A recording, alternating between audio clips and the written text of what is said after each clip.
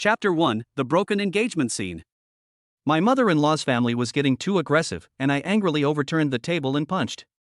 It was midsummer in July and it was drizzling. I've made it very clear.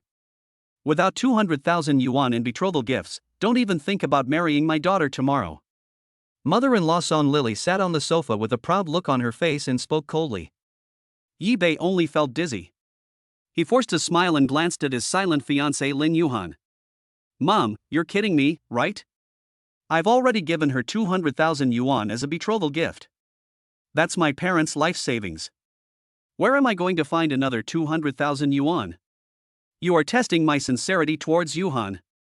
Don't worry, Mom, I will treat Yuhan well in the future and make her happy. Yi Bei suppressed his frustration and said to his mother-in-law. What can you give her to make her happy? I need you to show your sincerity right now. 200,000 is not a lot. If you really want to be good to Yuhan, go and get it together quickly. You still have one day. Song Lily said proudly. Yi Bei took a deep breath. He suppressed the anger and humiliation in his heart and forced a smile. He knelt on one knee in front of his fiancée Lin Yuhan and said affectionately. Yuhan, you know my family really can't come up with any money right now. The house is in your name, and all the money for my parents' medical treatment was given to you. Let alone raising 200,000 yuan, I can't even come up with 20,000 yuan. Tomorrow is our wedding ceremony, and there will be a lot of expenses in the future. Yuhan, please stand up and speak for justice, okay? You know my family situation best. The money for my college education was borrowed by my parents. My whole family is heavily in debt because of our marriage. My mom has a heart disease, and my dad's legs and feet are always hurting. They even gave us the money for their medical treatment. Now they really can't afford it. Yuhan, can you please understand me? For you, I am willing to give everything, even if it means death. I won't blink an eye. I beg you, my dear, I kneel down for you. Yi Bei's eyes were red, he knelt on his knees, and looked at his fiancée sincerely and humbly. He really loves Lin Yuhan. From dating in college to getting married, the two of them have gone through many ups and downs to get to where they are today. They were going to get married tomorrow, but this happened. Yi Bei felt extremely distressed. On one hand, his parents work like slaves for him and are almost as poor as selling coffins, and on the other hand, the woman he loves most is asking for an exorbitant price. It's really difficult for him. He wanted to protect this relationship, even if it meant kneeling on the ground and begging his girlfriend. However, Yi Bei, my mom is asking you for 200,000 yuan, but there's nothing we can do about it.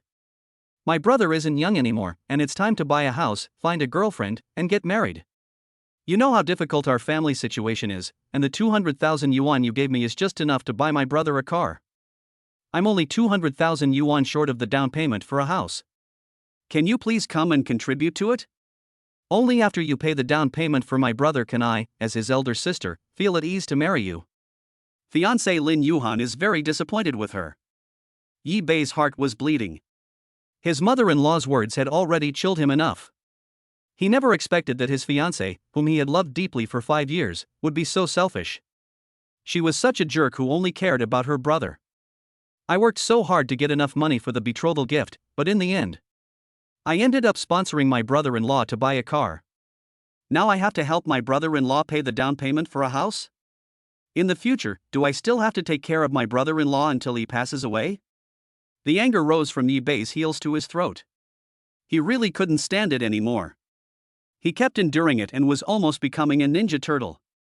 Poor bastard, how can you marry a wife if you don't have money? My sister must be blind to fall for someone like you. Let me tell you, if you can't come up with 200,000 yuan before tomorrow's wedding, you'll be single for the rest of your life. My brother-in-law, who was playing games in front of the computer, suddenly slammed the table, threw the mouse to the ground, and cursed like a gangster. After saying that, he kicked Yi Bei disdainfully. Yi Bei, who had been enduring and suppressing his emotions, could no longer bear it and instantly became furious. Bang! He stood up and punched his brother-in-law in the face with his backhand. Then, crash! Yi Bei flipped over the coffee table in the living room, and glass shattered all over the floor. The teacups and kettles all rolled to the ground, making clanging sounds. The originally arrogant Song Lily, her fiancé Lin Yuhan, and her brother-in-law Lin Yanwei, who fell to the ground covering his face and screaming in pain, were all dumbfounded. They looked at Yi Bei as if he were a weirdo. Incredible. Yi Bei is an honest man who has always been hardworking and as easy to bully as an old ox. He actually has a temper? He gets angry too? What a surprise. Fuck you. I'm not getting married. I'm breaking off the engagement. Find a way to get 200,000 yuan and return my betrothal money to me in full. Yi Bei roared. You, what do you mean? You don't want to get married? You want to extort money? Song Lily was immediately furious. Are you fucking out of your mind? Let us raise 200,000 yuan for you? Do you believe I can call my gang members to cripple you? Lin Yangwei glared at Yi Bei angrily. Yi Bei, what nonsense are you talking about? Don't you want to get married anymore? Lin Yuhan pointed at Yi Bei with tears in her eyes and shouted. No more. Break off the engagement. Yuhan, let's part ways amicably. The love you want is too precious. I can't give it to you. I'm tired. You have 3 days to return the 200,000 yuan to me. Goodbye. After saying that, Yi Bei turned around and left. Song Lily was so angry that her fingers were shaking. She opened and closed her mouth several times, but no words came out. Lin Yuhan cried and went to hug Yi Bei, trying to win back her lover. You finally made it, you wimp. I'm going to kill you. Before Lin Yuhan could hug Yi Bei, Lin Yangwei pulled his sister away and punched Yi Bei on the back of the head. Bang! Yi Bei dodged and Lin Yangwei punched the doorframe. Ah, it hurts so much, my joints seem to be broken. Lin Yangwei was in so much pain that tears were about to come out. Yi Bei was speechless. He glanced at the disheveled family and slammed the door and left. Walking on the street, I still feel indignant, but more helpless. Money. Isn't it all because of lack of money? Brother Yi Bei, have you made up your mind? I really like you. Leave her. I'll support you from now on, okay? After looking at the message sent by the popular beauty star Tangmi, he took another look at his mother-in-law's dilapidated residential complex. Yi Bei gritted his teeth and made up his mind. Without hesitation, he replied with a voice message. Sister Tang, I've made up my mind. I'll come find you now. Shalala Jifu Bao received 500,000 yuan. Yi Bei was so shocked that his heart almost jumped out of his throat. Thank you, Sister Tang. Still calling me sister? Am I old? Thanks, dear. Chapter 2. Can I call you daddy now? On the Jiangyang City Expressway. Bai Yashwan sat in a pink Lamborghini sports car, listening to exciting songs and driving fast. Buzz. Shen, please pick up a distinguished guest for your cousin and bring him to my house for dinner. Mr. Yi, phone number. Bai Yashwan slowed down the car, picked up the phone and replied with a voice message. Okay, big star cousin, I will definitely bring Mr. Yi here on time. Just as I replied to my cousin, the phone rang. It's my good friend Lin Yuhan. Shen, something terrible has happened. I'm so scared. Yi Bei doesn't want to marry me anymore. He's blocked my phone number and deleted me from WeChat. Lin Yuhan's crying voice was heard on the phone. Oh my god. What exactly happened? Tell me quickly. Bai Yashwan, who was very loyal, was so angry that she cursed on the spot. It's like this. Lin Yuhan explained. Yi Bei, you big scumbag. Don't be afraid, Yuhan. I'm going to settle the score with that bastard right now. Shen, you shouldn't make it too hard on him. The scumbag is here to cause trouble and has broken off the engagement with you, and you're still speaking up for him. Fine, I'm hanging up. Half a minute later. Yi Bei, you bastard, where are you? I have something very important to talk to you about. Bai Yashwan gripped the steering wheel tightly and shouted indignantly. I'm buying a suit at the Silver Building. What's wrong? Yi Bei said indifferently while looking at his suit jacket in the mirror. You son of a bitch, you do something so immoral, and you still have the nerve to buy a suit? You're about to get married, but you abandoned your fiancée of 5 years. I really misjudged you before, you scumbag. Just wait for me, don't leave if you dare. Bai Yashwan said with gritted teeth. Okay, I'll wait for you in the suit area of the Silver Building. Yi Bei said indifferently. The entire Baiyin building is the property of Deer. Even if Bai Yashwan is a super rich second generation, so what? Coming here to challenge me, isn't that just asking for a humiliation? Just now, Tangmi repeatedly told her to go to Buying Building to choose a few more sets of clothes, and also notified the general manager of Buying Building that she must receive her in person. Yi-bei couldn't refuse, otherwise he looked down on her. Tangmi. Being the boyfriend of a rich woman can be quite stressful sometimes. I also want to keep a low profile, but my financial resources don't allow it. The girlfriend who supports her brother has a bad temper. She used to look down on her and now she is being so provocative. I have to slap her in the face and let her know that I am the father she can never afford to offend in her life. Silver building, haha. Okay, today I'll make you, a scumbag, walk in and come out on your knees. Bai Yashuan was furious and said something harsh before decisively hanging up the phone. Yi-bei nonchalantly kicked his phone back into his trouser pocket and took off his suit jacket. Mr. Yi, please be sure to choose a few more sets of clothes, otherwise the general manager will feel that our service is not up to standard and will fire us. Yes, Mr. Yi, a handsome, muscular and stylish man like you must look very cool in a high-end custom-made suit. Yes, Mr. Yi, you are so handsome. Do you like this one? And this one? 5 or 6 waiters rushed to choose clothes for Yi-bei. Let's choose later. Yi-bei returned the clothes to the waiter and walked out of the store. After talking to Bai Yashuan on the phone, he suddenly felt a little worried. Just now, Yi-bei transferred 200,000 yuan to his sister and asked her to withdraw it from the bank and take it home to pay back the relatives. But when you think about it, this is 200,000. Parents will definitely be surprised when they see this. Is the reason for winning the lottery really reliable? Yi-bei called his sister Yikor 3 times but she didn't answer, so he sent several messages to inquire. For a long time, my sister didn't reply to the message. Just as Yi-bei was anxiously waiting, a cool and beautiful woman in her early 20s walked towards him hurriedly with sexy steps. Scumbag? Aren't you choosing clothes? Why are you still wearing your tattered work clothes? Is it because you don't have money and can't afford it? Bai Yashuan wore a pair of black high-heeled shoes that exposed her toes, which made her already long and beautiful legs show off even more vividly, as if her legs were all below her neck. Just her 2 sexy long legs make her exude a unique and elegant temperament. Plus, she was wearing branded clothes and had a naturally beautiful face. The overall temperament is quite queen-like. Bai Yashuan, watch your words. What's wrong with me wearing work clothes? Is there anyone who looks down on others like you? Does it matter to you whether I can afford a suit or not? Yi-bei glared at Bai Yashuan with an unhappy look on his face. Before, Yi-bei didn't dare to talk to Bai Yashuan like that, but things are different now. With the rich woman in hand, the world is mine. Why are you afraid of the rich second generation? Discuss her. TSK. You really think highly of yourself. Tell me, why did you break off your engagement with Yuhan? Do you know how upset she is that you abandoned her at this time? Are you still a man? Have you ever thought about how embarrassing it would be for her at home? How embarrassing it would be in front of relatives and friends. You know what a scumbag you are? Bai Yashuan pointed at Yi-bei's nose and asked. Oh, that's cruel. I'll never be able to learn the ability of you women to confuse right and wrong. I treated her like a princess for 7 years and used all my parents' hard-earned money as a betrothal gift to buy her. But she turned around and bought a car for her brother-in-law. Now that they're getting married, the betrothal gift has doubled to 200,000 yuan.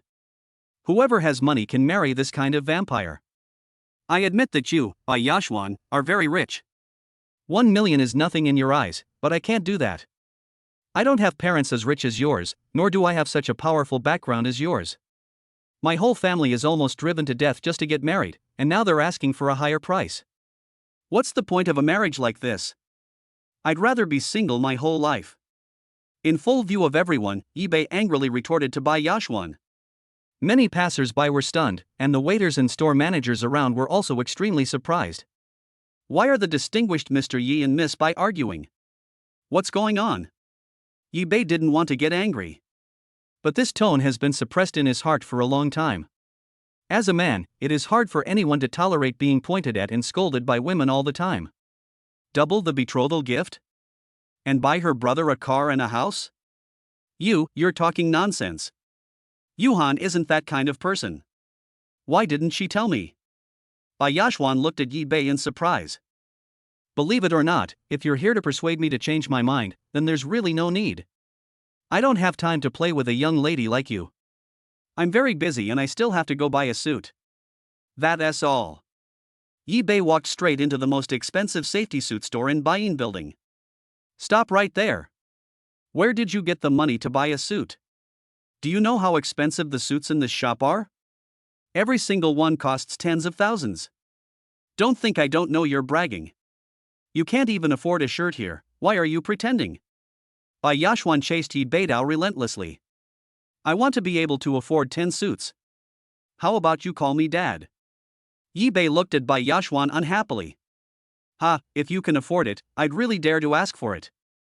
But you can't afford it. Bai Yashuan glared at Yi Bei with disdain. The faces of the waiters and store managers around suddenly changed. They really wanted to remind Bai Yashuan. Miss Bai, please be more careful. The general manager always bows and nods when he sees Mr. Yi. Mr. Yi can take any suit here, even 100 pieces are no problem. But the store manager and the waiters didn't dare to breathe, let alone speak nonsense. Remember what you said. Yi Bei glanced at Bai Yashuan, and in the blink of an eye he selected 10 sets of clothes in the store, and asked the store manager to pack them and send them to my house. The female store manager agreed respectfully. The formalities have been completed. She handed a shopping invoice to Yi Bei and said piously. It's done, Mr. Yi. These 10 sets of clothes will be delivered to your home on time. Yi Bei took the shopping invoice in his hand, without paying a penny, and walked out. All the waiters bowed collectively and said with a smile, "Goodbye, Mr. Yi, and welcome to visit us next time." Bai Yashuan, who witnessed the whole process, was stunned. She couldn't believe it. How did Yi Bei, a loser, do it? Could it be that the store manager made a mistake? She immediately chased him out of the store and snatched the shopping receipt from Yi Bei's hand to look at it. It says actual payment amount 168,900 yuan. Can I call you daddy now? Yi Bei turned straight around and stared at Bai Yashuan. Chapter 3 Sister-in-law, I just want to ask you if you are angry. You clearly didn't pay, so why does it say you've already paid? The manager must have made a mistake. 168,900 yuan. How could you possibly have so much money? Bai Yashuan grabbed Yi Bei's clothes and pretended to drag Yi Bei into the store for verification. At this time, Yi Bei's cell phone rang. Honey, what's wrong? No, the person who's supposed to pick me up hasn't called yet. Don't worry, honey. If it doesn't work, I'll take a taxi. Hey, what are you doing? Bai Yashuan snatched the phone away. Bitch, it turns out you were the one who destroyed my best friend's marriage behind her back, you shameless and despicable third party. Cousin. Why is it you, misunderstanding, you misunderstood, I was scolding someone else. Don't be angry, cousin, please don't be angry. Well, don't worry, I'll take Mr. Yi back right away. Okay, I'll be careful, beep. Bai Yashuan, who was originally arrogant, completely collapsed after this phone call. His face changed from red to blue, then to white, and then to blue again. Bai Yashuan grabbed her head with both hands, looking confused and bewildered, like she had gone crazy. She threw away Yi Bei's phone and almost fell to the ground. Yi Bei was also a little surprised. Cousin? This. Are you surprised or not? Your sister Lin may not be your sister, but your brother-in-law, will always be your brother-in-law. Yi Bei picked up his phone awkwardly and was about to run away with a guilty look on his face. Scumbag! Bastard, I'll kill you! Bai Yashuan jumped up from the ground like an angry little bird and started chasing Yi Bei. Next scene. Yi Bei was running in front, and Bai Yashuan, with her 2 bare white feet and a pair of high heels in her hands, was chasing closely behind. At the same time, I angrily cursed him, saying, "Scumbag, bastard, son of a bitch, I'm going to kill you and your whole family." The customers and waiters in the mall were all confused, and many people firmly believed that it was a young couple who ignored the impact and had a conflict in public. Sister-in-law, you, a barefoot person, can't catch up with me, a person wearing shoes. Listen to me, you are still too young and don't understand love at all. Your cousin and I are the real love. While running, Yi Bei turned back and spoke with exaggeration. I'm so pissed off, you scumbag. Fuck you. I'm going to kill you today. Bai Yashuan was really furious and completely forgot about her image. Stop chasing it. More and more people are watching, it's a bad influence. If you yell again, I'll call my dear and tell her that the unscrupulous sister-in-law beat up her kind brother-in-law in the street. Yibei raised his cell phone and pretended to make a call. Yashwan, who was furious, instantly became like a deflated ball. She stood there in a daze, looking at Yibei with complicated eyes. Shameless, shameless, obscene, countless words to describe scumbags emerged crazily in her mind. When she heard Yibei call her dear, she became furious. You're a ruthless person, scumbag. Yashwan glared at Yibei with gritted teeth. It's getting late. I wanted to put on a suit and go see my dear, but now I'm afraid it's too late. Come on, sister-in-law, take me, your brother-in-law, home. Yibei shook his phone and looked at Yashwan with a smile. Once a man sees through the world and becomes shameless, even he is afraid of himself. This is how Yibei feels at the moment. So delicious. You, just wait for me. Yashwan's lips were trembling with anger, and she wished she could tear Yibei into pieces. But I can't make my cousin angry, otherwise the consequences will be very serious. She had no choice but to bite the bullet, force a smile, put on her high heels and leave with Yibei. Get in the car. Scumbag, I'll give you 200,000 yuan, just leave my cousin. Yashwan took out her cell phone from her bag and glared at Yibei angrily. Your cousin is worth this? Yibei fastened his seatbelt steadily and said calmly. You just want more money? Fine. 1 million. Give me your card number and I'll transfer it to you right away. Yashwan's chest heaved with anger, and the buttons of her white shirt were stretched to the point of being about to fall off. You don't understand what I mean. In my heart, true love is priceless. Drive quickly. Nini is still waiting for me at home for dinner. Yibei Dao. Puff. Yashwan couldn't help herself after all and burst out laughing out of anger. Yibei, I'm wrong, isn't that enough? I beg you, please let my cousin go. What's the point of talking about true love? Aren't you just after her money? You can't say that. What if your cousin really loves me? You, shameless. Yashwan was so angry that her whole body was shaking.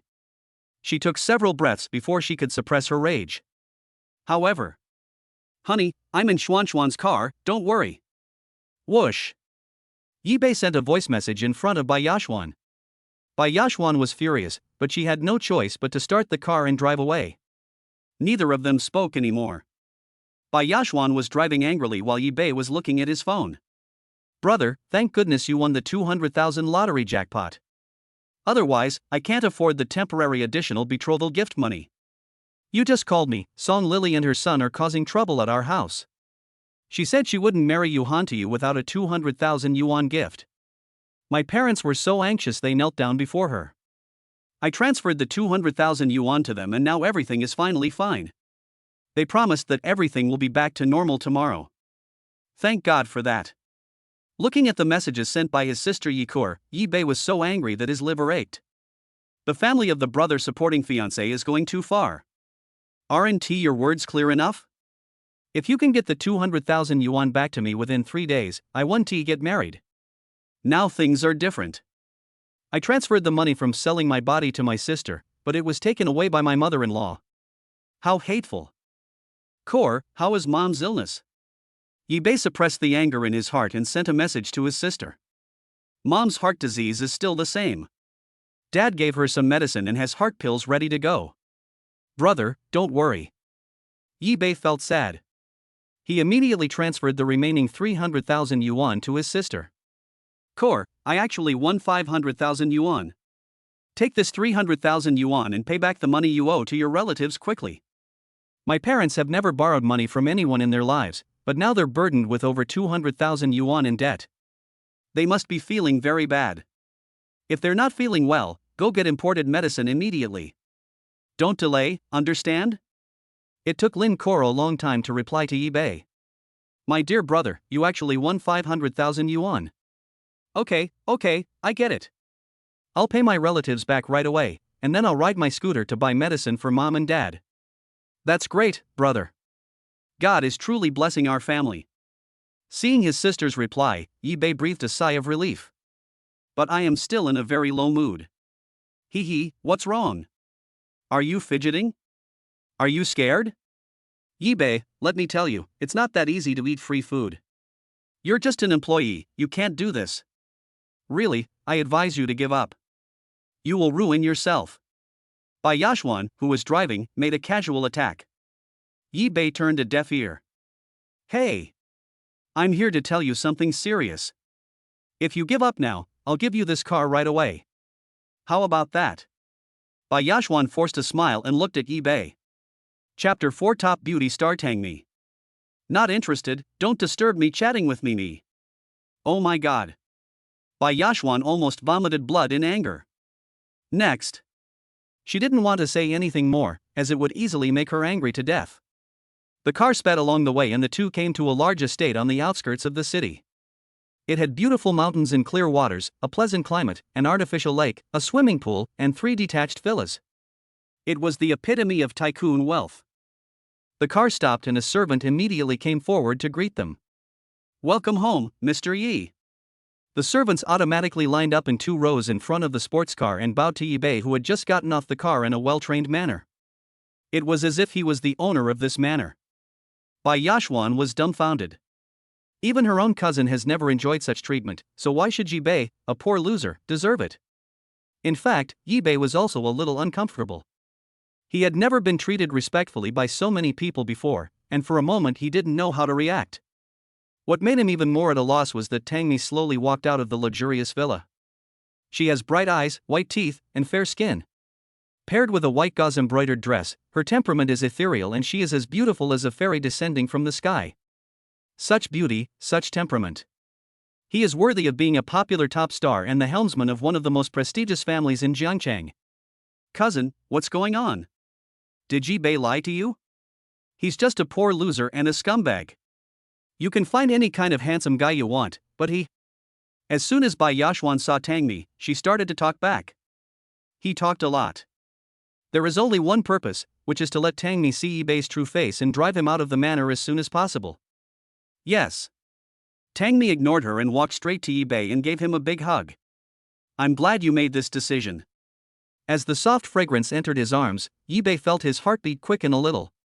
Even Bai Yashwan seemed unable to hear the insults she was saying to herself. But he clearly noticed that Tangmi's voice was mixed with a barely perceptible sob. Don't cry, I promised you I won't regret it. Inexplicably, Yi Bei said this. Tangmi let go of Yi Bei and looked at him with surprise. But then she smiled brightly. So what are you waiting for? Come on, honey, let's go get the certificate. Get a certificate? Is this the time to get a certificate? Oh my god. Is this a joke?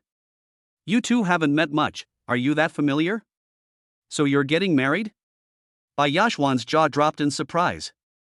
In her mind, everything her cousin did was right, but this was the only thing she couldn't understand. Why is it that my cousin, who has never been close to men and has never even had any scandals, suddenly wants to be with Yi Bei? And they wanted to get the marriage certificate as soon as they met. This is too careless. Bai Yashwan didn't care about anything else and hurried forward to grab Tangmi's arm, blocking their way. Cousin, do you know Yi Bei? Did you know that he just dumped his girlfriend of 5 years? To stop my cousin in case she regrets her momentary impulse. Bai Yashwan brought up the matter of Yi Bei and Lin Yuhan. Even though she already knew that Yi Bei broke off the engagement entirely because of the Lin family's greed. I know, otherwise how would I have the chance to be with Yi Bei? Tangmi blinked her bright eyes and didn't think there was anything wrong with her and Yi Bei getting a marriage certificate. Bai Yashwan became anxious. I never thought that my cousin, who has always been smart and capable, would be so unwilling to listen to advice. Cousin, you're one of the richest women in Jiangcheng. You can marry anyone you want. Why did you choose such a poor loser? Can't you see that he's with you just to be a gigolo? Bang! Don't you dare say that about Yi Bei. Tangmi rudely slapped away Bai Yashwan's hand that was pointing at Yi Bei. His expression was more serious than ever. But when her eyes fell on Yi Bei, she turned into the gentle and elegant Tangmi in the minds of Jiangcheng people, and one could even see admiration in her eyes. It was as if Yi Bei was the only one in her world. He is the person I have been waiting for a long time. I am sincere to Yi Bei. He is not the poor loser you say. He is my lover, Tangmi. As she spoke, she looked at Bai Yashwan fiercely. Since you're my cousin, I'll let you off the hook this time. But if I hear you insulting Yi Bei again, Don't blame me for disregarding our sisterly bond and kicking you out of the Tang family. Bai Yashwan's face turned pale, and she no longer dared to say no. She watched Tangmi and Yi Bei get into her cousin's limited edition Maybach hand in hand. She couldn't believe it until the car drove out of the manor. My cousin who has always loved me would actually turn against me for Yi Bei, that gigolo. But the facts are there. Bai Yashwan felt helpless. Yi Bei and Tangmi left the manor and went straight to the Civil Affairs Bureau. It took less than 20 minutes. The two of them came out of the Civil Affairs Bureau. Yi Bei looked at the bright red marriage certificate in his hand and was a little bit unbelievable. Sitting back in the car, he looked at Tangmi, who was smiling like a flower, and asked tentatively, "You really won't regret marrying me? What nonsense are you talking about?" "My dear, I have been waiting for this day for a long time." Tangmi leaned on Yi Bei's shoulder coquettishly, looking like a little bird, which made people feel pity for her. Fortunately, the Maybach's windows provide enough privacy. Otherwise, if Tangmi's fans saw this scene, Yi Bei would never see the sun tomorrow. That's good. Yi Bei felt relieved. Since they had already obtained the marriage certificate, a wedding was essential. "Do you still have time? Let's go order a wedding dress." Tangmi was overjoyed when she heard this. She had originally planned to prepare these things herself, and Yi Bei would just be responsible for cooperating. She never thought that Yi Bei would take the initiative to offer to order a wedding dress for her. Yi Bei has no experience in ordering wedding dresses. A few days ago, when Lin Yuhan ordered her wedding dress, she didn't let me go. She went with her best friend Bai Yashwan. At that time, Bai Yashwan joked that she had to ask her best friend to help her choose the wedding dress, because men with their pig-like tastes were not qualified to choose a wedding dress. Now I have such an opportunity to experience the most important moment in my life with someone who truly knows how to cherish me. Yi Bei seemed particularly serious. Tangmi arranged the wedding dress shop, but the choice of styles was entirely left to Yi Bei. "Let's take this one. It suits your temperament very well." Yi Bei spent a full 20 minutes choosing a wedding dress. Tangmi looked at the style Yi Bei picked out and almost couldn't hold back her tears. She quickly turned her head away and barely managed to control her emotions. "Okay, I trust your judgment." After she finished speaking, she took the wedding dress to the fitting room. Yi Bei looked at her back in confusion. Why is she so easily excited?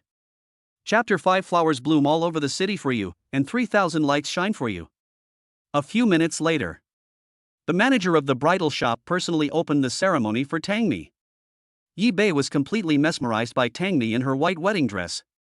The neat lines on her shoulders outlined her slender and smooth neck and shoulders. The deep V-neck paired with a sparkling diamond necklace makes her look noble and sexy. The silky satin wraps around her slender waist.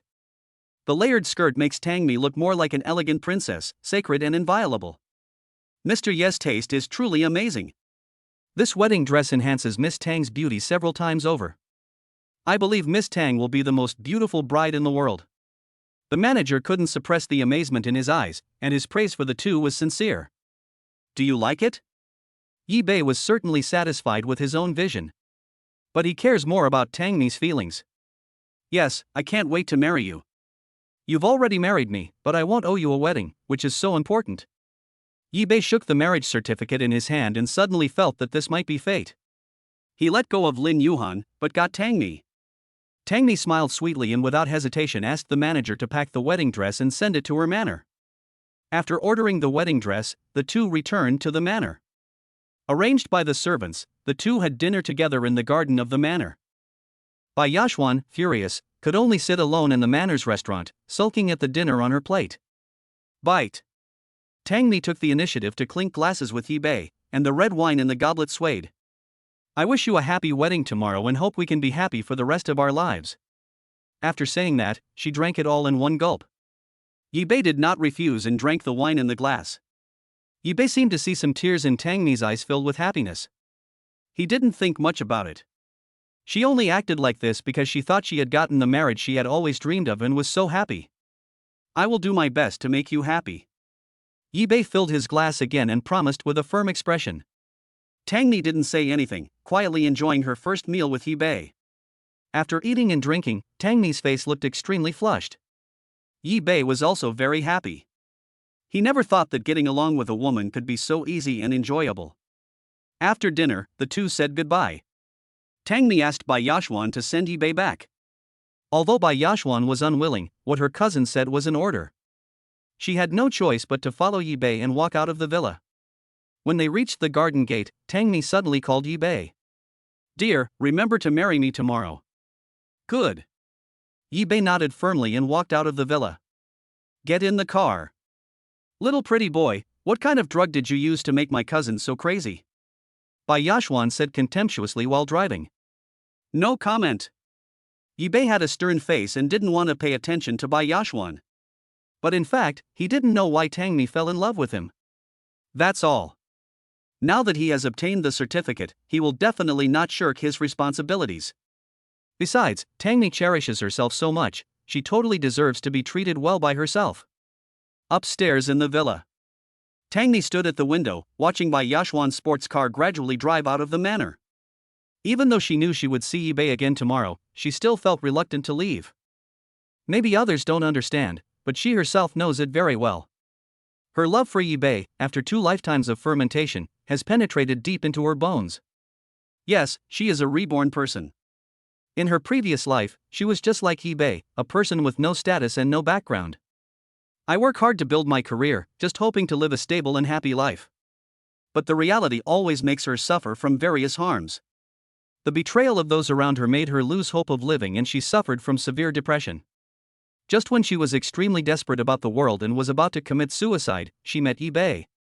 From then on, Yi Bei took good care of her and gave her the warmth and care she had never enjoyed before. The two supported each other and went through the most difficult years of their lives. Tangmi began to become positive and sunny. She began to love life and love being. She loves every sunrise and cherishes every sunset. Just when she thought Yi Bei would spend the rest of his life with her happily, Yi Bei left behind his life savings and disappeared. And that day happened to be her 39th birthday. Later, she went through great pains to find Yi Bei again, but what she saw was a box of ashes and a letter Yi Bei left before his death. In the letter, he said that he had a terminal illness and was afraid of bringing trouble to her, and even more so, he didn't want to cause her to lose everything, so he left without saying goodbye. And when she saw the letter, he was gone. At the end of the letter, he hoped that she could live well in this world. He said, "Mimi, I'm sorry, please forgive me for being a liar. In fact, from the moment I met you, my life has been counting down." After reading the letter, Tangmi burst into tears. Without him, how could she have the courage to face the cold and cruel world alone? Without him, who will warm her life? Her heart hurt so much. It hurt so much. It was as painful as being cut by a sharp knife. She cried until she broke down, and more like she was going crazy, running wildly on the street holding his ashes. She just had to run with all her might, so that she could keep up with him. This way you don't have to face this cold world alone. But what she didn't expect was, a car came crashing down, smashing the urn in her arms and her body. She is dead. Result: when I opened my eyes again, I found myself back in my youth at the age of 23. That year, his lover Yi Bei was only 20 years old and was still a sophomore in college. The first thing she did after waking up was to look for Yi Bei. But at this time, Yi Bei was in a relationship with Lin Yuhan, and they had been together for a year. His appearance did not attract Yi Bei's attention. She didn't want to give up, but she tried everything she could, but couldn't get Yi Bei to give up Lin Yuhan. In desperation, she could only choose to leave Yi Bei for a while. Later, relying on her memories of her past life, she invested, traded stocks, wrote songs, sang, started an entertainment company, and finally debuted as a star. In just 2 years, she became a popular actress known to everyone. And because of her efforts, her family became one of the most famous and prestigious families in Jiangcheng. Even his cousin Bai Yashwan benefited from it and became a rich second generation. Now she is considered successful and famous. Yi Bei has also broken off the engagement with that woman. Everything came just right. Yi Bei, you silly man. In my previous life, I failed to protect you and failed to give birth to a child for you, but you spoiled and loved me until my death. In this life, I, Tangmi, will promise you a prosperous life. I will use my whole life and everything I have to pamper and love you. I will fill the city with flowers for you and light 3,000 lanterns for you."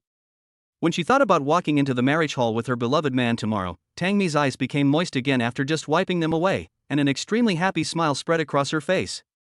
She kept daydreaming about the sweet life she would have with Yi-bei after marriage. Chapter 6. With her, I feel like a human being, not a dog. By Yashwan's sports car was speeding on the highway. The driver who was overtaken looked at the sports car that flashed by and couldn't help but curse. Who the hell is this reckless rich kid? Can't he drive slower? At this moment, Bai Yashwan couldn't care less. She wished that Yi-bei would die in a car accident, so that her cousin wouldn't insist on marrying him. Yes. Yi-bei, however, seemed as if nothing had happened, immersed in his own thoughts.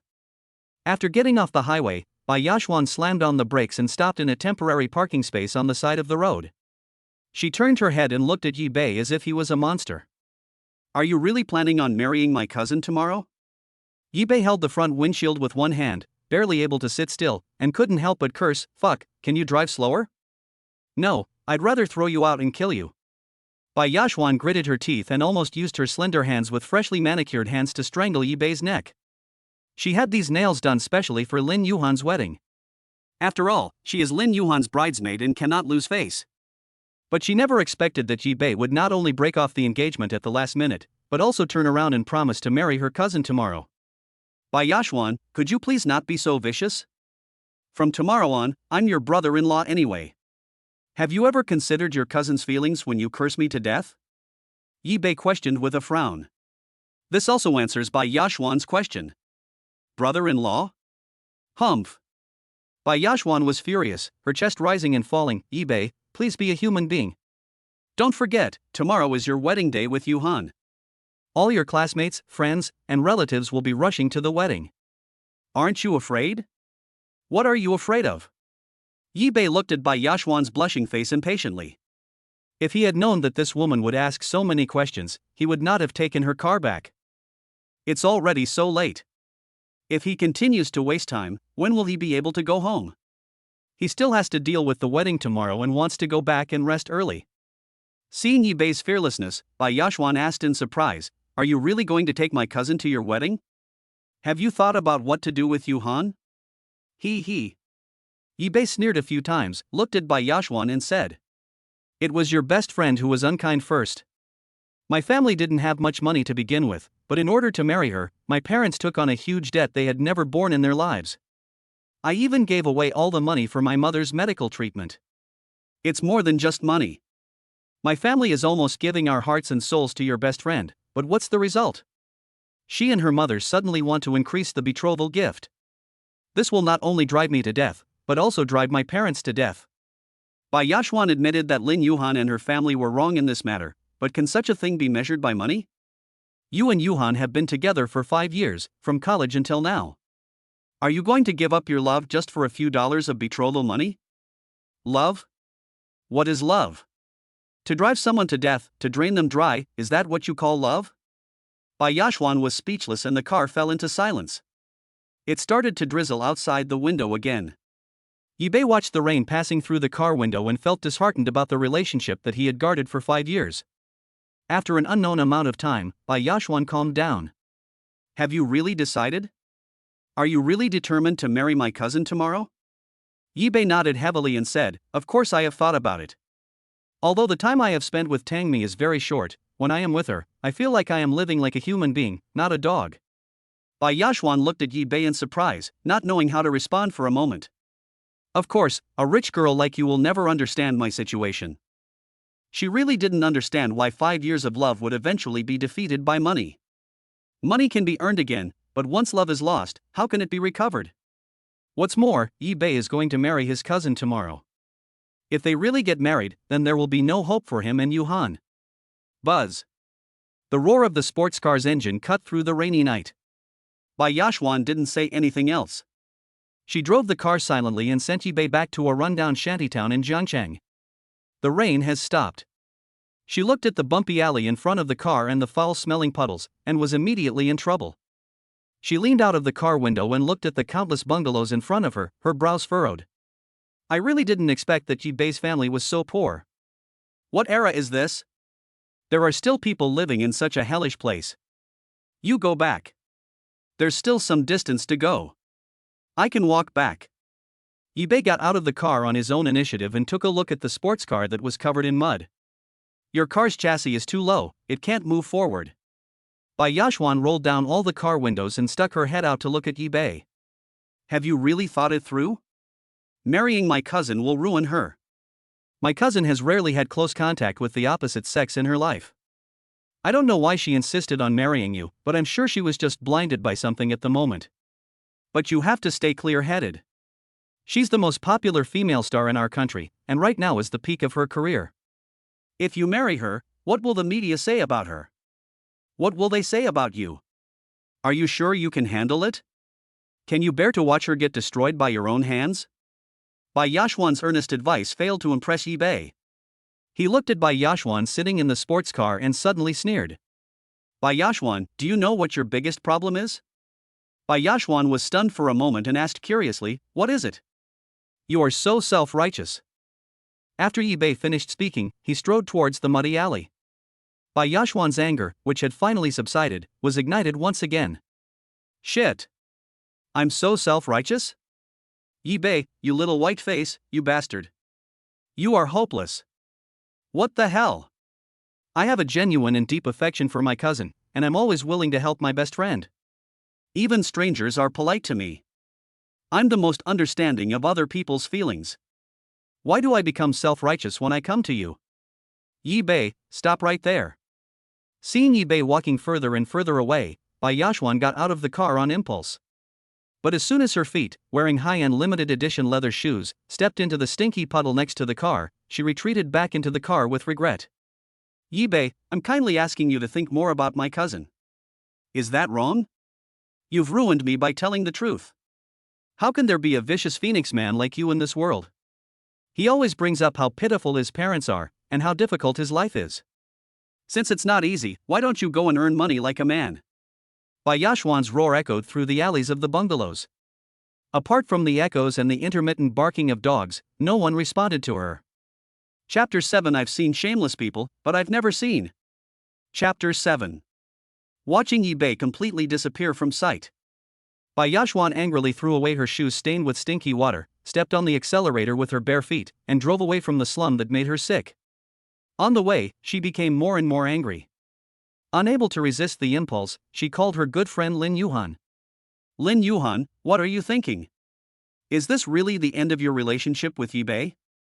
Lin Yuhan, who was on the other end of the phone, didn't expect Bai Yashwan to be so angry.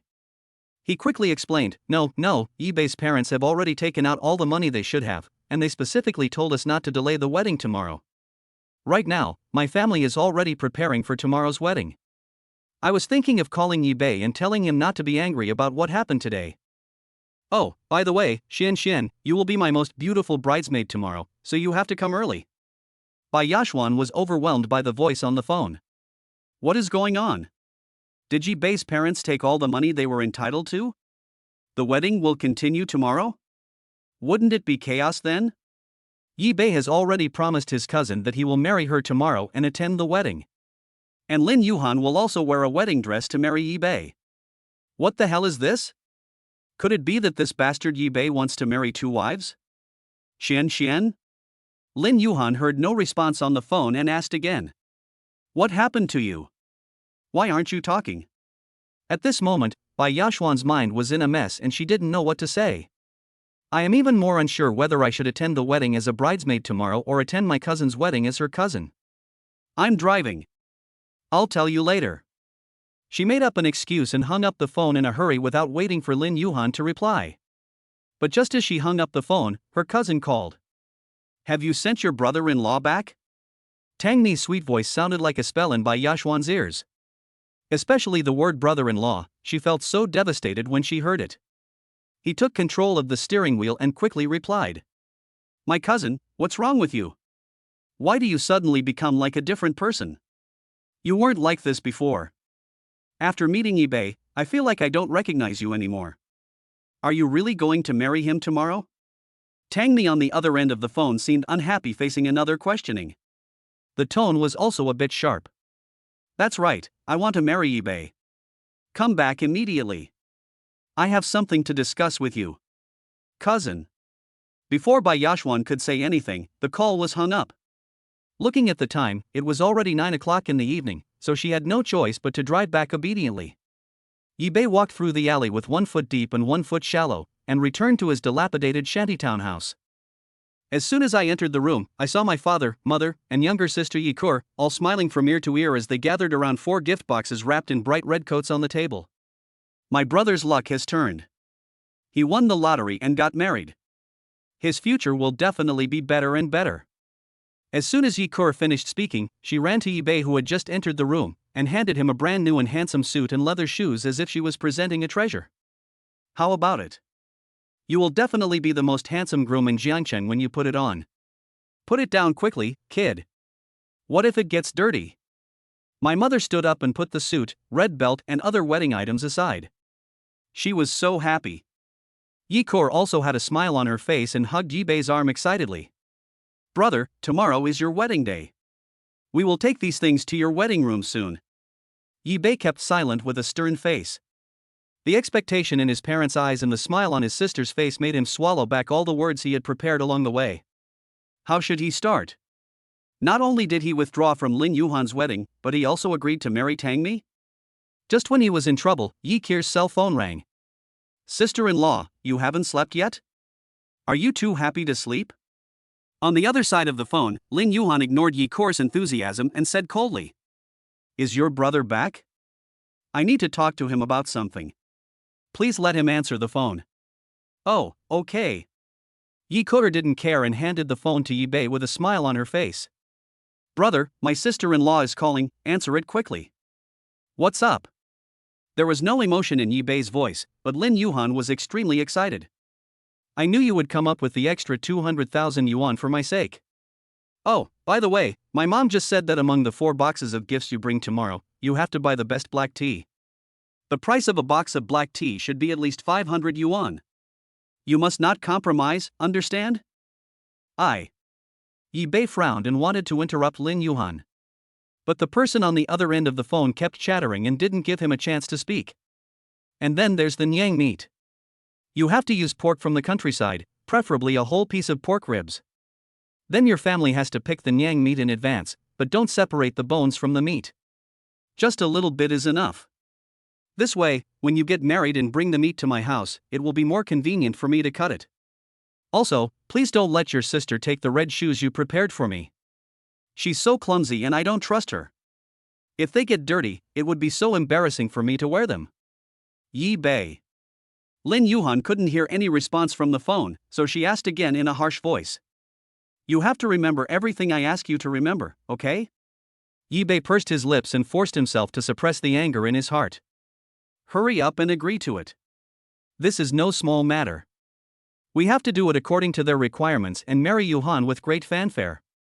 Seeing Yi-bei not saying anything, the mother couldn't help but feel anxious. I know. I'll go out and tell you guys to go to bed early. You still have things to do tomorrow. Yi-bei forced a smile at his parents and sister, then got up and left the house with his phone. Walking into the empty alley, he could no longer contain his rage. He said to Lin Yuhan angrily. I've seen shameless people, but I've never seen anyone as shameless as you and your family. Lin Yuhan's good mood was completely burned away by Yi-bei's sudden anger. But before she could speak, Yi-bei continued. I've already said I won't marry you. I won't pay the extra betrothal gift you guys added at the last minute.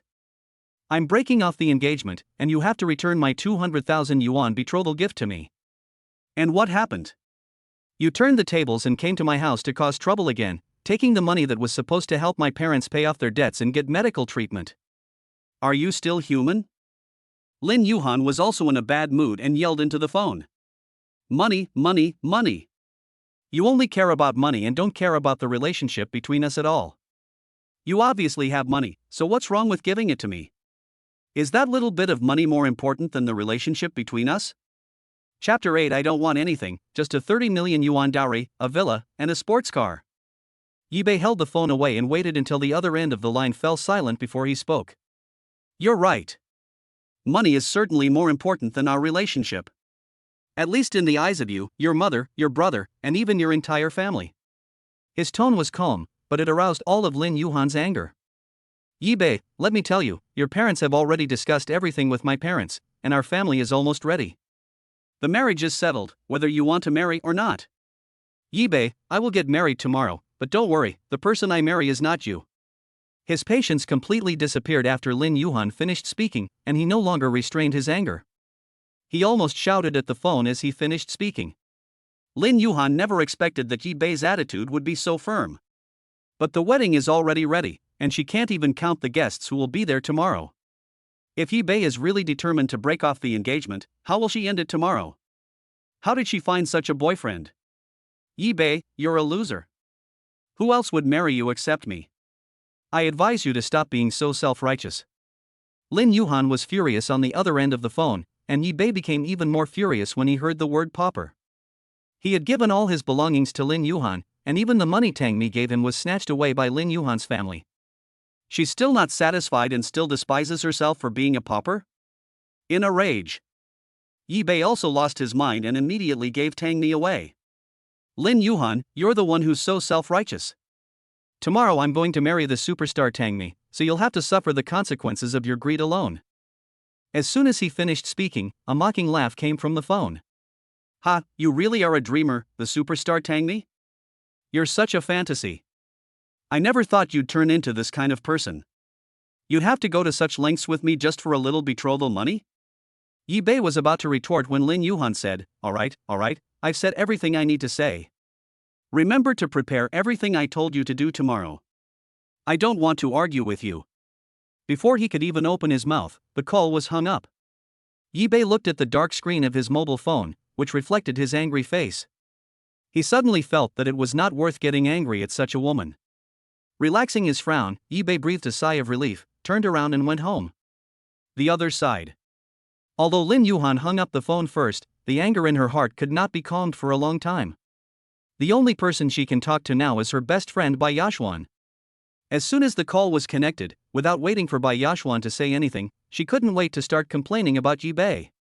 Xian, I'm almost pissed off. I don't know what provoked Yibei to deliberately anger me on the phone and even said he's not going to marry me tomorrow, but the superstar Tangmi. Do you think he's gone insane? I wonder what he's thinking in the middle of the night. No, he's a liar. After the wedding tomorrow, I'm going to teach him a lesson and establish his authority in the family so he won't dare to dream about Tangmi again. Lin Yuhan's mouth was like a Gatling gun, and in just a few seconds, she vomited everything out. He had no idea that something was wrong with Bai Yashuan on the other end of the phone. It was not until she finished speaking and still received no response from Bai Yashuan that she began to wonder if she had dialed the wrong number. But the phone clearly showed that this was Bai Yashuan's number, and it was still connected. Xian, what's wrong with you? Why aren't you talking? Yuhan, I may not be able to be your bridesmaid tomorrow. Bai Yashuan seemed like a different person, no longer as lively as before, and her tone was heavy as if the sky had fallen. Why? Because I'm going to be a bride tomorrow. Lin Yuhan was unable to react for a moment. New bride? How can you be a bride? Are you going to have a flash marriage with someone else? Yes, I may have to replace you tomorrow, from bridesmaid to bride, and marry your fiancée. Bai Yashuan's firm words were like a heavy hammer, hitting Lin Yuhan on the head. She suddenly felt her head buzzing. What did you say? You want to replace me and marry Yibei? Xian, are you kidding me? How is that possible? You and Yibei. He even refused to give a betrothal gift. You're from a prominent family in Jiangcheng, why would you marry him? As she said these words, jealousy roared in her heart. She didn't want to believe all this from the bottom of her heart. There is a world of difference between the identities of my fiancé and my best friend. Bai Yashuan is going to marry Yibei, so tomorrow she will really be embarrassed at the wedding alone, just like Yibei said. This can't be true. It can't be true, absolutely not. I'm telling the truth. I'm not lying to you, and I'm not joking. I'm really getting married to Yibei tomorrow. Xian. Lin Yuhan was completely panicked. But she would never believe that Bai Yashuan, such a rich and beautiful girl, would fall for someone like Yibei. You're just trying to make me happy, aren't you? I know women get nervous the day before their wedding, and you must be saying this to ease my nerves. No, Lin Yuhan, I'm telling you again solemnly. Bai Yashuan interrupted Lin Yuhan's nonsense, speaking in a tone like a principal giving a lecture. Tomorrow, I will take your place and hold the wedding with Yibei. After repeated emphasis, Lin Yuhan had to accept that Bai Yashwan was not joking with her. But, Xian, Yi Bei has emptied his family's savings to marry me. What else can he use to marry you, and how can he give you the betrothal money? Lin Yuhan said. I won't ask for a betrothal gift from him, nor will I increase it at the last minute. I certainly won't keep asking for 4 boxes of gifts or my mother's meat, causing him trouble for no reason. Not only do I not want anything, I will also give him a 30 million yuan dowry, a villa, and a sports car. Bai Yashwan's cold voice completely shattered Lin Yuhan's remaining fantasy. Suddenly, she cried hysterically over the phone. Bai Yashwan, how could you do this? I asked for a grand wedding. What did I do wrong that you treat me like this? Bai Yashwan blinked her eyes, unable to bear listening to Lin Yuhan's heart-wrenching cry any longer, and quickly hung up the phone. The room fell silent, and she could no longer control her tears. She fell headfirst onto the bed, sobbing softly. What sin had she committed? How could she actually agree to her cousin and hurt her best friend who had been with her for many years? It's all Yi Bei's fault. If he hadn't appeared, my cousin wouldn't have become like this. Tangmi watched from the side, sat on the bed and patted Bai Yashwan's back. Yashwan, I'm very happy that you chose to stand on my side between me and Lin Yuhan. This proves that my love for you over the past 2 years has not been in vain. I know you're a good girl who values loyalty, and you don't want to hurt Lin Yuhan, but you have to understand that the way they've been getting along over the past 2 years has caused too much harm to each other. If this continues, Lin Yuhan's accusations and exploitation of Yi Bei's emotions will force him down a wrong path. Chapter 9, Cousin, you are really good at comforting people. Bai Yashwan raised her head from the bed and looked at Tangmi with red eyes. My cousin is right. If this continues, Yuhan will also be hurt. My cousin is smart. I will call Yuhan right now and ask her to be more careful about Yi Bei, so that she won't be murdered by him without knowing it. Tangmi took Bai Yashwan's phone away in frustration. I'm not saying this to make you think too much about Lin Yuhan. Don't you understand? If anyone dares to bully me, Tangmi, I will definitely pay him back double. Bai Yashwan looked at Tangmi with some confusion, not understanding what she meant for a moment. Who is my cousin's man? Tangmi glared at Bai Yashwan, but despite her beautiful face, the glare had no intimidating power at all, instead it made people feel weak. But her next words made Bai Yashwan feel a domineering and majestic power that she had never seen before. In this world, no one can bully Yi Bei except me, Tangmi. He is my eternal weakness. Whoever touches my weakness will have a miserable life. Looking at Tangmi's frosty beauty, Bai Yashwan shuddered uncontrollably. But she was her cousin after all, so she wiped away her tears and poured out all the doubts in her heart. Cousin, it was obviously you who married Yi Bei, so why did you announce to the public that I married him? I have my own plans. Tangmi didn't want to say more. Bai Yashwan cried anxiously. Cousin, do you know that you'll make me friendless if you do this? Even though we look alike, when you put on makeup and wear a wedding dress, my classmates won't be able to tell, and neither will my other relatives. But if I do that, everyone will think that I'm already married to Yi Bei. How can I get married in the future? Tangmi gently patted Bai Yashwan's shoulder. 10 million, I wonder if my cousin can use this money to comfort your wounded heart? Ah. Bai Yashwan was stunned. She never expected that her cousin would actually talk about money directly. Tangmi gently touched Bai Yashwan's hair again. It seems too little, then 20 million. At this point, Bai Yashwan could no longer control her excitement. She wiped her tears and nodded, saying, That's enough, that's enough. Cousin, you are really good at comforting people. I don't seem to be sad at all. Tangmi was amused by Bai Yashwan's appearance. He quickly handed her a tissue and transferred 20 million yuan to her account. Bai Yashwan immediately calmed down and looked happily at the extra money in her account. Cousin, are you really planning to marry Yi Bei in my name tomorrow? Although the money had arrived, she still found it hard to believe what was going to happen tomorrow. But what puzzled her even more was her cousin's next move. Call Lin Yuhan now and tell her you were just joking with her. Cousin, what on earth is going on here? Bai Yashwan was a little overwhelmed. She held the phone in her hand but was reluctant to call Lin Yuhan. She has already hurt her best friend so badly, how can she have the nerve to hit her again? Isn't that asking for trouble? Just now I just asked you to teach her a lesson, and by the way, give the eldest brother of the Lin family a shot of prevention, in case I really marry Yi Bei tomorrow, and the Lin family will be completely devastated. Especially Lin Yuhan. It wouldn't be good if she jumped off the building on impulse. Yi Bei would definitely feel guilty. Bai Yashwan looked at her cousin with a strange expression on her face. She suddenly felt that she didn't seem to recognize this dear cousin anymore. How could he say something so creepy? It turns out that my cousin is not easy to mess with, and her man is even more difficult to mess with. Tangmi didn't notice Bai Yashwan's expression and continued to talk to herself. Lin Yuhan's family is so troublesome. I'm also worried that because of that phone call just now, it will keep my dear family awake in the middle of the night and make them restless. It will affect our wedding tomorrow, so you should comfort Lin Yuhan first so that she won't disturb my dear tonight. Bai Yashwan secretly rubbed the goosebumps on her arms. Cousin. You are a ruthless person. Bai Yashwan gritted her teeth and called Lin Yuhan. Lin Yuhan, who was almost crying to death, saw Bai Yashwan's call and quickly picked up the phone. Shen, I beg you, your family is so well off, what kind of man can you marry? Yi Bei and I have been together for 5 years, and we are getting married tomorrow. Can you please let us go? Lin Yuhan's pleading made Bai Yashwan suddenly become a wicked woman who destroyed other people's relationships and marriages. She frowned subconsciously, feeling somewhat disgusted by such a plea.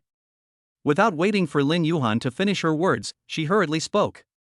Yuhan, don't worry, I was just joking with you, a little prank to ease your tension. But, I'm sorry, I think I went too far with this joke. I apologize. Lin Yuhan felt relieved when she heard Bai Yashwan's apology on the phone. The Lin family members who were guarding her immediately disappeared their worried expressions when they heard the voice on the phone.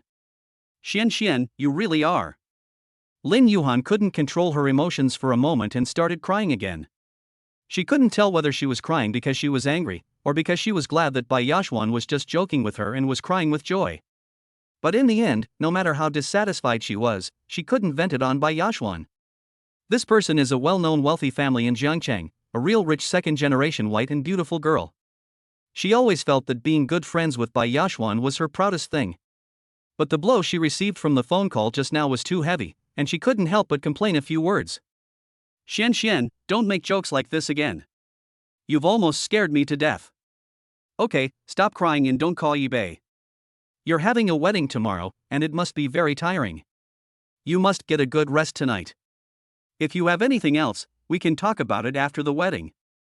Bai Yashwan followed Tangmi's instructions and told Lin Yuhan not to harass Yi Bei anymore. Lin Yuhan agreed obediently. You're right. I won't contact Yi Bei again tonight to avoid being angry with him. It's getting late. I won't talk to you anymore. I have to get up early tomorrow to be a beautiful bride. Okay then, I wish you happiness. Bai Yashwan suppressed the helplessness in her heart, said this and hung up the phone in a hurry. Lin Yuhan was immersed in the joy of getting married soon. She slept peacefully and did not bother Yi Bei the whole night. By 5 o'clock in the morning, Yi Bei's family of 4 and several relatives were already busy decorating the bridal chamber. The coffee table in the living room was filled with all kinds of gifts needed for the wedding, and even the red envelopes prepared for the bride were arranged. The bridal chamber was filled with festive atmosphere. The house was over 120 square meters, a standard small 3-bedroom apartment, located in the suburbs of Jiangchang. Although the location is not very good, the decoration is very warm. The Yi family can be said to have put in all their efforts for this house. Now, looking at the lively scene in the house, Yi Bei felt mixed emotions. Chapter 10 Tea that be recognized? Don't just stand there like an idiot. Put on these leather shoes. Your sister picked them out specifically for you at the mall. When Yi Bei came to his senses, he found that his mother had changed the new leather shoes that had been polished to a shine. Yi Kor, who was standing by, looked at it carefully and couldn't hide the joy in her heart. You are worthy of being my brother. I guarantee that you are the most handsome groom in Jiangcheng today. Yi Bei smiled. Today was an auspicious day with many couples getting married. His sister was praising him so much, which was really flattering him. After being interrupted by the mother and daughter, Yi Bei stopped sighing, changed his clothes, fixed his hair, and helped move the wedding items to the wedding car. This busy time lasted until 6 o'clock, and it was already bright outside. Yi Bei had just taken a breath when he received a call from Bai Yashwan. Do you want a high-profile and extravagant wedding that will shock the whole city, or do you want a low-key and intimate one? Of course I want to keep a low profile. Your cousin is a nationally renowned celebrity and is already very high profile. If our wedding is known to everyone in Jiangcheng, it will not be good for her, and even less so for me. Try to be as low-key as possible. Yibei answered Bai Yashwan's question without even thinking. You're quite clever. How are the wedding preparations going? My cousin has already dressed up. Bai Yashwan glanced at Tangmi, who was sitting in front of the mirror and had just finished her hair. Although the wedding came suddenly, her cousin was not careless at all and had made all the necessary preparations. Don't worry, I will go to the manor to pick up the bride on time. No. When Bai Yashwan heard that Yibei was going to the manor to pick up the bride, she couldn't help but get anxious. Since you want to keep a low profile, then don't come to the manor to pick up the bride. Many media outlets in Jiangcheng know that my cousin lives in that manor. If you go to pick up the bride, it will inevitably cause a lot of fanfare, and your marriage will definitely be exposed. Then where should I go to pick it up? Yibei was a little confused. My cousin and I made some plans last night and we think it would be best if you could get married at our old place. The old place? Which one? It's to go to Lin Yuhan's house to get married. Ah? Yibei was so shocked that his jaw almost dropped. Is Tangmi living in Lin Yuhan's house? Bai Yashwan ignored Yibei's shock and continued, but when you get to Lin Yuhan's residential complex and go up to her floor, don't go to Lin Yuhan's house, go to the one across the street instead. Now Yibei understood that Tangmi had actually bought the house opposite Lin Yuhan's house. This is actually a test for you. If you regret it and don't want to marry my cousin, you can always turn around and marry Lin Yuhan. Bai Yashwan's words left Yibei silent. He held up his phone and looked at his busy relatives and friends, wanting to give her a definite answer. I will never go back to marry Lin Yuhan. But I just couldn't say it. Through the phone, Bai Yashwan couldn't see Yibei's expression, so she told him all the plans of the two sisters. By the way, didn't you invite a lot of guests to this wedding? Given my cousin's fame, she definitely couldn't use her real name and publicize it so publicly. So, my cousin decided to hold the wedding with you under my name. Yibei came back to his senses and was a little surprised by Tangmi's decision. Won't we be recognized? The name is Bai Yashwan, but the bride is the real superstar Tangmi. When the bride appears on the stage, some of the guests present will definitely recognize her. Don't worry about that. My cousin and I look a bit similar. After she puts on makeup, the media won't be able to tell us apart. That way, no one will know that my cousin is married to you. You two will be able to live a peaceful life in the future. My cousin made this decision for your future. In short, you can't let my cousin down. Do you understand? After hearing Bai Yashwan's words, Yibei was deeply moved, but in the end he just nodded and said lightly, I understand. After hanging up the phone, Yibei took a deep breath. Tangmi had put so much thought into preparing for this wedding. This surprised him. It seems that she is sincere to herself. Although he didn't understand why someone like Tangmi would be so obsessed with him. But this is also a good thing for him. But rather than being moved, there were also waves of emotion in his heart. He never expected that the place where he would get married would be right next to Lin Yuhan's house. Tangmi appears gentle and sweet on the surface, and is a very kind person. She even thinks of him in every way and takes good care of him. But in fact, her methods are quite powerful. Although this is also a test for him and gives him a chance to choose, it is also intended to make him break up with Lin Yuhan completely. Yibei glanced at the time and it was already 10 minutes past 6. At this time, the Lin family must have been making preparations with great joy, and the matter of blocking the corridor door should have been arranged. By the time he arrived, Lin Yuhan's relatives and friends, as well as their classmates, should have been there. By then everyone will think that the person he is going to marry is Lin Yuhan. But he went to the house opposite Lin Yuhan and married Tangmi, who was dressed as Bai Yashwan. Bai Yashwan happened to be Lin Yuhan's best friend, and the blow this incident must have brought to Lin Yuhan was so severe that she couldn't bear it just thinking about it. Not only that, it was a heavy blow to the entire Lin family. With so many people present, the Lin family might never be able to hold their heads up again. Although the Lin family has made him experience this feeling of having his dignity lost more than once. But when he thought about what might happen next, Yibei couldn't calm down. He even began to hesitate. Did he really want to hurt the girl he had liked for 5 years? But how could he refuse Tangmi, who always thought about him and was so outstanding? Time waits for no one. At 7:30, Yibei's 4 college roommates called him one after another. Brother, I'm almost at your wedding room. The brothers have already arranged the wedding car and other things for you. A bold voice sounded on the phone. Before Yibei could thank him, a few more laughs came from the other end. Ha ha ha, how about it, are you ready? Yi Bei hesitated, not knowing how to answer. The wedding was ready, but he wasn't ready yet. The 4 groomsmen soon arrived downstairs at the bridal chamber. Some of them came up and put their arms around Yi Bei's shoulders and started to brag to him. At this moment, he felt mixed emotions. The photographer from the etiquette team arrived shortly afterwards.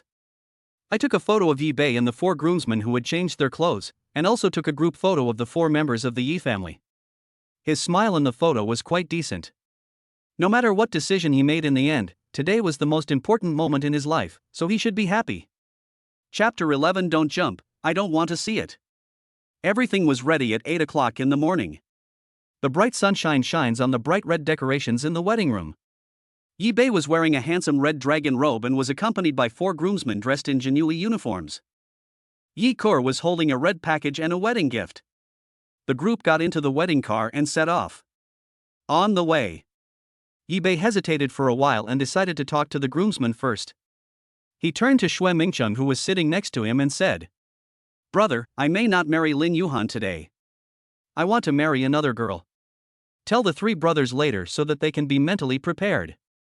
The sudden words left Xue Mingcheng stunned. "Are you kidding me? Aren't we on the way to Lin Yuhan's house?" His stunned look amused Yi Bei, who sighed helplessly. "I'm not kidding. Everything I said is true. We were classmates in college for 4 years. I wouldn't lie to anyone else, but I will lie to you. Tell those 3 guys later that when they go upstairs to welcome the bride, don't force your way through Lin Yuhan's door. Understand?" Xue Ping came back to his senses from his shock and reluctantly accepted the facts that Yi Bei said.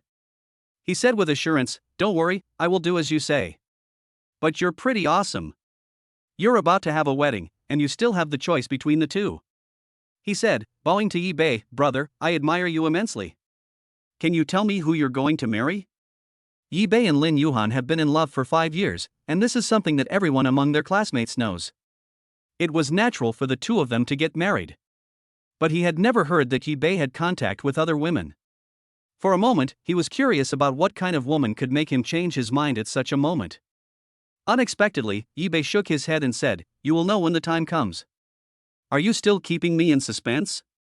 Xue Mingcheng was a little dissatisfied. "Actually, I haven't made up my mind yet. I'm a little conflicted and hesitant. Who knows, if I soften my heart, I might end up marrying Lin Yuhan. After all, it's been 5 years. To be honest, I can't let it go." Yi Bei sighed and turned to look out the window with red eyes. Xue Mingcheng put away his joking intention and patted his shoulder heavily. "Brother, no matter what choice you make, we brothers will always support you." Such comfort made Yi Bei feel much better. The wedding procession arrived downstairs in the residential complex, and Yi Bei walked straight towards the corridor door with his best man. As he expected, the corridor door was blocked by his brother-in-law Lin Yangwei and a group of Lin's relatives.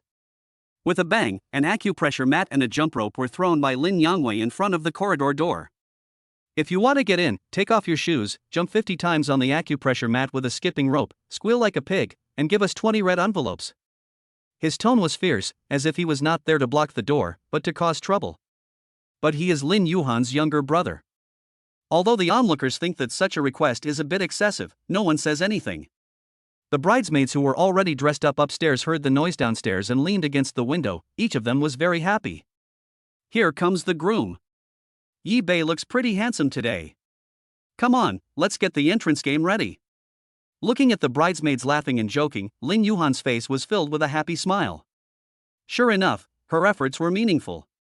Such a decent wedding is enough to make her proud. "Yuhan, your fiancé is already trying to break into the hallway. We're going to have to give him a hard time and make him give us more red envelopes." "No problem, Yi Bei told me that he has made full preparations for our wedding and will give us plenty of red envelopes."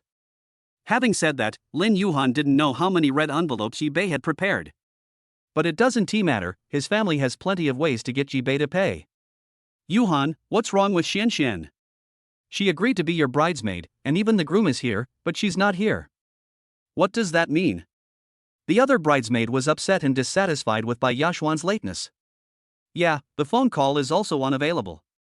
Could something have happened?" Lin Yuhan held the hem of her wedding dress in her hands, feeling a little anxious and having a bad feeling in her heart. "Yesterday, Xian suddenly turned against me and told me that she wanted to marry Yi Bei. Although it wasn't long before she told herself she was joking and apologized sincerely.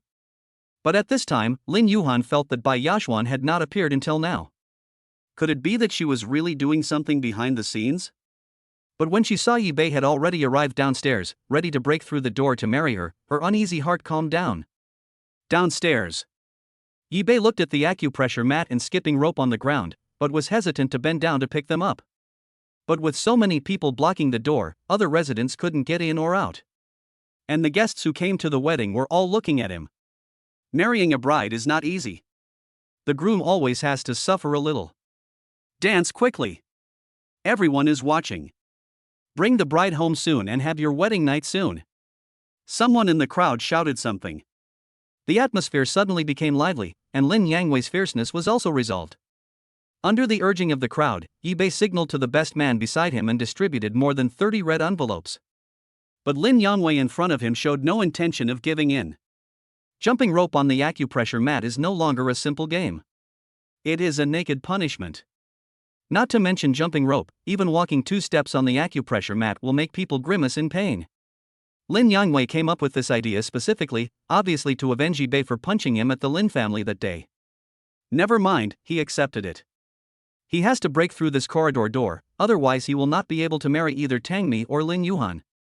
But just as he picked up the skipping rope and was about to jump, the best man next to him acted quickly. He simply pulled out the acupressure mat and threw it into the bushes behind him. Hey! Why is the red paper I just picked up gone? The best man had an innocent look in his eyes, as if he wasn't the one who threw the acupressure mat. Yes, where is the red paper? Hey, by the way, groom, I asked you to jump rope, why don't you jump quickly? That's right, jump. Several groomsmen started to make a fuss, and the onlookers ignored them. Without the acupressure pad, Yi Bei suddenly smiled. That's easy. He put on his shoes and was about to jump when the photographer found the camera and prepared to record this joyful scene. But unexpectedly, Lin Yangwei, who was guarding in the corridor, was furious. He kicked open the half-closed door and yelled. Fuck, you're so unmanly. Stop dancing. I don't want to see it. I'll let you go through this door, but when you get home later, I'll make things difficult for you. After saying this, Lin Yangwei didn't care about the corridor door that was kicked and was shaking, nor did he pay attention to the surprised looks of the onlookers. He put on an extremely ugly face and went upstairs. Chapter 12. I'm not here to marry your daughter. Such a commotion. The atmosphere at the corridor entrance suddenly became extremely awkward. Fortunately, Yi Bei is optimistic. He did not give up jumping rope because of Lin Yangwei's rage. After all, this is my wedding day, so I still have to play the games I should play. There will be more memories in the future. He couldn't give up the joyful atmosphere of the wedding just because Lin Yangwei gave him the cold shoulder. Come on, photographer, please be ready to take the photo. I'm about to jump, but don't turn on your camera before I'm done. The photographer named by Yi Bei immediately became alert. Find a good angle again. That's impossible. Today is your big day. I have to save some energy for you and your bride. One sentence made the guests present laugh. With the encouragement of the best man and the guests, Yi Bei jumped rope 50 times. He rushed into the corridor with a smile on his face and went straight to the 3rd floor. As soon as I went up to the 3rd floor, I saw Lin Yangwei and a group of young children from the Lin family standing in front of Lin Yuhan's house, blocking the corridor. I'll let you go through the corridor door, but if you want to enter this door, you must prepare 10 red envelopes, each filled with 10,000 yuan. Otherwise, don't even think about marrying my sister today. Looking at Lin Yangwei's smug face, Yi Bei resisted the urge to take action. The 4 groomsmen were surprised to hear such a request. The onlookers found it even more difficult to understand. They have attended many weddings, and the door-blocking segment is present in every wedding. But no matter how much fun or noise they make, the most they do is just give out some small red envelopes for the sake of festive occasion. But this kid Lin Yangwei actually asked for 10 red envelopes, and each red envelope contained 10,000 yuan. That's 100,000 yuan. How can you ask for a red envelope like this? While everyone was still in shock, Lin Yangwei spoke out again. It's okay if you don't have cash, see? He pointed to the QR code on the door. I've put the payment code on the door, so you can pay by scanning the code. Yi Bei took a look at the QR code and suddenly felt calm. He was already somewhat disappointed with the Lin family. But when faced with a decision, he couldn't help but wonder whether Lin Yuhan would soften her heart and whether the Lin family's attitude towards him would change. However, he didn't expect that he was just overthinking it, and the Lin family was still so greedy. The 200,000 yuan I added to the betrothal gift yesterday was not enough, and today I was asked to pay a red envelope of 100,000 yuan when I entered the house. Do you really think I'm an idiot? You treat me like a loser. Yi Bei looked back and saw a big red wedding character pasted on the door behind him. He suddenly understood that as long as he turned around and opened the door, he could marry the superstar Tangmi. Not only does he not have to spend a penny, Tangmi will also give him endless wealth and glory. And in terms of looks and beauty, Tangmi is 1,000 times, 10,000 times stronger than Lin Yuhan. Yi Bei already had the answer in his mind at this moment.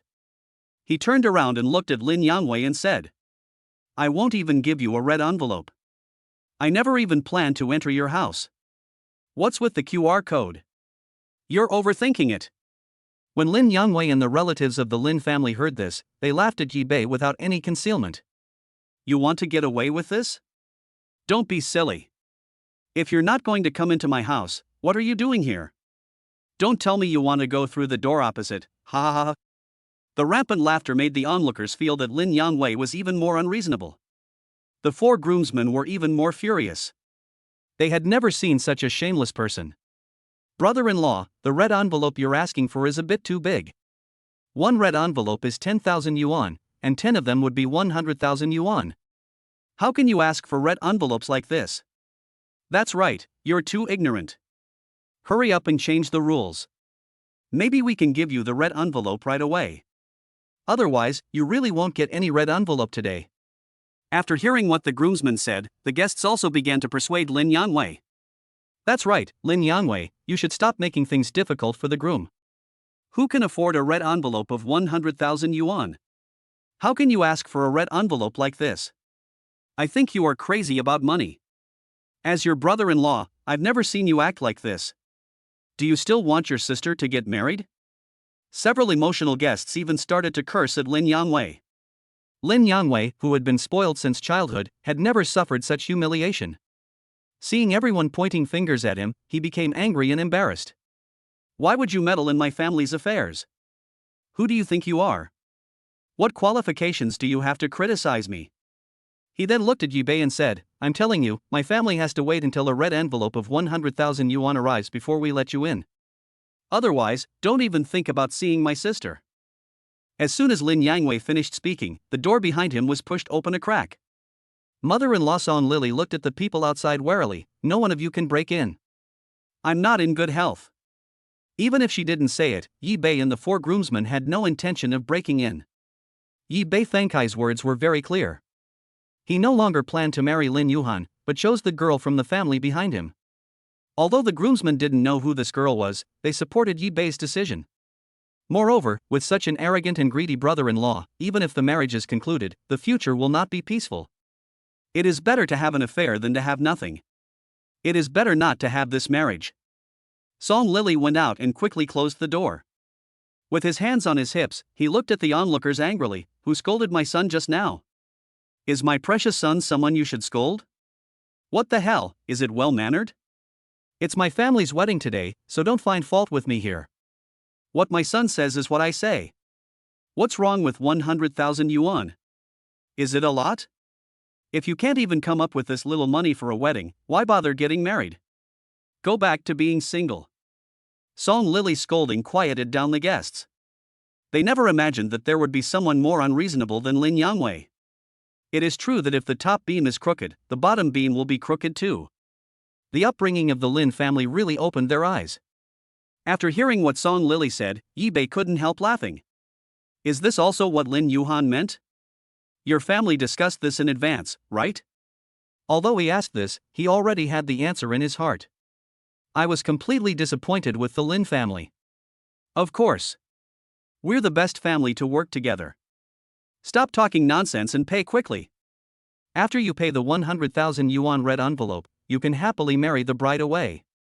It's time to go back and have the wedding, and do whatever needs to be done. This is the last test. As soon as Song Lily finished speaking, Yi Bei waved his hand. No need to test me. I'm not here to marry your daughter. Don't overthink it. You'll never get the 100,000 yuan. Chapter 13 The Bride by Yashwan is extremely beautiful. Oh, by the way, the 200,000 you took from my house yesterday, plus the 200,000 betrothal gift I gave your family before, totaling 400,000, I give you 3 days to return it to me. Also, I made it very clear yesterday that I want to cancel the engagement. Your daughter is too valuable. I can't afford her. I won't marry your daughter. Do you understand? When the guest heard this, he looked at the Lin family with contempt. I thought a red envelope of 100,000 yuan was excessive enough, but I didn't expect it to be even more excessive. 400,000. Isn't this just selling your daughter? Song Lily stood there in a daze. But it was only a few seconds before she came to her senses and started pointing at Yi Bei's nose and cursing. You're so stingy when it comes to marriage. You want to marry my daughter without paying. There's no such thing in this world. For a while, the corridor was filled with Song Lily's cursing. The neighbors upstairs and downstairs heard the noise and stuck their heads out to watch.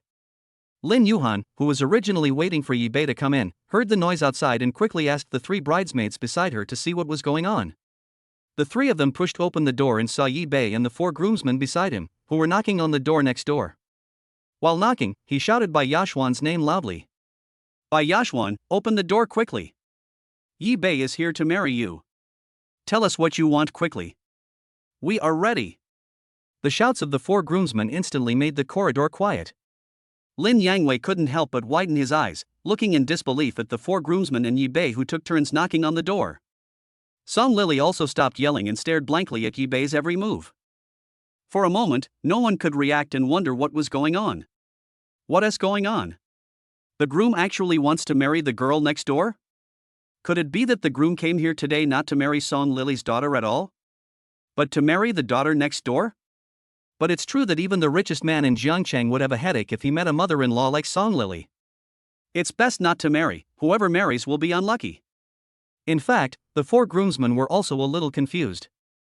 When Yi Bei mentioned Bai Yashwan's name, they couldn't believe that the person Yi Bei was going to marry was Bai Yashwan, a rich and beautiful woman.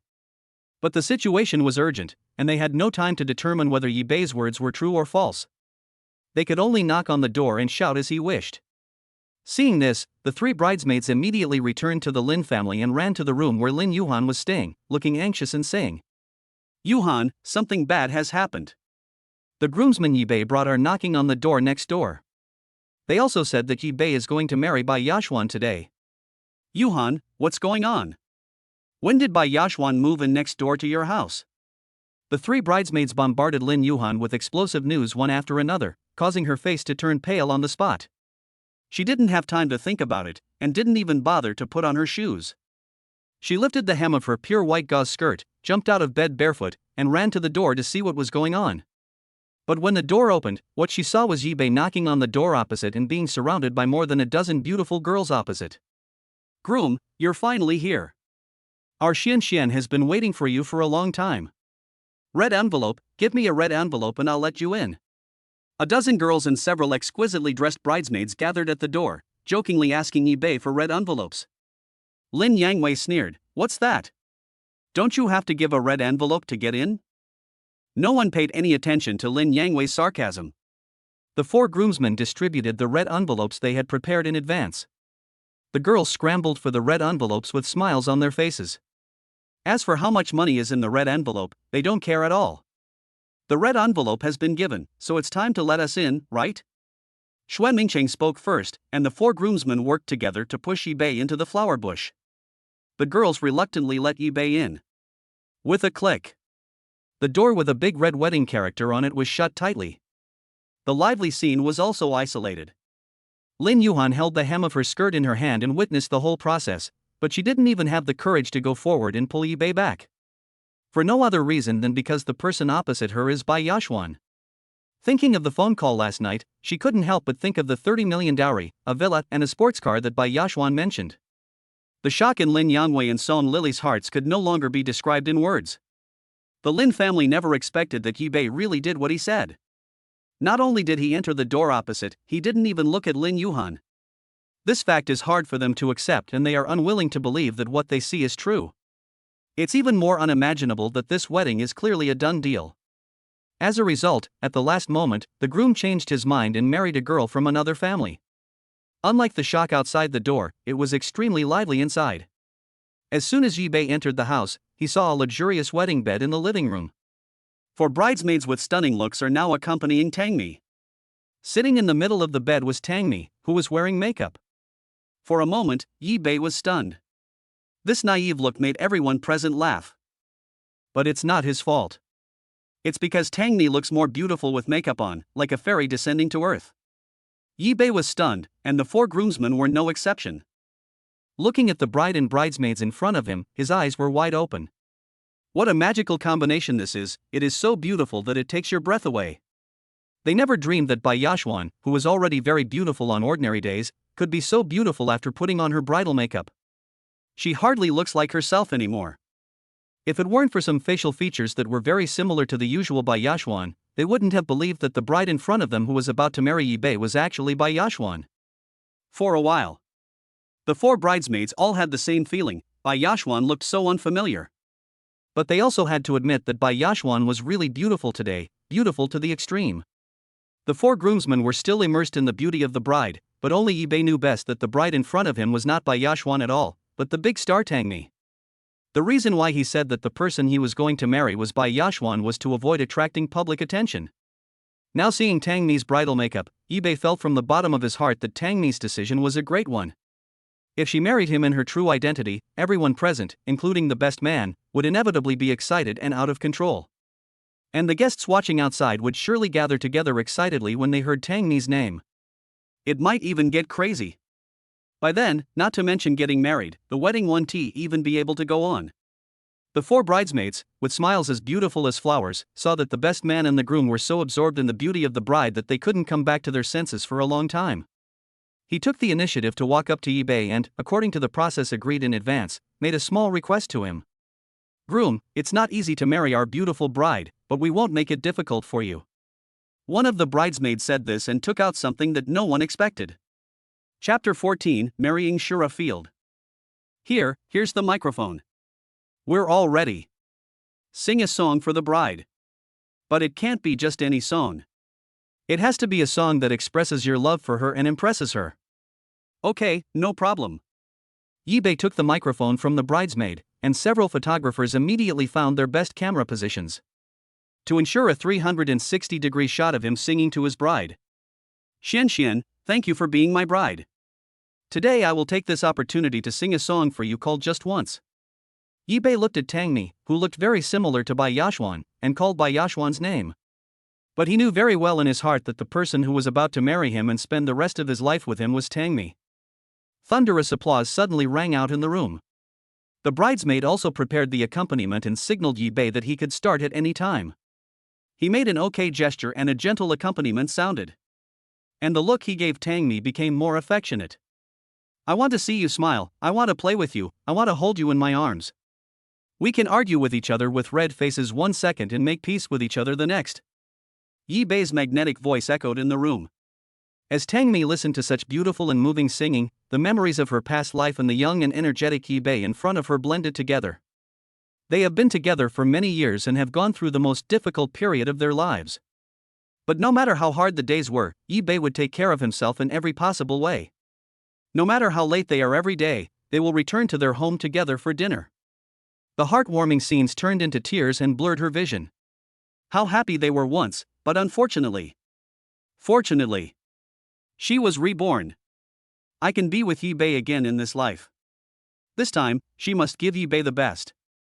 Yi-bei had also sung this song to himself in his previous life. At that time, I was moved to tears. Now, in different scenes, we hear the same person singing the same song. She was filled with emotion, her nose began to swell uncontrollably, her throat was blocked, and tears rolled down her cheeks. After so many years of rebirth, this was the most touching moment she had ever experienced. For a moment, everyone was immersed in Yi-bei's singing. They never expected that Yi-bei was not only handsome, but also sang so beautifully. Whether it was intentional or for the sake of camera effect, the microphone in Yi-bei's hand was connected to 2 extra-large floor-standing speakers in the living room. Although the sound quality has reached the level of a recording studio, But in this ordinary residential building with poor sound insulation, Yi Bei's singing quickly passed through the walls and doors and spread outside. The three bridesmaids following behind Lin Yuhan were secretly moved when they heard such singing. Although Yi Bei was a heartless man, not only did he let down Lin Yuhan, he also chose to abandon his fiancée of 5 years in front of so many people on the wedding day. What is the difference between this behavior and that of a scumbag? But I have to say that his handsome looks, coupled with such a nice singing voice, are really quite cool and quite popular with girls. No wonder Bai Yashuan wanted to snatch the marriage. It seems that she has been thinking about Yi Bei for a long time. At this moment, Lin Yuhan stared at the closed door opposite and listened to the singing coming from inside. She suddenly broke down and lost control. Regardless of the fact that she was still wearing a wedding dress and barefoot, she rushed forward, knocked on the door and shouted, "Yi Bei, come out here. I won't allow you to marry another woman." However, no one paid any attention to her. The singing inside the door continued, while the people outside just watched coldly. There were only 3 bridesmaids around her, one went to get her shoes, one helped her knock on the door, and the other comforted her earnestly. "Yuhan, don't be impulsive. Maybe Yi Bei was just confused for a moment. Don't hurt your hands by clapping." Song Lily looked at the almost crazy Lin Yuhan and snorted coldly. "I've really wasted more than 20 years raising you. Look at the kind of man you found. He can't afford a red envelope, so he goes looking for another woman. Can you be happy if you marry a man like this?"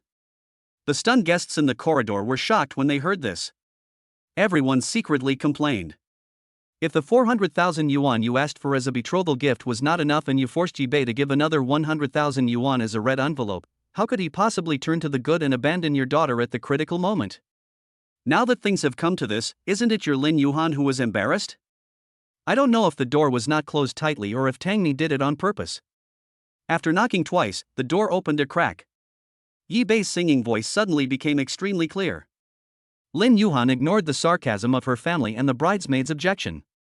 She didn't even bother to put on her shoes and pushed the door open and walked in.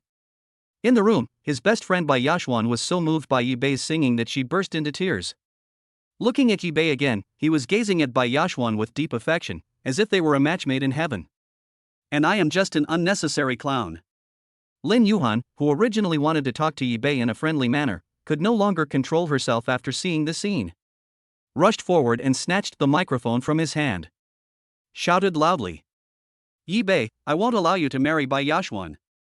We've been together for 5 years, can you just throw it away like that? Are you even human?" Yi Bei didn't expect Lin Yuhan to rush in. Without even thinking, he quickly signaled the best man to kick her out. The 4 groomsmen came up and without saying a word, they lifted her arms and pulled her out. However, they did not dare to be too harsh on a girl, and Lin Yuhan kept struggling. This gave her the opportunity to talk to Tangmi. Lin Yuhan did not realize that Bai Yashuan sitting on the bed was Tangmi. Staring at Bai Yashuan, who was sitting on the bed, wearing an expensive wedding dress, with an extremely cold expression, she asked loudly, "Bai Yashuan, why are you doing this? As a rich girl, you can have any man you want. Why are you competing with me for Yi Bei?" If it were the real Bai Yashuan, seeing Lin Yuhan being so hysterical, she might feel guilty and soften her heart. But for Tangmi, making Lin Yuhan become what she is now was exactly what she wanted. All of this is Lin Yuhan and the Lin family's own fault. Tangmi would never pity her, but instead treat her as an enemy. "You have bullied my man, Tangmi, for 5 years in vain. It is already merciful of me not to arrange for someone to beat you up today." Seeing that the 4 groomsmen didn't dare to be harsh with her, Tangmi glanced at the bridesmaids beside her and motioned for them to help kick Lin Yuhan out as soon as possible. No matter what, her wedding would not tolerate this bitch's insolence. It would be best to beat her up and throw her out. The 4 bridesmaids rubbed their hands in anticipation and stepped forward with a sneer. Seeing that the situation was not good, Lin Yuhan immediately softened her attitude. Looking at the indifferent Yi Bei, he begged desperately, "Yi Bei, I don't want anything anymore. I don't want the 100,000 yuan red envelope, and I don't want the 400,000 yuan betrothal gift. I'm going to marry you now. Can you please stop making trouble?" Yi Bei ignored her. Instead, she held a bright and fragrant bouquet, walked to Tangmi's side, and knelt on one knee. "My dear, I promise that I will treat you well for the rest of my life. Come with me and let's get married." Chapter 15, You're responsible for your own mistakes. Tangmi's face was cold. The moment he looked at Yi Bei, he instantly became gentle. Tears glistened in her eyes. Even after experiencing a lifetime, she was still uncontrollably shy when faced with Yi Bei's proposal. She nodded and took the bouquet he handed over with a happy face. Seeing such a romantic scene, everyone in the room cheered in unison. Only Lin Yuhan's eyes were stung by the happy scene before her. But the groomsmen and bridesmaids surrounding her did not give her any chance to ruin the wonderful atmosphere. She was dragged out of the room. Then, she could only watch Yi Bei, whose proposal was successful, come out of the room with a happy face while hugging his best friend. He walked past her without even looking at her and went downstairs. Lin Yuhan, you've gone too far. You've lost a man who truly loves you. Take care of yourself. A certain best man left her a message, then accompanied Yi Bei and Tangmi down the stairs. The guests waiting outside the door couldn't help but envy Yi Bei for marrying such a beautiful girl. Yi Bei, this can be considered a blessing in disguise. Isn't it? Lin Yuhan deserves to be abandoned. I've never seen such shameless people in the Lin family. That's right, let's go. We can't come here for nothing. Let's go to their wedding. The Lin family listened to the guests' humiliation and didn't care. The most important thing for them now is to stop Yi Bei. Otherwise, if the marriage fails, they will have to return the 400,000 yuan betrothal gift. What would happen to their precious son without this money? Get up quickly, you useless thing. Song Lily grabbed Lin Yuhan and didn't care that she was not wearing shoes. I followed the Lin family downstairs and caught up with Yi Bei, who was about to get on the wedding car. You can't just leave like this. Yi Bei, aren't you afraid of being stabbed in the back by others for doing such a treacherous thing? Song Lily rushed forward and grabbed Yi Bei's arm. Seeing this, the four groomsmen immediately stepped forward and pulled Song Lily away. I've said everything I need to say. It's not me who wants to betray you. It's you who are greedy. You should blame yourselves. After Yi Bei finished speaking, he helped Tangmi tidy up her skirt, got in the car, and headed to the hotel where the wedding banquet was held. But he hadn't started the car yet. Thump! Lin Yuhan knelt in front of the wedding car on the spot. Yi Bei, we have been in love for 5 years, 5 years. Lin Yuhan knew very well that this was her last chance to keep Yi Bei. Once the wedding car leaves, with Bai Yashuan's family background, there are plenty of ways to make sure she never sees Yi Bei again. I don't know if she really couldn't bear to give up the 5-year relationship, or if she was afraid that the news of Yi Bei abandoning her would get out and become a stain on her life. Lin Yuhan's tears burst out uncontrollably. Today I put on my wedding dress for you and I am so happy to marry you. How could you? How could you marry this woman? She's a liar, Yi Bei. If you just push her out of the car, I'll marry you. I promise you, I don't want anything else. Let's go to the wedding now, okay? Seeing that Yi Bei was still indifferent, Lin Yuhan stood up and climbed onto the car window, apologizing repeatedly. I'm sorry, I know you're still angry with me. I was wrong. I apologize to you. Can you forgive me? Yi Bei turned his head and looked at Lin Yuhan, who was almost kneeling in front of the car window. From the time they met, got to know each other, and fell in love, he had never seen her look so pitiful. It is impossible to say that I was not moved at all. After all, it was a 5-year relationship. During these 5 years, he poured all his love into this woman, caring for her and taking care of her meticulously, fearing that she would be hurt in the slightest. And now, this woman whom he loved like a treasure was kneeling in front of his car, begging him bitterly. Tangmi saw Yi Bei's inner struggle and pain from the rearview mirror. She could understand this affection. She knew very well that Yi Bei could not abandon Lin Yuhan without mercy. After all, he was too kind. However, Yi Bei can be soft-hearted and kind, but she cannot. She would never allow a woman like Lin Yuhan to hurt Yi Bei in the slightest. Tangmi gestured to the 4 bridesmaids outside the car window. 4 seemingly weak bridesmaids walked up, pulled Lin Yuhan aside, and started beating her. The screams made the neighbors and guests who were watching frown. But there was no sympathy in their eyes, only contempt and ridicule. No matter how much of a jerk the Lin family is, they can't just watch their daughter get beaten. Lin Yangwei and Lin Yuhan's parents rushed over regardless, not to stop the bridesmaid, but to knock on the window of the wedding car. Yi Bei, do you still have any humanity? You dare to let someone beat up my daughter? I will make sure you can't even get married today. If you don't want to be the son-in-law of our Lin family, don't even think about being the son-in-law of anyone else's family. My mom is right. You idiot. If you don't marry my sister today, you can't even think about driving the wedding car out of this neighborhood. While shouting, Lin Yangwei smashed the iron rod in his hand towards the car window. Bang! The iron rod was held in one hand by a man who suddenly appeared and easily pushed Lin Yangwei aside. Swish, swish, swish. Immediately afterwards, more men in black clothes and sunglasses rushed over, more than 20 of them. The scene was really scary. Before Yi Bei could figure out where these men in black came from, he saw them quickly control Lin Yuhan's family and the Lin family relatives who were trying to cause trouble, and pushed them aside. Lin Yuhan covered her swollen face and tried to stand up to stop it, but was kicked back by a bridesmaid and fell headfirst on the spot. She didn't dare to resist anymore and could only watch Yi Bei drive the wedding car and take her best friend Bai Yashuan out of the community. The four bridesmaids ignored Lin Yuhan, who was covered in dirt, and happily got into the remaining wedding cars with the four groomsmen and left quickly. At this moment, Lin Yuhan completely collapsed. She collapsed on the ground, crying without any manner at all. She never dreamed that the wedding day she had been looking forward to for so long would turn out like this. When the men in black saw the wedding car leave safely, they immediately dispersed. Song Lily didn't dare to argue with the murderous man in black, and could only point at the wedding procession that had already gone far away and curse. Finally, she didn't forget to scold Lin Yuhan a few words. You useless idiot, I paid for your education for more than 20 years, but what did you learn? You're an undergraduate student, and you can't even handle a man? Lin Yuhan heard this. Suddenly, he changed his attitude and pointed at Song Lily and cursed. Are college students supposed to get men? Is the reason I go to college just to get men? Then why don't I just be a prostitute? All of this is your fault. If you weren't so greedy and kept asking Yi Bei for money, would he be like this? In the past 5 years, has Yi Bei done anything to let you down?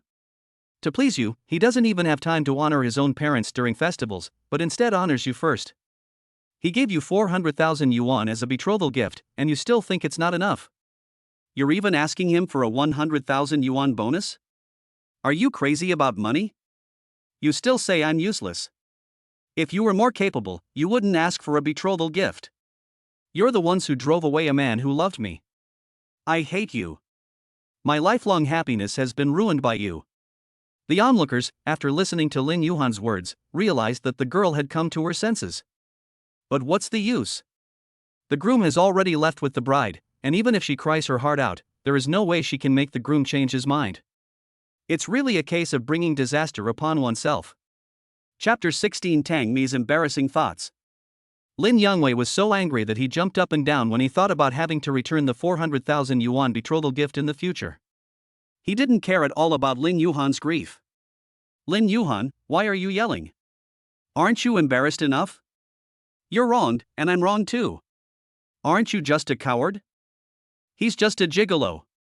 At worst, you can find someone richer. Then, our whole family will have enough money. Lin Yuhan's anger rushed straight to her brain. Regardless of the pain in her body, she stood up and slapped her brother in the face, angrily scolding. I'm your biological sister. What do you think of me? A cash cow? Lin Yangwei was stunned. Since she was a child, Lin Yuhan has always given in to her. If she didn't give in once, she would be punished by her parents. But now, she attacked her for a man who abandoned her. Song Lily never thought that Lin Yuhan would dare to hit her own precious son, and hit him in the face. Oh my god, you little bitch, are you going to rebel? Song Lily screamed, pulled Lin Yangwei over and protected him behind her. Bang! He immediately slapped Lin Yuhan in the face as a punishment. She didn't care about the bruises she had gotten from being scolded by the bridesmaids, nor did she care about her swollen cheeks. Instead, he looked at Lin Yangwei with extreme nervousness and distress. Wei, my dear son, let me see if it hurts. Did that unfilial daughter hurt you? In fact, Lin Yuhan had already been beaten to a pulp by Tangmi's 4 bridesmaids, so the slap didn't hurt at all. But Song Lily didn't care about that. Seeing her son looking aggrieved and silent, she felt very sorry for him. He turned around and scolded Lin Yuhan again. Lin Yuhan's 3 bridesmaids were completely dumbfounded. They looked at the scene in disbelief. I never thought that Lin Yuhan's family would be so weird. They deserve it. No wonder Yi Bei abandoned her. Yi Bei has been so pitiful over the years. The 3 of them looked at each other. They all took off their bridesmaid corsages and threw them on the ground. Yuhan, I never thought your family is in such a situation. Yi Bei and Xian Xian are our classmates after all. Your place is in such a mess, you don't need us anymore. Well, we should just go to their wedding. The three bridesmaids didn't even have time to change their clothes, and they didn't even have time to say goodbye. He fled from Lin Yuhan's residential complex. Lin Yuhan looked at the backs of the three bridesmaids running away, and the last line of defense in her heart collapsed instantly. Her eyes went black and she fainted on the ground. But her parents acted as if they didn't notice, and were only concerned about whether their own Weiwei's face hurt. Would this incident have a psychological impact on Weiwei? The rest of the onlookers shook their heads as they looked at the mess in the Lin family. This is so ridiculous. This is so ridiculous. What happened today really refreshed my three perspectives. It's already like this. He doesn't even have any sympathy for his own daughter, and he still treats her like this. Will this girl be so depressed that she commits suicide? It's so unfortunate to have a family like this. People like this are not fit to be parents. All the discussions made Lin Yuhan's parents lose their defense on the spot, and they cried out in anger. Pointing at a group of people who were just watching the fun and making trouble, he started to curse. Who do you think you are? It's none of your business to meddle in my family's affairs. If you dare to gossip again, I'll tear your mouths apart. The onlookers naturally didn't want to mess with the shrews and trash like the Lin family. They all scattered. Yi Bei drove the wedding car and sped along the outer ring road of Jiangcheng with Tangmi. From time to time, he couldn't help but turn his head to look at the co-pilot. I feel so much emotion in my heart, Tangmi is so beautiful. I never dreamed that one day I would marry such a beautiful wife.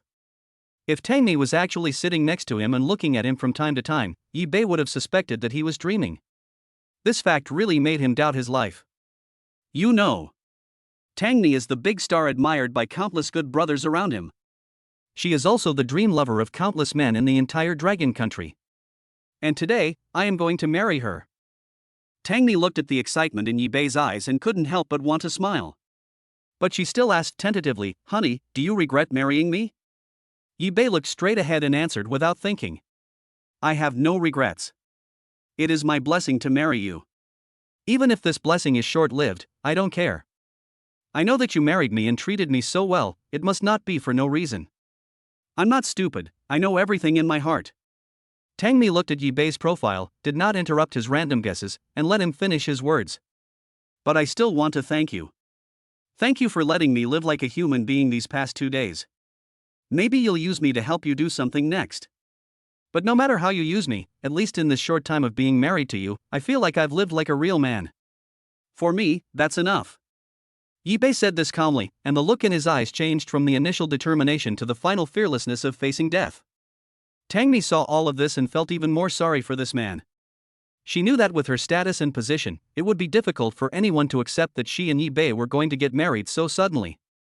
If Yi Bei had not been forced into a desperate situation by Lin Yuhan and the Lin family, he would never agree to marry me. However, she also thought that no matter how unreasonable this matter was, she could not let Yi Bei suffer humiliation from the Lin family again.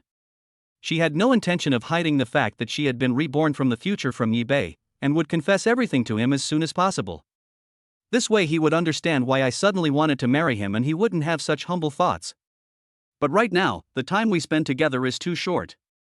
Even if she told him, Yi Bei might not believe it. He would even think that she was deliberately making up lies to fool him in order to comfort his self-esteem. So she decided to wait until after the wedding, have sex a few more times, and cultivate their relationship before telling him. Well, that's it. Don't think too much, dear. I don't want to use you. It's just that there are some things I can't tell you now. When we become a real couple, you will understand. When Tangmi said this, her cheeks turned red uncontrollably. She was already pretty enough, and her rosy face made the entire carriage filled with sweetness. Yi Bei saw this, his heartbeat suddenly became as loud as thunder, and his voice trembled. Okay, I believe you. Tangmi couldn't help but smile when she saw Yi Bei suddenly getting nervous. This silly man is still as innocent and cute as before. Yi Bei, don't worry, with me, Tangmi, here, no one will be able to hurt you in the slightest. For the rest of my life, I, Tangmi, will pamper you and cherish you in my heart. Let you be the happiest man in the world. I will never let you walk the last part of your life alone like in your previous life. In this life, I, Tangmi, will only live for you. You are my everything. Tangmi did not say these words out loud, but just watched Yi Bei driving seriously and recited them silently in her heart. Soon, the wedding car arrived downstairs of Yi Bei's wedding room. Seeing the groom carrying the bride out of the car and going upstairs, the children in the family were immediately overjoyed and surrounded the two of them, excitedly asking for candy in red envelopes. The older children were curious about what the bride looked like under the red veil. Although they had all met Lin Yuhan, people said that a woman is the most beautiful in her life on her wedding day. They also wanted to see whether Lin Yuhan, dressed as a bride, could amaze everyone. But no one could have imagined that the bride Yi Bei married was no longer the woman they imagined, but the famous star Tangmi. Chapter 17. Marry her home. Amidst the laughter and playfulness, Yi Bei distributed red envelopes and wedding candies. His mouth was so happy that it stretched to his ears. The four groomsmen were also in high spirits, although they didn't know that Yi Bei was marrying Tangmi instead of Bai Yashuan. But in their minds, Bai Yashuan is already a rare white, rich and beautiful woman. Of course they are happy that their good brother can marry a beautiful, rich and beautiful woman and reach the peak of his life. The Yi family was also filled with joy at seeing this joyous scene. Although the process of marrying Lin Yuhan was a bit difficult, fortunately she has been brought home. They only hope that Yi Bei and Lin Yuhan can live a stable life in the future. Yi Bei placed Tangmi steadily on the wedding bed, personally adjusted the hem of her wedding dress, and lifted the red veil in front of everyone and the camera. The bridal chamber, which was originally bustling with activity, suddenly became quiet. Yi Bei's parents, sister, and other aunts and uncles were all stunned when they saw the bride. This girl? Especially Yi Bei's parents, they rubbed their eyes in disbelief and looked at it repeatedly. The people surrounding Tangmi also looked left and right, confirming again and again that the bride in front of them was indeed not the Lin Yuhan they knew. This is impossible. They were still arranging Yi Bei and Lin Yuhan's wedding yesterday, and they hadn't heard Yi Bei mention that the bride had been replaced. But their eyes couldn't deceive them. This girl was really not Lin Yuhan, but an extremely beautiful girl. Her younger sister Yi Kur covered her mouth in surprise. Putting aside the reason why the bride had changed, her appearance alone was the most beautiful she had ever seen in her life. This figure, this temperament, this appearance. Absolutely amazing. Could this be some rich girl? The Yi family's relatives were also in disbelief.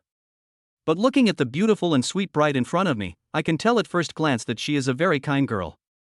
Although they didn't know what exactly happened, the relatives were actually happy. This girl was good and looked much more pleasing to the eye than Lin Yuhan. Yi Bei's parents couldn't accept this fact for a while, and a guess came to their mind. Son, what's going on? Did Yuhan have plastic surgery? Yi Bei smiled helplessly. He knew that his family would react like this after seeing Tangmi. Mom and Dad, this isn't Lin Yuhan. When I went to marry her, her family raised the price and asked for 100,000 yuan as an entrance fee. I got so angry that I married the bridesmaid back. Speaking of this, Yi Bei straightened his collar and solemnly introduced himself to everyone in the room. Her name is Bai Yashuan, she's also my college classmate, and I'm going to marry her today. Although he really wanted to tell everyone that the person sitting in front of them was Tangmi, for the sake of Tangmi's career and their peaceful life after marriage, Yi Bei decided not to reveal Tangmi's true identity. There's nothing he can do about it since his soon-to-be-married wife is a household name in the country. Even Bai Yashuan's identity surprised everyone in the family. If they knew that he had married a big star, the whole family would probably faint from shock. Hearing Yi Bei's affirmative explanation, the Yi family's relatives were shocked again. She was actually his college classmate, and she agreed to marry him? It's really hard to imagine. This girl is really courageous. This is indeed a rare thing. It is the first time I have encountered such a situation where the bride is replaced at the last minute. But what surprised all the family members even more was Yi Bei's next words. I know that the sudden change of bride was a surprise to everyone and it was hard for them to accept it for a while. But I have to say that I'm lucky she's here, otherwise I might not even have planned my wedding today. Yashuan is a good girl. She didn't ask for a single cent of betrothal gift from me, nor did she mention the wedding house, including the 4 boxes of gifts, the mother's meat. She didn't ask for anything. She only wants me. I think marrying her is the right choice. My dear ones, will you bless me? After hearing these words, Yi Kur was the first to be moved and shed tears. God knows how much her family spent on her brother and Lin Yuhan's marriage, even using up the medical money her parents had saved for many years. But the Lin family still refused to give in. Not only did they ask for a 200,000 yuan dowry, but they even asked for a 100,000 yuan entrance fee on the wedding day. It's infuriating just thinking about it. Now that's better. Sister Yashuan came in and finally got rid of that family of vampires. Yi Kor rushed forward, shook Tangmi's hand gratefully, and said, "Sister-in-law, you are such a good sister-in-law who understands the big picture. From now on, I will only recognize you as my sister-in-law. Thank you for marrying my brother, and thank you for being willing to enter the Yi family. From now on, we will be a family, and the whole family will treat you well. Happy wedding, sister-in-law." Yi Kor is innocent and cute, just like He Bei. Tangmi is naturally familiar with this sister-in-law. She smiled with relief and wiped the tears from Yi Kor's face. "Thank you for your blessing, dear. Sister-in-law is very happy today. Kor should also be happy. Don't cry anymore." Yi Kor nodded heavily, and then burst into laughter. "Yeah. I listened to my sister-in-law. I was so touched." Yi Kor never expected that the beautiful sister-in-law in front of her was not only good-looking, but also so gentle and kind. Her brother's luck really turned and he met a good person. This moment. Yi Bei's parents also shed tears of excitement, secretly sighing. "Look, what a nice girl. She has good looks and temperament, and she is also so wise, gentle, virtuous, and well-educated. Compared with others, Lin Yuhan is like heaven and earth. Son, your parents bless you. No matter what choice you make, your parents will support you. As long as you can be happy." Yi Bei's parents were the first to express their opinions. All the aunts and uncles in the room were so excited that they couldn't control themselves. Everyone shed tears and sent their blessings to Yi Bei and Tangmi. "Good boy, I wish you a happy and healthy life. Well done, Yi Bei. We are all happy for you to marry such a wonderful girl. We wish you a long and happy life together. I wish you everlasting love. I hope you will always be happy. Seeing you doing so well, we are relieved." Amidst the blessings, Yi Bei and Tangmi smiled at each other. Both of them saw deep happiness and joy on each other's faces. At this time, an elder from the Yi family, Dai Dong, suddenly spoke up. Although there were some unexpected events today, there were even more surprises. It's double happiness. With the arrival of our new bride, have the two former employers prepared their red envelopes? Yi Bei's parents came back to their senses from their surprise. Right. Look at our memories. We almost forgot something so important. I'm so happy. Ha ha. Surrounded by the Yi family and the best men and bridesmaids, Yi Bei's parents sat upright on the sofa. Yi Bei and Tangmi, each holding a cup of tea. Tangmi took the lead in handing the tea to Yi Bei's father with both hands. "Dad, please have some tea." Chapter 18. Everyone is shocked. Yi Bei's father was very excited when he saw his new daughter-in-law's respectful attitude towards him. I couldn't help but burst into tears. He took the tea with both hands and drank it all in one gulp. He took out a heavy red envelope from his pocket and put it in Tangmi's hand. "My daughter-in-law, I am so happy to see you. I hope you two can live a prosperous life in the future. I hope you can understand each other well, take care of each other for the rest of your lives, and support each other. Although Dad doesn't have much ability, as long as he is still here, he will always be your support and will always help you too." As he spoke, Yi Bei's father's eyes turned red. Tangmi was also moved. She took the red envelope and quickly wiped the tears from Yi Bei's father.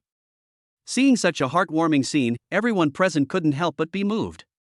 The aunts and uncles sighed with emotion, saying, "What a good daughter-in-law, so filial.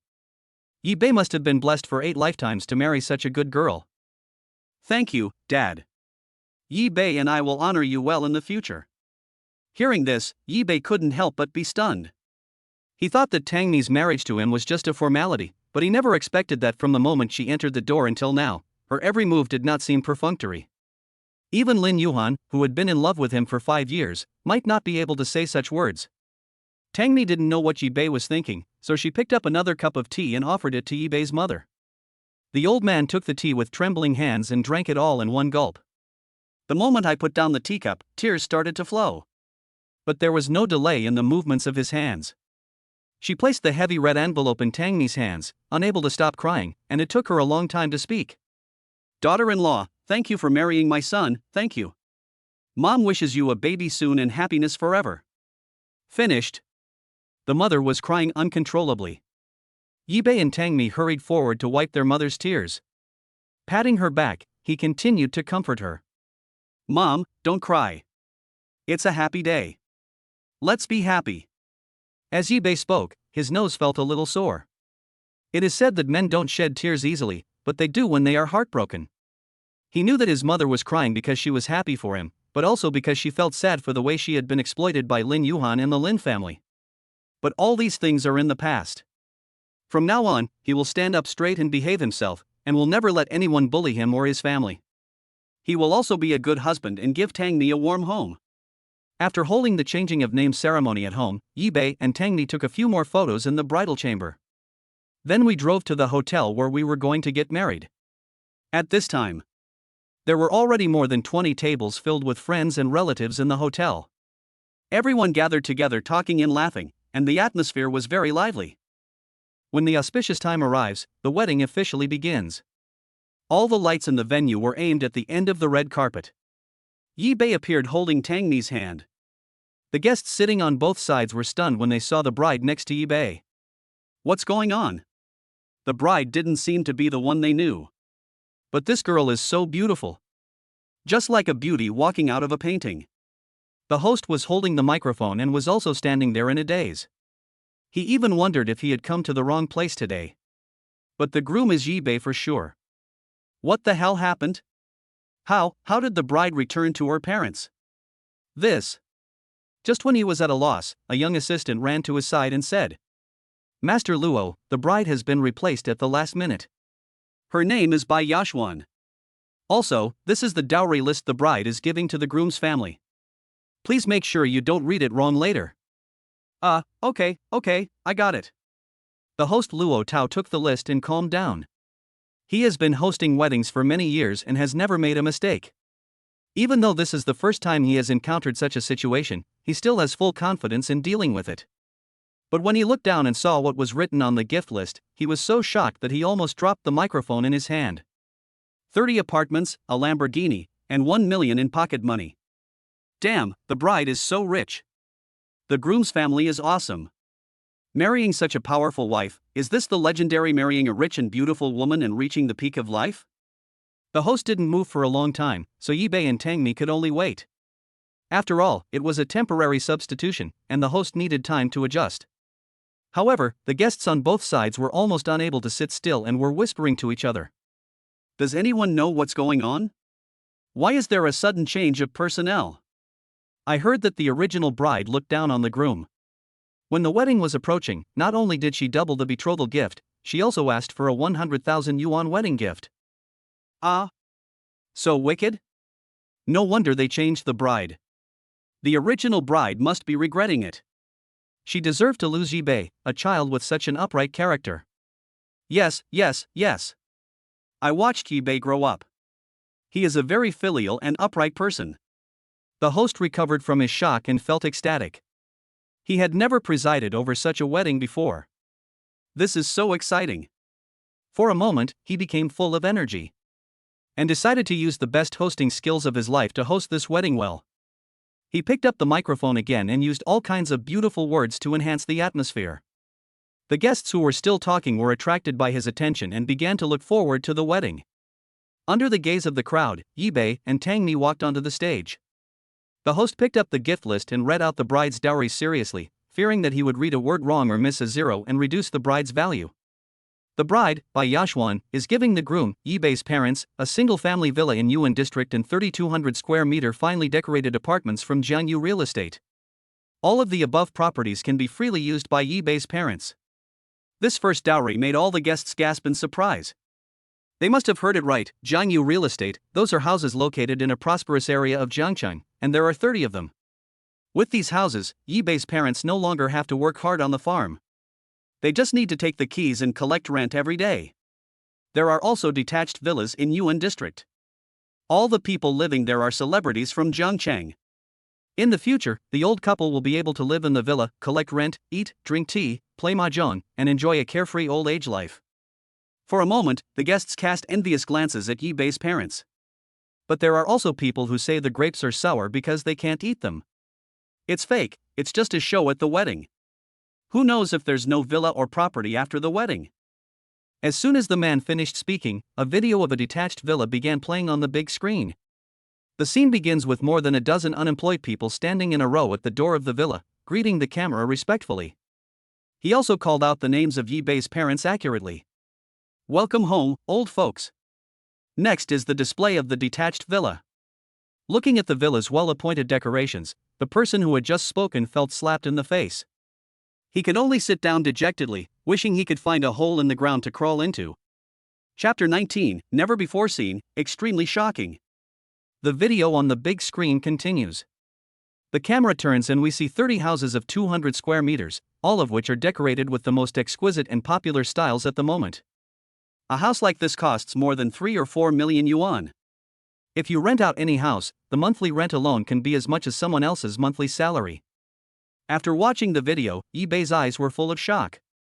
Why is Tangmi so nice to herself? This is too unbelievable. What kind of rich person is she? It's really hard to imagine.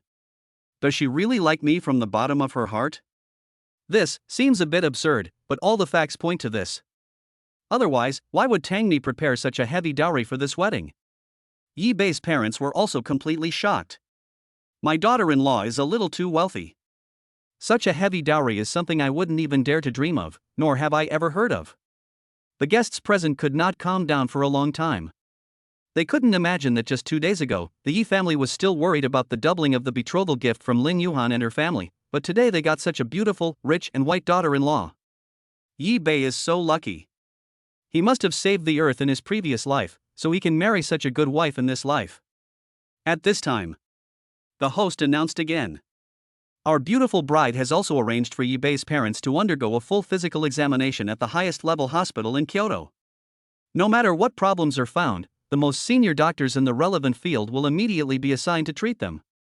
As soon as these words came out, snap, snap, snap. The whole audience applauded loudly, and some even stood up and gave the bride thumbs up and screamed. The guest seats were in an uproar.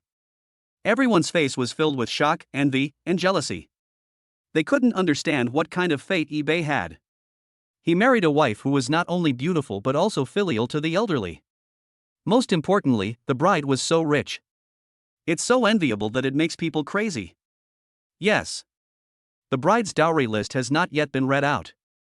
The host calmed the excited guests and continued to announce. The bride arranged for the groom's sister, Yikor, to attend the most exclusive aristocratic school in Jiangcheng. I will also give Yikor a Lamborghini and promise to give her 1 million yuan in pocket money every month. Yikor can use the money as she pleases. Our gentle and virtuous bride has prepared 12 months' worth of pocket money for Yikor, totaling 12 million. This money will be automatically released in installments every month. As soon as the host finished speaking, the big screen behind him began to show the aristocratic school that Yikor was going to attend, as well as a Lamborghini worth tens of millions. Finally, the president of the most prestigious bank in Jiangcheng personally appeared in front of the camera to show the black gold card that would be given to Yikor. At the end, the bank president said to Yikor very respectfully, "Welcome, Miss Yi, to use our bank's black gold card. I wish you a happy card use." After watching all this, Yikor was so excited that she almost fainted. I was crying uncontrollably and madly. What a fairy sister-in-law this is. That's amazing. Although she has never been greedy for money or vanity. But her former classmates always laughed at her because her family was poor and she couldn't even afford a decent piece of clothing. No one even wants to be friends with her. Now the gift from her sister-in-law at the wedding completely changed her fate. From now on, she is not only a student of an aristocratic school and can receive the best education, but also can own a Lamborghini. At the same time, she has 1 million pocket money every month. Oh my goodness. Is this true? Not only Yikor herself couldn't believe it, but the guests present also couldn't believe it. If the bride gave Yi Bei's parents a property, they could still understand it.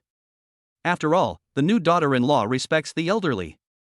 But they had never seen a new daughter-in-law who was so good to her sister-in-law. At this moment, the whole audience was boiling, and many people's eyes were red with envy. Some people even shed tears. The bride is so awesome. Tycoon. This is the real tycoon. However, what made them even more excited was yet to come. The host spoke again. Thank you to every guest who came to the wedding today. The bride and groom have specially prepared a bouquet of flowers for each guest present out of gratitude. We hope you like it. Just when everyone was curious about what kind of flowers they were, they saw hotel waiters, each holding a bouquet of roses made of $100 bills, walking between the guest seats. She gave the bouquets of flowers to every guest present. The first person to receive the bouquet carefully counted it and exclaimed, "Oh my God! It's 10,000 yuan." When the guests learned of this fact, they were so shocked that their eyes almost popped out. Everyone stared at the bouquets in their hands with wide eyes. They never dreamed that they could take away such a bouquet of flowers after attending the wedding. Oh my God! Unbelievable! Incredible! Unbelievable! By the time every guest received a bouquet, the atmosphere in the banquet hall was completely ignited. Everyone was madly blessing Yi Bei and Tangmi on the stage. Under the witness of countless people, with the host's gorgeous words and beautiful and moving music. Two extremely cute mixed-race flower girls, dressed in angel costumes, presented wedding rings to Yi Bei and Tangmi.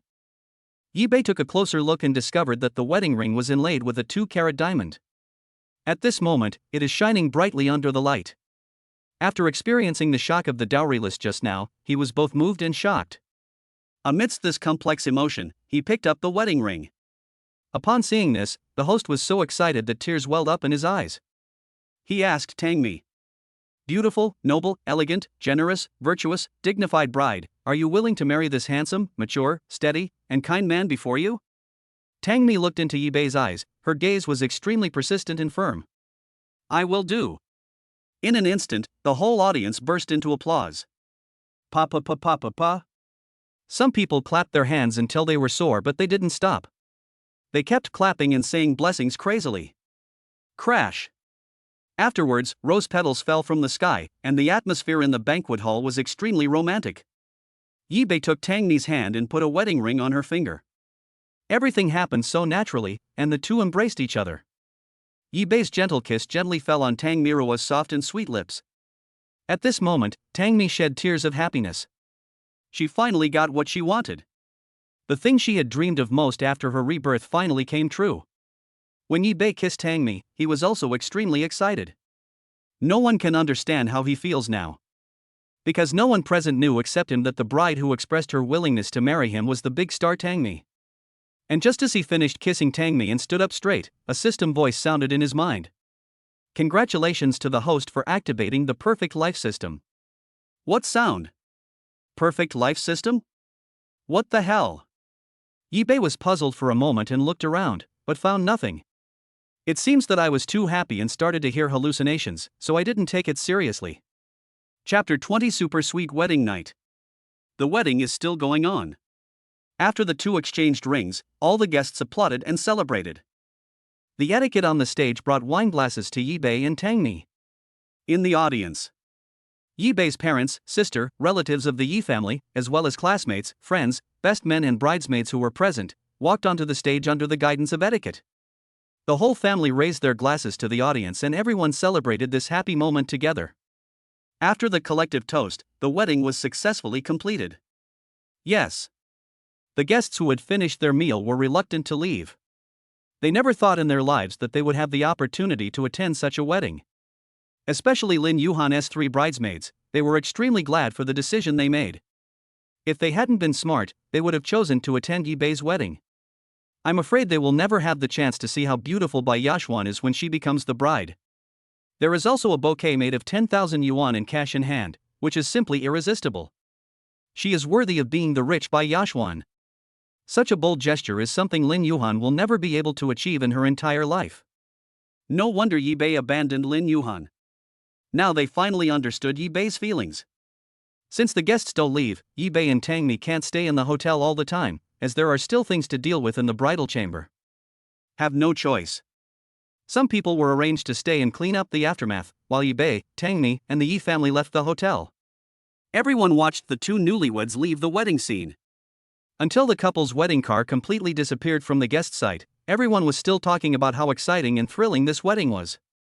Yi Bei returned to the bridal chamber with Tangmi, who had become his wife. Looking at the decoration in the bridal chamber, Yi Bei felt a little uneasy.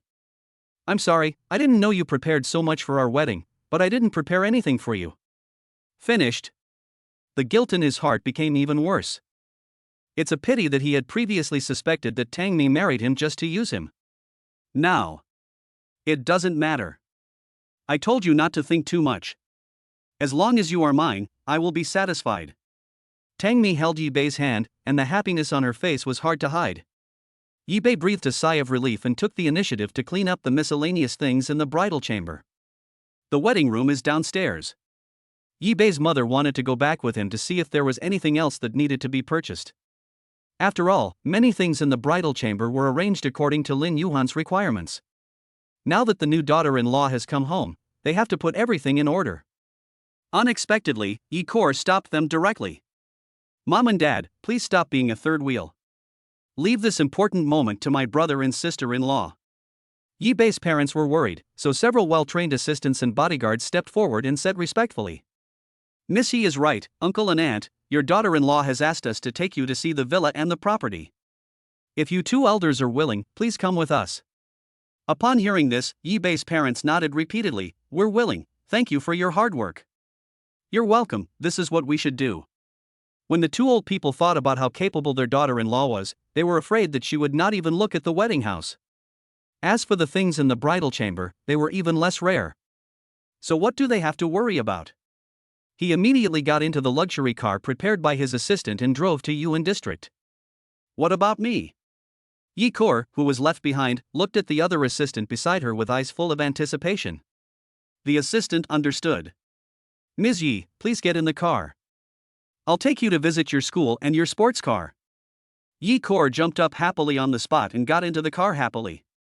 The aunts and uncles who came back from the wedding scene looked at Yi-Bei's parents and Yi-Kor, who were picked up by a luxury car, with envy. This family has finally found happiness after all the hardships they have endured. And Yi-Bei can finally live a happy life. As the saying goes, a night of spring is worth 1,000 gold. The relatives were very tactful and did not disturb Yi-Bei and Tangmi. They each returned to their own home. Time flies and it's night. Wedding room.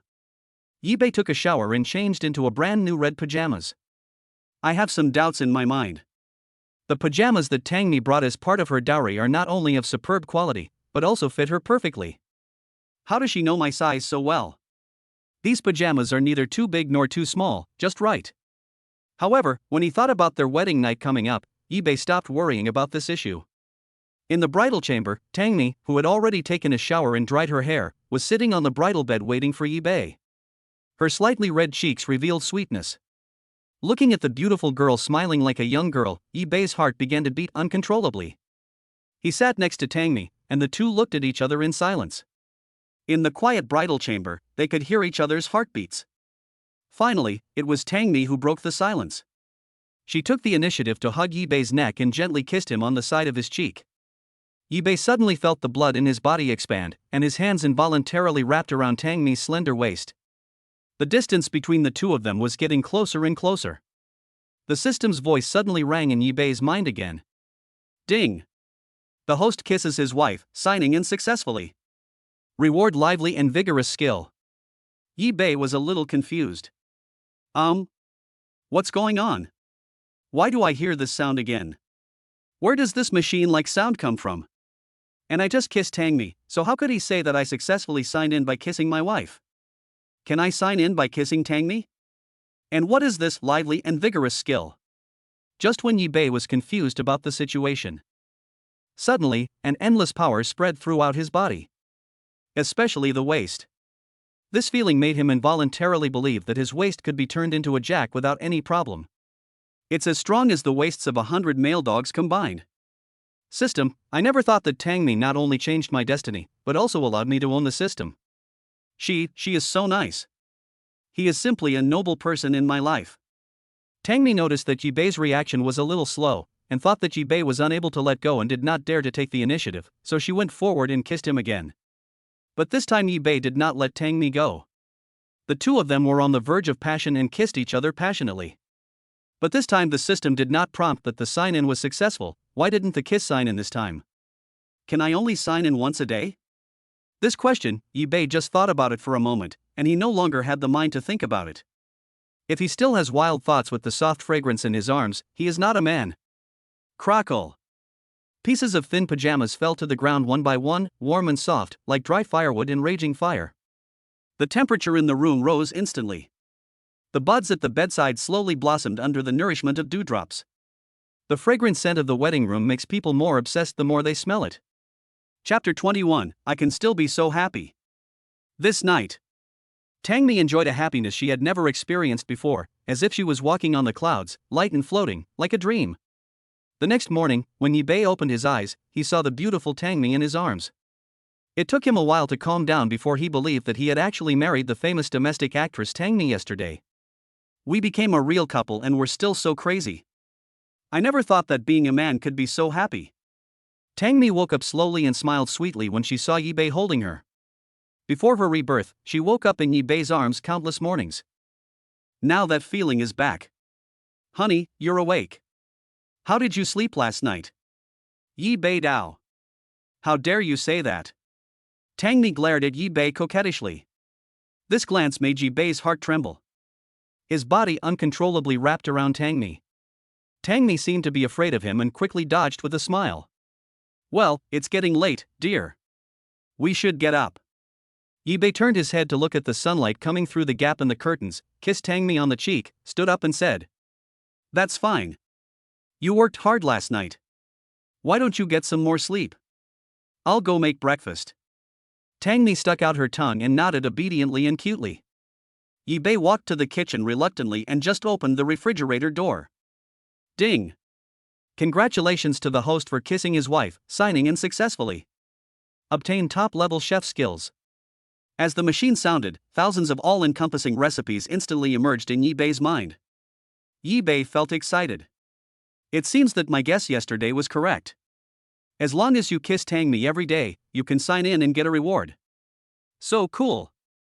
It seems that I will have to kiss her every morning from now on, and I would be willing to make breakfast for her for the rest of my life. This perfect life system is really magical.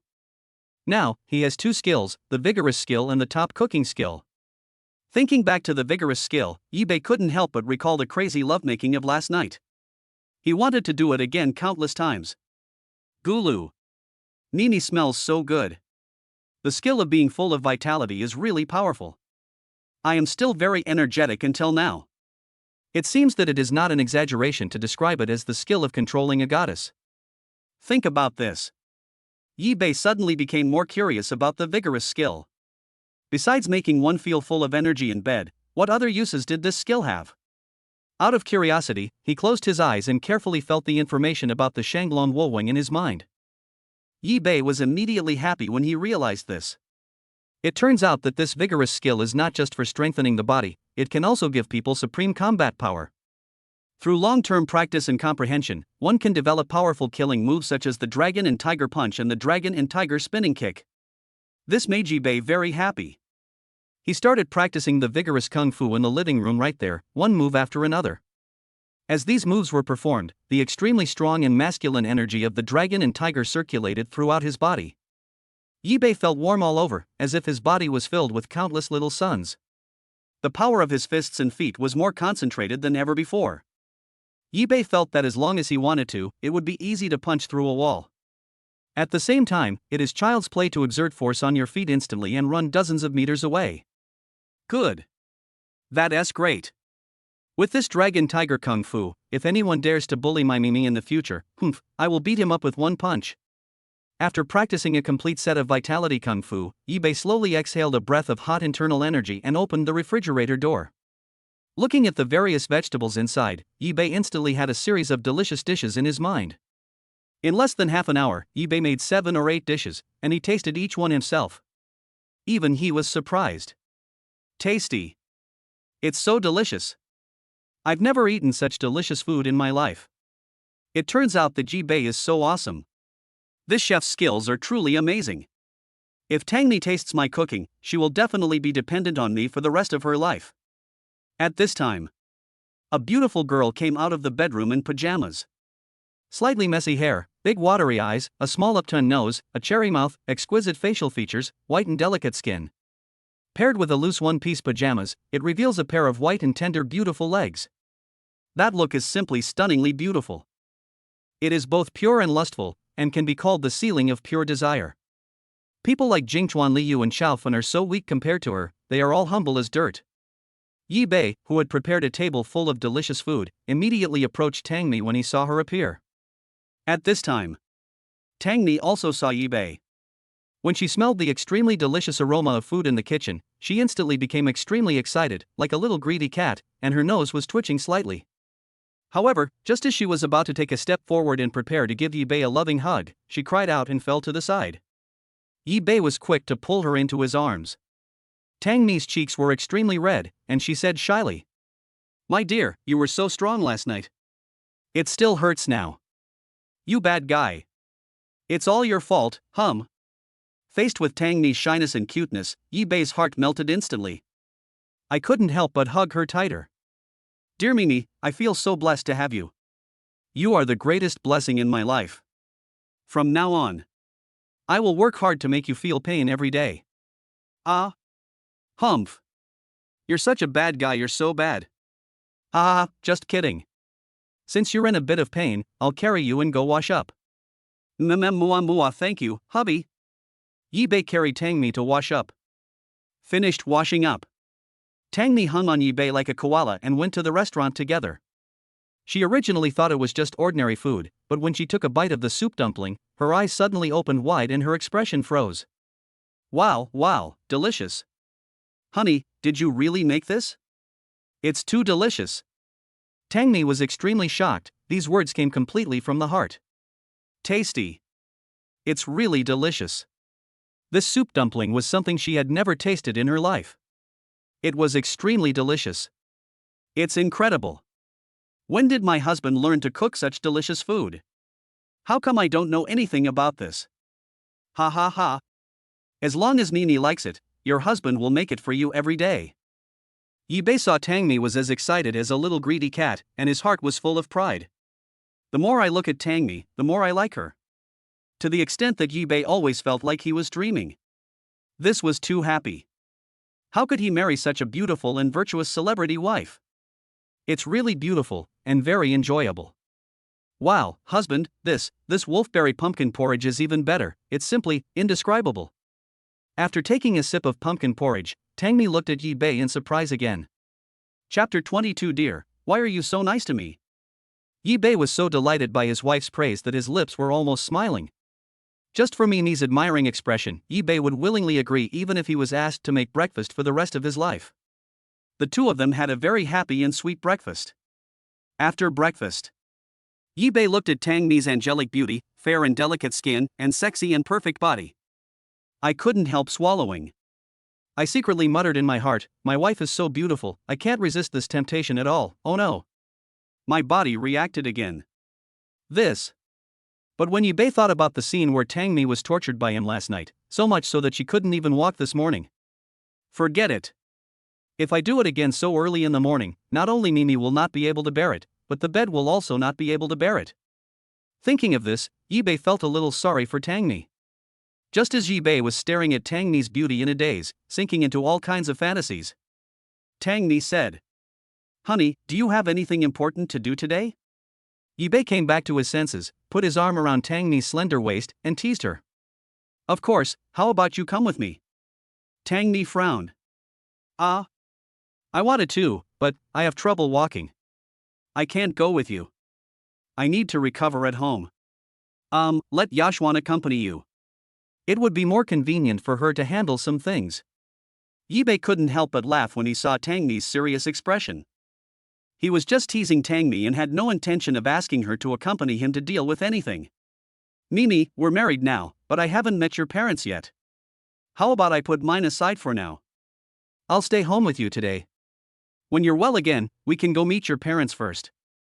Yi Bei Dao. Tangmi immediately shook her head. No. There's no rush to see my parents. They're not in good health and are recuperating abroad. It might take a while for them to come back. I'll tell them about our wedding when I have the chance. Right now, my husband, you must have a lot of things to deal with. It would be a waste of time to stay at home with me. Just let Yashwan accompany you to deal with it. You really don't have to worry about me." After saying this, Tangmi was afraid that the protagonist would think too much and was unwilling to leave with Bai Yashwan, so she gave various explanations. The core meaning is to give Yi Bei time to deal with his own affairs. Oh well. Yi Bei nodded to show his understanding. Seeing Yi Bei agreed, Tangmi immediately nodded happily. I'll call Yashwan right now and ask her to pick you up. No matter what it is, no matter how much money it costs, or even if it involves thugs, you don't have to worry. I already explained all this to Yashwan yesterday. She will make the arrangements. If you need anything else, just tell her directly. Husband, remember, I will always be your pillar of support and will always support any decision you make. Yi Bei was still feeling lost because he couldn't meet Tangmi's parents for the time being. Hearing Tangmi say this, my heart was filled with emotion. He even felt that he had fallen into Tangmi's arms and couldn't extricate himself. But there was one thing he could never figure out. She stared into Tangmi's beautiful eyes and asked, "Dear, why are you so nice to me?" Tangmi smiled, her eyes full of tenderness as she looked at Yi Bei. This is a secret, and I can't explain it in a few words. When you finish your business today, come find me at the manor. Tonight, I'll tell you everything in detail, okay? After receiving her assurance, the remaining uneasiness in Yi Bei's heart was instantly replaced by warmth. He nodded heavily. Good. The conversation is over. Yi Bei told Tangmi to rest for a while if there was nothing wrong. Tangmi also reminded Yi Bei. Their newlywed love was sweet and sticky, and they were really inseparable. After hugging and embracing each other for more than 10 minutes, the two reluctantly separated. Yi Bei went downstairs and was about to take out his cell phone to make a call when he saw Bai Yashwan had arrived. He was sitting in the sports car at the moment, his face full of impatience. The community where the wedding house is located is inhabited by ordinary people. Such an eye-catching sports car came into the community early in the morning, attracting a lot of attention. Yi Bei didn't want to attract too much attention, so he wrapped his clothes tightly and lowered his head as he got into the sports car. This appearance was laughed at by Yashwan without exception. Look at you, it must be hard to be a gigolo. You feel like a thief when you go downstairs. What do you know? I'm thinking about your sister. What if the neighbors knew that the famous star Tangmi lives here? How will your sister go out? Bai Yashwan snorted disdainfully. You don't have to worry about that. I'm the one marrying you in name only. No one will know that my sister lives in a place like this. Alas. I'm so unlucky to be involved with a pretty boy like you. I don't know whether she was expressing her feelings for herself or standing up for Tangmi. Yi Bei didn't argue with her, but asked. After the wedding yesterday, did my parents and my sister really move into the villa? Bai Yashwan looked at him indifferently. What else? My cousin announced it right then and there, so how could it be fake? Yi Bei certainly believed that Tangmi would not deceive him. He just wanted to confirm that he was not dreaming and that everything that was happening was real. That's good. Take me home now. I want to find something. Bai Yashwan started the car and said. There's no one here if you go home now. Your parents and your sister are not at home. Yi Bei frowned. What's going on? They're not at home? Then where did they go? It's no wonder that Yi Bei was nervous. He was really worried about Lin Yuhan's family. He was afraid that they would cause trouble again or do something excessive to their family. Bai Yashwan looked at Yi Bei's nervous expression and felt inexplicably happy. He gave Yi Bei a smug look. Look how nervous you are. Didn't I tell you at the wedding yesterday? My cousin has already arranged the most advanced and comprehensive physical examination for your parents. Your parents said they were going early this morning. Your sister was worried and wanted to go too, so I sent someone to put them on the high-speed train to Kyoto. We also assigned full-time bodyguards to follow them all the way to protect and take care of them. Once we arrive in Kyoto, there will be relevant personnel to take care of your reception. Don't worry about your family, absolutely nothing will happen to them. When Yi Bei heard this, he realized that this was the case. I felt a lot more relieved. As long as my family is safe, that's all that matters. It would be better to leave Jiangcheng to avoid quarrels between him and the Lin family, and to avoid Lin Yuhan's family causing trouble for his parents. Yi Bei nodded and didn't say much. Bai Yashwan drove the car without looking at Yi Bei's expression, and continued to talk to herself. Yi Bei, your parents' views on our marriage. She stopped talking mid-sentence. Chapter 23. Be good and call me daddy. Bai Yashuan realized that there seemed to be something wrong with what she said. What do you mean by our marriage? It's obviously my cousin and Yibei's marriage, and I, sigh. Thinking of this, Bai Yashuan naturally couldn't say what to say next. This made her feel uncomfortable. If it weren't for her cousin, she wouldn't agree to such a thing. She really couldn't accept that she had become Yibei's wife in name only. This. After thinking about it, Bai Yashuan changed her words. Ahem, well, your parents are very happy with my cousin and your marriage. They have nothing to worry about.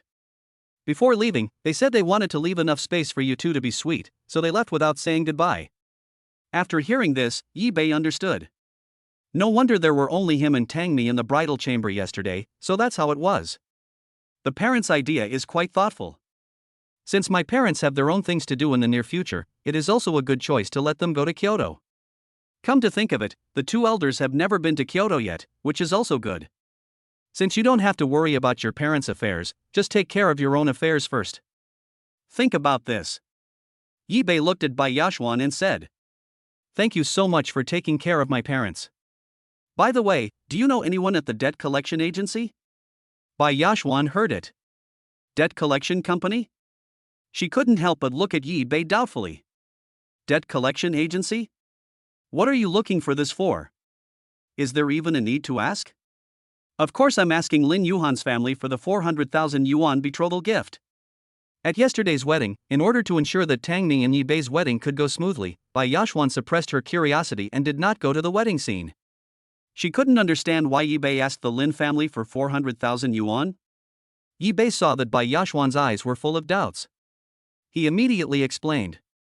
I gave their family 200,000 yuan as a betrothal gift before, and then Lin Yuhan and her mother came to our house to cause trouble and took away 200,000 yuan, a total of 400,000 yuan. Although I'm not short of money now, they still have to pay me back. Bai Yashuan was immediately displeased when she heard this. It's only 400,000. Do you really have to force Lin Yuhan like this? Ahem. Yibei, that's enough. You've already abandoned Yuhan. Do you really have to be so ruthless? Go to a debt collection agency. Do you know how unscrupulous they are in collecting debts? And why don't you go and collect it yourself? Or are you still in love with Lin Yuhan and afraid that you won't be able to control your feelings if you see her again? The series of questions wiped out Yibei's good mood. So much nonsense. Just tell me whether this can be done or not. It can't be done. Bai Yashuan was very unhappy seeing his attitude. Yibei, I'm telling you, do whatever you want. I've already wronged Lin Yuhan once, and I can't hurt her a second time because of you. Ha! Yibei smiled indifferently. Well, since you don't agree, I can only call my dear. After saying that, Yibei took out his cell phone from his pocket. Bai Yashuan saw this. Immediately give up. Yibei was so angry that his teeth were itching. Bastard, shameless gigolo. Damn it, you are using my cousin to pressure me again. Aha, I'm so pissed off. Ahem, that, brother-in-law, don't worry. I can do it. I can do it. I'll call the person right now, please don't call my cousin. Bai Yashuan gritted her teeth and forced a smile. Yeah. That's more like it. Yibei put down his phone and nodded with satisfaction. Oh, by the way, besides helping me contact the debt collection agency to get my money back, can you also find a second-hand housing transaction company to sell my current wedding house? Just sell it at the lowest price. Bai Yashuan was puzzled. You're not short of money, are you? Why are you asking for debts and selling your house at a low price? Why would you sell it when it's perfectly fine? Although she had never been to the bridal chamber, she had heard Lin Yuhan talk about it a few times, saying that it had a nice layout. Anyway, Lin Yuhan really likes the house, and the surrounding supporting facilities are very complete, and it may appreciate in value in the future. The house was bought by my parents, and Lin Yuhan just took up the title. Now that we've broken up, I don't want to give her a penny. You must ask someone to help me with this matter. Don't let Lin Yuhan's family make trouble for the marital house. Otherwise, it will be difficult to sell the house. Bai Yashuan frowned, deeply disgusted by Yibei's cold-blooded and ruthless behavior. Once again, he couldn't hold back his anger and glared at Yibei, scolding him angrily. You scumbag. You're such a scumbag. You've gone too far. Does Yuhan have a grudge against you? You're taking revenge on her like this? I've never seen a man as narrow-minded as you. Bai Yashuan's face flushed red, and she didn't notice that Jibei had already clicked on the recording on his phone. You are despicable. Villain. Scumbag. Bastard. She scolded for a long time, but Jibei's expression did not change at all. After Bai Yashuan finished scolding, Jibei picked up his cell phone and waved it in front of her. That's a good scolding. I've recorded everything you said to me. Now, apologize to me immediately, otherwise I will send the recording to my dear and let her see how you treat me, your brother-in-law. Bai Yashuan was dumbfounded. Holy shit. I seriously underestimated the shamelessness of this bastard. Damn it. Ahem. Yibei, how can you be so shameless? Yibei, I, Bai Yashuan, have lived for most of my life, and I have never seen someone as shameless as you. Bai Yashuan was so angry that her face turned red and her neck became thick, and even the veins on her forehead were bulging. But Yibei acted as if nothing had happened and said calmly.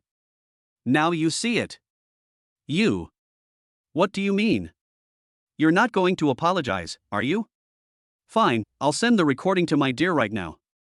As he spoke, Yibei opened the chat interface with Tangmi. It's like he really wants to send the recording over. Bai Yashuan became anxious. The anger in her heart turned her face red. She wished she could strangle Yibei to death right here, throw him on the side of the road, and walk away. But she knew she couldn't. After all, she had already accepted 20 million from her cousin. If her cousin knew that she had treated her brother-in-law Yibei badly, how would she have the face to see her cousin in the future? You're so cruel. I'm sorry, brother-in-law. I was wrong. Please forgive me. I was blinded by greed and accidentally contradicted you. You're a great man and don't bear grudges. Please don't take it to heart. Yibei could tell that Bai Yashuan was not being sincere. But he didn't care about these details at all. He didn't care whether she apologized sincerely or not. He just felt good listening to it. Well, that's more like it. Remember, your sister may not be your sister, but I will always be your brother-in-law. Be good and call me daddy. Chapter 24 My little ancestor, what on earth do you want to do? I've already apologized, please don't push it any further. Bai Yashuan's anger didn't abate. Seeing Yibei's appearance of wanting a beating, she became even more furious. You want me to call you daddy? Don't dream on. I thought Yibei was just joking and I should stop while I was ahead. Who would have thought that Yibei took out his cell phone again, as if he was going to send a recording to Tangmi? Bai Yashuan completely collapsed. Tears rolled down my cheeks uncontrollably. She wanted to snatch the phone from Yibei's hand, but there was a distance between the driver's seat and the passenger seat. Not only could she not reach it, she was also not as strong as Yibei. Helpless, he had to hold back his tears, bite the bullet, and look at Yibei and say, Dad. Oh my good daughter, you are so well behaved. Ha ha ha. Yibei looked at Bai Yashuan's aggrieved look and couldn't help laughing. I feel comfortable now, let's go. Bai Yashuan looked at Yibei's smug look and felt so angry that her heart and lungs were about to explode. You shameless scoundrel, just wait for me. One day I want you to call me Mom. Brother-in-law, where are we going next? Let's go to the most prosperous farmer's market in Jiangchang. I want to buy some vegetables. Buy groceries? Bai Yashuan stared at Yibei in disbelief. Yes, I've decided. From today on, I'm going to be a good man who loves my wife and make all kinds of delicious food for my dear every day. Bai Yashuan was speechless again. But this time, she didn't dare to curse at Yibei again. I can only curse in my heart. I have seen shameless people, but I have never seen someone as shameless as Yibei. From the time he has been with my cousin until now, I have never heard this bastard mention any intention of working. Now, he even asked her to take him to the vegetable market to buy vegetables. This is laziness. This is not striving for progress. He just wants to be a professional gigolo. Bah! Shame on you. Bai Yashuan cursed in her heart, but she still had to go to the vegetable market. I'll settle the score with him later. The car started and headed straight for the most prosperous farmer's market in Jiangchang. On the way, Bai Yashuan didn't say a word. Yibei was bored and took out his cell phone to call his sister Yikor. As soon as the phone was picked up, Yikor's excited voice was heard. Elder brother. As soon as Yi-bei heard the voice, he knew that Yi-kur was in a very good mood. "Kur, where have you been?" Yi-kur looked at the scenery passing by quickly outside the car window and said excitedly. "I'm not sure exactly where we are, but we'll be in Kyoto in an hour at most." Good. How are mom and dad doing?" "I'm fine, don't worry, brother. The people my sister-in-law arranged are taking special care of us. We don't have to worry about anything along the way." Yi-bei smiled, glanced at Yashwan who was driving seriously, and continued chatting with his sister. "Kur, I feel much more relieved now that you say that. But you guys were in such a hurry to leave. Why didn't you even say hello to me? Even though it's my brother's wedding day, I should at least see you off." Yi-kir said with a smile on the phone. "Brother, actually, we didn't intend to leave so early. It was actually because of some unexpected circumstances that we had no choice but to leave early this morning." Yi-kir's words made Yi-bei nervous. His parents' health has always been his biggest concern. He quickly asked, "Kur, what happened? Why didn't you tell me?" "Nothing, just..." Yi-kur glanced at her parents who were resting, walked to a quieter place in the carriage and continued. "Don't worry, brother. It's nothing serious. Mom and dad might be a little too happy, so it caused some minor problems. Yesterday, my parents were very happy to see you and my sister-in-law successfully hold your wedding. In addition, after the wedding, my parents and I were busy all afternoon and evening looking at the huge amount of property my sister-in-law gave us." "Brother, you didn't see it. The scene was simply incredible. That house, that car, it was so stunning. Mom was so happy that her heart couldn't bear it, so she made a sudden decision to take the high-speed train to Kyoto early in the morning. But don't worry, my sister-in-law has already arranged everything. When we get to Kyoto, I will accompany my parents until they recover from their illness, and then we can take them back to Jiangchang and have a good family reunion. Now, you can go on your honeymoon with your sister-in-law without any worries. I'll take care of your parents, so you don't have to worry about anything." After hearing what his sister said, Yi-bei finally felt relieved. No wonder my parents left so early in the morning. It turned out they had some minor health problems. It seems that being too happy is not necessarily a good thing. So that's how it is. Okay then, Kur, quickly give the phone to your parents so I can give them some more instructions. Yi-kur didn't want to disturb her parents who were resting, but in order to reassure her brother, she quickly ran back, woke up her father and handed him the phone. On the phone, Yi-bei expressed his concern and asked his father what to do. Only after confirming that his parents were fine did he feel completely relieved. Hang up the phone. Yi-bei felt grateful to Tangmi again. This woman not only changed his life, but also changed the fate of his family. No matter what the future holds, Yi-bei will never let Tangmi down. Squeak. The sound of brakes brought Yi-bei back to his senses. When he looked up, he saw Yashwan had already driven the sports car to the farmer's market. The car stopped. Yi-bei got off the car first, not caring whether Yashwan followed him or not, and went straight to the stalls with the most people and the freshest ingredients. As soon as Yashwan got out of the car, she was hit by the mixed smell of various items in the farmer's market. The smell is really bad. But her most important task today is to follow Yi-bei. If her cousin knew that she was lazy, she would never get a reward like 20 million again.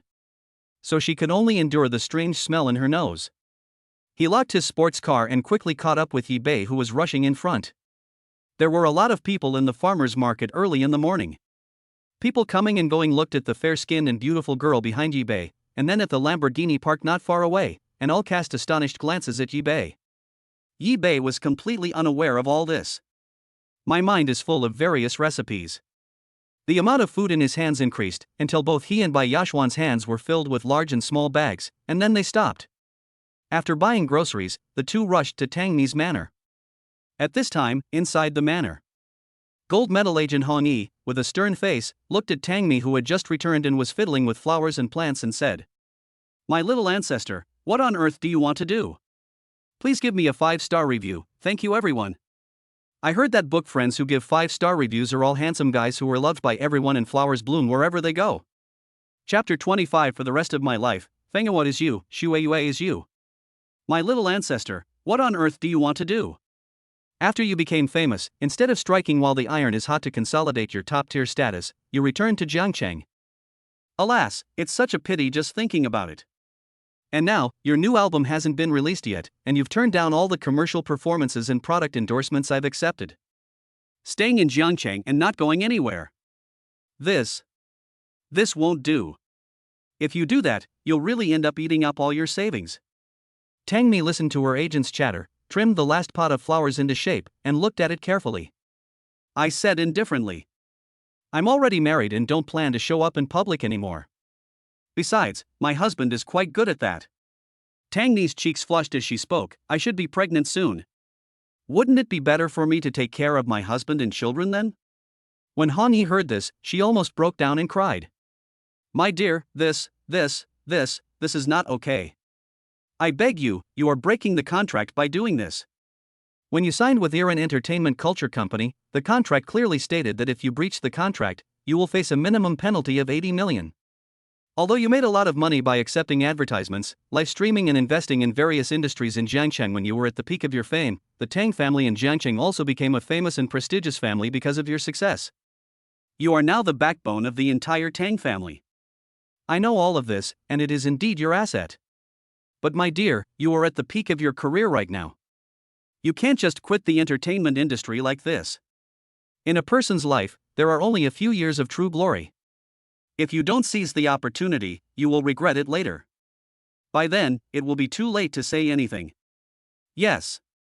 Han Yi's earnest words of advice were only met with a calm smile from Tangmi. Money is just a matter of money. Isn't it just 80 million in liquidated damages? Just tell the CEO of E Entertainment directly. He can sue me for breach of contract at any time. I've long been tired of this quagmire and swamp of the entertainment industry. Now that I'm married, I just want to spend time with him and live our own lives. I can eat his cooking in the morning and be hugged by him when I go to bed at night. This is the life I want. Seeing that Tangmi had become so unmotivated, Han Yi was so anxious that she almost cried. Persuasion would not listen, so he could only plead. Little ancestor, you are truly my ancestor. How could you have fallen into this state? What kind of magic potion did that man feed you? Is this worth it? Think about it carefully. If you don't go back to work, what are you two going to eat and drink in the future? And your child, from pregnancy to birth to school, that's going to cost money. If you don't consider the two of you, you should at least consider your future child, right? Tangmi still refused to budge. Without even looking at Han Yi, his tone was extremely firm. My husband is everything to me. Since I've married him, I have to fulfill my responsibilities as a wife. From the moment we got married, I vowed that I would never leave him again in this life, because I owe him so much. As for how we will live in the future and how to raise our child, you don't have to worry about that. I believe he can support me. These words made Han Yi feel endless despair. He had never thought that the artist he had personally trained not only got married without telling him, but was also willing to give up her future for a man. But the situation is not hopeless. When the boss sent me here, he gave me a wooden box and said that if persuasion failed, I should just give the box to Tangmi and Tangmi would definitely come back on her own. Han Yi really couldn't think of a way to make Tangmi change her mind. Finally, he gritted his teeth, took out the antique wooden box from his pocket, and placed it on the table beside him. Little ancestor, don't refuse too soon. Open it and see what's inside, then think about it carefully. I have something else to do, so I won't bother you for now. After saying this, Han Yi turned and left. Although Han Yi didn't know what was in the box, he firmly believed that this box would make Tangmi change her mind. His boss is unpredictable and has never failed in anything. Han Yi left and Tangmi picked up the wooden box. Bringing it slightly closer to your nose, you can immediately smell the fragrant aroma emanating from the box. Tangmi's heart suddenly skipped a beat, and her face became tense. This smell is so familiar. Could it be that the wooden box contains? At this time. Mimi, I'm back. Yi Bei's voice interrupted Tangmi's thoughts. She quickly put the box away, fearing that Yi Bei and Bai Yashuan would see it. Then he pretended nothing had happened and went to meet him. Yi Bei and Bai Yashuan were holding a wide variety of food ingredients in their hands. Thank you for your hard work, Yashuan. Go and have a rest. Your brother-in-law and I will take care of the rest. Tangmi took the bag from Bai Yashuan and carried the ingredients into the kitchen with Yi Bei. Bai Yashuan is helpless. With a wry smile on his face, he tugged at his clothes that were already stained with a strange smell and went back to his room to change. Tangmi was planning to help prepare the ingredients. But he was stopped by eBay. Dear Mimi, from now on the kitchen will be mine, or the nanny's, territory. Your skin is so good, you can't get it exposed to cooking fumes. Otherwise, my skin won't be smooth when I touch it at night. Tangmi. Ahem, bad guy, I'll let you touch my skin if it's nice. Mimi is saying that you won't let your husband touch you, but you let him touch someone else? That? I'm afraid it's not a good idea. Ah, bad guy, I'll strangle you to death. Tangmi pouted her pretty face cutely and pinched Yibei's cheek angrily. Yibei took advantage of the situation and hugged Tangmi into his arms. Silly Nini, I'm just kidding. You're the most beautiful woman in the country, and your husband will only touch you, be good. That's more like it. Then, husband, I won't do anything. I'll just stay here with you, okay? Okay, my dear big Mimi. Yibei kissed Tangmi happily and started to busy himself in the kitchen. He plans to make a big meal for lunch today. It is not only to replenish Tangmi's body, but also a complete and ritualistic farewell to her past life. Yibei felt mixed emotions when he thought about how miserable his life was in the past. But fortunately, everything has been dealt with now. Mom, Dad, and sister make me feel at ease. Bai Yashuan arranged for people from the debt collection company to handle the dispute with Lin Yuhan's family, and she herself was able to have some peace and quiet. Everything was better than I imagined. Even thinking about it now, it feels like a dream. Not only did he marry a super sweet and beautiful superstar sister, but he also obtained the perfect life system. Later. You must live a good life and make your life more perfect. Tangmi, who was standing aside, looked at Yibei almost obsessively as he carefully prepared the ingredients. Even though he was wearing ordinary home clothes, she still thought Yibei was very handsome. The way my husband cooks seriously is so heartwarming. So handsome. I really want to hug him. Love him so much. As she watched, Tangmi walked forward uncontrollably, put her arms around Yibei's waist from behind, and put her face against his broad back. Listening to his gradually accelerating heartbeat, I felt an unprecedented sense of security in my heart. It's great to have you as my husband. For the rest of my life, the wind and flowers are you, the snow and moon are you, the glory and splendor are you, the tenderness in my heart is you, and everything I see is you. I, Tangmi, will definitely live a sweet life with you for the rest of my life. Today, I will tell you all the secrets hidden in my heart. Because I love you, I am willing to show you my weaknesses. Yibei raised a happy smile and carefully put down the dangerous kitchen knife in his hand. He slowly turned around and hugged Tangmi in his arms. Honey, are you tired? Let your husband carry you back to your room to rest. Honey, I'm not tired. I just feel very happy. I want to hug you. Are you going to make me a lot of delicious food again? Tangmi raised her beautiful face and showed a charming smile. Dear Mimi, as long as you like it, it's no problem for your husband to cook you a full banquet, ha. Okay, Mimi, be good. Wait here for a moment. Your husband will be ready soon. I'll give you a good meal at noon so that I can have something more delicious to eat in the evening. Yibei scratched Tangmi's small upturned nose affectionately. Tangmi felt a surge of warmth in her heart, but also inexplicably shy. She couldn't help but raise her head, knowingly asking, and looked at Yibei cutely and asked, Husband, what is more delicious? It's you. You are a treasure from head to toe. Your husband will never be able to get enough of you even if he eats you for his entire life. Yibei put one hand around her sexy waist and gently stroked her pretty face with the other. The hand that was touched by the food was slightly cold, but when it touched Tangmi's delicate and fair cheek, it could not reduce the scorching temperature. As their eyes met, Tangmi moved closer to Yibei. Her already rosy face became even redder. Her heartbeat quickened as she stood on tiptoe, her beautiful eyes slightly closed. Pure leaflet.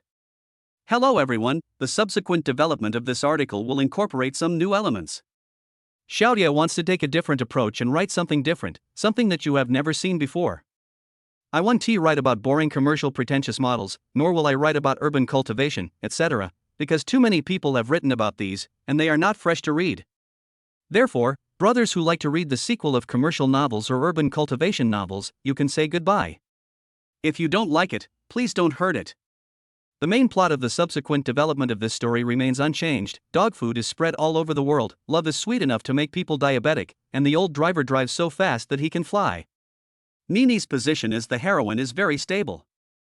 Xiaoye will always be set in the city, but it is higher than the ordinary city. As for what new elements are added, you will know when you watch it later. The quality of the show will never disappoint you.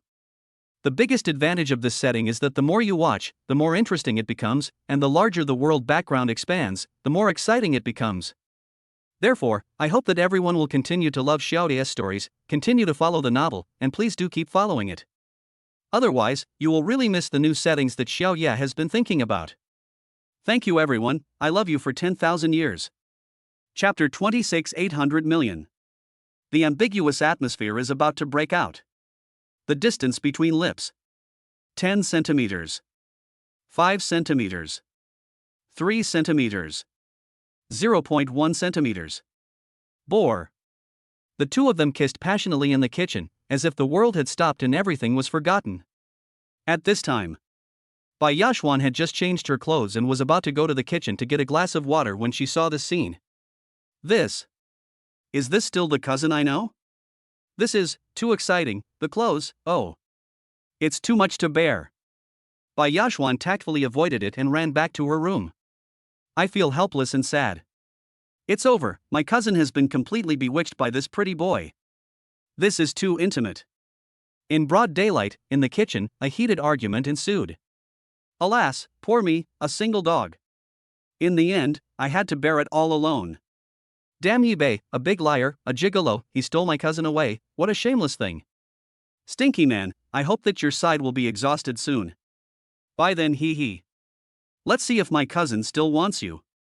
Although Yibei and Tangmi were being affectionate, they did not forget about lunch. Not long after. The dining table was filled with delicious food that looked tempting. Mimi, try this and this. These are my specialties. Yibei kept putting food into Tangmi's bowl. In the blink of an eye, a small hill of food formed in her bowl. As a big star, the most important thing in daily life is to stay in shape. Tangmi doesn't eat much. But at this moment, looking at the table full of delicious food that Yibei had worked so hard to prepare, she had already forgotten about maintaining her figure. As she ate the dishes that Yibei picked for her personally, her brows relaxed and she was completely immersed in the joy of enjoying the food. Seeing Tangmi enjoying herself so much, Yibei felt an overwhelming sense of accomplishment. By the way, seeing Bai Yashuan coming over to eat for a free meal didn't seem so annoying anymore. He even took the initiative to prepare bowls and chopsticks for Bai Yashuan. Sister-in-law, thank you for accompanying me to buy groceries early in the morning. Come and eat. Bai Yashuan took the dishes and chopsticks with a look of surprise. This, is the sun rising from the west? Yibei could actually be this polite? He even happily called me sister-in-law? Isn't it time for you to act all cocky and coerce me into calling you dad? She was full of doubts. But because my cousin was right next to me, I could only happily pick up the chopsticks with a fake smile on my face. But when she ate a piece of braised pork, her eyes widened uncontrollably. Wow, smells good. Oh my god. This is so delicious. Ever since my cousin became a big star and made a fortune, she has eaten a lot of delicacies from land and sea. But she had never eaten such delicious braised pork. Not only the braised pork, every dish on the table looked delicious. Without exception, Bai Yashuan immediately started eating with great joy. The more she ate, the more shocked she was. Every dish was incredibly delicious, satisfying her taste buds immensely. Brother-in-law, I didn't expect your cooking to be so delicious. Did you learn from a 3-star Michelin restaurant? How about I invest money and open a high-end restaurant for you? With this skill, you can make a lot of money just by making a few dishes. The taste of your dishes is really unique. They are the best I have ever tasted. Bai Yashuan praised Yibei's cooking skills generously. He even thought of a way for him to get rich. Unexpectedly. Yibei was unexpectedly unmoved and had no interest in the idea of getting rich. Thank you for the compliment, but I'd rather not open a restaurant. Money doesn't matter. Even if I'm a great cook, I only want to cook for Mimi. As soon as these words came out, Bai Yashuan was at a loss whether to laugh or cry when she heard this. Shameless. Yibei is awesome for describing someone who has no ambition and only wants to cling to rich women in such a refreshing and refined way. Yibei, why didn't I realize before that you were a genius at being a gigolo? I told you that if I gave you money to invest in a restaurant, you would make a fortune in no time, but you refused and insisted on staying with your cousin and living off her. What a shameless pretty boy. Yes. After hearing this, Tangmi was deeply moved. The look in her eyes when she looked at Yi Bei was even more tender. She completely ignored Bai Yashwan's existence, kissed Yi Bei on the spot as a reward, and picked up some food for Yi Bei. Bai Yashwan. This dog food sprinkled out of thin air really caught people off guard. Cousin. You were not like this before. I am your most beloved cousin, and you always care about me in various ways. But now you have this pretty boy and you don't even look at me. They also openly show their love. So sour. I'm so sour. Bai Yashwan ate the food like a greedy cat while rolling her eyes at Yi Bei in anger. Yi Bei and Tangmi had a happy and satisfying lunch. After eating and drinking their fill, Tangmi put down her chopsticks, and Yi Bei also put down his chopsticks.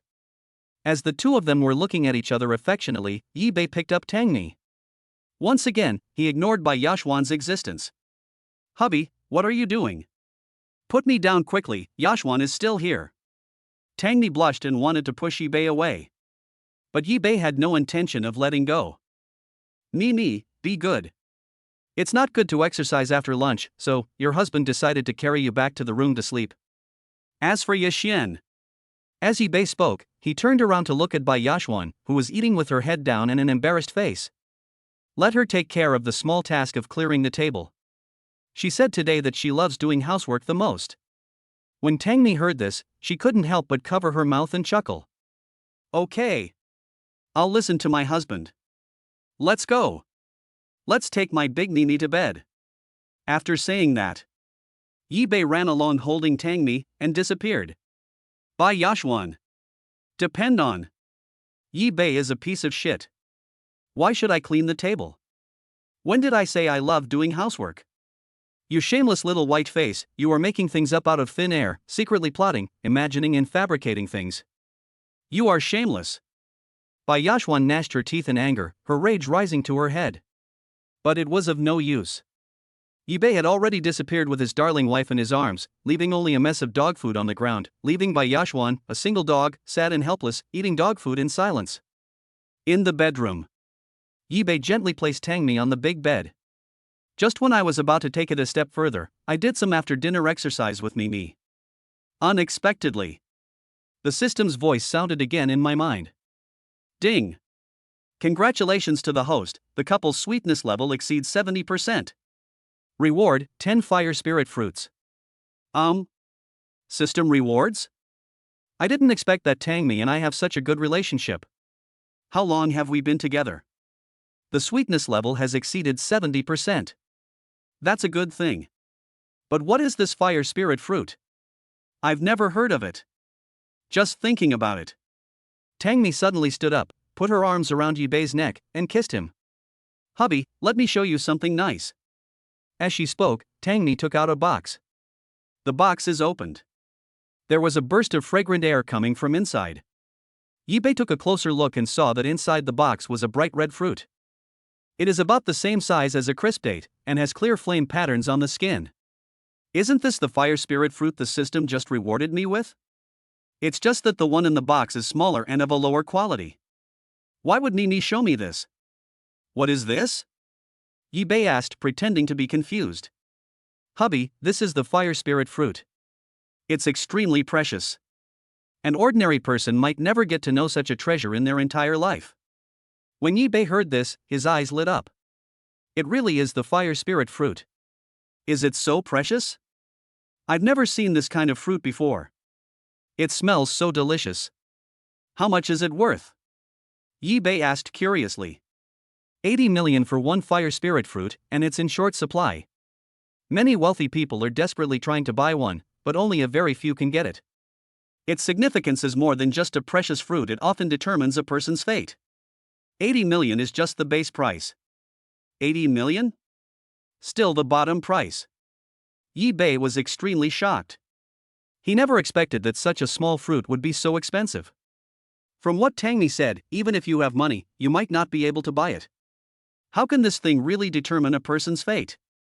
This is too mysterious. Could it be that it is even better than ginseng fruit? The 10 fire spirit fruits rewarded by the system are all much better in quality and size than the one in Tangmi's hand. Wouldn't each one be able to sell for at least 80 million? If you calculate it this way. Oh my goose. 800 million? I instantly had 800 million? Seeing the surprise on Yibei's face, Tangmi thought that he was too shocked by the fire spirit fruit in her hand. She was happy for a moment, hugged Yibei's neck, kissed him, and said, "Husband, the fire spirit fruit has a price, but you are priceless. This fruit is a gift from my wife. Take it and eat it. Eat this fruit, and your destiny will change. From now on, you will no longer be an ordinary person." Yibei was very touched. Nini was really generous to me. It was true love for me. But why does she love me so much, and why is she so nice to me? At the same time, Yibei was also curious, would eating the fire spirit fruit change his fate? How did it change? Yibei slowly picked up the fire spirit fruit from the box and asked curiously, "Wife, I'm no longer an ordinary person? Then who will I be in the future?" Chapter 27. Eat a fire spirit fruit. Tangmi sat up straight, looked at Yibei seriously and said, "He is an extraordinary person, someone who is different from ordinary people. After eating the fire spirit fruit, the human body will stimulate its innate potential and become a person with extraordinary powers. In this world, besides ordinary people, there are many extraordinary people. They hide in our lives in various professions. Perhaps, ordinary people will never know that there are extraordinary people in this world. And I am also an extraordinary person. My superpower not only makes me look superb, but also gives me a beautiful singing voice. No matter what kind of song I sing, I can sing it to perfection. That's why I became so popular in the entertainment industry." After hearing these words, Yibei was so surprised that he couldn't express it in words. So that's how it was. I thought the system was magical enough. I didn't expect that my wife actually had superpowers. This really opened the door to a new world. Stranger, a person who is different from ordinary people. Then, since I have the vigorous skill awarded by the system, does it mean that I am also an extraordinary person? Or, only those who develop superpowers after eating the fire spirit fruit can be called extraordinary people? Having said that, this fire spirit fruit is really magical. Dear, does this fire spirit fruit develop special abilities in people, or does it directly change their physique? Tangmi quickly explained. It depends on the situation. For ordinary people, eating the fire spirit fruit can stimulate their innate abilities. After an alien eats the fire spirit fruit, it will have a blessing effect on his superpowers, which means his superpowers will become stronger. As she spoke, Tangmi pushed Yibei's hand. "Hubby, eat this fire spirit fruit quickly. It will quickly activate your innate abilities. I'm quite curious about what your superpower is." Tangmi didn't know that Yibei had a system. In her eyes, Yibei was just an ordinary person at this moment. Yibei brought the fire spirit fruit close to his nose and smelled it. The strange fragrance was truly fascinating. Gurgle. My Adam's apple couldn't help but roll. Anyone who smells this fruit will drool. Yibei was envious and touched in his heart. Nini is so good to herself. She gave me such a precious thing, worth 80 million, without hesitation. It really is true love that is worth real money. Nini is so open with me, how could I, Yibei, let her down? A drop of water should be repaid with a spring. Dear Nini, your husband must make you profit this time. Think about this. Yibei planned to eat this poor quality fire spirit fruit first, and then take out 2 good quality fire spirit fruits from the system and give them to Tangmi.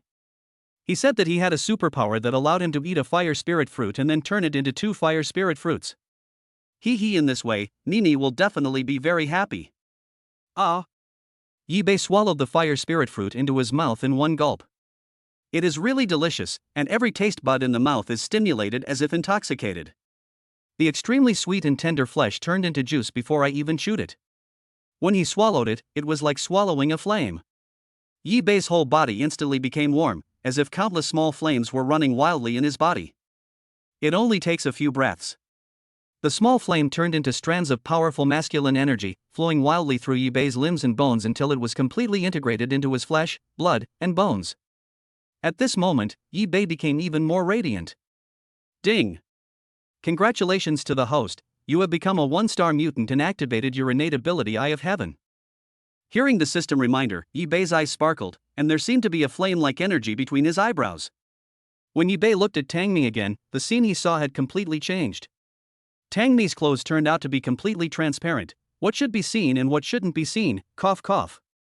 Even the blood flow throughout her body, the circulation of energy in her meridians, and her heartbeat could be seen clearly. Wherever Yibei focuses his attention, it will become even clearer. This feeling. It's like having X-ray capabilities in your eyes. No. It's even better than X-rays. As he looked, Yibei discovered that there was a small white tail tattooed on Tangmi's lower back. Looking at the shape, it looks like a fox's tail. It is furry and not only very cute but also very beautiful. Yibei's intuition told him that this tail tattoo contained extremely powerful energy. But last night, when he and Tangmi were making love in bed, he clearly didn't see anything. Yibei still remembers it clearly. At that time, Tangmi was lying on her stomach, and she was. I didn't notice any tattoos on her body, so what's with this cute little tail that is so well hidden?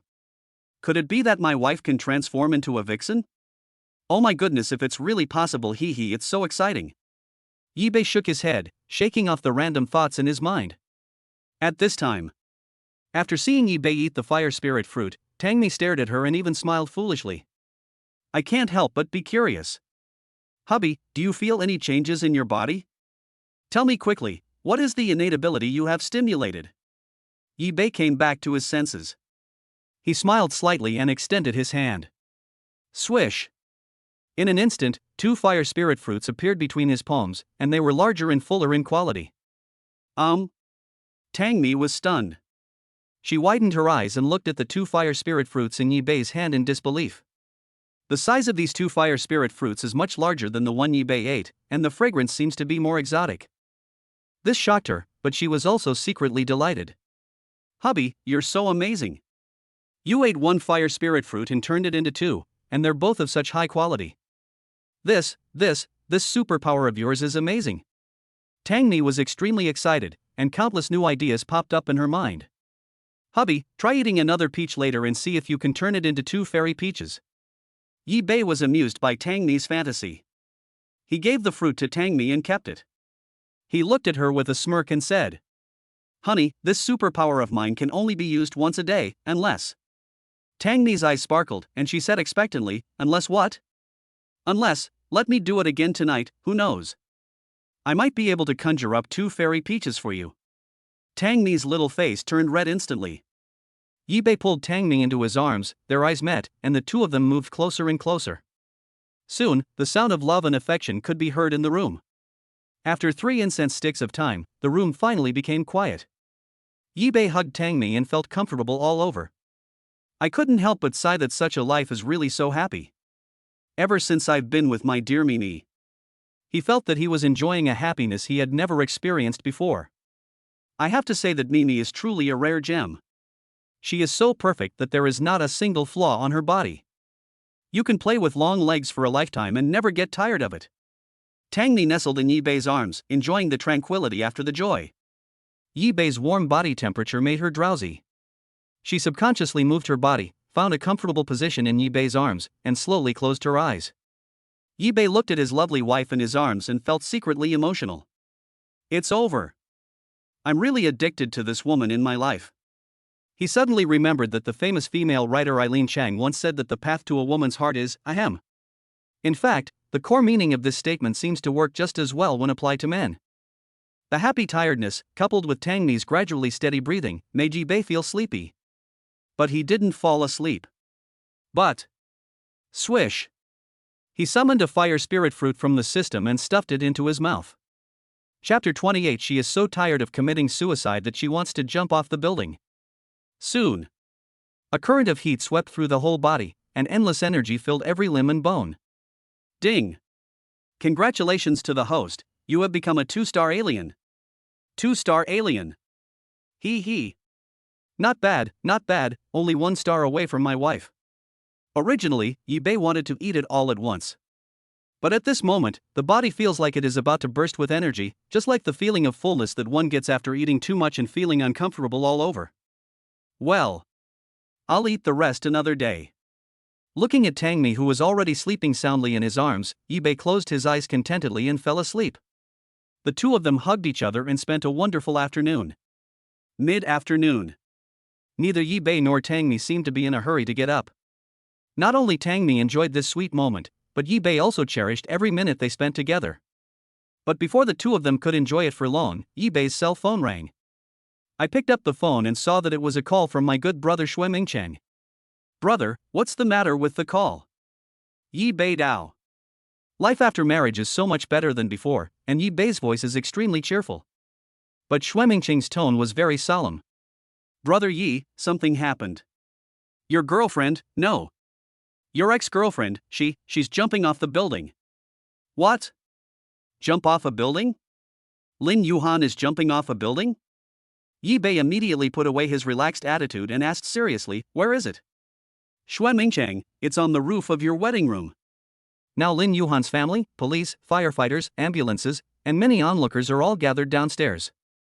When Yi Bei heard the commotion, he was even more confused. How could this happen? He thought that the Lin family would not let it go, but he never thought that Lin Yuhan would actually jump off the building. Why did she jump off the building? Couldn't the police save her? Yi Bei asked. Shui Mingcheng sighed. She couldn't be saved. If she could have been saved, she would have been saved earlier. She was sitting in the corner of the rooftop, but the operating space was too small, and she didn't let anyone get close. The police were afraid she might jump out of control, so they sent several groups of people to negotiate with her, but to no avail. She also said that her life was meaningless, that the man she loved most abandoned her on their wedding day and married her best friend, and that her life was completely dark and bleak. She kept calling your name. Brother, come here quickly. Even if I don't call you, I guess the police will contact you. Yi Bei was speechless. I'm already married, so it has nothing to do with you, Lin Yuhan, right? What are you doing? Ask yourself honestly, Yi Bei doesn't owe you anything. As for doing this to me? Coming up to my house and jumping off the building? That's not like you at all. Forget it, what is coming will come eventually. Okay, Mingcheng, I understand. Tell the police I'll be there right away. Okay, brother Yi. After ending the call, Yi Bei stood up and prepared to change clothes and leave. Tangmi stood up and followed Yi Bei. Honey, let me go with you. If she really jumps off the building and commits suicide by accident, I think you will feel very guilty. I have a way to make her safe and sound, and also to see the true faces of her family. Tangmi heard the conversation clearly. Being smart, she figured out what was going on after a little thought. Originally, Tangmi didn't intend to pay any attention to Lin Yuhan, but this woman was really going too far. She actually wanted to take her husband away in this way? Haha, that's ridiculous. Mimi, there are a lot of people at the scene. I'm worried that your identity will be leaked. I'm afraid it will have a bad impact on you. Yi Bei looked at Tangmi with concern. Don't worry, my dear husband. I am also an alien after all, and not just an ordinary alien. I won't be easily discovered. Tangmi smiled confidently and took Yi Bei's hand. Yi Bei nodded in agreement. The two of them didn't waste any time and quickly changed their clothes. Tangmi changed her clothes as quickly as possible. A baseball cap, sunglasses, a black mask, tights, and a pair of sneakers. This seemingly simple outfit, when paired with her almost perfectly proportioned figure, instantly becomes extraordinary. Beneath the pure girl's outfit lies the stunning beauty of a cool and elegant lady. However, when covered by a hat, sunglasses, and a mask, he exudes a cold and majestic temperament. Honey, actually, a skirt suits your temperament better. Why do you want to wear sportswear? Yi Bei was a little puzzled. Tangmi adjusted her sunglasses and said, of course it's to make it easier to save people. Wearing a skirt is not convenient. Listen to this. Yi Bei felt touched. Not only did Tangmi not care about meeting Lin Yuhan herself, she also risked being recognized and wore sportswear to save people. Dear Mimi, you are so considerate. Husband, let's go. Tangmi picked up the car keys and went downstairs first. Bai Yashuan, who was watching short videos on the sofa, saw that her cousin was dressed very tightly and knew that she was going out. And, you're going out with Yi Bei, that pretty boy? The two seemed to be in a hurry. Are we really going to have a wild battle? Oh my god, cousin, what on earth has this pretty boy drugged you into? Why is he so proactive? No, I have to stop you. I can't let you go astray, cousin. Ahem. Cousin, what are you guys in such a hurry to do? Bai Yashuan ran up and asked with a smile. Tangmi replied casually, Go away, it's none of your business. Bai Yashuan. Cousin, how could you do this? I care about you so much, and you actually asked me to stay away? Bai Yashuan felt a pang of sadness in her heart. Cousin, you were not like this before. Ever since you had this little white, your brother-in-law, you've been mean to me. However, when she felt Tangmi's cold eyes behind the sunglasses, she immediately fell silent. Aw, no love anymore. This is all the fault of the hateful Yi Bei. You shameless bastard, you stole my cousin away. I hate you so much. Just wait for me. My cousin once said that I am her most beloved sister, and one day, she will turn me into an alien. Snort. When I become an alien, I will beat you to a pulp. Buzz. Tangmi drove a black diamond Rolls-Royce Phantom, took Yi Bei out of the manor and headed straight for the Jinyu community where the wedding house was located.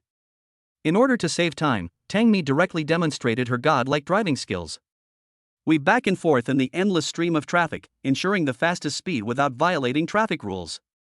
Yi Bei, who was sitting in the passenger seat, watched Tangmi's smooth operation intently all the way. The shock in my heart cannot be described in words. How many years of driving skills does it take to be able to drive a car like this? Waiting for the traffic light. Tangmi noticed the shock in Yi Bei's eyes. With a sweet smile, she explained. Hubby, this is just the most basic strength of an alien. You will be able to do it easily in the future. Yi Bei understood it in his heart, but Tangmi's superb driving skills still made him experience extraordinary excitement. The half-hour journey from the manor to the Jinyu community was shortened to 10 minutes. After Yi Bei got off the car, he felt that the road under his feet was floating. Shui Mingcheng, who was in the crowd, saw the two of them and immediately came forward. Brother Yi, so soon? I thought you would take a while to get here. Bai Yashuan? Why are you here too? He looked at Tangmi, who came down from the driver's seat and subconsciously mistook her for Bai Yashuan. I suddenly felt a sense of worry in my heart. Brother Yi, you are confused. How can you bring Bai Yashuan here? Now Lin Yuhan is crying and wants to jump off the building. If she knew that Bai Yashuan is here too. I'm afraid I'll jump off the building if I get too excited. Chapter 29, Nini's wife is so cool. Tangmi didn't respond to Shui Mingcheng's words, but just pulled the black mask on her face, obviously not wanting to be recognized. Shui Mingcheng didn't ask any more questions. The most important thing right now was to save people. Now, the entire building has been blocked by police and no one is allowed to enter. When the police saw Yi Bei and his companions, they stopped them immediately. Yi Bei Gang wanted to explain and reveal his identity.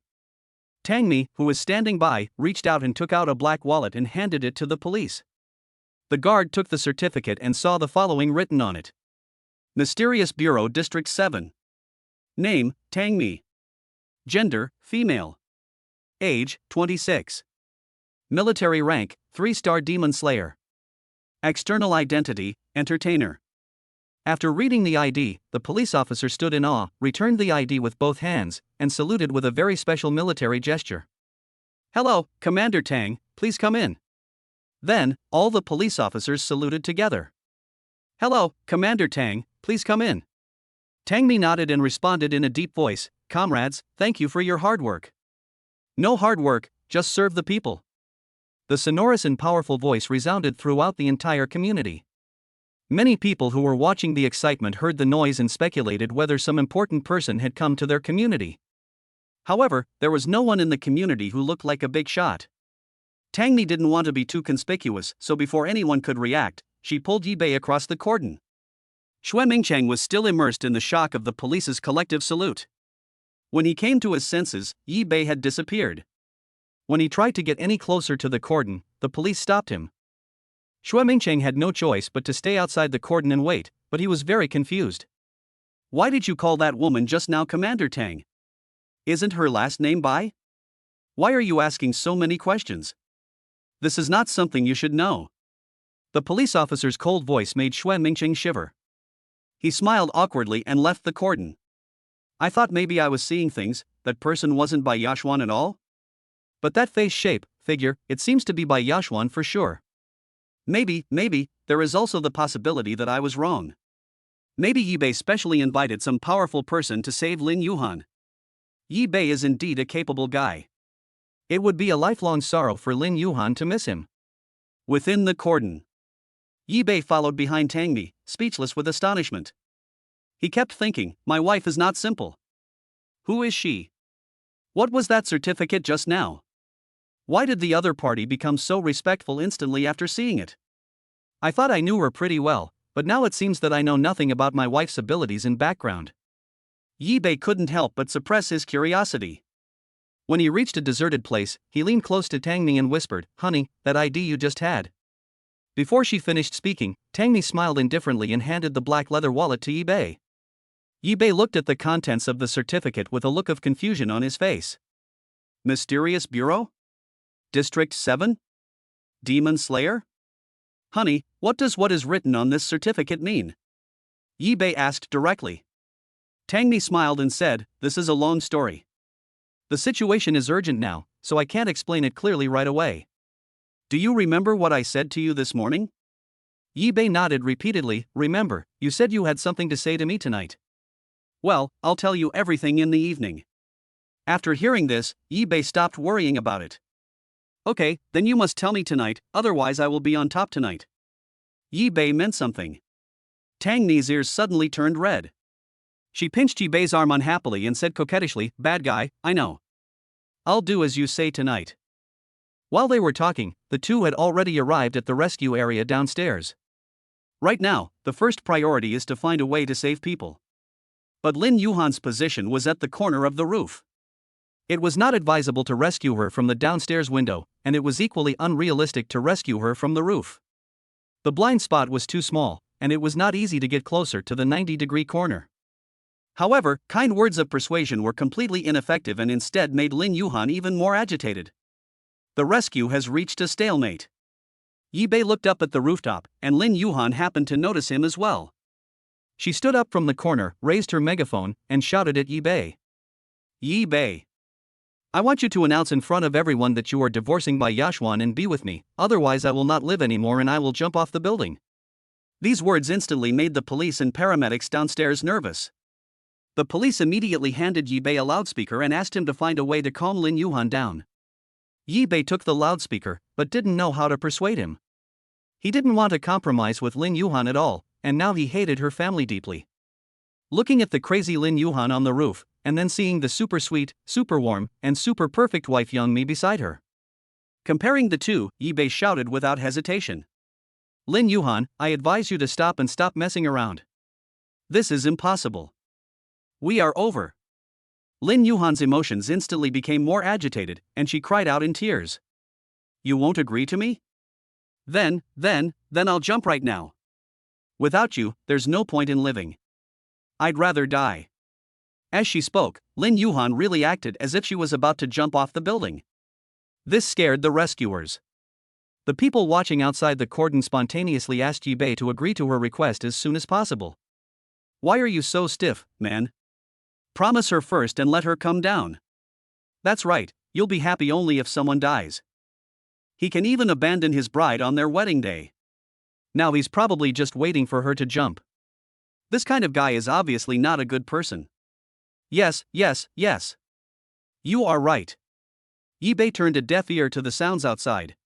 He was sure that Lin Yuhan didn't dare to jump. Yi-bei knew her courage very well. If she really wanted to jump, she would have done so long ago and would not have waited until now. He just wanted to threaten me, force me to make a new choice in public, and then let the public humiliate me.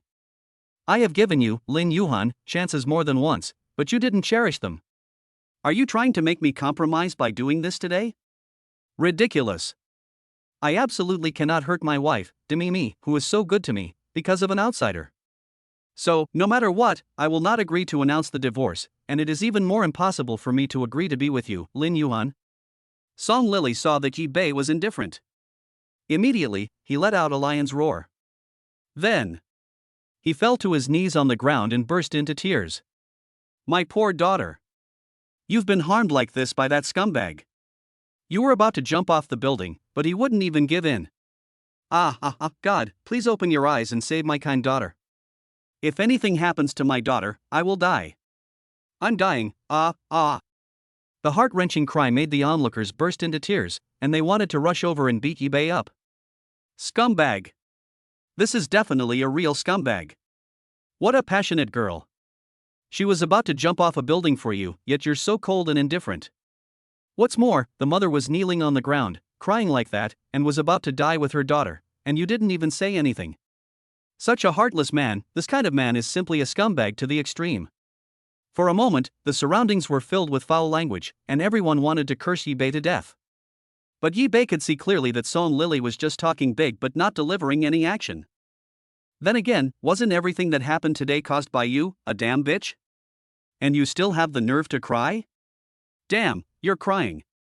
For the sake of your stupid son, you forced Lin Yuhan and me to ask for money all the time, and you wanted to squeeze my whole family dry. I get annoyed when I see you. You still want me to compromise? Damn it. You'd better be lucky if I don't kick you twice. Just when Yi Bei was gritting his teeth in anger, Song Lily once again started to act out, crying loudly while crawling to her knees in front of Yi Bei, grabbing Yi Bei's trouser legs. Yi Bei, please be kind. I kneel down for you for my daughter. All the mistakes are my fault. Please save my daughter. I beg you, please speak up. Please announce your divorce from Bai Yashuan and agree to be with my daughter. As long as you're with my daughter, I don't want a betrothal gift, a wedding house, or a car. I don't want anything. Please save my daughter. Yi Bei suppressed the anger in his heart and his disgust towards Song Lily. Take a deep breath and pretend not to hear or see. Chapter 30. A family of three choose one. Seeing that Yi Bei still didn't fall for it, Song Lily's eyes flashed with malice, and she burst into tears again. If anything happens to my daughter today, it's all your fault. It's all your fault. By then, let alone owing you 400,000 yuan, even if I owe you 10 million yuan, you still can't make up for the pain my daughter suffered from jumping off a building and dying. You could have saved her, why didn't you? Why? Ah. My poor daughter. Yi Bei looked at Song Lily's ugly face and couldn't help it. He took a step back and shouted angrily. Song Lily, that's enough. Enough with the show, you just don't want to pay me back? Why resort to such shady tactics? Lin Yangwei was surprised to see Yi Bei dare to speak to his mother like that. Regardless of how many people were watching, he pointed at Yi Bei's nose and cursed. You're the one playing dirty tricks. My mom doesn't want to pay back the money, that's not the case. This is all your fault, you idiot. If you hadn't hired someone to go to our house and ask for money, would my sister have been forced to jump off the building? When Yi Bei heard this, he was angry and wanted to laugh. It seems that I guessed it right. Lin Yangwei is a brainless idiot. He can't even speak. Isn't this just trying to cover up the truth? It turns out that today's incident is ultimately about money. It was he who asked Bai Yashuan to hire someone to collect the money. Song Lily didn't want to pay it back, so she came up with a vicious plan and forced her daughter to jump off the building. Now, everyone's attention was on Yi Bei and Song Lily. No one noticed Tangmi beside Yi Bei. Tangmi didn't say anything the whole time, just watching the Lin family's every move thoughtfully. At this time, Lu Shura, the captain of the police force in charge of the rescue, saw that things had become so stagnant. He walked to Tangmi and whispered gratefully. Commander Tang, this situation is really difficult to handle. If something happens to Lin Yuhan, you will have to take action. By the way, do you have a better rescue plan? Tangmi nodded. Remove all rescue measures, leaving only the paramedics, and disperse all other personnel. Then seal off the scene, and no one is allowed to see what is happening here. Lu Shua's face was full of surprise. He never expected that the rescue plan proposed by Tangmi would be so extreme. How can this be?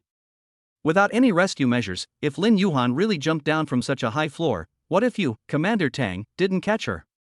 Wouldn't that cost lives? Someone died, then I have a big responsibility. Thinking of this, Lu Shua's face was full of sorrow. Commander Tang, I'm afraid. This is in order. Also, clear out those paparazzi who are trying to film the news. Although Tangmi was wearing sunglasses and a mask and her expression could not be seen clearly, the majesty in her tone made Lu Shua dare not disobey at all. Well, Commander Tang is from the mysterious bureau after all, so he should be very strong. She would come up with such a rescue plan because she must be fully confident that it could guarantee Lin Yuhan's safety. Yes, I obey your command. I feel relieved with Commander Tang here. Lu Shua agreed and immediately went to carry out the order. Song Lily and Lin Yangwei were still pestering Yi Bei, not noticing that the surrounding onlookers, police, firefighters and reporters had already begun to be forcibly evacuated. When the two came to their senses, not only had the cordon been removed, but even the people who came to rescue them had disappeared. Only one ambulance remained at the scene. Seeing this, Song Lily was completely confused.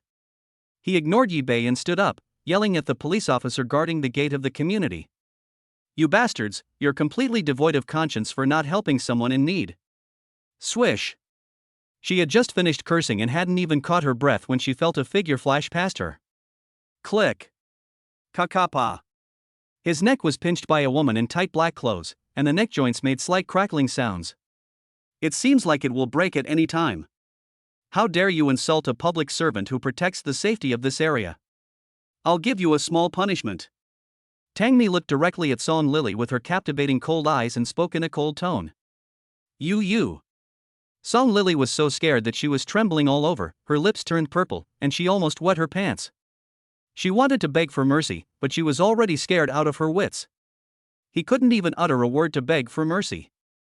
Lin Yangwei was also very frightened, and the hairs on his body stood up. This woman in black was so terrifying that the air around her seemed to cool down the moment she approached. Seeing this, Yi Bei was surprised and secretly happy, but he was still a little worried about Tangmi. If Song Lily gets hurt, she will be blackmailed endlessly in the future. It's really a headache. Lin Yangwei noticed Yi Bei's expression and immediately guessed that this woman must be related to Yi Bei. He immediately rushed to Yi Bei and roared at him, "Fuck you, Yi Bei, this is all your fault. Hurry up and let that idiot woman release my mother." Yi Bei heard it. "Damn it. If a tiger doesn't show its might, do you think I'm a kitten? I can pet it whenever I want? How dare you disrespect my dear wife? Go to hell, you idiot." Yi Bei was furious and punched Lin Yangwei. Bang! A heavy punch hit Lin Yangwei's face, and 3 teeth flew out. Lin Yangwei was thrown sideways and his head hit a nearby lamppost. If he crashes into it, Lin Yangwei's life will be over. It was not until he flew out that Yi Bei felt a pang in his heart. Oh no! He accidentally used too much force. Swish! Just as Lin Yangwei was about to hit the lamppost, a black shadow flashed by, grabbed Lin Yangwei's neck with bare hands, and lifted him up. "Hubby, don't worry about what happened today. You will have plenty of opportunities to show your abilities in the future." Tangmi smiled at Yi Bei. Yi Bei felt warm in his heart. What a good wife. Just when I was about to say, "Wife, you are awesome." Whoosh!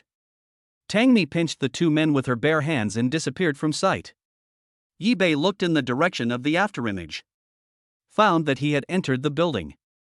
As soon as I looked up, I saw Tangmi had appeared on the roof with Song Lily and Lin Yangwei. The two of them were also asked to sit side by side with Lin Yuhan. Seeing the reunited family of 3, Tangmi raised the corners of her mouth slightly and said in a charming voice, "Jump, one of you 3 must take the initiative to jump. Or I'll push all 3 of you off." Song Lily was so scared that she burst into tears, her body trembling and her head slightly tilted. Looking at the empty downstairs, with only Yi Bei and an ambulance left, he suddenly felt panic-stricken and his scalp went numb. What 400,000? What does it matter whether your own daughter lives or dies? She didn't care about anything. She just cried loudly and kept begging Tangmi beside her. "Aunt, please let us go. We know we were wrong and we won't do it again. Look at Lin Yangwei again." He was already so scared that tears were streaming down his face, his body was twitching, his clear mucus was flowing out and he was inhaling it, flowing out and inhaling it again. He was a real coward. Whoa. We were wrong. Please, lady, let us go. We didn't mean to cause trouble. 400,000 is simply too much. We can't afford it. Tangmi ignored their pleas and smiled coldly. It's only natural to pay back debts. When you forced Yi Bei to pay 400,000 yuan for the betrothal gift, why didn't you think it was too much? When you guys stopped me and asked for 100,000 yuan for admission, why didn't you think it was too much? Today, even if your whole family jumps from here, you will deserve it. Okay, discuss it. One of you has to jump, or you'll be pushed down together. Chapter 31 Mimi's Showdown. The 3 of them turned pale. Song Lily and Lin Yangwei looked like fools, trembling, and not daring to fart. Lin Yuhan, who was standing by, was so scared that she burst into tears and didn't know what to do for a moment. She did have thoughts of committing suicide, but she still thought that Yi Bei would divorce Bai Yashuan and return to her in order to save her. In this way, the Lin family would not have to pay back the 400,000 yuan, and her mother and brother would not keep forcing her. But who would have thought that such a terrifying person would appear out of nowhere? At this rate, they would never be able to escape from this woman's control. But whether it was her mother or her younger brother Lin Yangwei, she didn't want them to die. After all, they are blood relatives. Seeing that the three of them were dragging their feet and had no intention of discussing things, Tangmi's eyes behind her sunglasses grew colder and colder. "I'll count to tens. If no one jumps within 10, I'll push you down." Lin Yuhan panicked and didn't dare to continue the stalemate. She immediately put down her attitude and pleaded with Tangmi. "I was wrong. I will never bother Yi Bei again. Please let my family go." Tangmi pretended not to hear anything, turned around and began to count down, 10, 9, 8. This number was like a death warrant, making Song Lily's face turn pale. She even felt that the woman in front of her was definitely a powerful killer. They simply can't afford to offend such people. It seems that someone has to jump down to end today's matter. She turned and looked at her son and daughter beside her. Without hesitation, she grabbed Lin Yuhan's sleeve and said, "Yuhan, you are the older sister, you should jump. Your brother is still young, and you can't ruin him." Lin Yuhan. She was instantly struck by lightning. He looked at his mother with despair in his eyes. She desperately forced Yi Bei to give the Lin family 400,000 yuan, wasn't it just to help Lin Yangwei get married? In the end, her mother actually put the whole thing on her head? What's wrong with being a sister? You're still a mother? Why aren't you dancing? Mom, I don't want to die. Lin Yuhan was halfway through her words when she felt a hard push on her body. The sudden feeling of being suspended in the air caused her tear glands to flow out of control. Ah! She looked at the indifferent expressions of Song Lily and Lin Yangwei sitting on the roof, and endless despair appeared in her eyes. Yi Bei, who was standing downstairs, couldn't help but frown when he saw Lin Yuhan being pushed down by Song Lily. Depend on. Even a tiger won't eat its own cubs? Song Lily actually wanted to kill Lin Yuhan with her own hands? Damn, what a sin. Yi Bei subconsciously rushed downstairs to pick up Lin Yuhan. If it were in the past, he would definitely not have reacted so quickly. But now he is already a 2-star alien. There is tremendous energy in his body, which doubles his strength and makes his speed terrifyingly fast. But when he rushed downstairs, he failed to catch Lin Yuhan. He just saw a figure flash before his eyes, and Lin Yuhan disappeared. Looking more closely, it turned out that Tangmi caught Lin Yuhan before him. However, the next second, Tangmi threw the person to the ground. Yi Bei was wondering why she threw the person on the ground instead of sending him to the ambulance. Tangmi hooked one hand around Yi Bei's neck, pulled down the mask with the other, leaned forward and kissed him, saying, "Okay, we're done, let's go." Yi Bei couldn't recover for a long time. Is it over? But Song Lily and Lin Yangwei were still sitting on the roof. And Lin Yuhan, although she didn't fall from the building, she seemed to have fainted. Is it really okay to just leave her on the ground like this? Seeing Yi Bei constantly looking in Lin Yuhan's direction, Tangmi made a gesture. Before he could react, he was dragged into a Rolls-Royce Phantom. The moment the car started to leave, Yi Bei saw the medical staff and the ambulance running towards Lin Yuhan with rescue supplies. On the way back, the car was still speeding. Tangmi glanced at Yi Bei and said sourly, "Honey, you can't still let go of Lin Yuhan, right?" No. Yi Bei quickly denied, "I'm just worried someone might die." Tangmi smiled and said, "You don't have to worry about that. Lin Yuhan will be unconscious for a while. I used some superpowers on her. The medical staff in the ambulance will take her to the hospital for care." For the next month, she could only hear and see, but could not express any information to the outside world. I think that after this month, she should be able to see her family's true colors clearly. By then, she should choose a new life. Yi Bei understood in his heart that this was probably the greatest tolerance that Mimi could show.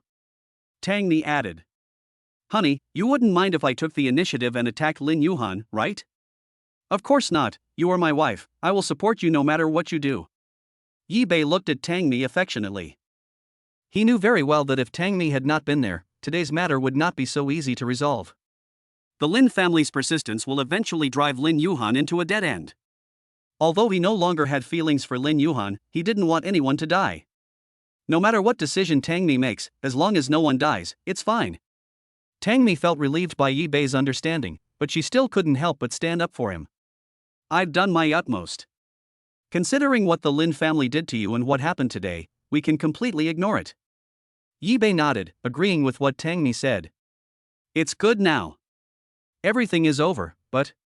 Tangmi asked while driving, but what? Song Lily still has to pay back the 400,000 yuan she owes me, and not a penny less. Yibei's indignant look made Tangmi laugh. She controlled the steering wheel with one hand and gave Yibei a thumbs up with the other. Well done, husband. You are worthy of being my Tangmi's man. Okay. I have to take this money. By the way, husband, you're already an alien now. Have you thought about what you want to do in the future? For example, you could use your power to protect our motherland and become a hero. Yibei thought seriously for a while, looked at Tangmi and said, My dear, you are right. With great power comes great responsibility. Now that I have power far superior to that of ordinary people, I should shoulder my own responsibilities. Tangmi was very happy when she heard that Yibei had such ideological awareness. So, dear, you also want to join District 7? Yibei shook his head. No, I think I'm still suitable for being a gigolo. You serve the motherland and protect the people, and I will protect you. When Tangmi heard this, her heart was filled with warmth. Although Yibei's idea is a bit unmotivated, but for Tangmi, it is really touching. After her rebirth, she wished Yibei could be by her side all the time, and now this wish has finally come true. Of course, she didn't want Yibei to take the risk of going to District 7. However, it would be very worth looking forward to if the couple could fight side by side in District 7. Tangmi was just thinking about it when she noticed Yibei suddenly approaching. Honey, we agreed before that I'll be on top tonight, no regrets. Cough cough. Tangmi had difficulty breathing and couldn't help coughing a few times. Her pretty face was stiff, she didn't dare to look at Yibei, she just murmured softly, Humph. Big bad guy, really, can't be serious for more than 3 seconds. I can't help it. My wife Mimi is so delicious, I'm addicted to it. Hee hee, big bad guy. The two returned to the manor and wanted to have a passionate affair, but it was already dinner time. Bai Yashwan has already asked the nanny to prepare a sumptuous dinner. Tangmi sat at the long table in the restaurant, looking at Yibei with an obsessed look on her face. Dear, eat quickly. If you keep looking, I will eat you. Yibei picked up a piece of black pepper beef and put it in his mouth. Tangmi blushed and looked away. Yibei chuckled and asked. By the way, Mimi, what's all this about the mysterious bureau, District 7, and the 3-star demon slayer mentioned on your ID? Can you tell me now? Tangmi nodded and explained while eating. The Mysterious Bureau is the highest-level mysterious organization in Dragon Country, composed entirely of extraordinary people with extraordinary abilities. Yibei, what about the 7th District? Does it represent the 7th District in the Mysterious Bureau?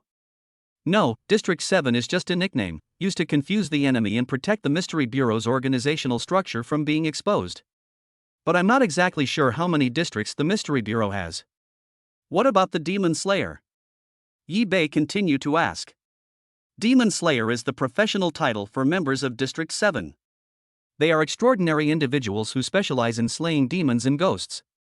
Xingji represents the strength of the Demon Slayer. This world is not as peaceful as it seems. In places that ordinary people cannot see, there are countless demons, monsters, and evil forces. The members of the Mysterious Bureau are there to secretly suppress them. Members of the Mysterious Bureau shoulder the heavy responsibility of defending the country and protecting the people, but because of their unique circumstances, they remain relatively unknown to the public. Chapter 32 3000 Shura Demon Army. Yibei listened thoughtfully and felt that Nini's wife was really great. She is the queen of the top stream who is popular all over the country, a demon slayer who protects peace in the darkness, and a good wife who only acts coquettishly and sweetly to herself. It is my blessing to have this woman. I, Yibei, must have saved the earth in my previous life. Just as she was thinking about it, Tangmi spoke again. However, not all aliens will join the Mysterious Bureau and become the side of justice. There are 2 types of aliens. One is kind. Some of them hide among the people, while others choose to join the Mysterious Bureau. And the other kind, the aliens, are extremely evil. They practice evil techniques. They secretly form cliques and establish various evil forces. Many will even collude with demons and monsters in an attempt to overthrow the world and destroy this hard-earned era of peace and prosperity. When mentioning these villains, Tangmi's tone became a little colder than before. After hearing this, Yi Bei was extremely shocked. He had never imagined that there were so many strange things in this world. Mimi, this is the secret you promised me this morning, right? Tangmi shook her head. No, the secret I want to tell you is something else. Yi Bei's curiosity was immediately aroused. What could be more secretive than the mysterious bureau?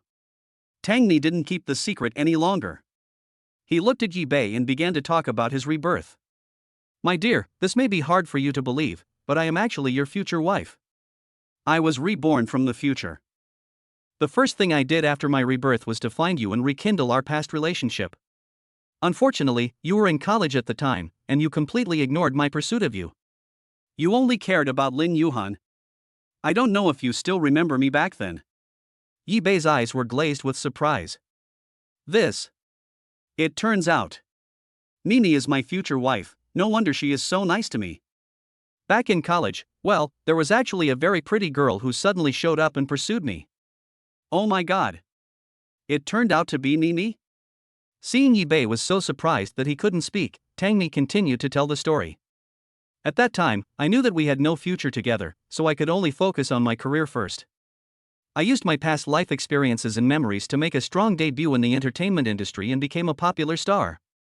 But I never imagined that there are so many extraordinary people in the entertainment company I signed with, and the backer behind this company is the Mysterious Bureau. But it doesn't completely belong to the Mystery Bureau. In short, the two are closely related. After that, my fame in China grew. My boss at the entertainment company gave me a fire spirit fruit, which allowed me to successfully unleash the potential of my previous life. Later, I was selected by the Mysterious Bureau because of my outstanding abilities. I received 3 months of professional training from the Mysterious Bureau.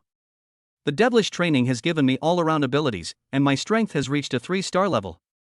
Tangmi paused and added. There are 10-star levels of extraordinary people's abilities. When ordinary people first unleash their potential, their strength can reach the level of 1 star. Through hard work and training, their strength will continue to grow. However, 10-star aliens are rare. There are only 2 or 3 10-star aliens in the entire Mystery Bureau. Although I am affiliated with the Mystery Bureau, I am not very clear about who these 10-star aliens are. Having said this, Tangmi looked a lot more relaxed. She reached out and touched Yi Bei's broad palm. Hubby, being with you is my greatest wish since my rebirth. Now that we're married, I've decided to suspend all my tasks at the Mysterious Bureau. Now, I just want to stay with you forever and live an ordinary life. Yi Bei was already so moved by Mimi's wife's confession that his heart melted. He immediately stood up, walked across from Tangmi, sat down beside her, and gently held her in his arms. Although it is difficult to accept this matter instantly, but when I think of the perfect life system that Tangmi has brought to me, and the extraordinary people in this world, Yi Bei felt that there was nothing strange about being reborn. It's impossible for Mimi to lie to herself. The loving look in her eyes and everything she did were facts before him, which were enough to prove that her feelings for him were genuine. Yi Bei now only regrets why he didn't discover it earlier. In this way, she would not have any intersection with Lin Yuhan, and Mimi would not have to venture into the entertainment industry alone. Thinking of this, Yi Bei felt even more distressed for Tangmi. The hand holding her couldn't help but tighten. I'm telling you all my secrets now. Honey, have you decided what you want to do next? Tangmi asked while nestling in Yi Bei's arms. Then he smiled and said, no matter what choice you make, I support you. When the question of what to do in the future was mentioned again, Yi Bei felt somewhat confused. It would not be too late to think about it tomorrow. But at this moment, with the beauty in my arms, the most important thing is to be intimate with her. As the saying goes, drink while you can, and what's more, the secret is so beautiful and sexy, how can you resist it? So that. Yi Bei couldn't wait to carry Tangmi to the bedroom. The two kissed all the way, and their clothes fell off one by one. Under the warm moonlight, the two spent another happy night. The next morning, Yi Bei woke up. Seeing Tangmi nestled in his arms, her little face rosy, delicate and cute. I couldn't help but kiss her. Ding! Today's sign-in is successful. Congratulations to the host for obtaining the position of Demon Commander of the Shura Demon Army. 3,000 Shura demon soldiers have been deployed in the Shurwan Mountains of Niao territory. Yi Bei was stunned. What was going on? Today's sign-in reward is a little different. I was rewarded with 3,000 Shura demon soldiers. It would have been fine if he was just the demon commander, but he actually stationed 3,000 demon soldiers in the 10,000 mountains of Miao territory. What is going on? Could it be that the system is fooling me? Yi Bei was full of doubts, but when he saw Tangmi sleeping soundly, he no longer paid attention to the system reward. He kissed Tangmi a few times reluctantly, got up, dressed, washed up, and prepared to make delicious food for his wife Mimi. Coming to the living room, Yi Bei performed a set of dragon and tiger fists as usual. This practice. Yi Bei instantly felt a surge of strength all over his body, and even his innate ability, the Eye of Heaven, became a little different. In addition to the hot energy, there seems to be an additional cold energy. What is going on? Could it be that the fire spirit fruit was completely absorbed by my body, causing my physique to evolve? Out of curiosity, Yi Bei used the Eye of Heaven, but found nothing different. After practicing boxing, Yi Bei used his cooking skills to start cooking a delicious breakfast. Tangmi woke up and felt extremely refreshed. She yawned, stretched, and went to wash up. It's another beautiful day. Today I will continue to enjoy a sweet and loving day with my husband. But just when she had finished washing and was halfway through putting on makeup, a mysterious number called, and the caller ID showed, Huayumeo. Tangmi put down her makeup brush and answered the phone with a serious mood. Captain, something's happened. It's a major event that has alarmed the entire mysterious bureau, and even the entire Dragon Nation's alien world. An extremely anxious voice came from the phone. This made Tangmi even more confused. What is going on? What exactly happened? Cat, don't keep me in suspense. Tell me what's going on. The girl on the other end of the phone said nervously. Captain, this is what happened. Last night, a mysterious force suddenly emerged from Miaojiang. They brought the 8 evil forces of Miao territory to their knees overnight and unified the entire Miao territory. This is simply terrifying. After hearing this, Tangmi's face became gloomy. What? Overnight, the 8 evil forces in Miaojiang surrendered to him? What kind of powerful existence is this? This is too terrifying. How powerful a force must be to be able to do this? How come I have never heard of such a force? No wonder the cat is so nervous. You know, the Dragon Country's mysterious bureau has been suppressing the Miao forces for 10 consecutive years. However, 10 years of suppression have only made the 8 evil forces in Miaojiang keep a low profile, and no longer invade other countries and disrupt the lives of ordinary people. But do you want to make the 8 major forces submit to you? Even if all 5 mysterious bureaus are combined, it may not be possible. This is extremely difficult to achieve. This force that suddenly emerged accomplished something that even the mysterious bureau couldn't do in just one night, something that the mysterious bureau hadn't been able to do for over a decade. Hiss. It's terrifying when you think about it. Who is the boss behind this force? Chapter 33. Dear Mimi, I want to be a traditional Chinese medicine doctor. Tangmi asked Huayumeo in surprise. Have you found out who this mysterious force is? Are they from abroad, or is it our own organization in Dragon Country? Huayumeo's answer was a little depressed. Captain, there's absolutely no way to find out about this right now. According to reports from members of District 7 lurking in Miao territory, these people are uniformly wearing black robes with the word Zura embroidered in red on the backs. We don't know which sect they belong to. However, the entire 7th district is currently investigating this matter. I believe it won't be long before higher-ups issue us with a related emergency mission. Huayumeo said this, her tone becoming more serious. Captain, you must be prepared to be transferred out of Jiangcheng at any time. Even if you and Iran media delay further this time, Boss Iran will have no way to deal with you. But as long as the mysterious bureau issues an order, we cannot disobey even if we have 1,000 reasons. Tangmi frowned heavily. I understand. If you have any news, please report to me at any time. After saying that, he couldn't help but sigh. I was originally thinking about having a honeymoon with my husband, but I didn't expect something to happen in Miaojiang. It's really abominable. Huayumeo knew that Tangmi had made a lot of preparations for her marriage, and couldn't help but feel sorry for her. But no one dared to disobey the orders of the mysterious bureau. The two ended the call, and Huayumeo continued to find out the news.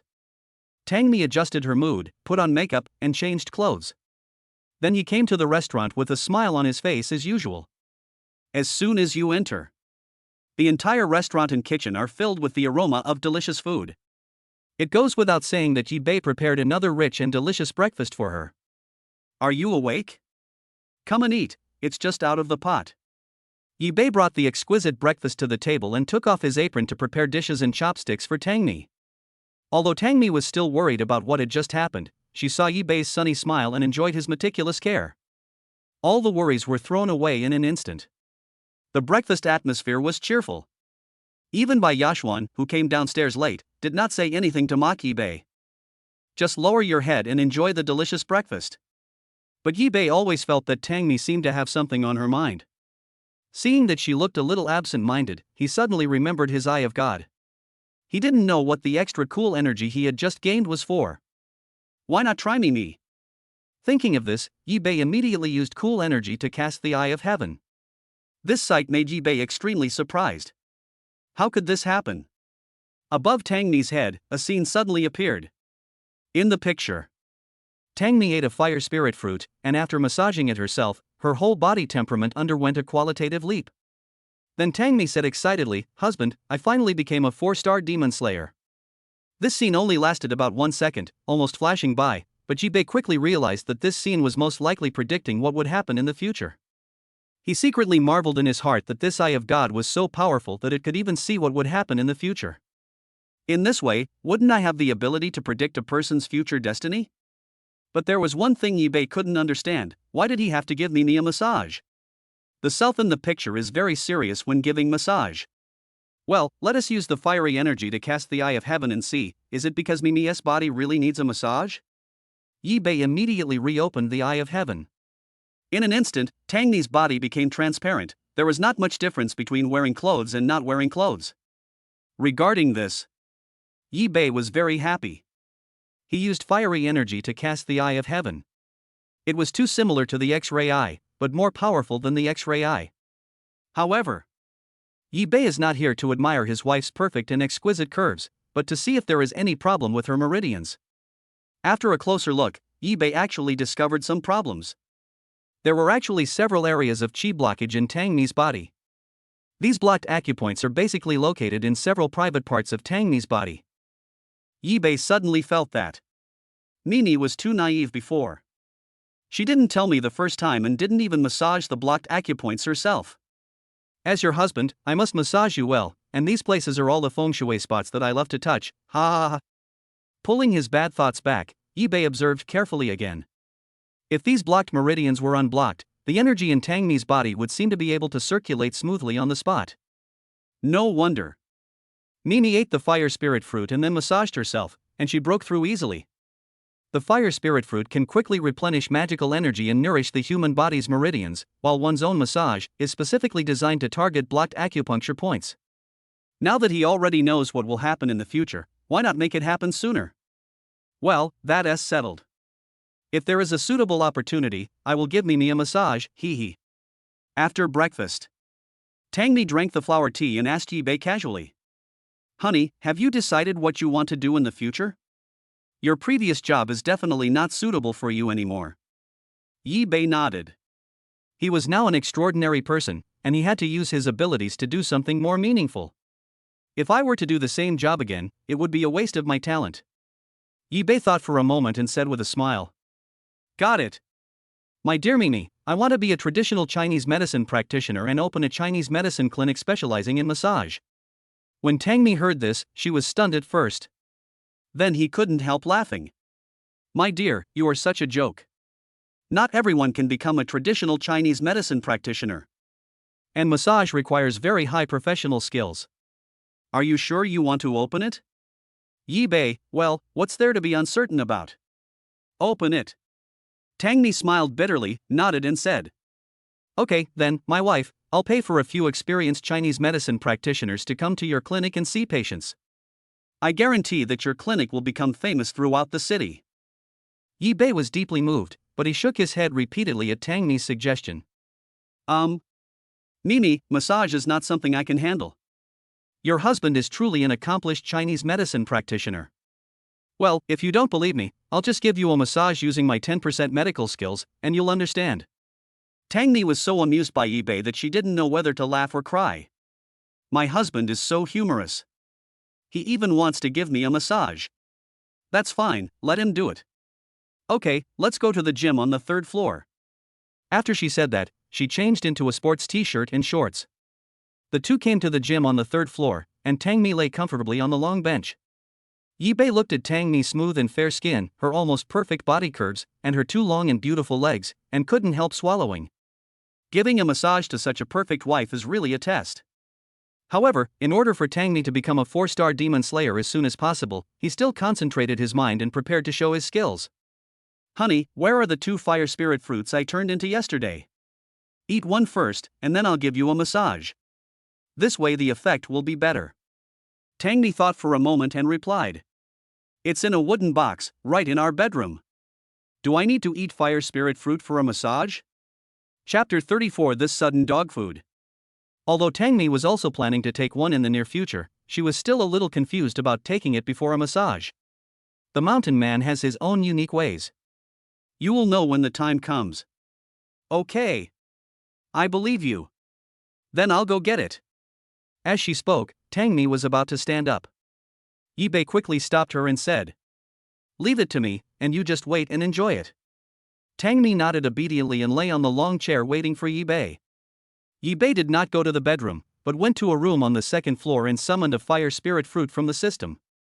If Tangmi asked why there were still 2 fire spirit fruits in the wooden box, he would continue to use that white lie to explain to Tangmi. After preparing the fire spirit fruit, Yibei prepared to return to the gym on the third floor. But just at the corner of the stairs, he ran into Bai Yashwan. Hey, pretty boy is so self-aware that he even knows to go to the gym to exercise? But it's true. If you become a greasy uncle, my cousin will definitely abandon you without hesitation. Yibei snorted coldly. What do you know? Get out of here. You. Bai Yashwan stomped her feet in anger. Yibei ignored him and went straight upstairs. After Tangmi ate the fire spirit fruit, Yibei concentrated and opened the eye of heaven. He began to pour the powerful energy in his body into his palms and started massaging several blockages in Tangmi's body. The warm palms covered the blocked acupuncture points, and Tangmi felt warm instantly. Yibei's hands were truly magical, as if they had magic. Wherever you press, that place will instantly feel comfortable. The 8 acupuncture points in his body that had been unable to be opened were now gradually showing signs of loosening under the massage of these hands. Before long, all 8 acupoints were connected. At this time, Tangmi's face had flushed due to being pressed. Okay, get up and feel it. If you still feel uncomfortable, I'll give you a massage. After Yibei finished speaking, Tangmi slowly stood up. She held her breath and concentrated, feeling the changes in her body. With a slight movement of his mind, the energy in his body instantly began to flow smoothly. The blockage in the acupuncture points that could not be broken through before was now automatically unblocked without any effort at all. Feeling this miraculous change, Tangmi did not hesitate and immediately calmed herself down and began to circulate the energy throughout her body. The temperament of the whole body has also undergone a qualitative leap. Immediately afterwards, she was pleasantly surprised to find that she had made a breakthrough and her strength had reached the 4-star level. Honey, I actually broke through and became a 4-star demon slayer. Honey, you're amazing. Tangmi jumped up from the bench happily and threw herself into Yibei's arms. Yibei had already expected such a result. But seeing Tangmi so happy, he felt very relieved. Mimi is so good to him, he must find a way to give her more in return. What's more, Mimi is his wife now, and he should pamper his woman unconditionally. He caught Tangmi steadily, but before he could congratulate her, her soft and sweet lips sealed his mouth. The two kissed passionately immediately. Bai Yashwan was ignored by Yibei, and she became more and more angry. She was planning to go to the gym on the 3rd floor to argue with Yibei. I saw the scene of the two of them sticking together passionately. She was instantly at a loss whether to laugh or cry. These two are so annoying so early in the morning. No wonder Yibei came to the gym, you two are really enough. Morning, noon, evening, kitchen, bedroom. Now it's the gym again. Next time, are you two going to have sex in the car again? Still want a field battle? Bai Yashwan was complaining madly in her heart, but when she saw the two people in the gym had no intention of separating, she could only walk away helplessly. After the two hugged and kissed, Tangmi still couldn't contain her excitement. Husband, where did you learn this massage technique? It's amazing. Yibei smiled and scratched his head. I didn't learn this. It was my innate superpower that was activated after you gave me the fire spirit fruit yesterday. Tangmi suddenly understood. No wonder Yibei said he wanted to be an experienced Chinese medicine doctor. With such superb massage skills, he was indeed qualified to open a Chinese medicine clinic. That's great. I didn't expect you to have so many innate superpowers, husband. She sighed and made a decision. Such a good ability cannot be wasted. Next, I will let Yashwan accompany you to find a location for a Chinese medicine clinic. By the way, there's something urgent that needs my attention at my company. I'll contact you at noon.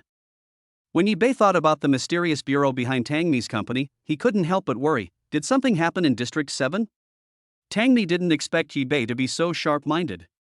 But the situation in Miaojiang is too complicated, and the mysterious bureau has not yet found out the truth of the matter, so she does not intend to tell Yibei the whole truth now.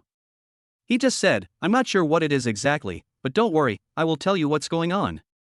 Although Yibei was still worried, he also knew Tangmi's strength, and she had now become a 4-star demon slayer. I have just activated my innate superpowers, and there is nothing I can do to help except worry. Okay then, I'll go find a location first. Once the Chinese medicine clinic opens, Bai Yashwan won't have any reason to call me a gigolo. Tangmi frowned. Don't listen to her nonsense.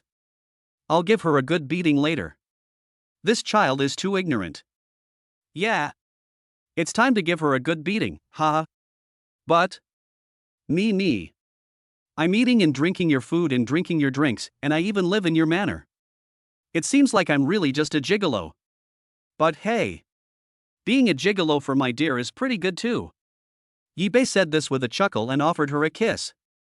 His eyes showed his obsession with Tangmi without any concealment. Ah, you're really slippery now. Tangmi smiled shyly.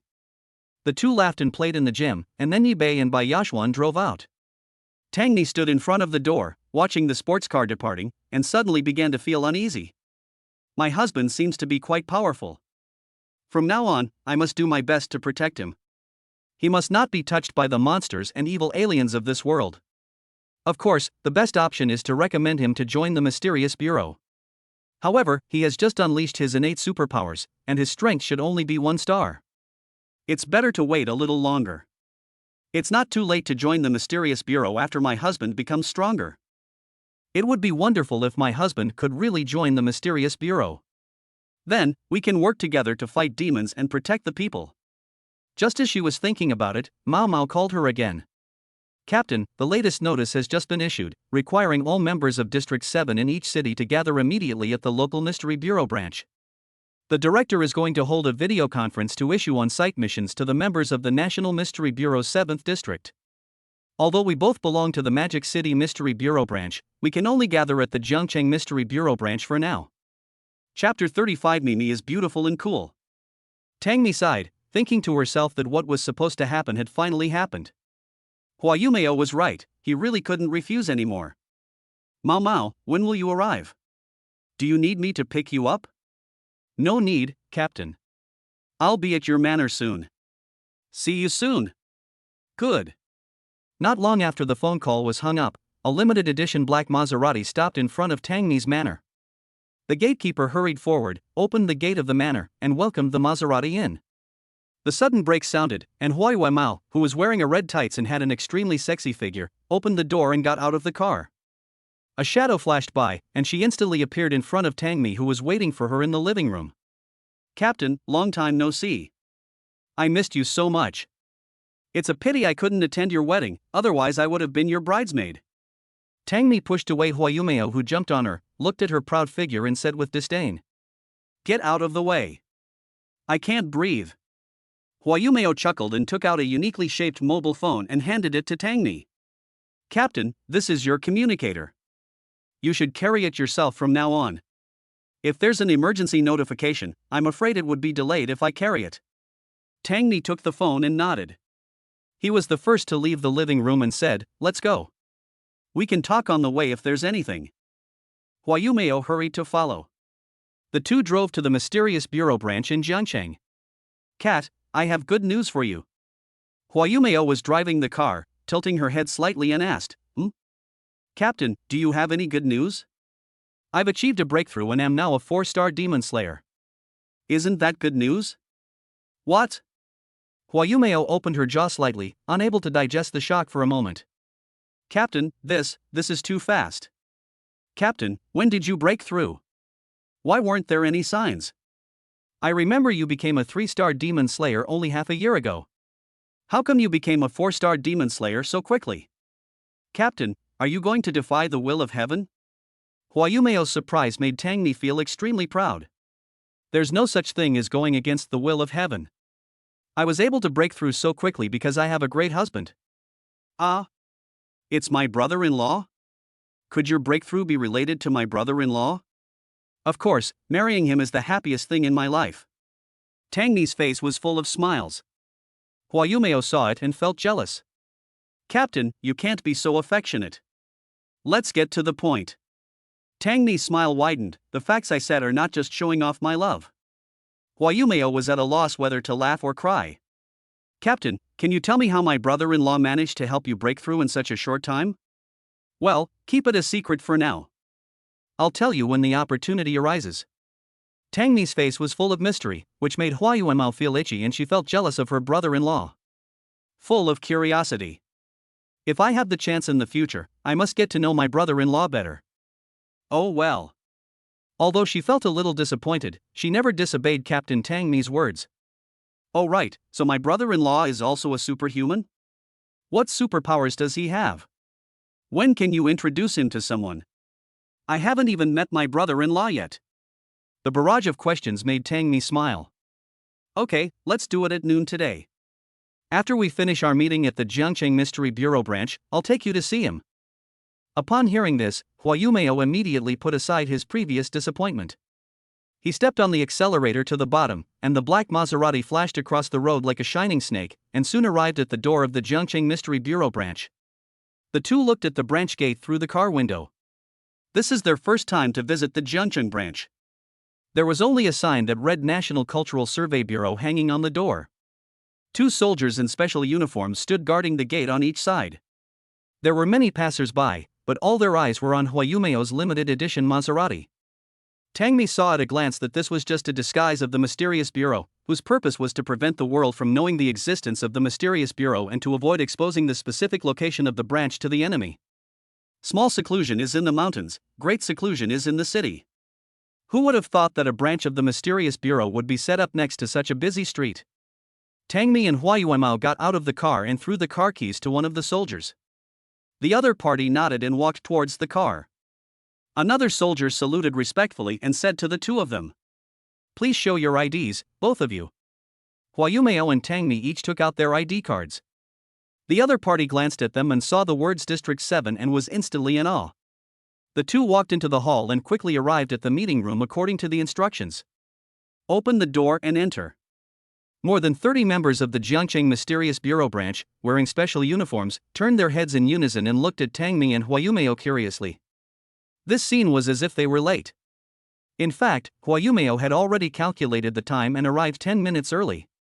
Tangmi strode to the center of the conference table and sat down, saying with great aura, "Hello everyone, I am Tangmi from the 7th District of the Mysterious Bureau." Cat Flower Moon followed behind her and introduced herself in the same manner. "Hello everyone, I'm Hwayumeo from the 7th District of the Mysterious Bureau." The two of them finished speaking. The 30 or so members present stood up at the same time and respectfully performed the Mysterious Bureau's unique military salute to Tangmi and Hwayumeo. Members of District 7 are equivalent to special forces in the army in the Mysterious Bureau, and are highly respected wherever they go. "Hello, Commander Tang. I'm Zhuo Jinfeng, the director of the Jiangcheng branch." Zhuo Jinfeng, the head of the Jiangcheng branch, who was sitting in the first seat, also gave a brief self-introduction. Although his expression was calm, his heart was already boiling with anger. He was surprised the moment Tangmi and Hwayumeo came in. He never imagined that the popular star Tangmi was actually an extraordinary person, and a member of the 7th District of the Mysterious Bureau. It's really unexpected. And Tangmi will appear in Jiangcheng at this critical juncture. The other people present couldn't control their eyes and looked at Tangmi and Hwayumeo from time to time. It's pleasing to the eye no matter how you look at it. That's the big star Tangmi, the goddess in the eyes of so many men across the country. Even though they are extraordinary people, they don't have the opportunity to come into contact with top celebrities. But now, they can sit in the same conference room with the goddess. This is so blissful. Huayumeo ignored these looks, and Tangmi didn't take them to heart. Since becoming a celebrity, Tangmi has experienced too many such looks and is no longer surprised. The calmness in Zhuo Jinfeng's eyes gradually turned into obsession, and Tangmi also saw it clearly. Compared with the well-trained geniuses of District 7, Tangmi could clearly feel that the ordinary members of the mysterious bureau did have some gaps in all aspects. If they were to encounter some extremely powerful demons that were good at attacking people's minds, and the goddess used her fire charm, half of the members of the mysterious bureau present would definitely die tragically. When the time came, the meeting officially began. The image projected on the big screen also lit up. A man, whose shadow can only be seen, appears on the screen. The mysterious bureau's working style has never been slow and sloppy, and the same applies to meetings. The shadowy man didn't even say an opening remark before getting straight to the point. This time, a terrifying and powerful force suddenly appeared in the 100,000 mountains of Miao territory. You should all have heard of this. According to the information we've gathered so far, this faction is known as Shura, and they have 4 demon kings under their command. Each demon king possesses immense combat power, and it's estimated that some have even reached 7-star combat power. And the average combat power of this force is also above 4 stars. I think everyone should understand that our mystery bureau cannot shake such a force for the time being. As soon as these words were spoken, the atmosphere in the conference room suddenly became tense. The demon king has 7-star combat power, and his overall strength is above 4 stars. This is too incredible. You know, countless extraordinary people have spent their entire lives unable to break through to the 3-star level. Even among the members of District 7, many are only 2-star. Many people off the field began to whisper to each other, whispering gossip they had heard from various sources. Zhuo Jinfeng quickly gestured for everyone to be quiet and continue listening to the Black Shadow Man's statement. No matter how powerful the force is, protecting the Dragon Kingdom from invasion is our unswerving duty and responsibility as the Mystic Bureau. Now, the mysterious bureau members distributed in various cities across the country will temporarily remain in place. If there are members of District 7 in the area, members of District 7 are requested to immediately take over all local mystical bureau branch affairs to better suppress local evil forces. During this period, the Mystery Bureau will send members of the combat team into the Mujiang region to investigate the true identity of the boss behind this force. The main force of the combat team will be concentrated in the Mujiang region. Without the military's power to control the entire country, those demons and evil forces hiding in the shadows will certainly take advantage of the opportunity to cause chaos. Therefore, members of the mysterious bureaus in all places must be prepared to respond. The shadowy man's voice was sonorous and powerful. Everyone in the conference room turned serious, with their fists clenched tightly, as if they had entered a combat state. Chapter 36. Does he really dare to do something to let my cousin down? The meeting is over. None of the members of the Jiangcheng branch had any intention of leaving. They all focused their attention on Tangmi. It's not because they are obsessed with Tangmi's beauty, but because Tangmi will become their immediate boss next. Tangmi slowly stood up. Minister Zhua has also heard the content of the meeting just now. I hope that everyone can actively cooperate in the coming days to jointly protect the peace of Jiangcheng. Zhuo Jinfeng put away his gloomy expression and was the first to speak out, of course. I believe that under the leadership of Commander Tang, Jiangcheng will be able to safely overcome this difficult time. As he said that, he took the initiative to reach out to Tangmi. Everyone in the conference room could see that Minister Zhuo wanted to shake hands with Tangmi. Yes. Tangmi just nodded politely. There was no expression on that beautiful face, and she looked completely businesslike. Zhuo Jinfeng smiled awkwardly and withdrew his hand. Then Tangmi solemnly announced, "From now on, everyone present must strictly guard Jiangcheng. If there are any unusual movements, please remember to report them to me as soon as possible." Yes. Yes. Yes. More than 30 people in the conference room saluted in unison, and the sound was so loud that it made people's blood boil. Only Zhuo Jinfeng said nothing. Tangmi didn't bother with him. Taking over the branch was an order from the headquarters of the mysterious bureau. Even if he, the branch director, was reluctant, he had no room for resistance. After taking over the branch, Tangmi quickly got into work mode. She first sorted out some information of the branch and asked each member to compile a list of the evil forces in Jiangcheng and send it to her. The members who were assigned to work responded one after another. Then, Tangmi made a series of arrangements to deal with the demons and evil forces that took advantage of the situation to create chaos. Many members present liked Tangmi more and more the more they looked at her. I couldn't help but mutter to myself, she is indeed from District 7, not only is she beautiful, but she is also efficient and effective at work. After arranging everything, Tangmi gave her final instructions: report any unusual movements to me immediately. Thank you for your hard work. It's not hard. Protecting the peace of Jiangcheng is our duty. The branch members responded in unison. Tangmi nodded with satisfaction and walked out with Huayumeo. After just a few steps, the two figures turned into afterimages and disappeared. The branch members were surprised again. The boss's figure was too strange. He was worthy of being from District 7. Any of his methods were beyond the reach of the rest of us. No wonder the headquarters handed the branch over to the people in District 7. I'm afraid that even Minister Zhua is far inferior to Tangmi and Huayumao. On the other side, after leaving the manor, Yibei and Bai Yashuan headed straight to the old street area of Jiangcheng. There is a prosperous ancient street here.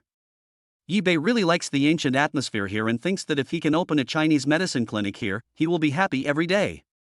This street has everything for eating, drinking, and having fun, and it is also a popular check-in spot for internet celebrities.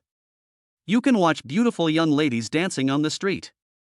Others watch beauties live on their phones, but people living on this street can watch them live right outside their homes. Just for this point, eBay felt very good. Looking at beauties is not important, the main purpose is to save data. It was really lucky that eBay and Bai Yashuan found a suitable store after just strolling around the ancient street for a while. However, after learning about the situation of the store, Bai Yashuan looked hesitant. Why don't we go to another store? The owner of this store died suddenly. Maybe there's something unclean in this store. Plus, the boss just passed away, and his wife is so anxious to sell the store. This doesn't make sense no matter how you look at it. Yibei smiled indifferently. You just keep daydreaming all day long. In my opinion, this shop is perfect. This was originally a health club. If you want to open a Chinese medicine clinic, you don't even need to decorate it. You can just change the sign and start business. This is a godsend opportunity. This is the one. Yibei glanced at the old plaque above the store and nodded continuously. Bai Yashuan thought about it, and it seemed that apart from this store, it would be difficult to find such a good location on this street, and it was also a ready-made shop.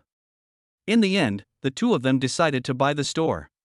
After paying 300,000 yuan and signing the agreement with the boss lady, the store officially belonged to eBay. Just when Yibei and Bai Yashuan were thinking about what name to give the store, a cheerful employee came over. Boss, you said you want to open a Chinese medicine clinic? Yibei nodded. The employees immediately became excited. That's great. Several of our employees are good at massage. If the previous owner hadn't died suddenly, this shop would be booming. If you open a Chinese medicine clinic, why not keep us as employees? This way you can worry less, and the customers who come here for massage can also feel at ease.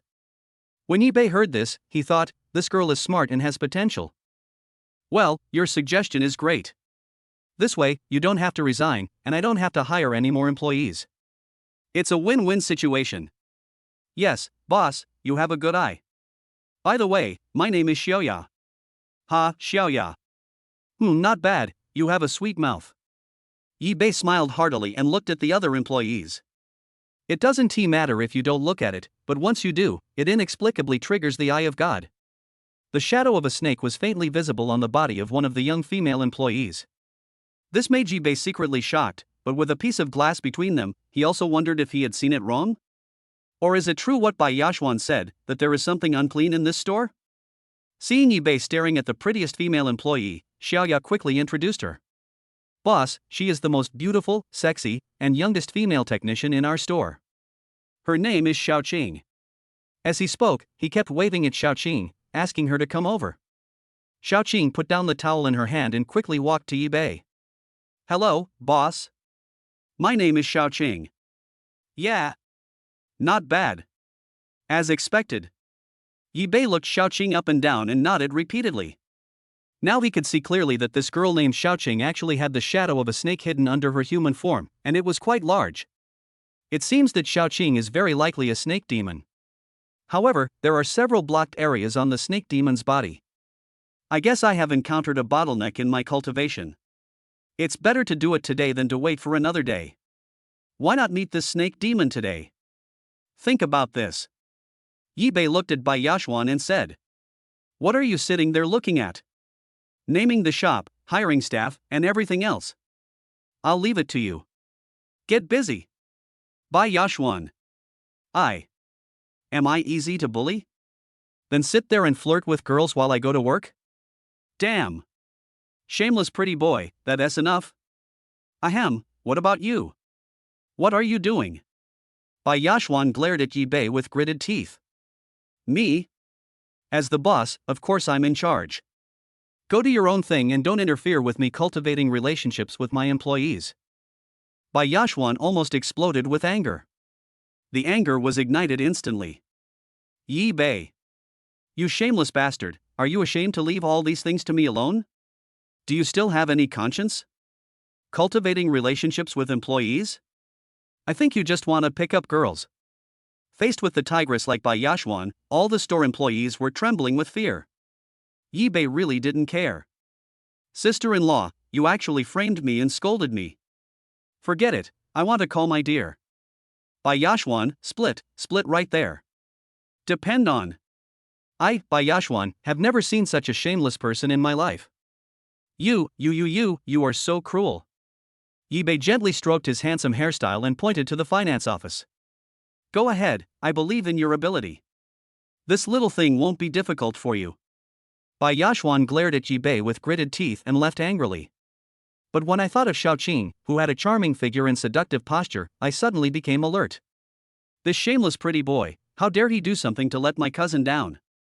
Chapter 37 The Beautiful and Charming Little Fairy. Bai Yashuan, who was straightforward, immediately turned back and pulled Yibei aside, whispering a warning. Little pretty boy, I'm telling you, if you dare to have any evil thoughts, I'll destroy you without my cousin having to do anything. Yibei smiled mischievously. Why do you care if I have any bad intentions? By the way, what did you call me just now? Bai Yashuan glared at Yibei with gritted teeth. Little, ahem, don't interrupt me. Just tell me, are you interested in that pretty female technician? Yibei nodded with a half-smile. You actually, I'll tell my cousin right now. Bai Yashuan was extremely angry and immediately took out her cell phone, ready to call Tangmi. Better fight quickly. You have no evidence anyway. I just want to tell my dear about you calling me a gigolo just now. You are shameless. Call me brother-in-law. Don't scream. Forget it. I'll just call my dear. Ah, brother-in-law. You're so cruel. Can you be so cruel? That's good enough. Go get to work and don't let it interfere with the relationship I'm building with my employees. Good. Bai Yashuan reluctantly lowered her head and left, muttering to herself. Damn scumbag. Don't be so proud. Wait until I get the evidence against you, and then I'll show you how I'll deal with you. Yibei glanced at Bai Yashuan, who left angrily, and walked back to his original position with a smile. Xiaoqing. Hello, boss.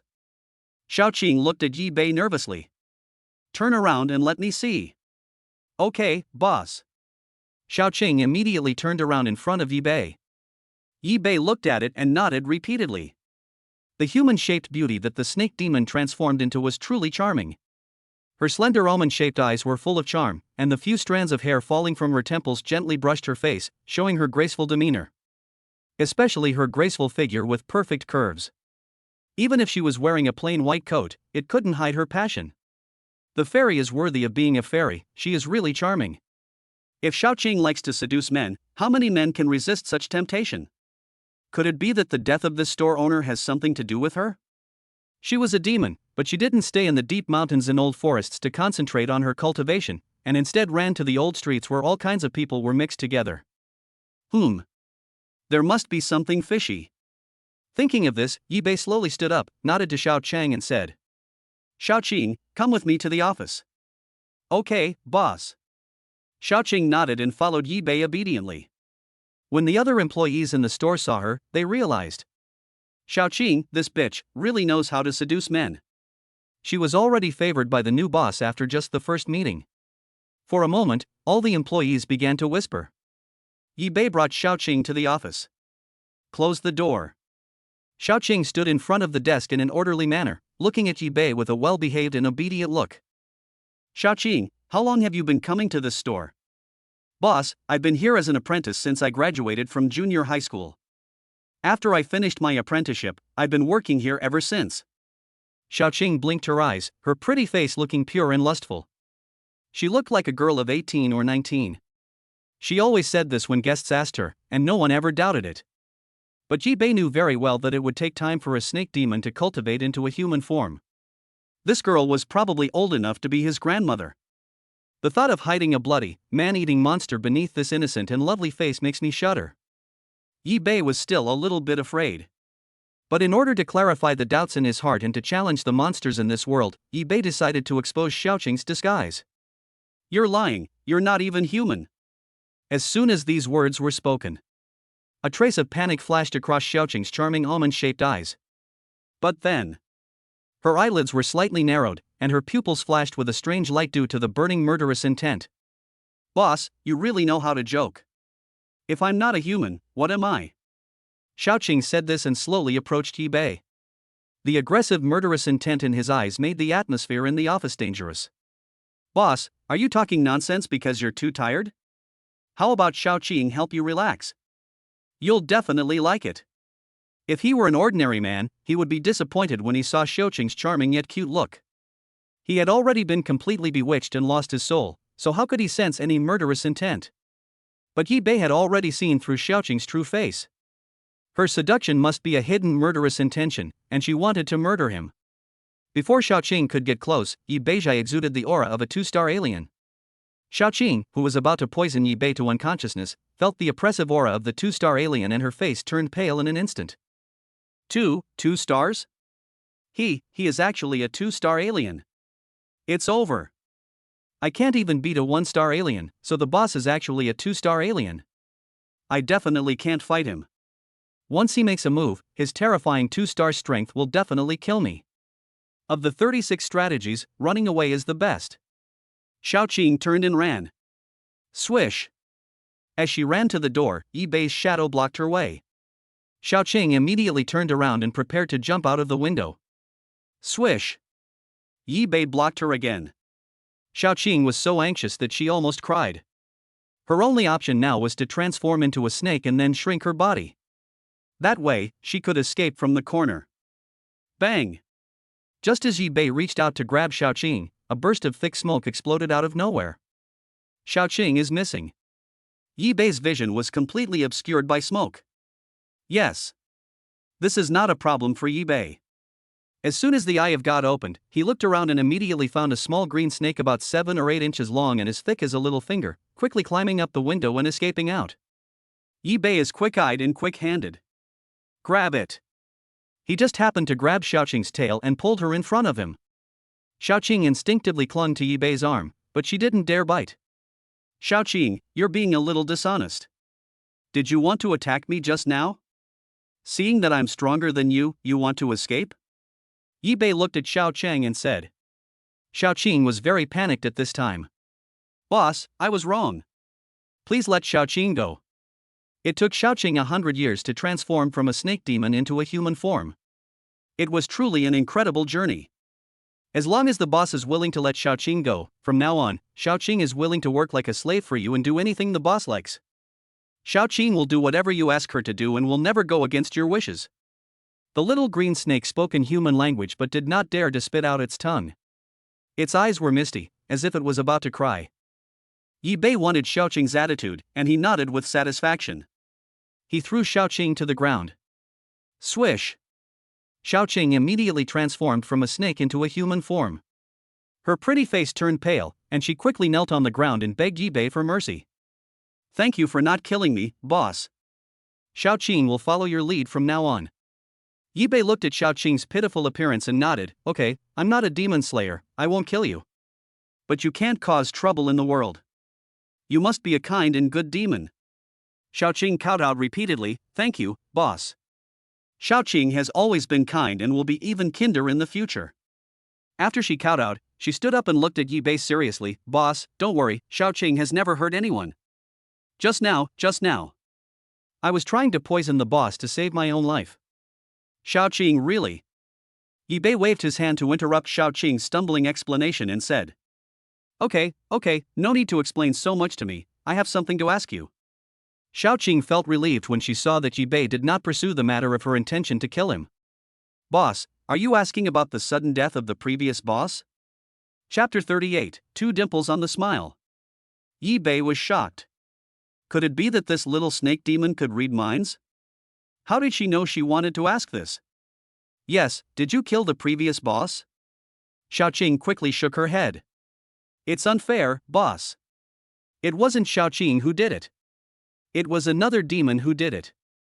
When Yi Bei heard this, he was surprised to find that there was another fairy. I suddenly became curious. Could it be that there are fairies in this store? Another goblin? What exactly happened? Tell me quickly. Xiaoqing nodded. Well, I'll tell you slowly from the beginning. About 3 months ago, my former boss found a very beautiful mistress behind his wife's back. A few days later, the boss's wife died. He ignored her body and happily married his mistress. But just a few days ago, the boss also died. Yi Bei frowned slightly. So, the lady boss who just signed the contract with us is the mistress you mentioned? Is she the other demon? Xiaoqing nodded quickly. Yes, she is a rat spirit, her skills are higher than mine. The death of the previous boss and his wife is related to that rat spirit. In the past few days, she may have discovered that I am also a demon. Plus, mice are naturally afraid of snakes, so she suddenly decided to sell the shop. I think she was afraid that I would harm her, and that I would discover any traces of her crimes, so she was in a hurry to sell the shop. She's the one who harmed people. I really haven't harmed anyone. Boss, you have to believe Xiaoqing. Xiaoqing really is a good demon. Seeing Xiaoqing so eager to defend herself, Yi Bei thought that perhaps the death of her former boss really had nothing to do with her. But as the saying goes, evil words can confuse the masses, so we cannot easily believe what this little snake demon says. If you're a good demon, why don't you just practice in the deep mountains and old forests? Why are you running to this busy old neighborhood? Seeing that Yi Bei still had some doubts about her, Xiaoqing quickly explained. Boss, Xiaoqing is telling the truth. There is no other way for Xiaoqing to be taken with him in the wild. Throughout the ages, demons have always existed in this world. In the past, demons would indeed hide in deep mountains and old forests. Now, we hide in cities and live among humans for a better survival. It's simply because humans are now too powerful. There is almost no place in nature that humans have not set foot on. Demons can no longer hide in the wilderness and are often ruthlessly slaughtered. To survive, we gradually assimilated into human society. Yi Bei listened and seemed to understand something. So, monsters all become spirits in the wild and then sneak into human living areas, right? Xiaoqing didn't know how to respond to this. Because, this question is a bit idiotic. Xiaoqing was confused by the question. As an extraordinary person, how could he not even know the answer to such a question? This made Xiaoqing suspicious. Could this new boss be a rookie who has never seen the world? If that's the case, then I must cling to him and become the first demon he is willing to protect, and wait until he becomes strong in the future. If I follow him, no alien or monster will dare to kill me. Thinking of this, Xiaoqing decided to teach Yi Bei some knowledge about monsters. Boss, you are right, but not entirely right. Xiaoqing said. Oh? What's wrong? Yi Bei asked curiously. Xiaoqing was now 100% certain that Yi Bei's knowledge of demons and monsters was absolutely complete. She immediately smiled sweetly and looked at Yi Bei with her beautiful eyes and began to tell the story. In this world, there are two kinds of demons. One type is born with demon bones. They are born demons and are completely accustomed to human life. Some demons even go to kindergarten with human children after they are born. To the point that these demons don't even know they are demons themselves. This type of monster is also the most capable of hiding. They know everything about humans, and even their habits are the same as humans, making them extremely difficult to detect. Another type of demon is like me. I wasn't born a demon, but an animal. Then, through hard work and some luck, I changed my fate and became a demon. Demons can be divided into good and bad. Good monsters won't harm humans. They will just quietly hide in human society, diligently cultivating and pursuing their own ideals. Bad demons, like that rat demon, not only harm people, but their methods are also extremely cruel. This type of demon likes to devour human essence and blood, sucking away their yang energy to improve their own cultivation. They will also take advantage of opportunities to seize human property, even their relatives. Rat demons are this type of evil demon. Of course, besides monsters, this world also has demons, ghosts, and other things. If you don't mind, Xiaoqing is willing to stay by your side every day and tell you things you don't know. After saying this, Xiaoqing looked into Yi Bei's eyes with anticipation. Yi Bei fell into self-reflection. It turns out, there are so many things in the world of monsters. What Xiaoqing said about the monster is probably just the tip of the iceberg. There must be more that she hasn't told me. Besides monsters, there are also demons, ghosts, and monsters in this world. And all of this exists in the city we live in. It turns out that many legends in life are not nonsense. No wonder there is a mysterious bureau. If no one had taken care of these powerful demons and monsters, human society would have been torn apart by those cruel and insane guys. The thought brought me back to reality. Yi Bei looked at Xiaoqing's cute and lively eyes, nodded with satisfaction and said, "Xiaoqing, you performed well. At least now I admire you very much. By the way, are there many monsters in our Jiangcheng?" When Xiaoqing heard that Yi Bei admired her, she immediately smiled with joy and had 2 dimples on her face. He quickly said, "There are many. In fact, no matter which city, there are always many monsters. In order to survive better and not expose themselves, many monsters will join certain sects and collude with strangers. In this way, they can not only get protection, but also obtain a lot of cultivation resources from the hands of aliens. But aliens are generally cunning, and many monsters end up being used as tools by aliens. This is the first time Xiaoqing has met an alien as kind as you, boss, hee. Yi Bei. Am I kind? Why do I not like people praising me for being kind? It's like she's calling me a wimp. Shit, since when did kindness have this kind of connotation?" This thought only flashed through his mind, and Yi Bei quickly turned his attention back to the monster. "Xiaoqing, stop flattering me and be serious." Okay, boss. Please continue asking." Is it a crime for demons to kill humans? Are they afraid of being dealt with by demon slayers?" When Xiaoqing heard this, she couldn't help but want to complain. "My young and handsome boss, you are so cute. Why are the questions you ask so simple? I can't help but want to hug you and pat your head. Unfortunately, I don't dare. Alas, what a pity." Chapter 39 by Yashuan was beaten. Xiaoqing immediately said, "It's a crime, and I'm afraid of demon slayers. Demon slayers have a strong deterrent effect on all demons and monsters. They have the power of life and death. Once a demon makes a mistake, the demon slayer will kill it without mercy.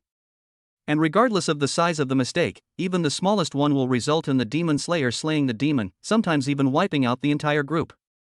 Therefore, demons that kill humans will pay an extremely painful price." Yi Bei's face turned pale when he saw Xiaoqing talking about the demon slayer. It seems that the demon slayer's deterrent power is indeed strong enough. But Yi Bei soon became confused again. If that's the case, then why would there still be monsters that dare to commit crimes against the law? Take, for example, that rat demon who killed our previous boss. Wasn't she afraid of being exposed? Yi Bei Dao. "Boss, you don't know this. Humans have their own system, and demons have their own system. Although demon slayers are terrifying, as long as demons can join some factions formed by some aliens, it won't be a problem even if they kill people. With the protection of a faction, even if you encounter a demon slayer, you have room to maneuver. Because demon slayers are not machines, they are human beings, and humans have emotions. Some demon slayers are bribed by factions. Even if we encounter a demon slayer that cannot be bribed, there are countless extraordinary experts within the faction. They are fully willing to fight the demon slayer head-on. If they cannot defeat him, they will find an opportunity to escape. The more powerful a faction, the safer the demons under its command will be, and the higher the chances of escaping danger when encountering a demon slayer. Especially the 7 Stars Hall in Jiangcheng. Once you join them, no matter what you do in the future, as long as you pay tribute on time and give the organization enough benefits, even murder and arson will be fine. There will be help from the strange people in the organization and similar demons. Even if we encounter a demon slayer, we can successfully escape danger. Therefore, the 7 Star Palace is the faction that countless demons dream of joining. Yi-Bei nodded silently and couldn't help but gasp. 7-star Hall? This evil organization is truly powerful. They actually dare to protect monsters and even allow them to persecute humans. Damn it! No wonder my wife, Big Mimi, hates these evil forces so much. These organizations are really bad. So, you have already joined the 7 Stars Palace? Xiaoqing quickly shook her head. Boss, I haven't joined any faction, and I have an irreconcilable feud with the 7 Stars Palace. As she spoke, the hatred in Xiaoqing's heart instantly dyed her eyes red. My mother was exploited and killed by the aliens from the 7 Stars Palace. I hate them. One day I will avenge my mother. Yi-Bei was slightly surprised. I didn't expect that this little snake demon had such an experience. Yi-Bei was very curious about how Xiaoqing's mother was killed by the 7 Stars Palace. Just about to ask. Boom boom boom. There was a commotion outside the door, and an employee knocked anxiously. Boss, something bad has happened. Miss Bai has been beaten. Yi-Bei frowned. Bai Yashuan was beaten? This is really a bit surprising. How could she be beaten? Who dares to hit her? Boss, Xiaoqing will be with you from now on. As long as you want to know something, Xiaoqing can tell you at any time. Otherwise, let's go out and see Miss Bai. Xiaoqing reminded with understanding. Yi-Bei nodded and said, Alright, I won't tell anyone that you're a demon. From now on, as long as you don't harm anyone, I'll protect you. After saying that, Yi-Bei strode out. Xiaoqing was excited. Great, she succeeded in hugging the thigh. Oh yeah.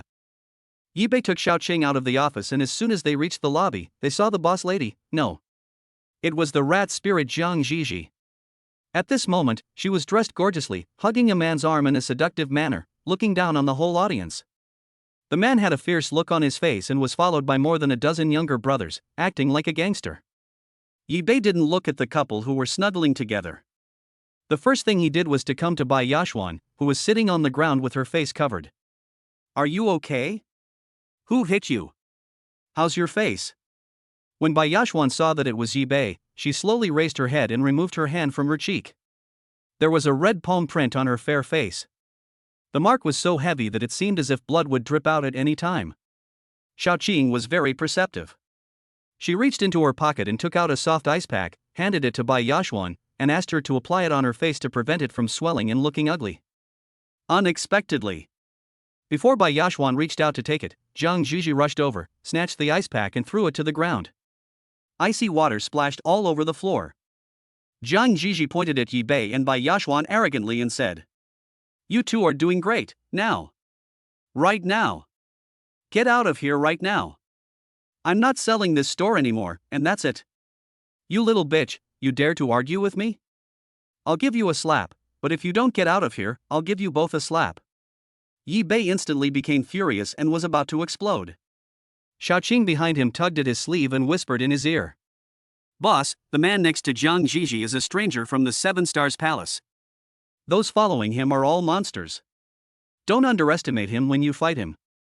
Now Jiang Jiji is colluding with the people of the 7 Stars Hall. I guess she must have just joined the 7 Stars Hall and wanted to make a contribution, so she told the 7 Stars Hall members that I am a snake demon.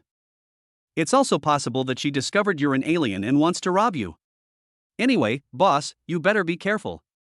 Upon learning that the man next to the rat demon was actually a member of the 7 Stars Hall, Yi-Bei suppressed his anger and decided to use the Eye of Heaven to see this guy's strength. You don't have to sell it, but just give me back the money. And Xiaoqing will be with me from now on, and I'll take her away. While observing the man, Yi-Bei helped Bai Yashuan up from the ground. Jiang Jiji and the man beside her, Xiaochuan, immediately looked displeased. The purpose of this trip is to capture the snake demon and obtain her snake gall. The snake demon was taken away, what's the point? Jiang Jiji immediately waved her sleeves and blocked the way. No refund. You can't leave either. Xiaoqing is an employee of my store. If you two want to live, get out of here. At this time, Yi-Bei had already seen the man's strength clearly. Like himself, he was also a 2-star alien. There were many blockages in his body and several fatal defects. If a real fight breaks out, I still have a chance of winning by using the dragon and tiger fist. At least escaping shouldn't be difficult. So, Yi-Bei said calmly, it's okay if you don't take Xiaoqing with you, and it's okay if you don't return the money, but... Xiao Chuan asked impatiently, but what? I'm warning you, don't refuse a toast and then drink a forfeit. Yi Bei ignored Xiao Chuan's threat and pointed at Bai Yaxuan's face. Which of you hit her just now? Come on, cut off your head and make amends. I'll leave when I'm happy.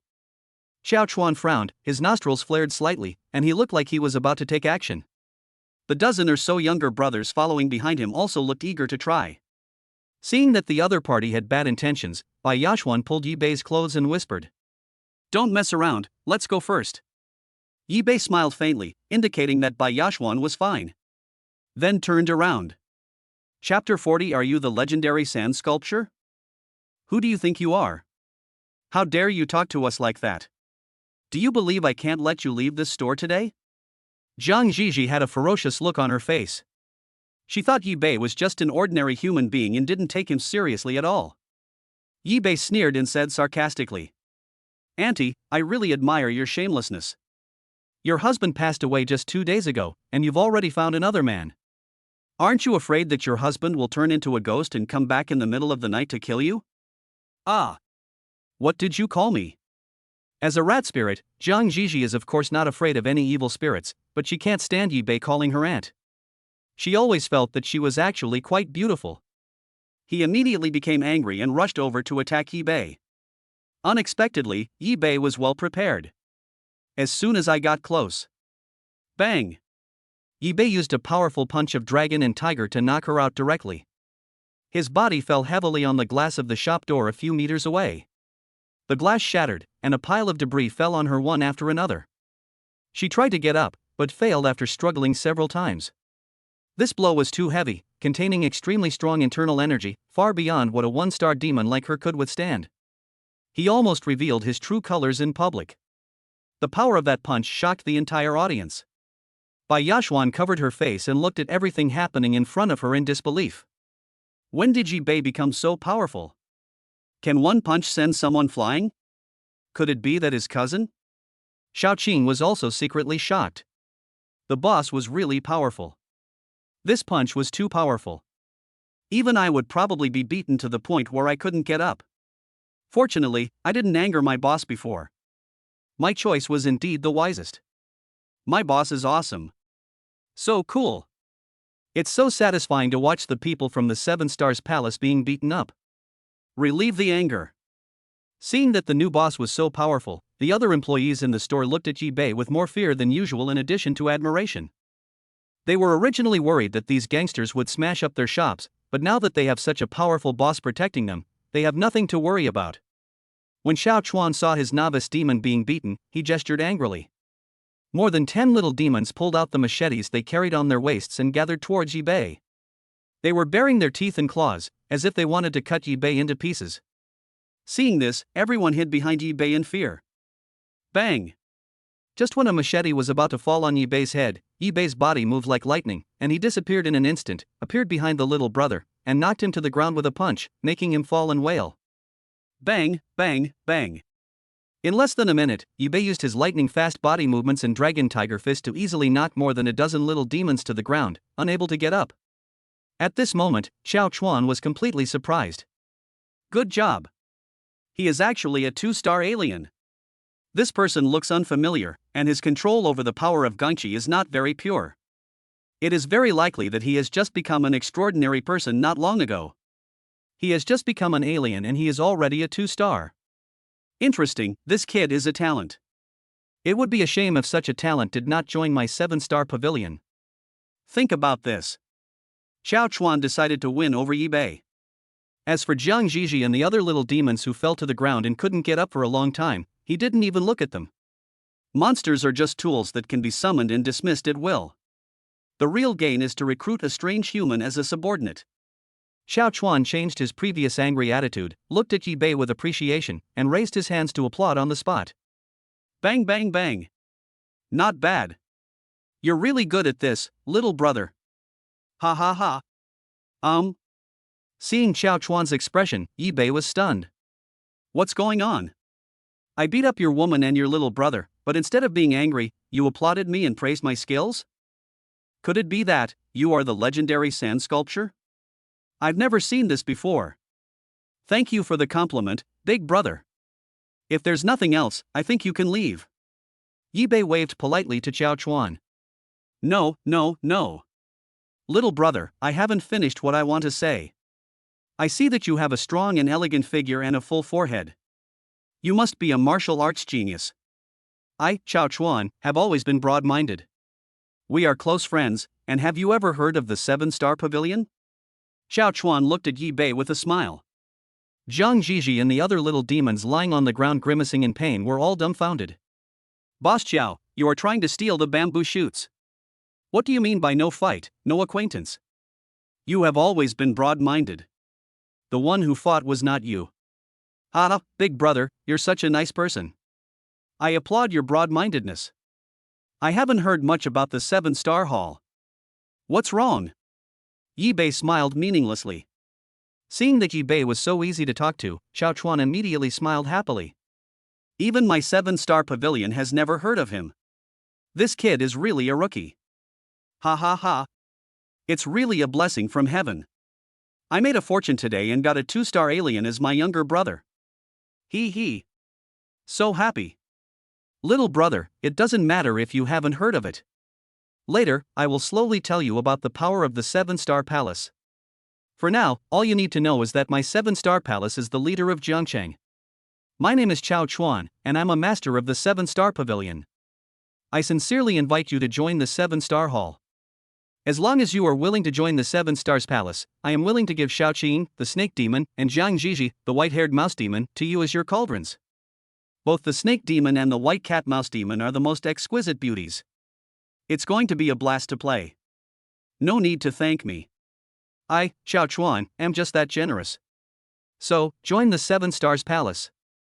I promise you a bright future. Qiao Chuan looked at Yi Bei expectantly. If Yi Bei didn't know much about the 7-Star Palace, he would really be tempted. The benefits and treatment of the 7-Star Palace are quite good. Join and start playing with the beautiful fairy. But his wife is a member of the 7th District of the Mysterious Bureau, and he just joined a random evil sect? This is a disgrace to Yang Mia's wife. Although I really want to agree, but, oh, forget it. Shaoqing, who was standing by, saw Yi Bei's hesitant look and thought that Yi Bei didn't know what Dinglu meant. He immediately used the sound transmission technique to whisper a message to Yi Bei. Boss, Dinglu means a female companion in cultivation. Most of the aliens in the 7-Star Hall have their own Dinglu, and some lustful aliens even have multiple. They are all beautiful and sexy monsters. Dinglu is tired of playing with them. Either kill them or abandon them. Boss, you must not agree to him. As long as you, boss, don't join the 7 Stars Palace, Shaoqing will immediately agree to be your cauldron. If you join the 7 Stars Palace, Shaoqing can't follow you. Shaoqing will have no choice but to die. Yi Bei heard Shaoqing's voice in his mind, although he didn't understand how she managed to transmit sound through the air. But even without Shaoqing's plea, he would not consider joining the 7-Star Palace, and he would not dare to let Shaoqing be his cauldron. Mimi is so good to me, am I cheating on her? Chapter 41, Really a Greenhorn. Ahem, Brother Qiao Chuan, thank you for your generosity. Leave the rat demon behind and go. Yi Bei said to Qiao Chuan firmly. When Shaoqing heard this, she finally felt relieved. No matter what, the boss still chose to refuse to join the 7 Stars Hall and let the bad guys in the 7 Stars Hall go. It turns out the boss cares about me more. But what does it mean when the boss asks Qiao Chuan to keep the rat spirit? After hearing this, Qiao Chuan was also puzzled. What do you mean, little brother? You won't join the 7 Stars Temple? And you want me to leave the rat demon behind? Do you want to get it for free? Little brother, you don't plan to join my 7-Star Palace, but you want to get it for free, right? Qiao Chuan glared at Yi Bei with displeasure. Yi Bei. What do you mean I want to get something for free? Am I, Yi Bei, a person short of money? I was just praising you for your magnanimity, and now you're angry because I didn't join the 7 Stars Hall? That's it? You're worthy of being called Big Brother? It seems your heart is even smaller than a woman's a cup. That's right. Not only am I not joining the 7 Stars Palace, I'm also going to get it for free. Don't you agree? Yi Bei looked at Qiao Chuan with a smile. Damn it. Boy, you're a bit of a coward. Are you a tiger? How dare you talk to this incense master like that? Do you know who you've offended? Me. Chao Chuan. YYDS. Apologize to me now, or I'll be really mad. Chao Chuan's face turned cold and he waved his hand to cast a spell. Swish. The windows of the entire store were frozen, completely isolating the outside world, and the surrounding air suddenly dropped to freezing point. Those little brothers who were originally lying on the ground wailing now revealed their true forms and turned into more than 10 huge hungry wolves. They all bared their teeth and glared at Yi Bei with murderous eyes. Faced with this sudden change, all the shop assistants were frightened and turned pale. Some of the timid ones even fainted. After Chao Chuan performed the spell, Jiang Zhizhi felt relaxed all over. She stood up from the ground on the spot, walked to Chao Chuan with gritted teeth, and glared at Yi Bei. Yi Bei felt the biting cold around him and the fierce eyes of more than 10 wolf demons, and suddenly felt that he seemed to have miscalculated. Just now, Chao Chuan had used magic to suppress the strength of these wolf fangs. After these monsters appeared, their combat power was obviously much stronger than before. Boss, let Xiaoqing deal with these dozen wolf demons. You can deal with that bad guy from the 7 Stars Hall. Although Xiaoqing's strength is average, I am also a deep-sea green python. Even if I have to use my physical body to resist, I can help you resist these wolf monsters. Just as Yi Bei was thinking about how to fight, Xiaoqing's voice came to his mind. Deep-sea green python. This Xiaoqing is good, she is a potential stock, not bad. Yi Bei glanced at Xiaoqing and nodded silently. Boy, are you scared now? Why don't you quickly offer the green snake demon to Brother Chuan and kneel down to kowtow and admit your mistake?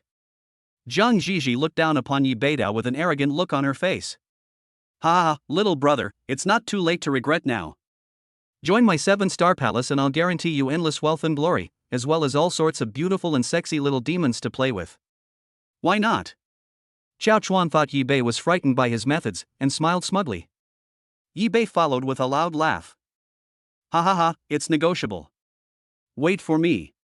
When Chao Chuan heard this, he was delighted and showed a generous attitude. He immediately waved his hand, signaling Yi Bei to do as he pleased. Yi Bei turned around and looked at Bai Yashuan. At this moment, Bai Yashuan was so frightened that her face turned pale, her whole body was trembling, and she sat limply on the ground, almost peeing. She has always been straightforward and tough, but today she was really scared. She had also heard her cousin say that there were many demons and monsters in the world, and that she would make her an extraordinary person in the future and take her to slay demons and monsters. But that was just talk after all. Now that she had actually encountered such a thing, she was really scared. It's okay. Don't be afraid. Yi Bei slowly helped Bai Yashuan up from the ground. Bai Yashuan nodded reluctantly, her body trembling. Xiaoqing hurried forward and together with Yi Bei, supported by Yashuan, and walked towards the boss's office. The rest of the employees who didn't faint were so frightened that they followed Yi Bei to the boss's office. Place the personnel in place. Yi Bei brought Xiaoqing back to Chao Chuan and others. Boy, what do you think? Have you made up your mind? My patience is limited. Chao Chuan looked at Yi Bei and said. Yi Bei smiled faintly and said. Thank you so much, brother. You tried so hard to get me to join you. Unfortunately, I have to disappoint you. Watch out. The words fell. Yi Bei displayed extremely fast body movements and unleashed a powerful dragon and tiger punch, hitting Chao Chuan in the face. This punch was fast, accurate, and powerful.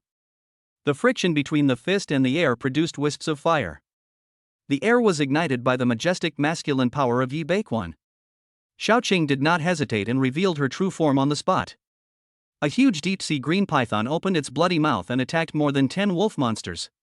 Faced with this sudden change, Chao Chuan was immediately furious and started cursing.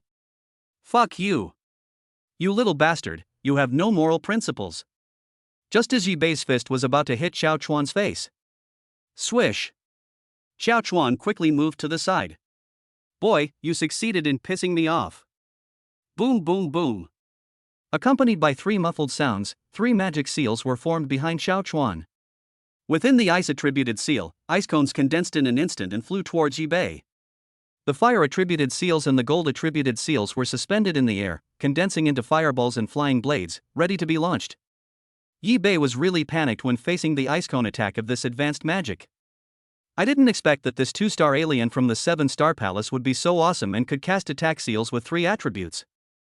I can't tie the knot by myself. Depend on. I was careless. Helplessly, Yibei had to gather a layer of 2-star energy all over his body. Then, he used the Dragon and Tiger Punch to launch a defensive attack against these ice cones with ice attributes. Swish, swish, swish. Bang! With every punch and kick, Yibei was able to successfully shatter the ice cones that attacked him. Yes. There are a large number of ice cones, and Yibei has little combat experience. In the end, some ice cones hit Yibei. Even though the internal energy on Yibei's body could help offset some of the attacks, some ice cones still pierced directly into his flesh. Blood flowed out at the place where the defense was broken. Xiaoqing was also in a stalemate. On one side, she was attacked by ice cones, and on the other side, she was attacked from different directions by more than 10 wolf demons. Before 10 rounds had passed, her body was also covered with several cuts and blood was gushing out. Xiao Chuan saw that Yibei, a 2-star alien, had such weak combat power that he couldn't even resist his ice attribute seal, and he actually dared to compete with him? I couldn't help but laugh in my heart. What a greenhorn! He was a rookie and had no combat experience. That's it? Still want to compete with me, Xiao Chuan? Ha ha, how ridiculous. Chapter 42. Tears welled up in my eyes. Seeing that Yibei and Xiao Chang were both defeated, Xiao Chuan waved his hand to stop the attack. He laughed arrogantly, pointing at Yibei and Xiao Chang and said, "Just the two of you, you think you can challenge my 7-star palace? You're really overestimating yourself. Now, kneel down and beg for mercy, or I will kill you too today." The words fell. The fire attribute seals and gold attribute seals behind Xiao Chuan instantly shot out countless fireballs and sharp blades. It was in an encircling state with no blind spots, floating around Yibei and Xiao Chang. It goes without saying. If Yibei and Xiao Chang continued to resist, the fireballs and sharp blades would attack them madly and kill them on the spot. When Xiao Chang saw Yibei covered in blood, she transformed into a human form on the spot and helped Yibei up from the ground. She looked at the ice cones, fireballs, and sharp blades around her. I waited secretly in my heart. Even he and Yibei combined were no match for this powerful man from the 7 Stars Palace. Whatever. I can only use my last trick. Boss, don't be afraid. Xiaoqing still has one last trick up her sleeve. Even if this 7-star pavilion expert is a 2-star expert, he may not be able to catch up with us. This is the escape trick my mother left me before she died. After a while, we'll faint and then escape together. When we become stronger, we will return to Jiangqing to seek revenge. Xiaoqing whispered to Yibei. Yibei nodded reluctantly. Escape. Seems like a good idea too. He had just become an alien, and although he was instantly upgraded to 2 stars, his body had not been strengthened and could not withstand the blessing of the 3rd fire spirit fruit. It is not possible to upgrade to Samsung yet. But in the future, as long as you insist on signing into the system every day, you will definitely become more and more powerful. It won't be too late to seek revenge on Xiao Chuan then. Moreover, his wife is extremely powerful. As long as he escapes from this place, he will immediately call his wife and ask her to bring people from the mysterious bureau to kill this bastard. In short, a wise man never suffers a loss in front of him. The safest way at the moment is to escape. Yibei nodded and gave Xiaoqing an affirmative look. He straightened up and prepared to make a feint and escape with Xiaoqing. At the critical moment. Bang! The frozen doors and windows were forced open. 2 sexy and beautiful figures walked in from outside. The visitors were Tangmi and Huayumeo. Tangmi saw her husband lying on the ground with blood all over his body, being supported by a green snake. On the spot, he flew into a rage. "You bastards, how dare you hurt my husband? You all must die." Tangmi shouted coldly, an extremely cold aura emanating from her body. Xiao Chuan saw the person coming. Immediately changed the seal and attacked Tangmi. However, before the seal could launch ice cones, fireballs, and sharp blades, a dark shadow came like lightning. Click! Before Xiao Chuan could react, a hand had already grabbed his neck tightly. Bang bang bang! The 3 seals shattered. The next moment. Bang bang! Xiao Chuan was like a dead dog, being grabbed by the neck by Tangmi and thrown to the ground madly. There is no resistance at all. More than 10 wolf demons around were about to escape. They could feel that the aura of Tangmi and Huayumeo was too terrifying. The same goes for Jiang Zhizhi. Without waiting for the wolf demon to escape, she ran towards an open space. As a result, I just took a step. Hua Yumeo stood in front of her. You don't come over here, you. Bang! Before Jiang Jiji could finish her words, Hua Yumeo raised her foot and kicked her away. Jiang Jiji was flying in the air. Hua Yumeo leaped into the air and punched down hard. Bang! Jiang Jiji fell heavily to the ground like a cannonball, the floor shattered, tiles and concrete fragments flew everywhere, and Jiang Jiji's body sank into the floor in a V shape. All the bones in his body were broken and his internal organs were shattered. Puff! A mouthful of blood spurted out, and Jiang Jiji revealed her true form, a white-haired rat half the size of a human. Bleeding from all 7 orifices, he was dying. It actually took Hua Yumeo less than 5 seconds from the start to the end. It seemed like in the blink of an eye, Jiang Jiji became like this. More than 10 wolf demons were completely frightened. This woman is too perverted and scary. Without using any fancy magic, he directly killed Jiang Jiji. She is too powerful, we can't afford to offend her. Before he could think about it, more than 10 wolf demons roared together. Awu! Swish, swish, swish. They rushed towards the exit together. Hua Yumeo raised the corner of his mouth slightly. Want to run? It's ridiculous that no monster has ever escaped from my hands alive. Go to hell! Hua Yumeo roared angrily and rushed towards more than 10 wolf demons like lightning. Bang bang bang bang bang. One after another, violent muffled sounds were heard. After each muffled sound, a wolf demon would turn into a ball of blood mist, its body completely shattered. When a wolf demon's body is shattered, a wisp of white gas invisible to the naked eye will immediately float out of its body. This is the wolf demon's soul. Huiwei Cat did not give the demon's soul a chance to escape. He casually took out a red soul collecting banner from his backpack and threw it into the air. Swish, swish, swish. The souls of more than 10 wolf demons were instantly collected into the banner. After doing all this, Hua Yumeo reached out to catch the falling soul collecting banner and nodded with satisfaction. Chao Chuan on the other side. At this time, Tangmi threw him so hard that all his bones were broken, his breath was extremely disordered, and his meridians were broken. The blood dyed his body into a bloody man. Chao Chuan crawled on the ground. There was blood flowing from his eyes and his mouth was opening and closing. He looked extremely miserable. Tangmi had already come to Yi Bei's side, and Xiaoqing consciously stepped aside.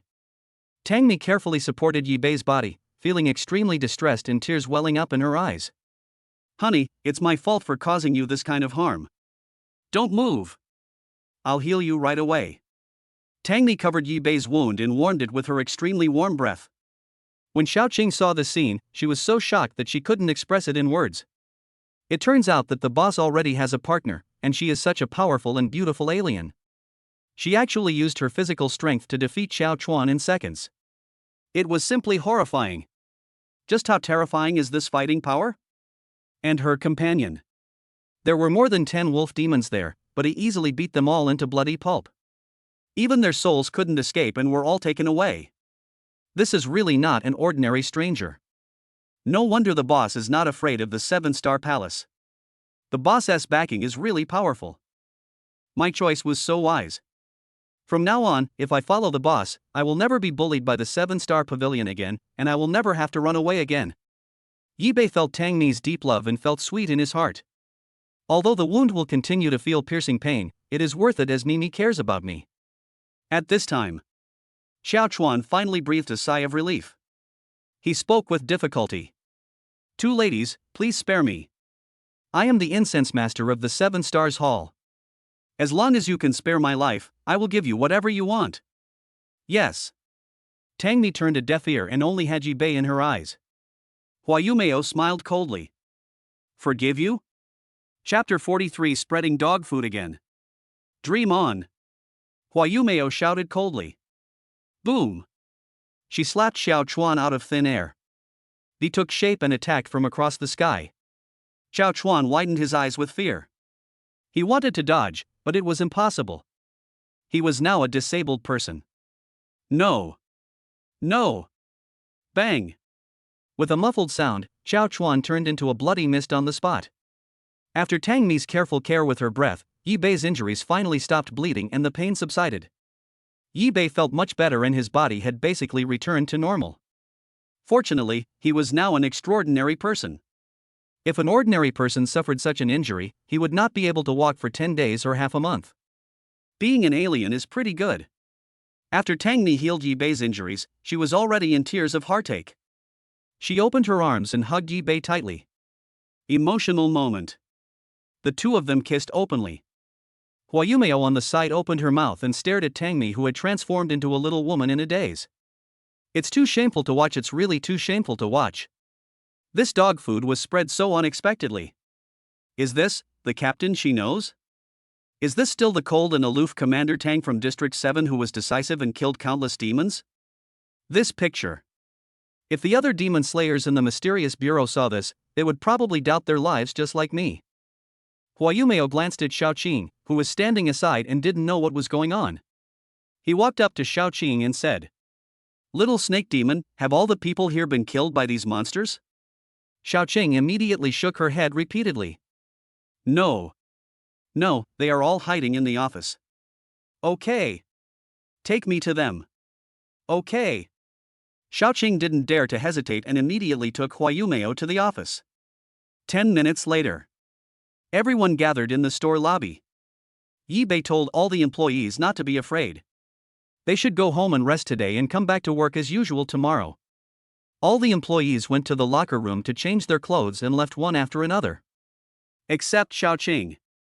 Not only was she unable to leave, she was also taken aside by Tangmi for a talk. Tangmi secretly cast a spell and easily saw through Xiaoqing's strength. The one-star little demon is not very powerful. Xiaoqing, you and my husband did a great job fighting against the 7-star hall members today. Thank you. Since you're determined to be a good demon, then from now on, just cultivate diligently and don't do anything that harms human society. Don't do anything that makes me unhappy, or I'll be the first one to not let you go. Understand what I mean? Xiaoqing was so frightened by Tangmi's eyes that her face turned pale. Don't worry, Madam Boss. I promise I won't do anything that's against the law, and I definitely won't do anything that would upset you. I understand what you mean, I understand everything. Tangmi originally wanted to scare Xiaoqing a few more times, but seeing that she was so tactful, she didn't make things difficult for her. After Tangmi finished talking with Xiaoqing, she returned to the crowd. Seeing that Yi Bei and Hua Yumeo were unfamiliar with each other, the two stared at each other, not knowing what to say. Tangmi immediately introduced them. Hubby, let me formally introduce you. This is my comrade from District 7 and also my very good friend, Hua Yumeo. Mao, this is my husband, Yi Bei. Hua Yumeo immediately and enthusiastically extended her hand. Hello, brother-in-law. I've heard Sister Mi mention you a long time ago.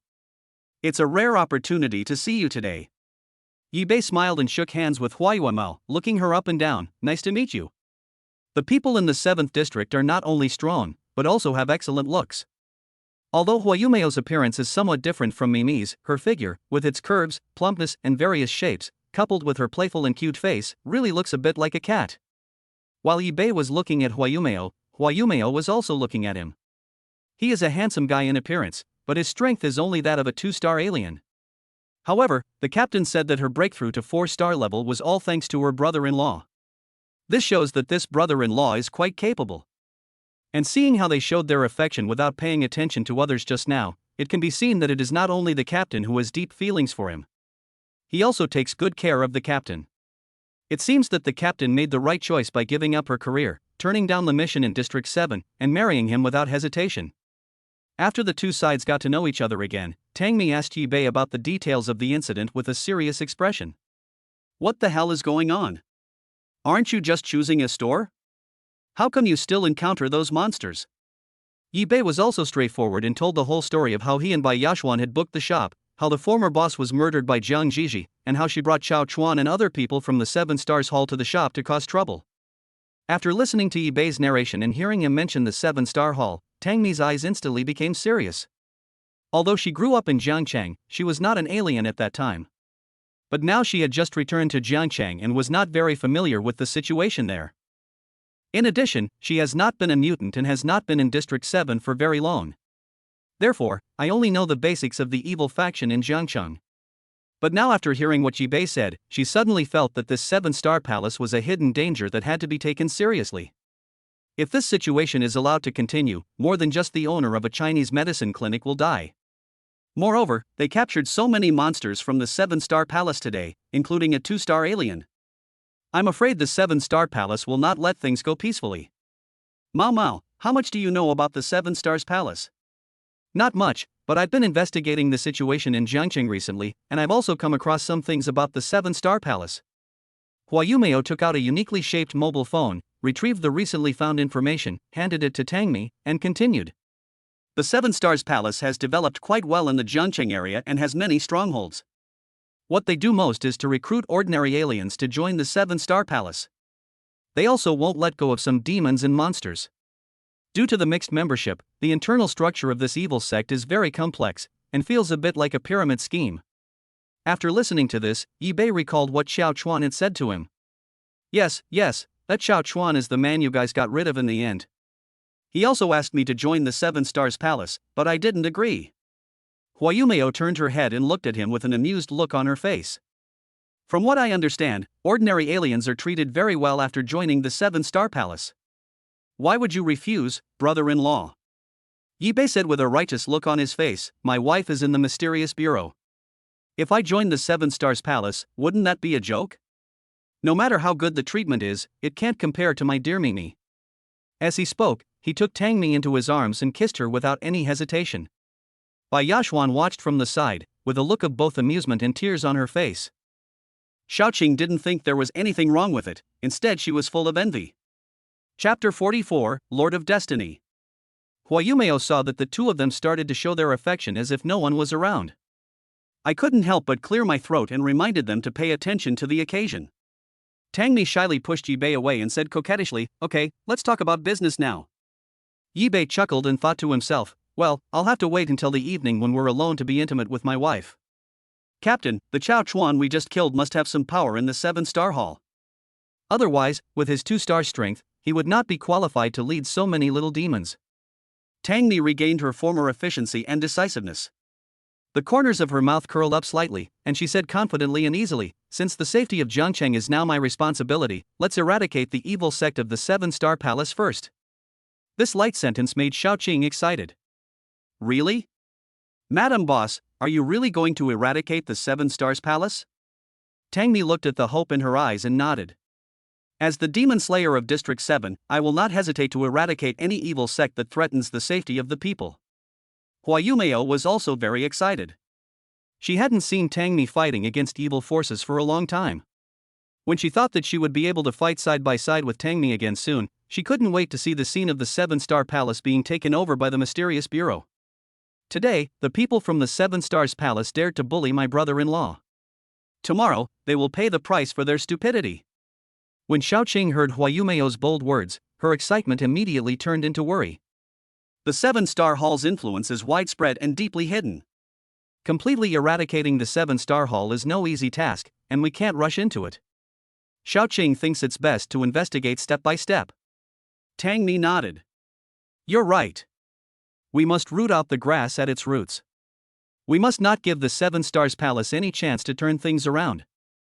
Everyone here began to discuss how to deal with the 7-star palace. And the other side. A large conference room in a building in the Shirwan Miao Mountains. The Shura demon army gathered together and held a meeting to discuss going to Jiangqing to find Yi Bei. A group of Shura demon soldiers looked at a portrait hanging in the center of the conference room. And the person in the portrait was Yi Bei. Xu Xingqian stood in the main hall, his eyes blazing as he looked at the thousands of Shura demon soldiers in the hall. He pointed at the portrait behind him and said, I believe everyone has seen the portrait behind me clearly. He is the new demon commander of my Shura demon army. We have been silent in Miaojiang for 100 years. It is time to come out and let the world know of our existence. The demon soldiers in the main hall were very surprised by what Xu Xingqian said. They had already made preparations to go out of the mountains, but they never expected that the new demon commander would look like this. This is too different from the image of previous demon generals. You're so young, can you be our demon commander? He looks like a weak scholar. He's quite handsome, but with those skinny arms and legs, what can he do? That's right. Every demon commander in history was tall and mighty. Just one look at them and you'd know they were strong in combat. But the man in the portrait doesn't look aggressive at all. The military advisor beside him heard the discussion in the field, slowly stood up and walked to Chu Xingchen and said, "Tiger King, isn't the image of the demon commander a little too thin? Does he really have the ability to lead our Shura army to a powerful rise? Could there be something wrong with the manifestation stone?" As soon as the military advisor finished speaking, before Chu Xingchen could refute him, another elder slowly stood up and spoke in an old voice. "Yes, Tiger King, you have been in charge of the Shura demon army for all these years. You are also the green-feathered Tiger King among the 4 great demon kings. You have long been the demon commander in the hearts of all of us.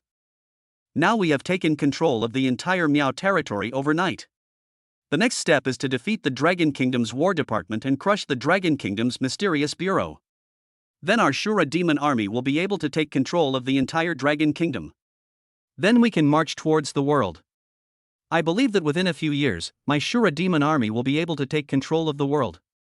So, why should we obey the will of heaven and worship a weak scholar as our demon commander?" The elder's words immediately resonated with everyone. Several other elders also responded. "Yes, Tiger King, with you here, our Shura demon army will surely sweep across the world. My Shura demon army doesn't need a weak scholar to lead it. Tiger King, the rules set by our ancestors can be changed. You are the most suitable person to lead my Shura demon army to a powerful rise." The originally quiet hall was suddenly filled with noisy discussions. Chu Xingchen turned his head and looked at Yi Bei in the portrait, his brows furrowed tighter and tighter. "That's enough." His sudden outburst of rage instantly quieted the hall. He turned around, his eyes filled with anger and determination sweeping across the faces of everyone present. The majestic power of the Gangqi instantly filled the entire place. The pressure was so great that everyone present lowered their heads unconsciously, for fear of looking into his eyes. "Every demon commander of my Shura demon army is a master of destiny. Don't even think about changing this rule." Chu Xingchen's roar made everyone present breathless. Although they were dissatisfied in their hearts, no one dared to stand up and refute his words. I could only lower my head and continue listening to him. Our army lay dormant for over 500 years before finally finding the demon commander's portrait on the spiritual stone. This is the will of heaven. Since God has chosen him, he is the destined leader of my Shura army.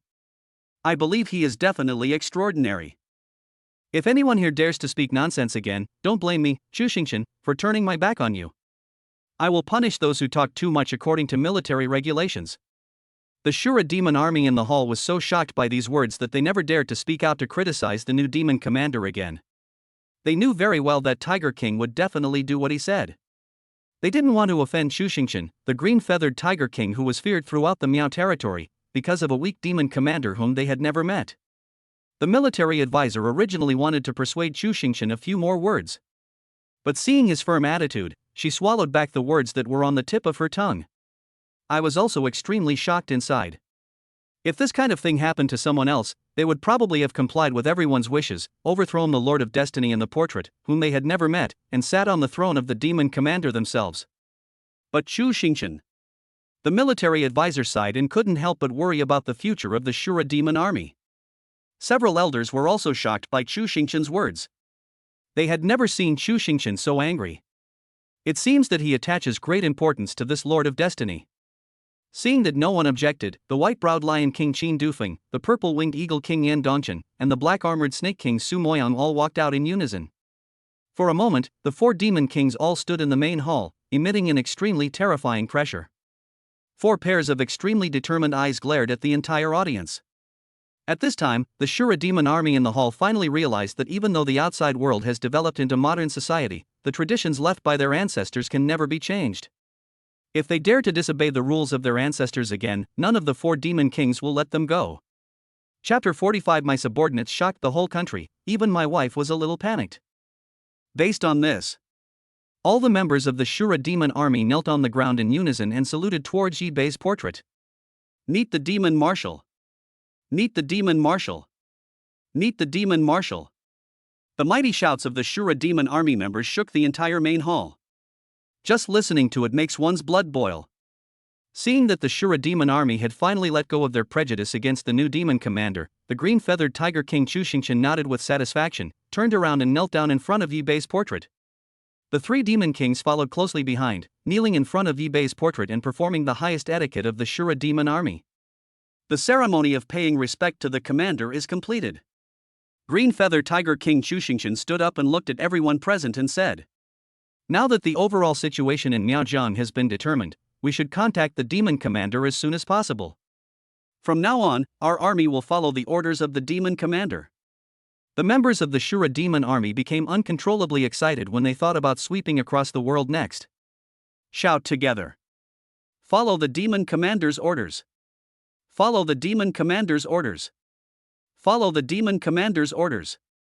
Xu Xingshan was delighted to see that everyone was full of fighting spirit. Then he said, "Today at noon, Jin Dufeng and I will lead 500 Flying Eagle cavalrymen to meet the demon commander. The rest of us will stay in Niao territory. Miaojiang affairs will be temporarily managed by Yan Dongchen and Su Moyang." "Yes. Yes. Yes." Everyone responded in unison, and the three demon kings had no objection to Xu Xingshan's decision. The meeting is over. The entire Shura demon army became busy. Especially the 500 selected Flying Eagle cavalry. They are all the best among the Flying Eagle cavalry. It is the honor of their lives to be chosen to meet the demon commander. Without waiting for Xu Xingshan's arrangements, they began to inspect the fighter planes on their own, waiting for the time to leave Miaojiang. Near noon, Xu Xingshan stood in front of the 10 Black Hawk fighter jets that had been prepared, his heart surging with emotion. "Report to King Tiger, all 10 fighters are ready, please give instructions." "Everyone aboard. Let's go." "Yes." At a command, Xu Xingshan and Xin Dufeng boarded the nearest fighter planes and took 500 strong men on 10 Black Hawk fighter planes and rushed into the sky. The roar of the fighter jet's engine broke through the sky, and its speed reached an extreme speed. The Dragon Country's mysterious bureau soon received a danger signal. "Hurry! Find out where these fighter planes came from. Report to the commander, these fighter planes should all have come from the Miaojiang Shirwan Mountains." "What? Could it be that these fighter jets are related to the mysterious evil forces that have recently appeared in Miaojiang?" Suddenly, the entire mysterious bureau fell into a tense atmosphere, and more than 1,000 strong men from the mysterious bureau were immediately dispatched to stand by. When it was confirmed that these military aircraft were heading towards Qingzhou, the mysterious bureau immediately ordered 1,000 strong men to go to Qingzhou. Not only that, the mysterious bureau also planned to launch an air bombing directly on these 10 fighter planes to prevent them from advancing further. Now, immediately deploy air defense and prepare to blow up the enemy fighter planes. "Yes, sir." 2 minutes later. "No, sir. They've already flown over Qingzhou Jiangcheng, and they're flying very low. Their aircraft are too strange and too active. If we launch an aerial bombing at this time, it will inevitably cause harm to the people of Jiangcheng. This is abominable." 1 minute later. "Sir. They're preparing to drop in Jiangcheng. Jiangcheng, quickly contact the members of District 7 over there and be ready to fight at any time." "Yes." At this time, Tangmi and Huayumeo were staying in the clinic, helping Yibei to give the clinic a resounding name. "What name should I give it?" Suddenly, Tangmi's peculiarly shaped cell phone rang. It's a call from the mysterious bureau. Huayumeo looked at Tangmi nervously, not even caring about the pen in her hand falling to the ground. "Tangmi, District 7 of the Mysterious Bureau, may I ask what instructions you have?" Tangmi answered the phone and asked directly. The person on the other end of the phone immediately said. As Tangmi listened to the other party's words, her expression became more and more nervous and serious. Huayumeo saw Tangmi's expression. She realized that something must be very serious, otherwise the captain would not have such an expression. "Captain, is there something wrong in Miaojiang?" Huayumeo asked curiously. "It's not Miaojiang, but Jiangcheng." "What? Jiangcheng? What's going to happen in our Jiangcheng?" "Yes. It's a huge deal. The mysterious bureau has released the latest intelligence. The Shura demon army has sent over 500 strong men to suddenly airdrop into Jiangcheng. Airborne? This is too sudden." Huayumeo was horrified. She never expected that the Shura demon army would be so elusive. For a moment, she didn't know what to do. Tangmi looked solemn. She walked over to Yibei, who was staring at the workers repairing the shop, and said, "Husband, come with me. I have something to tell you." Seeing that Tangmi's face looked strange, Yibei thought she was not feeling well, so he quickly opened the eye of heaven to check. "I found that apart from being a little nervous, there seemed to be nothing special about her." The two of them came to a deserted corner, and Yi Bei quickly asked, "What's wrong, dear? Are you feeling uncomfortable somewhere? How about I give you a massage to relax you?" Seeing that Yi Bei cared about her so much, Tangmi felt very warm in her heart, and her nervousness eased a lot. "My dear, I'm fine, but you must be careful and don't leave anywhere. Just stay in the clinic. Next, I have a very important task to complete." After Tangmi finished speaking, Yi Bei became nervous and asked quickly, "What mission? Is it dangerous?" "No matter what happens, you must ensure your own safety." Seeing that Yi Bei was worried, Tangmi told him everything about the Shura demon army's sudden airborne landing in Jiangcheng. Thinking that he knew the truth, he would no longer be so worried about her safety. After listening to Tangmi's explanation, Yi Bei felt confused. Shura demon army? Isn't this my subordinate? Dear, were the Shura demon army all in Miao territory at the beginning? Yi Bei Dao said. Tangmi nodded. Yes, they suddenly appeared in Miaojiang and brought the entire evil forces of Miaojiang under their control overnight. They are very powerful. I'm afraid that even the mysterious bureau can't be their opponent. I don't know why they suddenly landed in Jiangcheng. Yi Bei frowned and muttered to himself. Is the system's reward real? This Shura demon army suddenly came to Jiangcheng. Could it be that they are here to see me? This is very likely true.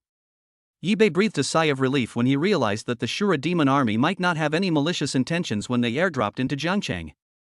But he did not express his guess in his heart. After all, he was not very sure whether these Shura demon soldiers would really recognize him as the demon commander as the system said. Also, their purpose of coming to Jiangcheng may not be to see me. When you are unsure, it is better not to say anything. Besides, the mysterious bureau is so nervous about the Shura demon army. If he reveals his identity without authorization, Tangmi will be caught in a dilemma between him and the mysterious bureau. Dear Mimi, no matter why these Shura demon soldiers come to Jiangcheng, you and Huayumeo must pay attention to your safety and be careful. I'll listen to you and stay in the clinic, waiting for your news. Tangmi nodded, packed up her things and left the clinic with Huayumeo. Huayumeo drove at full speed according to the information and location sent by the mysterious bureau. Tangmi is responsible for calling on all members of the mysterious bureau in Jiangcheng to respond immediately. Members nearby, please launch an interception immediately. We must not allow the unknown forces that have landed in the suburbs of Jiangcheng to invade the interior of Jiangcheng. Chapter 46, Scared. Suburbs of Jiangcheng. 10 Black Hawk fighter jets landed in a flat mountainous area on the outskirts of Jiangcheng. Green-feathered Tiger King Chu Xingqian and white-browed Lion King Qin Dufeng were the first to get off their fighter planes. 500 strong men followed closely behind, and in just a few seconds, a neat team was assembled. Chu Xingqian and Qin Dufeng stood on a high ground, looking at the dense Black Hawk cavalry. The two realized that it seemed unrealistic to sneak into Jiangcheng with so many people around them. Tiger King, I think it would be better for us to let some of the Black Hawk cavalry hide first, and we will take a small number of brothers to Jiangcheng to find the whereabouts of the demon commander. After hearing Qin Dufeng's suggestion, Chu Xingqian thought about it for a while and felt that it made some sense. He nodded and was about to give orders to the 500 Flying Eagle cavalry. Sudden. He sensed that there was a strange presence approaching. Murderous intent suddenly appeared in his eyes. Qin Dufeng and the others present also felt the approach of the aura, but the opponent's strength was not very good. Kill him. It's easy.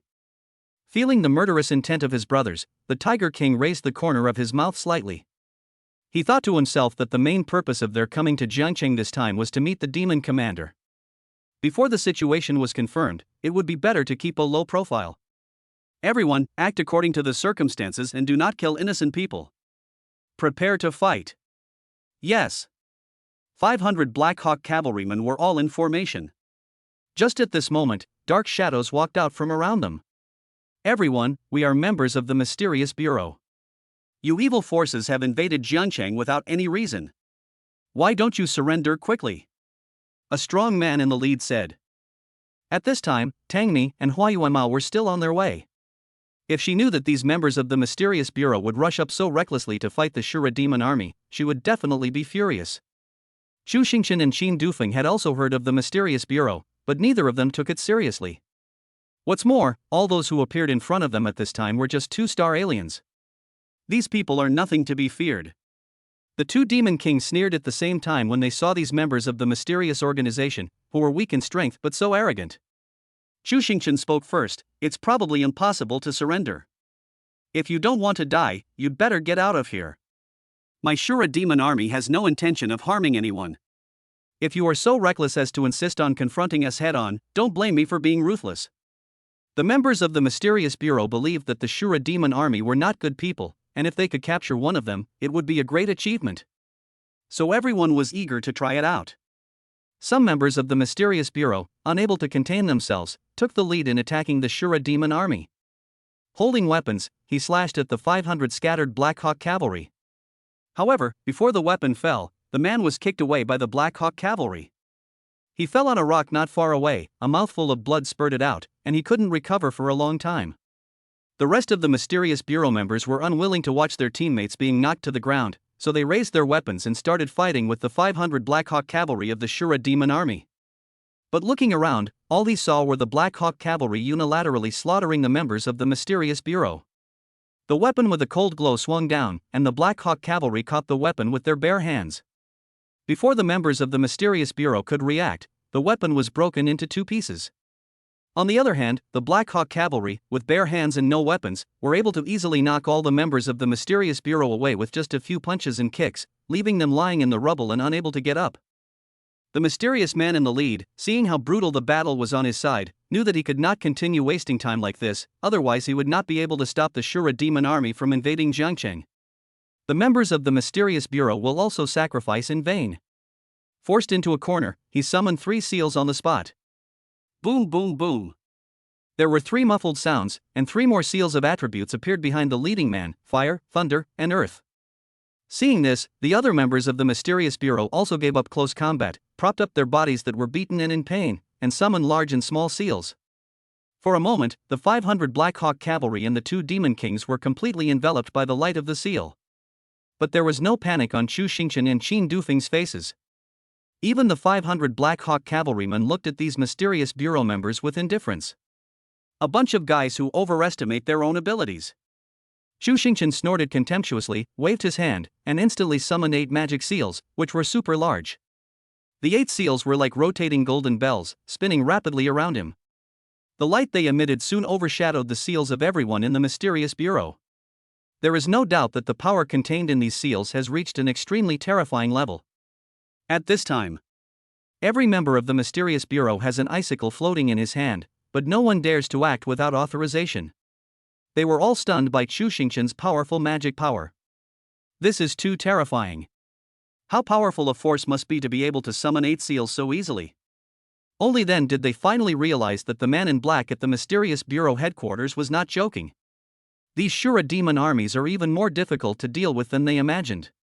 Even if all of them combined their strength, they would not be able to fight back at all. Chu Xingchen stood on the high ground and swept his contemptuous eyes over all the members of the mysterious bureau present, causing everyone to retreat. Qin Dufeng sneered and, according to the original plan, led a part of the Black Hawk cavalry towards the urban area of Jiangcheng. The rest of the Black Hawk cavalry scattered and hid in search of suitable hiding places. Seeing this, the members of the mysterious bureau wanted to rush forward to stop Qin Dufeng and others, but they were hindered by the fact that the 8 magic seals summoned by Chu Xingchen were too terrifying. Even if they wanted to stop them, they did not have the courage to confront such a powerful Shura demon army head-on. They could only watch the Shura demon army slip away from them. Chu Xingchen saw that all the Black Hawk cavalry had returned to their positions as planned. He did not bother those members of the mysterious bureau who overestimated their own capabilities. He put away the seal and disappeared from the spot in a flash.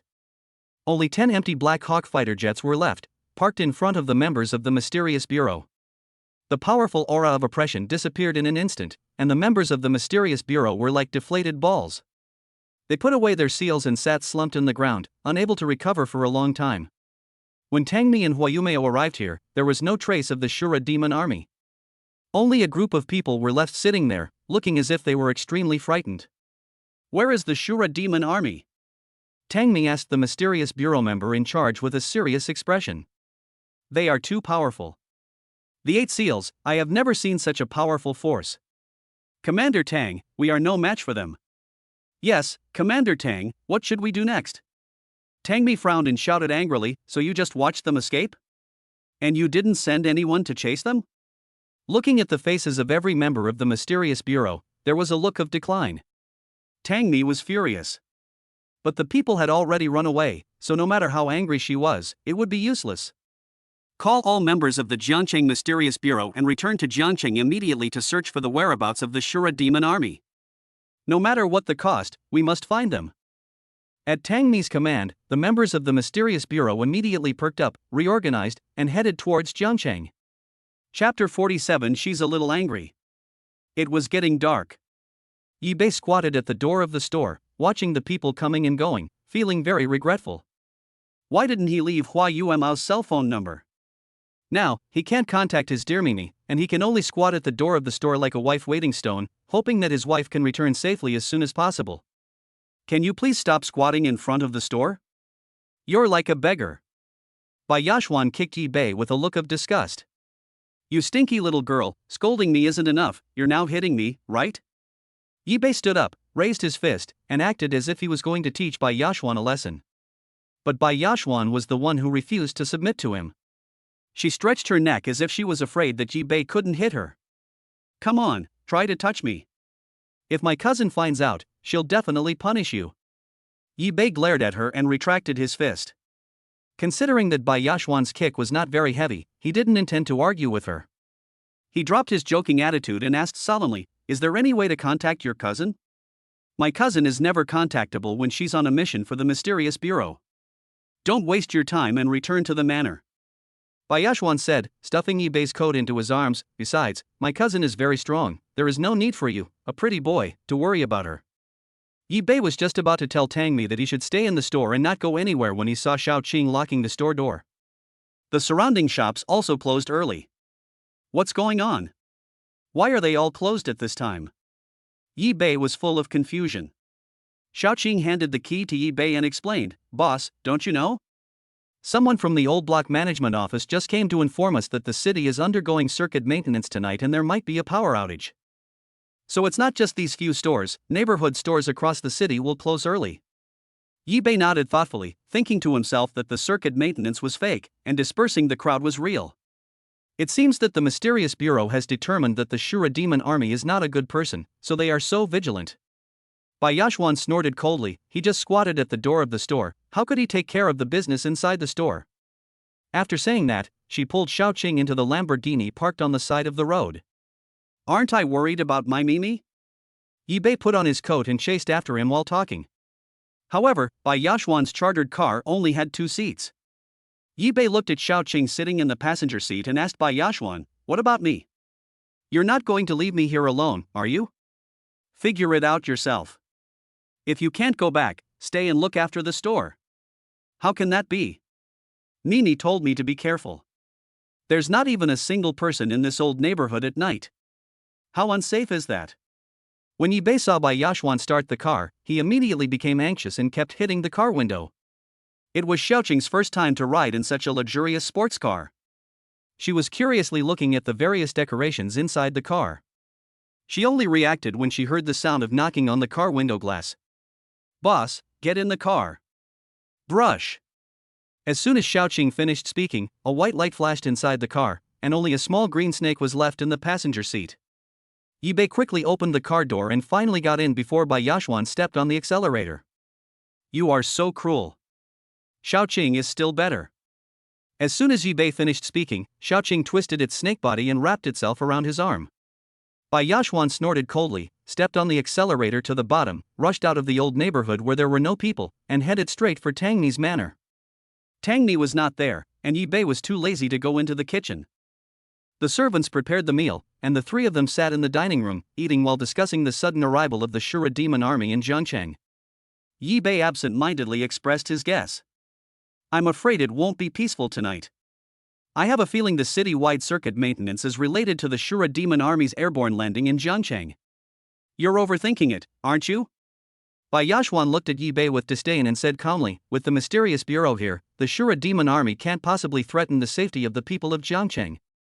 Yi Bei shook his head, his expression showing no sign of relaxation. Nini told me that the Shura demon army is very powerful. Even the Mysterious Bureau may not be their match. We should not be too careless. Xiaoqing stood on Yi Bei's side without a second thought, although I have never heard of the Shura demon army, I believe in the boss and the boss lady. Bai Yashwan sneered, with just the two of you? If the Shura demon army is really that powerful and breaks through the mysterious bureau's defenses and invades Jiangcheng, what can you two do? It's better to finish your meal, take a shower and go to bed early, so that you can prepare for the opening of the Chinese medicine clinic early tomorrow. Yi Bei was helpless. If it was some other evil force, he certainly wouldn't be worried to this extent. But the Shura demon army is now his subordinates. If they really do something harmful to society, how will he explain it to me? But he couldn't say these words yet. Seeing Bai Yashwan's nonchalant look, Yi Bei couldn't help but ask, "Aren't you worried about your cousin at all?" "Of course I'm worried. But I'm used to it. Ever since I found out my cousin joined the Mystery Bureau, she's always suddenly disappeared like this. Every time I couldn't contact her, I knew she was on another mission. It's a pity that as an ordinary person, I can't do anything to help her." Bai Yashwan said this with a look of regret on her face. If only she could become an extraordinary person, otherwise she wouldn't have received that slap in the face in vain in the store today. Just as she was thinking about it, a fiery red fruit suddenly appeared in front of her. Fire spirit fruit? This big. Bai Yashwan stared at the fire spirit fruit in Yi Bei's hand with her eyes wide open. "I'm giving it to you, don't thank me." Yi Bei raised his eyebrows and tried to act cool in front of Bai Yashwan. Bai Yashwan snatched the fire spirit fruit without hesitation and examined it carefully. "You really are good at borrowing flowers to offer to Buddha. This is given to you by my cousin, right? Hey! You little rascal! I got this fire spirit fruit with my own true ability. If you don't appreciate it, just give it back to me." Bai Yashwan curled her lips, obviously not believing what Yi Bei said, but with this fire spirit fruit she could activate her innate superpowers and become an extraordinary person. "Who said I don't appreciate it? Thanks." After saying that, she swallowed the fire spirit fruit in her hand in one gulp. Soon she felt a constant stream of heat gushing out of her body. More than 10 minutes later, she waved her hand casually, and a ball of fire floated in the palm of her hand. Shaoqing stared at the flames with wide eyes and exclaimed, "Wow! Sister Yashwan's innate potential is actually fire attack." Yi Bei was curious about Bai Yashwan's innate superpowers, and when he heard this, he couldn't help but ask, "Is the fire attack very powerful?" "Of course. This is a very powerful innate ability. I didn't expect Sister Yashwan to be so talented." Thinking of Bai Yashwan's bad temper, Yi Bei secretly sighed that she was indeed very talented. Chapter 48 Men Can't Say No. Boom! Bai Yashwan waved her hands again, and a ball of blazing flame floated above both of her hands. "Oh my god! Is this the ability of the alien? So amazing! Humph! If anyone dares to bully me in the future, I will use this flame to make him taste the pain of being roasted." Yi Bei saw Bai Yashwan holding two flames in her hands and staring at him with ill intentions. He quickly rebuked. "That's enough. Don't set the manor on fire before your cousin comes back." Bai Yashwan glared at him, put out the flames, and sat down at the dining table to continue eating. Shaoqing, who was standing by, looked around, sometimes at Bai Yashwan with envy, sometimes at Yi Bei with longing. The desire for the fire spirit fruit was almost stuck on her head. But she knew that the fire spirit fruit was extremely precious, especially the one Bai Yashwan ate. It was of such good quality that even if you had money you might not be able to buy it. She was very grateful that the boss was willing to take her in, so how could she have the nerve to ask for the fire spirit fruit? "Yours is no different." Yi Bei flipped his hand, and like a magic trick, handed the fire spirit fruit of the same quality to Shaoqing. Shaoqing's eyes immediately filled with tears of excitement. "Whoa whoa! Boss, you're so kind to me. I've been practicing for over 100 years, and this is the first time I've seen a real fire spirit fruit." Yi Bei looked at her tearful face and didn't know what to do for a moment. Bai Yashwan reacted quickly and handed Shaoqing a tissue, comforting her, "Hey, don't cry. Since you call him boss, it's only natural for him to give you the fire spirit fruit. Come eat it." After she finished speaking, she took the fire spirit fruit from Yi Bei's hand and handed it to Shaoqing. "Thank you, boss, and thank you, Sister Yashwan. I'm just so excited." Yi Bei looked at Bai Yashwan depressedly. "Who is borrowing flowers to offer to Buddha? You have said all the good things, where is my face as a boss?" Fortunately, Shaoqing is a person who knows how to repay kindness. After Shaoqing got the fire spirit fruit, she stood up and kept bowing to Yi Bei. "Thank you, boss, for giving me the fire spirit fruit. From now on, Xiaoqing swears to follow you until death. Finished. Xiaoqing swallowed the fire spirit fruit in one gulp. It only took a short while. Xiaoqing turned into a giant green snake as thick as a water tank. Fortunately, the restaurant was large enough, so the three of them didn't need servants to watch over them while they ate. Otherwise, if ordinary humans saw this scene, they would be scared to death. Xiaoqing walked around the restaurant, and suddenly a dazzling light flashed from the snake's body. Yi Bei and Bai Yashuan quickly turned their heads away, and when they looked back again, they found that 2 eagle claws had grown on the 7-inch position. This strange shape really stunned the two of them. Yi Bei was the first to react. Snake body, eagle claws. Isn't this shape superfluous? Pa. Isn't this a sign of turning into a dragon? Oh my god. Could Xiaoqing's true identity be? Before Yi Bei could even sigh, Xiaoqing transformed into a human form and excitedly hugged Bai Yashuan. I finally broke through to the 2nd star. One has just become an extraordinary person, and the other has finally made a breakthrough after practicing for 100 years. The two women hugged each other excitedly, leaving Yi Bei, who had worked so hard, aside. Yi Bei shook his head helplessly, got up and returned to his room. There were still a few fire spirit fruits in the system, and he ate one without hesitation. Start practicing with full concentration. Now that Bai Yashuan and Xiaoqing's strength has all improved, I can't fall behind. If something really happened in Jiangqing tonight, although they did not have the strength to fight back, they could still protect themselves in times of crisis. This is also the fundamental reason why he gave Bai Yashuan and Xiaoqing the fire spirit fruit. The fire spirit fruit that was eaten began to take effect. Yi Bei felt that the injuries on his body were healing at a speed visible to the naked eye. However, compared to his injury, he hopes that his strength can be improved as soon as possible. 2 stars is a bit weak. However, even after all the energy of the fire spirit fruit in his body was absorbed, his strength did not rise to 3 stars. It is still a 2-star level. Yi Bei was confused. What's going on? Mimi made a breakthrough, Xiaoqing also made a breakthrough, why can't I do it? Damn. A man can't say no. I can definitely do it. Could it be that there is congestion in my body? Just as he was about to use the eye of heaven to observe his body, 2 dark shadows flashed past the window. Yi Bei immediately became alert. Yes. The next second, 2 strong men knelt in front of him and said in unison, "Greetings, Demon Marshal." When Yi Bei heard the word Demon Marshal, he immediately guessed their identities. Are you the Shura demon army? Chu Xingchen and Qin Dufeng looked at each other. Neither of them had expected that the Demon Marshal actually knew of their existence. Yes. Demon General, I am Chu Xingchen, the Blue-Feathered Tiger King, one of the 4 great demon kings of the Shura demon army. I am Qin Dufeng, the White-Browed Lion King. I am late in welcoming you, Demon Commander, please punish me. The two of them spoke in unison, and the majestic aura they exuded shocked Yi Bei. Is this the Shura demon army? Although there are only 2 people, you can feel their strength just by looking at their appearance. It's unbelievable that such a strong man is actually his subordinate. What's that sound?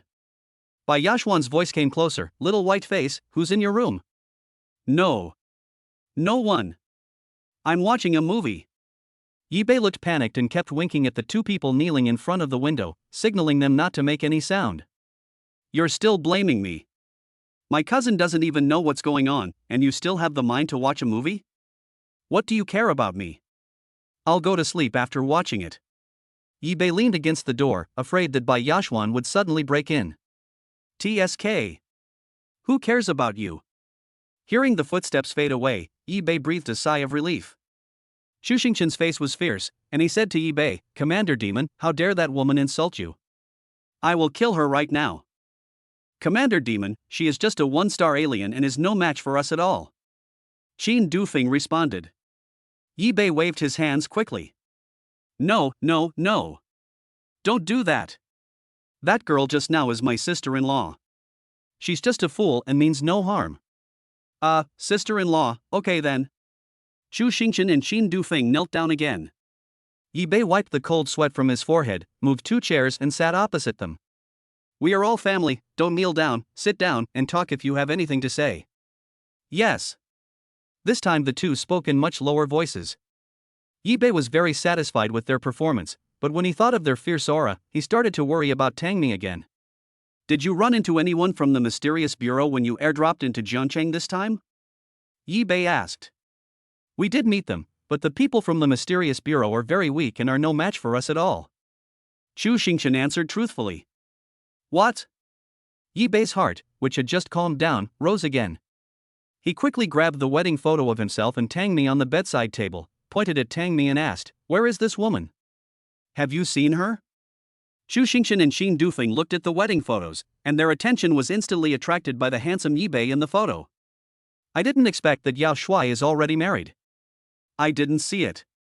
What instructions does the demon commander have? Chu Xingchen shook his head. That's good, that's good. Yi Bei breathed a sigh of relief, and his heart, which had been hanging in the air for the entire afternoon, finally relaxed completely. Demon Commander, my Shura demon army has unified all forces in Miao territory. I wonder what your plans are next? Chu Xingchen asked. Yes, General Demon, the main force is already ready in Miaojiang. As long as you give the order, my Shura demon army can immediately continue to expand outward. It won't be long before we can unify the Dragon Kingdom. Qin Dufeng added. Chapter 49 shocked the subordinates. Yi Bei was shocked when he heard these words. Wow, this group of Shura demon army actually has such a lofty goal. Not only did he unify the Miao territory, he even wanted to unify the Long Kingdom. No wonder the mysterious bureau is so wary of the Shura demon army. But I just want to live a simple and happy life with my dear Mimi. How can I have such lofty ideals? If they knew that this demon commander like me was not ambitious, would they stop recognizing me as the demon commander? Then what the Shura demon army does will not be under his control. No, we can't let them know what I really think. Yi Bei suppressed his inner surprise and tried his best to remain calm. No rush. Now is not the time to launch an external attack. We should hold our troops in place for now, and the main force should remain in Miao territory. When the time is right, I will explain the follow-up plan to you too. Chu Xingchen and Xin Dufeng had no objection to Yi Bei's decision. Without even thinking about whether there was anything wrong with his decision, he leaned forward and said respectfully to Yi Bei, Okay, Demon General, I will follow your orders. Seeing that the two were so respectful to him, Yi Bei felt relieved. Then he used the Eye of Heaven to investigate the strength of the two. As soon as he saw them, he discovered that both of them, like Tangmi, had blockages in their bodies. If all these blocked acupoints can be opened, the strength of these two people will definitely have a breakthrough. You two get up first. Yi Bei stood up and said to Chu Xingchen and Xin Dufeng who were sitting on the chairs. The two men didn't understand why, but still stood up. Yi Bei brought another chair and placed the 3 chairs side by side. He said to them, Come on, lie down on top. Chu Xingchen and Xin Dufeng were both confused. What is this for? Could it be that they did something wrong and the demon marshal wanted to punish them? Hurry up, I'll give you two a greeting gift. Yi Bei said this while looking at the time, thinking to himself that he must clear up the blocked acupuncture points in both of their bodies before Mimi comes back. When Chu Xingchen heard that Yi Bei was going to give them gifts, his eyes lit up and he was the first to lie down on the chair. Yi Bei rolled up his sleeves, gathered the dragon and tiger energy in his palms, pressed it directly on the acupuncture point with the most serious congestion through his clothes, and began to massage along the meridians. Chu Xingchen's body tensed up instantly, and Xin Dufeng beside him also became nervous. Relax, don't be nervous. I'm sure that after my massage, your cultivation will definitely improve. Yi Bei pinched the hard muscles on Chu Xingchen's back, thinking to himself as he spoke, It's a good thing I have the energy of the dragon and the tiger, otherwise he really wouldn't be able to pinch this tendon meat. Mimi is still the best, her skin is fair and smooth, and her touch feels great. How could Chu Xingchen relax at this moment? If he had known that the gift Demon Marshal was going to give them was a massage, he wouldn't have dared to get on top of him even if he had the courage of heaven. How could he deserve the Demon Marshal to serve him personally? As he was thinking about it, a warm current spread through his blood and spread throughout his body. The tense muscles all over my body relaxed uncontrollably, and the tension was replaced by shock. What kind of spell is this? Feeling so comfortable. Wrong. The airflow in his body actually became smoother than before. Could it be that the demon commander has the ability to heal? Before Chu Xingchen could recover from his shock, Yi Bei's massage was complete. Okay, how about getting up and feeling my gift? Chu Xingchen stood up and sat cross-legged, mobilizing the meridians in his body to circulate for a circle. Then he was surprised to find that his realm had directly broken through the 7-star level and reached the 8-star level. Demon Marshal, this. For a moment he was so excited that his tongue became tied. Seeing that he looked like he had never seen the world before, Yibei couldn't help but feel a little proud in his heart. Hurry up and get up, it's Qin Dufeng's turn. Xu Xingqian quickly stood up and gave up his seat. He looked at Qin Dufeng lying on the chair with a puzzled look on his face, and stared at Yibei's hand, trying to see clearly how he did it. Yibei's hands were covered by a hazy halo, and then he began to knead Qin Dufeng's back. He changed the position every few pinches, but after 2 or 3 minutes, he stopped. At this moment, Qin Dufeng, like himself just now, was immersed in the shock of his breakthrough in cultivation and couldn't extricate himself for a long time. Thank you for the reward, Commander Demon. I am very grateful. Xu Xingqian was the first to react and knelt down to Yibei again. Qin Dufeng followed closely behind, kneeling in front of Yibei, his voice trembling, his heart filled with excitement. With a demon commander as powerful as ours, our Shura demon army will surely be able to sweep across the land. Yibei quickly helped the two of them up. You don't have to be so polite, this is nothing.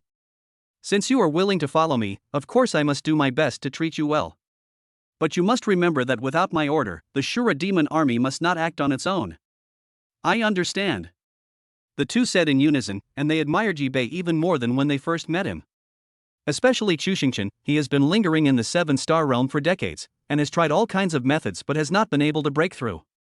He had already given up, but after being helped by Demon Marshal today, he easily broke through to the 8-star level. But the demon commander said that this was nothing. Despite such incredible abilities, the demon commander didn't take it seriously at all. It turned out that their demon commander was indeed extraordinary. Commander Demon, I have brought 500 elite soldiers with me to Jiangcheng this time. We are now hiding them in various places in Jiangcheng. If you need anything, please give me any orders at any time. We are always at your service. Yibei nodded, nothing is needed for now. He took out his cell phone and said, leave me your number so I can contact you if anything happens. Xu Xingqian and Qin Dufeng looked at each other. They really don't have telephones, and they don't need them. General Demon, there is no need for a phone call. The Lion King will always hide in the dark to protect your safety, and as long as you wave your hand, we will immediately appear in front of you. Xu Xingqian said. Yibei was stunned. Doesn't this mean that Tangmi might know at any time that he is the demon commander of the Shura demon army? This one do. Now is not the time to let Mimi know about this. I just got married and I don't want my wife to know that I'm a demon handsome. I'm afraid it will scare her. You guys? Before Yibei finished speaking, Qin Dufeng patted his chest proudly. Don't worry, Demon General. My Qinggong is unrivaled in the world. I will definitely not let anyone discover my presence. Yibei understood, nodded, and said, let's do it. Then he said to Tiger King Xu Xingqian. Having Qin Dufeng protecting me is enough. The 500 elite soldiers hidden in Jiangcheng cannot be left unattended. Your next task is to manage them well and never let them be exposed. Xu Xingqian thought that the demon commander just wanted to conserve his strength and didn't want to have a head-on conflict with the mysterious bureau, so he agreed directly. Yes. Demon Marshal. After saying that, he turned around and jumped out of the window, disappearing in the manner in a blink of an eye. Immediately following, Yibei saw Tangmi's figure from the window. He quickly told Qin Dufeng, go find a room to rest. I'll take care of you if anything happens. Okay, Demon Marshal. Qin Dufeng said and disappeared in the room. Chapter 50 Side Effects. Tangmi pushed the door open and walked in, and Yibei immediately went to greet her. Seeing that her face looked very ugly, he asked with concern. Honey, has something happened? Why do you look so worried? Tangmi sighed, took off her coat, and then took off the home clothes in Yibei's hand. She said with a sad face, those Shura demon soldiers are too abominable. I don't know what they were going to do. They suddenly parachuted into our Jiangcheng and then hid themselves. The mysterious bureau has sent a large number of aliens to investigate everywhere, but they have been searching for an entire afternoon and haven't found any trace of the Shura demon army. I'm now the head of the Jiangcheng branch of the Mystery Bureau. If anything goes wrong here, I don't know how to explain it to headquarters. Yibei couldn't help but smile after hearing this. You don't have to worry about this, those Shura demon soldiers will definitely not cause any trouble. Tangmi's expression changed instantly, and she looked at Yibei in surprise. Husband, how do you know they won't cause trouble? This. Yi Bei smiled awkwardly. I'm just guessing. Look, the Shura demon army hasn't done anything to harm Dragon Country so far. They didn't kill or burn anything when they came to Jiangcheng, and they didn't persecute ordinary humans. That means their intention is not to cause chaos in Jiangcheng, so don't worry, dear. Yi Bei said as he pushed Tangmi into the bathroom, fearing that she would suspect him. I've prepared some hot water for you. Go take a shower now. Today you've been dealing with the people from the Seven Stars Palace and tracking down the Shura demon army. It must have been very tiring. After the bath, I'll give you a massage so you can relax. When Tangmi saw Yi Bei being so considerate, her heart was immediately filled with happiness. But she never takes things lightly when it comes to the mysterious bureau. She was taking a shower while thinking about what Yi Bei said. Although she always felt that something was wrong, it seemed to be the truth. With the strength of the Shura demon army, if they really wanted to harm Jiangcheng, they would have taken action long ago. Why would they hide? It's not like they can't defeat the aliens from the mysterious bureau, so isn't it a waste of time to do this? After taking a shower, Tangmi lay on the bed with her whole body relaxed. Yi Bei took out the essential oil he had prepared in advance and began to massage her seriously. Oh, honey, did you give Yashuan the fire spirit fruit? Tangmi suddenly said. When I came back just now, I saw her practicing some kind of boxing technique in the living room. She suddenly gained the strength of an alien. I was so anxious to see you at the time that I didn't observe her carefully. I think she must have activated a fire-attributed ability, right? Yi Bei nodded repeatedly. Today in the store, if you and Huayumeo hadn't arrived in time, we might have been in danger, so I gave her a fire spirit fruit. With her superpowers, she can barely protect herself. But I didn't expect Bai Yashuan to be so powerful. She directly stimulated her innate fire ability. I won't dare to mess with her again in the future, lest she get angry and burn my hair, affecting my handsome appearance. Tangmi smiled. She had originally felt that Yi Bei was still as kind as he was in his previous life, and was so kind to Bai Yashuan who always bullied him. Unexpectedly, he started to act frivolously the next second. Yi Bei was kneading Tangmi's straight and slender calves, enjoying the soft and silky touch in his hands. Tangmi suddenly sat up and said, I'm a little worried about Yashuan. Let's go see her. Yi Bei felt depressed, but when he thought about how Bai Yashuan had just unleashed her potential and was currently unstable, he decided to let Tangmi go and take a look. The two changed their clothes and went to the living room, where they saw Bai Yashuan tirelessly waving her fists at the air. Seeing that she was fighting without any rules, Yi Bei laughed and teased her. Where did you learn this boxing style from? It's too lame. The joy of becoming an alien had not yet passed, and Bai Yashuan did not bother with Yi Bei. Moreover, if he had not given her the fire spirit fruit, she would never have been able to become an alien. Then brother-in-law, you can teach me. I'm just blindly following. Bai Yashuan smiled and asked Yi Bei for advice sincerely. Yi Bei looked at her smiling face and suddenly felt that this smile was extremely creepy. How could I possibly know any boxing skills? I've only just become an inhuman. He rejected Bai Yashuan without even thinking about it. Are you kidding?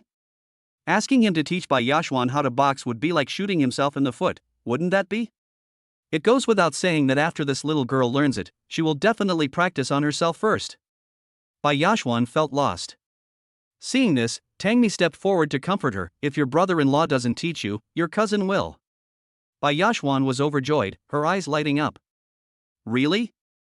My cousin is really going to teach me personally? Of course, although you and your brother-in-law have just become inhumans, you are both rare and promising talents.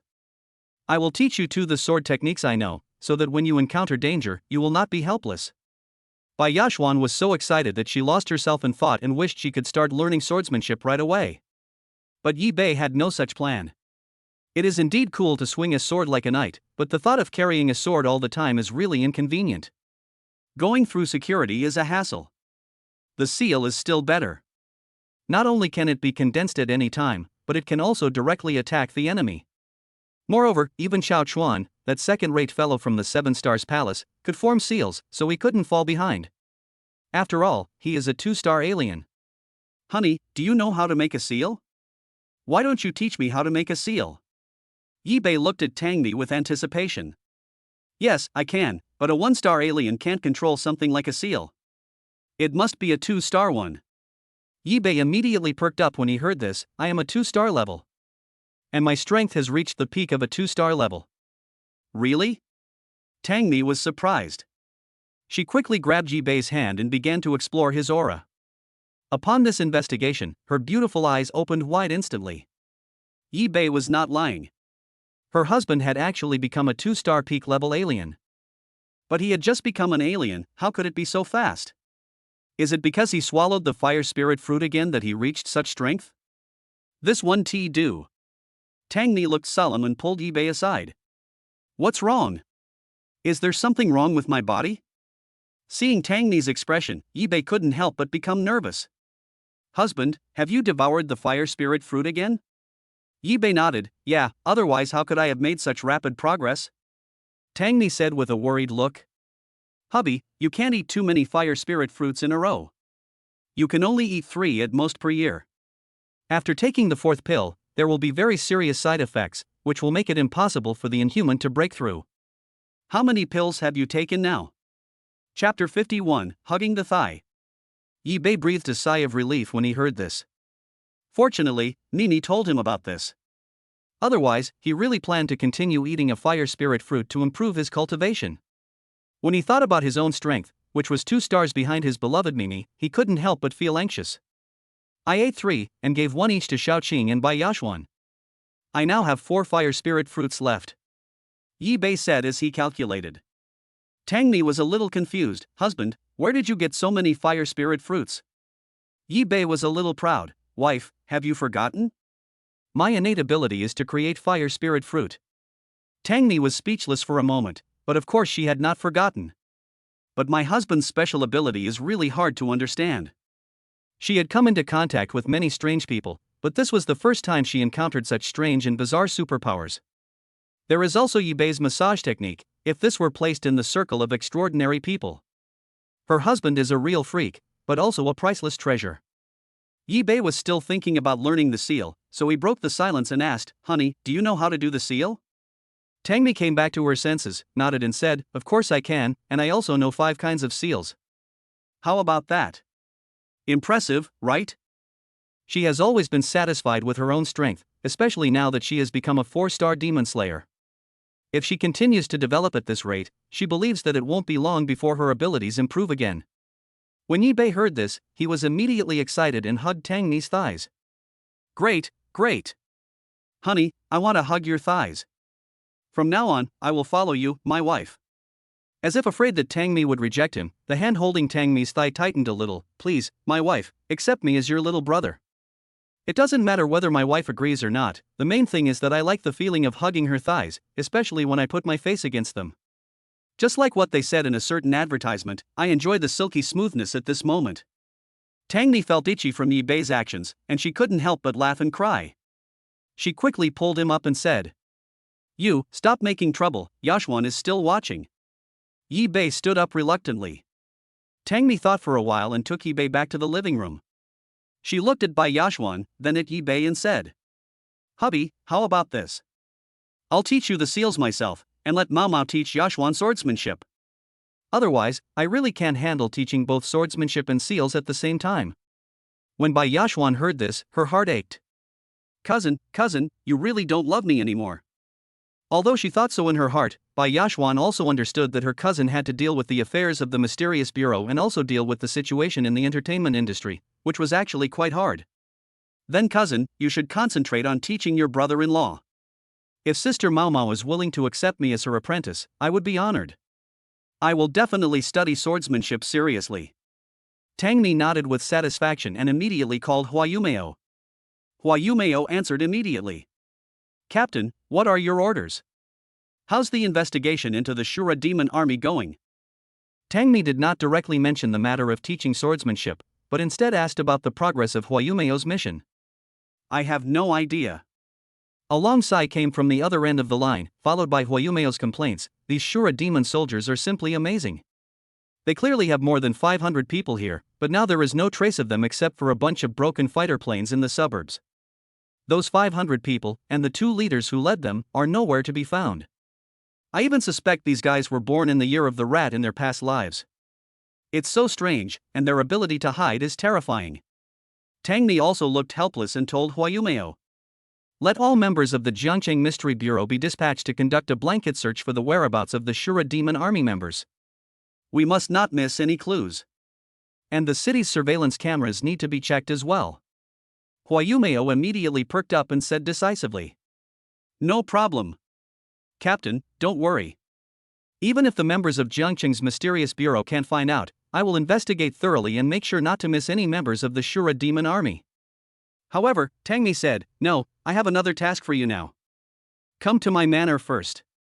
The search for the Shura Demon Army members will be temporarily handed over to the Jiangcheng Mystery Bureau. And with the members sent from headquarters, we have enough manpower. If we can't find the Shura Demon Army, Tangmi felt melancholy. If she still couldn't find it with so many people, she would have no better solution for the time being.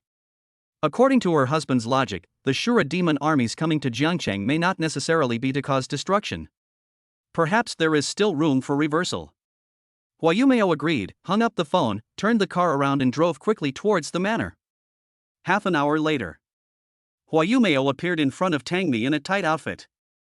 Seeing that Huayumeo's whereabouts were so mysterious, Bai Yashuan became even more eager to become Huayumeo's apprentice. But Tangmi was not in a hurry to teach Bai Yashuan swordsmanship to Huayumeo. Instead, they continued to talk about the Shura Demon Army. This is a stone in her heart, so it is better to solve it as soon as possible. Captain, those Shura Demon soldiers are so powerful. Should we apply to headquarters to upgrade this mission and have them dispatch some high-star level aliens to assist us? Huayumeo looked solemn, and was obviously worried about the Shura Demon Army hiding in Jiangcheng. Tangmi shook her head, looking a little more relaxed. She said, there's no need to mobilize so many troops. I think we're a little too nervous. Perhaps the Shura Demon Army doesn't take our mysterious bureau seriously at all. And there are more than 500 of them. Even if the headquarters dispatches more aliens, they may not be able to control them. We still need to observe more. Even if we find their tracks before they reveal their intentions, they will still escape given their strength. Huayumeo thought it made sense. Then we must find out the purpose of these Shura Demon Army in order to resolve the current crisis in Jiangcheng from the root. Tangmi responded and agreed with her. Yi Bei, who was listening at the side, didn't dare to say a word and tried his best to remain calm. The purpose of the Shura Demon Army is to find him. If the mysterious bureau knows about this, he will probably be targeted by the mysterious bureau immediately. Maybe they will be eliminated as evil forces. On one side is Yao Shuai, and on the other side is Tangmi, who is in a mysterious situation. He doesn't want to make a choice, he wants both. Therefore, for the time being, the mysterious bureau cannot be made aware of the connection between him and the Shura Demon Army. He couldn't let his beloved Mimi be caught in the middle. Huayumeo frowned, his face full of doubts. It's really strange. This Shura Demon Army is so unpredictable. They are so powerful, but they didn't attack us at all. They came to Jiangcheng and did nothing but hide first. Could it be that they invaded Jiangcheng just to show off their strength to the Dragon Country Mystery Bureau?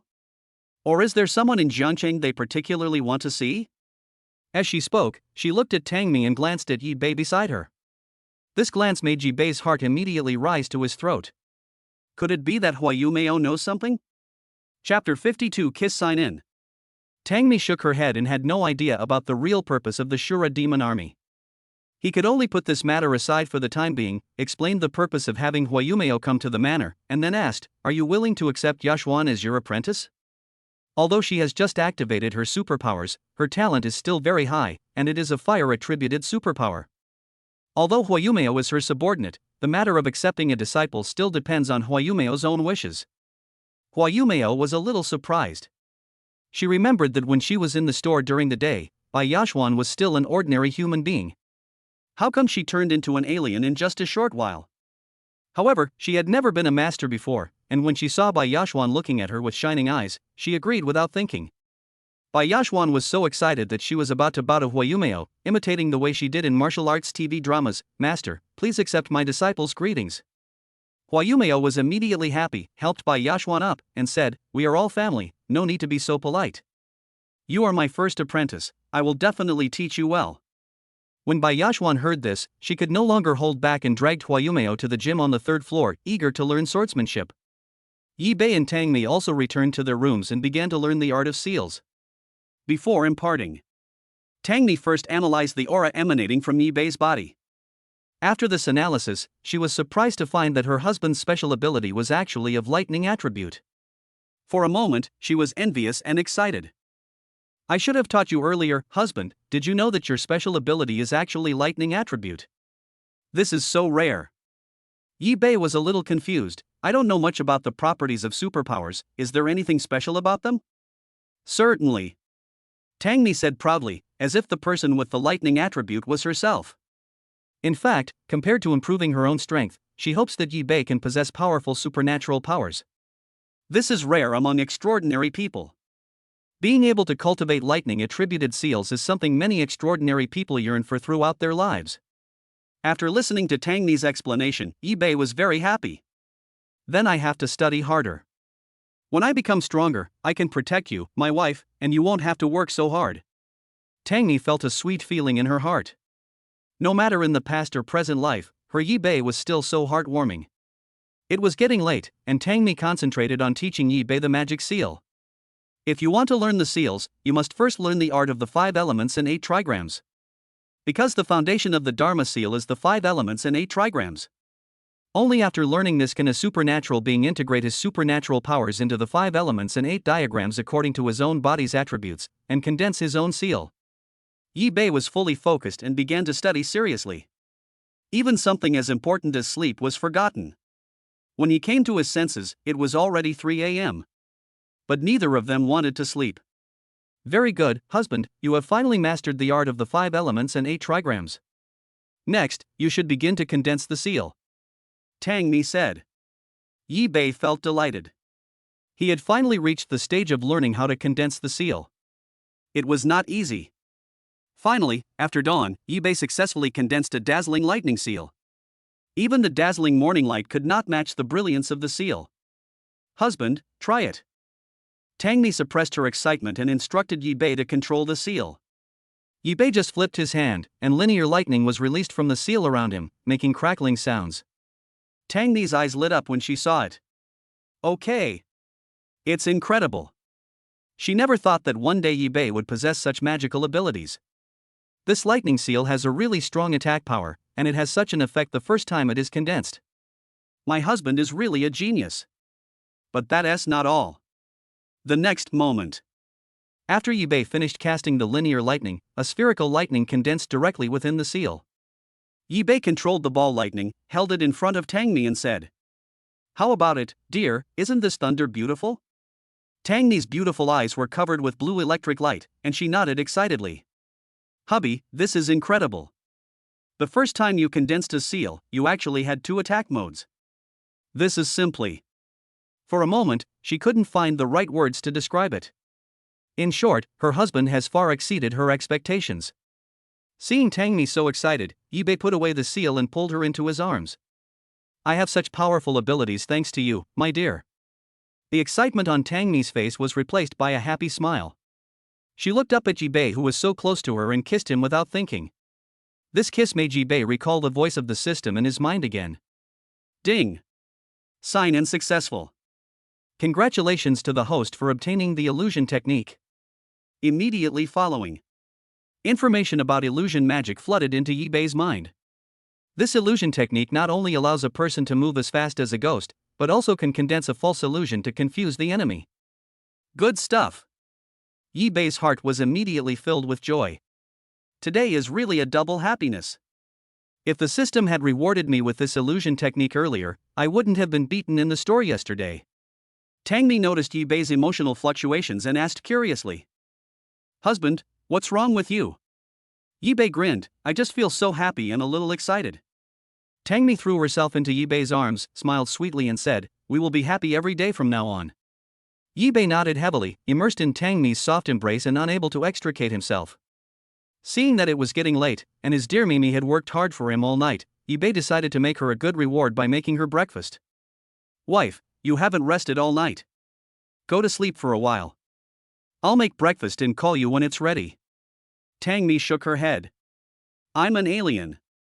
I won't feel sleepy even if I don't sleep for a month." "Okay, let's go downstairs together." "Is that so?" "Okay, I'll make whatever you want to eat." "Well, let me think about it." The two walked and talked, holding hands as they went downstairs. Come to the restaurant. A steaming hot breakfast is already on the table. At this time, Xiaoqing walked out of the kitchen carrying the freshly made fried dough sticks. When I saw them, I greeted them warmly. Boss, Madam Boss, good morning. Breakfast is ready. I'll go call Sister Yashuan and Sister Mao Mao to come down for dinner. Xiaoqing took off her apron and greeted with a smile. Yi Bei nodded with satisfaction. Xiaoqing ran happily to find Bai Yashuan and Huayumeo, like a primary school student who had been rewarded. Tangmi sat down at the table, tasted a bite of the hot fried dough sticks, and said with emotion, I didn't expect Xiaoqing to be so hardworking. Yi Bei nodded and felt that it was a wise decision for him to take Xiaoqing in. This little demon did not disappoint him. Several people had breakfast.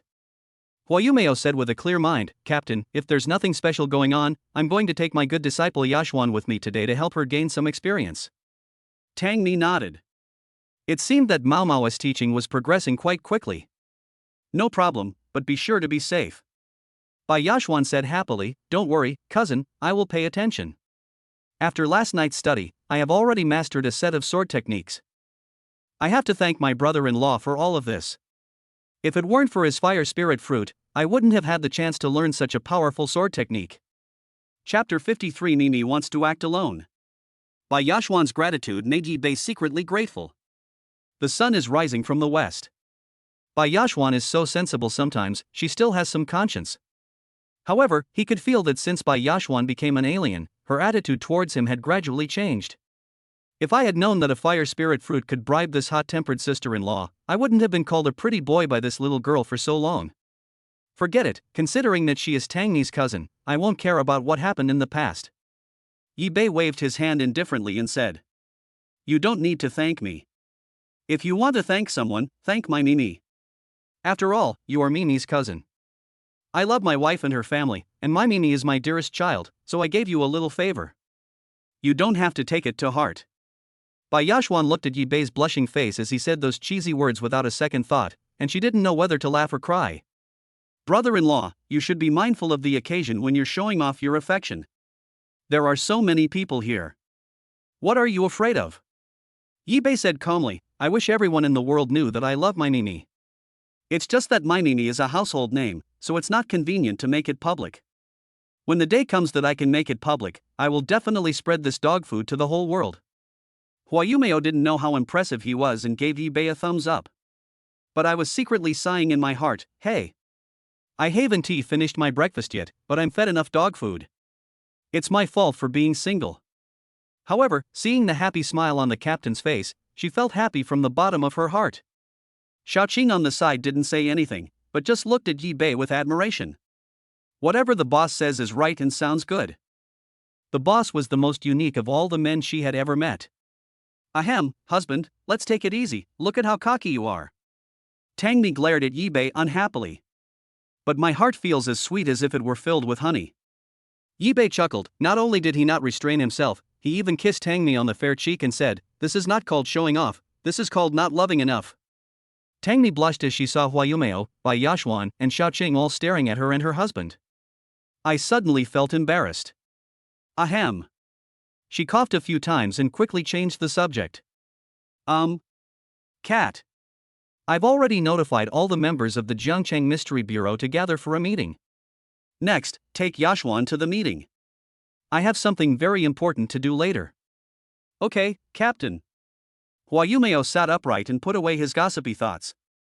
Captain, are you going to act alone this time? Will it be dangerous? The Shura demon army is now completely hidden in the dark, so we must not be careless. Tangmi smiled and acted confident. I will make my own decision. You don't have to worry about it. The experts sent from the mysterious bureau headquarters should be arriving soon. This meeting is very important. If they ask about my whereabouts, you must keep it a secret and say that I went to investigate the movements of the Shura demon army. Huayumeo didn't ask any more questions and responded and continued to eat breakfast. After breakfast, Huayumeo took Bai Yashuan and left the manor first. Yi Bei looked at the two people leaving, then glanced at the calm and composed Tangmi, feeling both curious and worried. Wife, what are you going to do? Why don't you take me with you? I have learned how to condense the seal now, maybe I can help you. Tangmi wiped her mouth elegantly with a napkin, turned around and kissed Yi-bei, saying, "Don't worry, dear, I'll be fine. See you tonight." Before Yi-bei could continue asking, Tangmi disappeared as a shadow. Suddenly, only Yi-bei and Xiaoqing were left in the restaurant staring at each other. "Boss, what are our plans for today?"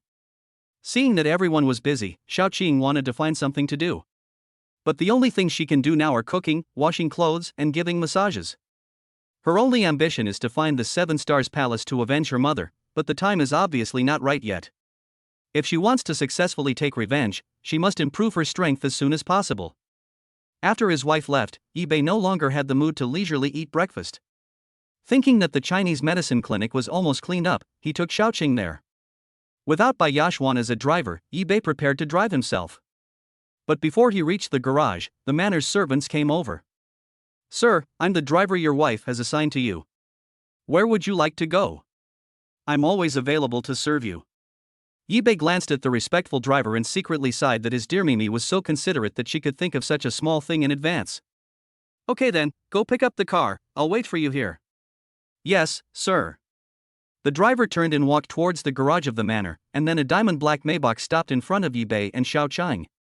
"Get in the car." Yi-bei got in the car with a calm expression. On the other hand, Xiaoqing looked excited. Yesterday, Sister Yashwan's flashy Lamborghini had already opened her eyes. Today, this calm and luxurious Maybach once again refreshed her cognition. She was curiously looking at the various decorations in the car when she heard Yi-bei say, "From today on, the Chinese medicine clinic will officially open for business. You will be the human resources director of the clinic. From now on, you have the final say on all matters related to massage in this shop.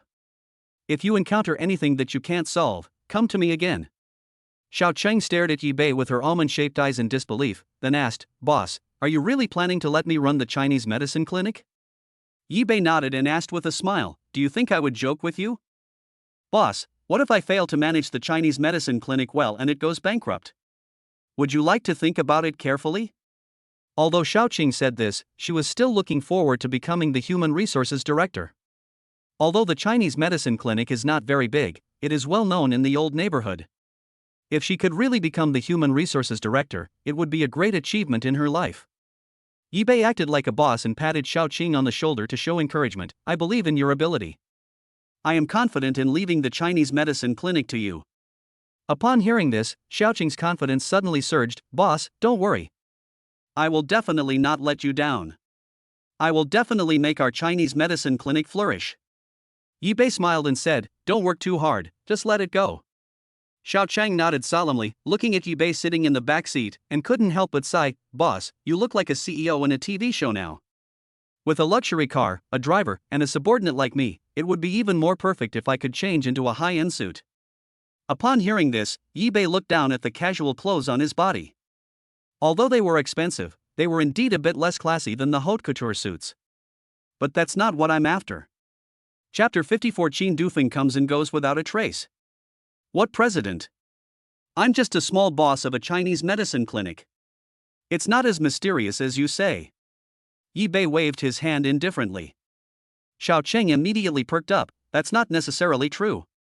If our Chinese medicine clinic becomes popular, your value will be completely different. Yi-bei smiled helplessly and said nothing. In fact, he never thought about how popular his Chinese medicine clinic would be. He handed the Chinese medicine clinic over to Xiaoqing simply because he wanted to be a hands-off boss. Being a boss and making money was not his ambition. One fire spirit fruit can make me a billionaire, so why should I struggle? It is more interesting to develop in the path of an extraordinary person. Arrived at the Chinese medicine clinic, Yi-bei called a meeting of the store's employees and solemnly announced, "From today on, Xiaoqing will be our store's HR director. If you have any questions, you can contact her directly." Several employees looked at each other in bewilderment. None of them had expected that Xiaoqing would go from being an ordinary employee to their immediate superior overnight. There's something fishy going on here. 9 out of 10 times, Xiaoqing and the boss are having an affair.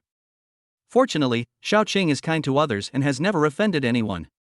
So the employees were only surprised for 2 seconds before they shouted to Xiaoqing in unison, "Hello, director." Xiaoqing suppressed her inner excitement and responded calmly. Yi-bei gave a few more instructions and then asked Xiaoqing to take them to open the store for business. He returned to the office, leisurely made a cup of tea, took out his cell phone and called his sister Yikor. Elder brother. After the call was connected, Yikor's cheerful and sweet voice was heard immediately. As soon as Yibei heard it, he knew that the girl was in a good mood. How did mom and dad's physical examination go? Yibei asked. Don't worry, brother. Sister-in-law has made all the arrangements for us. Our parents' illnesses can be cured. Yikor said excitedly. When Yibei heard this, he felt extremely grateful to Tangmi and completely put aside his worries about his parents. That's great. When can you come back? I have a surprise for you. The doctor said that our parents need to recuperate for a while before they can fully recover. It will take at least 2 weeks before they can go back. Brother, what surprise are you going to give us? Could it be that my sister-in-law is pregnant? Yikir became even more excited when she thought that she might become an aunt. Yibei smiled bitterly. I thought to myself, why is this girl more anxious than me? And even if he had the power of dragon and tiger, he wouldn't be able to make Tangmi pregnant so quickly. What's more, he hasn't enjoyed enough of his happy world of two with Mimi. He is not considering having children yet. You'll know what the surprise is when you get back. Yibei kept it a secret and then reminded them, take good care of yourself and your parents over there. Call me if you have any questions. Yikir believed that the surprise Yibei mentioned was that her sister-in-law was pregnant. Then he gave Yibei a few more instructions. I will. Brother, you have to take good care of sister-in-law too. Don't let her get tired. Yibei knew that Yikor had misinterpreted his meaning. The surprise he mentioned actually meant that he wanted to give a fire spirit fruit to each of his parents and sister, so that they could also become extraordinary people. After all, after becoming an alien, your physical fitness will become stronger. This way, my parents can enjoy a few more years of peace and happiness. And my sister will have a completely different life. But this kind of thing is too unbelievable for my current parents and sister. A few words over the phone couldn't explain it clearly. We can only wait until they come back from Kyoto. It's not what you think. It's hard to explain over the phone. Anyway, you'll know when you come back. Yikor on the other end of the phone curled her lips and said, okay, but if sister-in-law is really pregnant, you can tell us as soon as possible. I see. Although you're not very old, you've got a lot to worry about. I just want my parents to have a grandchild sooner. The brother and sister chatted for a few more minutes before hanging up the phone. Perhaps influenced by Yikor, Yibei couldn't help but think of a happy scene in which he held the baby in one hand and held Tangmi's hand with the other. I don't know what my dear Mimi is doing. I didn't even tell him. Could it be that he was going to challenge the Shura demon army in a duel? When Yibei thought of this possibility, he immediately became nervous. No, I have to notify all the members of the Shura demon army quickly. We must not let them hurt Mimi. Otherwise, the Dragon King Temple would be washed away by a flood, and families would not be able to recognize each other. Where is the Lion King Qin Dufeng? Yibei tried to shout at the empty office. Swish! Before he could react, a white shadow flashed and froze in front of his eyes. Qin Dufeng bowed respectfully to Yibei and said, I am Qin Dufeng, your subordinate, and I pay my respects to the demon commander. Yibei was a little confused. So fast? Don't tell me this guy has been hiding beside me. It's terrifying when you think about it. Yibei nodded, coughed lightly and said to Qin Dufeng. Can you find out what my wife is doing? I can try it. Qin Dufeng responded. He rested in the manor last night. Although he did not show up, he knew everyone in the manor very well. They also knew that their demon commanderess wife was a demon slayer from the mysterious bureau, and her abilities were not weak either. But for the Shura demon army, as long as their strength does not exceed 8 stars, they have a way to find the opponent's whereabouts. As for the mysterious bureau, just as the demon marshaless wife said last night, their Shura demon army did not take the mysterious bureau seriously. Yibei thought about it for a while, and finally shook his head and said, forget it. Well, tell Tiger King to notify all members of the Shura demon army not to hurt her. Although she is from the mysterious bureau, she is also my wife. As for her actions, investigate slowly and never let the mystery bureau know. The reason why Yibei made this decision was that he didn't want to cause trouble for Tangmi, but he was really worried about Tangmi's safety. That's all we can do. Qin Dufeng responded without hesitation, don't worry, Demon Marshal, we will never harm your wife. I will convey your instructions right away. Yibei nodded, go. I'll take my leave. After Qin Dufeng finished speaking, he turned into a shadow and disappeared in the office. Yi Bei picked up his phone and was about to kill some time. Swish! Suddenly another shadow flashed past. He looked carefully and found that it was Qin Dufeng who had returned. Before Yi Bei could ask why you came back, Qin Dufeng looked at Yi Bei with a smile and said, "Commander Demon, I forgot something." Yi Bei asked, "What's the matter?" Qin Dufeng took out his mobile phone, put a QR code in front of Yi Bei, and said, "This is the chat group created by the 4 Demon Kings. Demon Commander, please join it. If you have any questions in the future, we can chat in the group."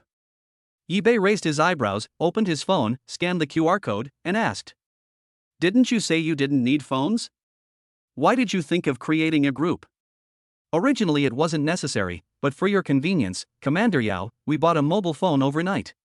After Qin Dufeng finished speaking, he opened the group chat, seized the opportunity, and became the first member of the Shura demon army to add Yi Bei as a friend. Yi Bei accepted his friend request, nodded and said, "You're thoughtful. Go ahead and get busy. I'll let you know if anything comes up in the group." "Okay, Demon General, I'll take my leave." Qin Dufeng looked at Yi Bei, who appeared in his friend list, and disappeared into the office with satisfaction. Chapter 55 Madam is Mighty. After Qin Dufeng left, Yi Bei's phone rang with a group message alert. He opened it and took a look. Yan Dongchen, your subordinate, Purple-Winged Eagle King Yan Dongchen, greets the Demon Commander and welcomes him to the group, fisthug.jpg. Sumoyong, your subordinate, Black-Armored Snake King Sumoyong, respectfully welcomes the Demon Commander into the group, celebration.jpg. Yi Bei, everyone is welcome. Feel free to speak freely in the group if you have anything to say, smile.jpg. Yan Dongchen, yes, sir. Sumoyong, okay, Yao Shui. Yi Bei looked at the chat messages in the group and couldn't help but recall the scene when he first met Chu Xingchen and Qin Dufeng. If Yan Dongchen and Su Moyang were in front of him at this moment, they would definitely kneel down and salute him without saying a word, just like them. I have to say, the scene was shocking enough. It also made him feel the dignity of being a demon commander for the first time. Time passed quickly, and when it was almost noon, the phone rang with the group message notification tone again. Qin Dufeng, Commander Demon, I have found your wife's whereabouts. Yi Bei, who was bored, suddenly became excited when he saw the news. Yi Bei, where did she go? Qin Dufeng, my wife went to an organization called the 7 Stars Hall in Jiangcheng. Yi Bei, what is she doing in the 7 Stars Hall? Qin Dufeng, I don't know, but after Madame went to the 7 Stars Palace, she single-handedly destroyed their lair and injured many of their masters. By now, the 7 Stars Palace should have all submitted to Madame. Yan Dongchen, Madam, you are so majestic. Strong.jpg. Sumoyang, Madam, you're amazing. Applause.jpg. Yi Bei. His dear Mimi is a little fierce. This is so awesome. According to what Xiaoqing said, the scale of the 7-star hall should not be small. Mimi actually subdued the 7 Stars Palace by herself. Is this the power of a 4-star demon slayer? So it seems that the 4 demon kings who are already at the 7-star or even 8-star level have already reached an unrivaled level, right? Yi Bei looked at the group chat interface and suddenly felt overwhelmed. It turns out that except for Bai Yashuan's cannon and Xiaoqing, who just became a 2-star, the aliens around him are all stronger than him. How can this be? He had to find a way to improve his cultivation as soon as possible. Qin Dufeng, Demon Marshal, do you need me to investigate the reason why Madame subdued the 7 Stars Palace? Yi Bei, no need, I roughly know why she wants to go to the 7 Stars Hall. Qin Dufeng, understood, Demon Commander. Yi Bei put away his phone and thought to himself that Mimi went to the 7 Stars Hall because those little Luos in the 7 Stars Hall bullied him. Although Chao Chuan and those little demons were killed on the spot, his beloved Mimi was still very angry, so she ran to the 7 Stars Palace and directly destroyed their lair to vent her anger. That must be the case. Yi Bei leaned back in his boss chair, imagining the scene of Tangmi bravely breaking into the 7 Stars Palace to vent her anger. Xiaoqing brought the brewed hot tea and pushed open the door to see Yi Bei sitting there alone, grinning foolishly. Such a scene made Xiaoqing feel creepy. What's wrong with the boss? Possessed? Boss, what's wrong with you? Xiaoqing put the hot tea in front of Yi Bei and waved her hand in front of him. Yi Bei came back to his senses and said, "It's okay, I'm just happy." Xiaoqing immediately breathed a sigh of relief and asked, "What's the matter? Why are you so happy?" It's okay, just eat the sour plums. Yi Bei said, taking out a sour plum from his pocket and handing it to Xiaoqing. What's the meaning? Is the boss really possessed? Why are you talking so irrelevant? When Xiaoqing saw the image of the popular star Yang Mi printed on the sour plum packaging, she suddenly understood. It turns out that the boss is thinking about his wife. You should have said it earlier. She even thought her boss was possessed by evil spirits. Boss, I'm watching over the store. If you miss the boss lady, why don't you go find her? Yi Bei shook his head, ate a sour plum, smacked his lips and said, No, I'll see her when I return to the manor tonight. Oh, well, I'll get busy now. Yi Bei nodded, watched Xiaoqing leave the office, and continued to lean back in his boss chair, looking at Mimi on the wrapping paper. He was immersed in happiness when the group message alert rang again. Xuxingchen, reporting to the demon commander, the Seven Stars Palace has been sending people to roam around in secret and trying to collide with our people. I sent someone to capture a Seven Stars Palace spy and interrogate him. I've confirmed that they want to cooperate with our Shura demon army. Yi Bei was stunned when he saw the message from Xuxingchen. What's going on? Didn't my wife just wipe out the Seven Stars Palace? With Mimi's strength, the boss of the Seven Stars Hall would have been beaten to the point of sitting on the ground crying. How could they suddenly send people to contact the Shura demon army? Yi Bei thought about it over and over again, but still couldn't figure out what was going on. He immediately waved his hand and summoned Qin Dufeng. Did you see the message in the group? What's going on? Qin Dufeng took out his cell phone and took a look at it. Like Yi Bei, he was stunned for a moment. Then he smiled bitterly and said, Demon Marshal, I don't know what's going on, but if my prediction is correct, all the actions of the Seven Star Hall now should not be the will of the Seven Star Hall, but the intention of the Demon Marshal's wife. What does my wife mean? Yi Bei asked back. Qin Dufeng scratched his head, not knowing how to explain to Yi Bei. Maybe, it's just. Demon General, you understand what I mean, right? It's Demon General's wife who wants to know about the Shura demon army, but she's a member of the mysterious bureau, so it's not convenient for her to use her identity directly.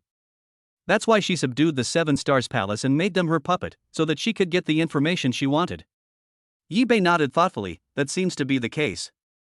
Ever since Xuxingchen, Qin Dufeng and others appeared in Jiangcheng yesterday, his Mimi has always been very nervous. Every time he mentioned the Shura demon army, his face was filled with worry. It is not difficult to understand why she is so anxious to find out the news about the Shura demon army. But shouldn't the mysterious bureau be responsible for this matter? But Mimi asked Hua Yuanmao to take Bai Yashuan to the mysterious bureau for a meeting, and she went to subdue the Seven Stars Palace alone, and used the people of the Seven Stars Palace to approach the Shura demon army. Obviously, he doesn't want people from the mysterious bureau to get involved. What is her purpose in doing this? Or has she already realized that there is a connection between herself and the Shura demon army? The thought of this possibility. He immediately sent a message in the group. Yi Bei, at Xuxingchen, prepare to meet with the people from the Seven Stars Hall and see what their purpose is. Xuxingchen, okay, Demon Commander, I'll send someone to contact the Seven Star Palace right away. Yi Bei saw Xuxingchen's message and put away his phone. Does Demon Commander have any other instructions? Qin Dufeng asked. There is none left. Yi Bei shook his head. Seeing that Qin Dufeng was about to leave again, he quickly said, Wait a moment. Chapter 56. Something big is happening tonight. Qin Dufeng braked suddenly and flashed back, Demon Commander, please give me your orders. You won't stay by my side even when I go to the toilet, right? Yi Bei asked. If the Demon Commander needs me, I can guard it. Qin Dufeng said respectfully. Ahem, no need, no need. Yi Bei waved his hands quickly, and when my wife and I sleep. Yi Bei found it difficult to speak for a moment. But he didn't want anyone to watch him and Mimi being intimate. That's too weird. And his wife's body cannot be seen by others. I understand. Don't worry, Commander Yao, I know my limits and I promise I won't pry into your privacy. Qin Dufeng immediately understood what Yi Bei meant. Yi Bei heaved a sigh of relief when he heard that. That's good. Nothing's wrong now. I'll take my leave. Yi Bei responded, and Qin Dufeng disappeared from the office in an instant. Time passed quickly and the sky gradually darkened. Shops in the old neighborhood closed one after another. The staff of the Chinese medicine clinic cleaned up the place for the day, said goodbye to Yi Bei and Xiaoqing, and left work. Let's go too and return to the manor as soon as possible. Yibei closed the shop with Xiao Chang and got into the Maybach parked on the roadside. On the way back to the manor, Yibei suddenly discovered that the streets were full of special police. Many residential areas have also been blocked. What happened out of the blue? Could it be that the mysterious bureau is digging 3 feet deep into the ground in order to find the Shura demon army? When the car turned an intersection, Yibei could no longer hold back his curiosity and asked the driver to stop the car on the side of the road. When Xiaoqing saw him get off the car, she hurriedly followed him. Yibei walked over to a police officer who was setting up a cordon and asked, "Officer, why are you cordoning off the entire neighborhood? Did something happen? There's been a natural gas leak here. This entire area is a danger zone.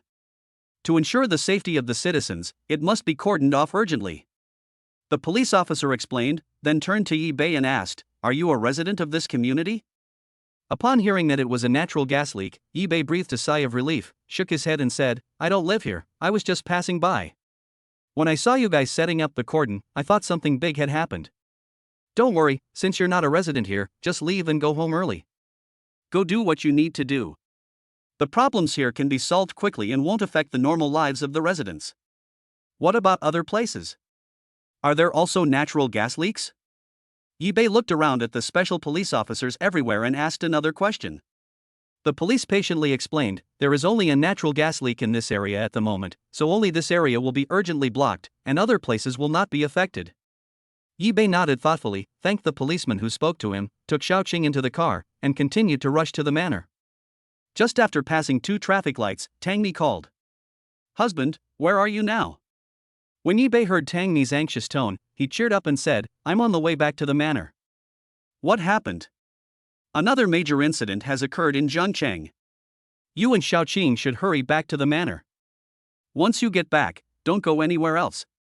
If you encounter any blocked areas on the road, don't approach them. They are all dangerous areas. As Tangmi was speaking, the radio in the car was also broadcasting news about the regional blockade. A large-scale natural gas leak has occurred in our city. Residents in the dangerous area have been evacuated. Please exercise caution and minimize going out to avoid the risk of a natural gas explosion. Yibei frowned, thinking about what the police had just said to him. Is there a natural gas leak? Don't worry, the SWAT team is already there, nothing will happen. Yibei knew that Tangmi was concerned about Jiang Chang's safety, so he comforted her. It's not that simple. Anyway, husband, you must remember what I said. Something big might happen in Jiangqing tonight. Now rush home as fast as you can. You must protect yourselves, okay? When Yibei heard this, he knew that the natural gas leak might just be a cover-up, and the truth behind it should be related to the mysterious bureau or aliens. Wife, are you worried that the Shura demon army will cause trouble, so the mysterious bureau wants to lock down the area and dig deep into the ground to capture them all? Tangmi's helpless laughter came from the phone. No, there are more troublesome things than the Shura demon army right now. Anyway, honey, please come home quickly. I'll be relieved when you go back. Okay then, I'll go home now. Honey, you have to be careful too. I will, don't worry. After the call ended, Yibei told the driver to speed up. Along the way, Xiaoqing saw that her boss was worried, so she didn't say anything. After returning to the manor, he went straight to the kitchen to cook. Yibei sat on the sofa in the living room, glanced at Xiaoqing who was busy in the kitchen, and finally decided to contact Qin Dufeng in the group.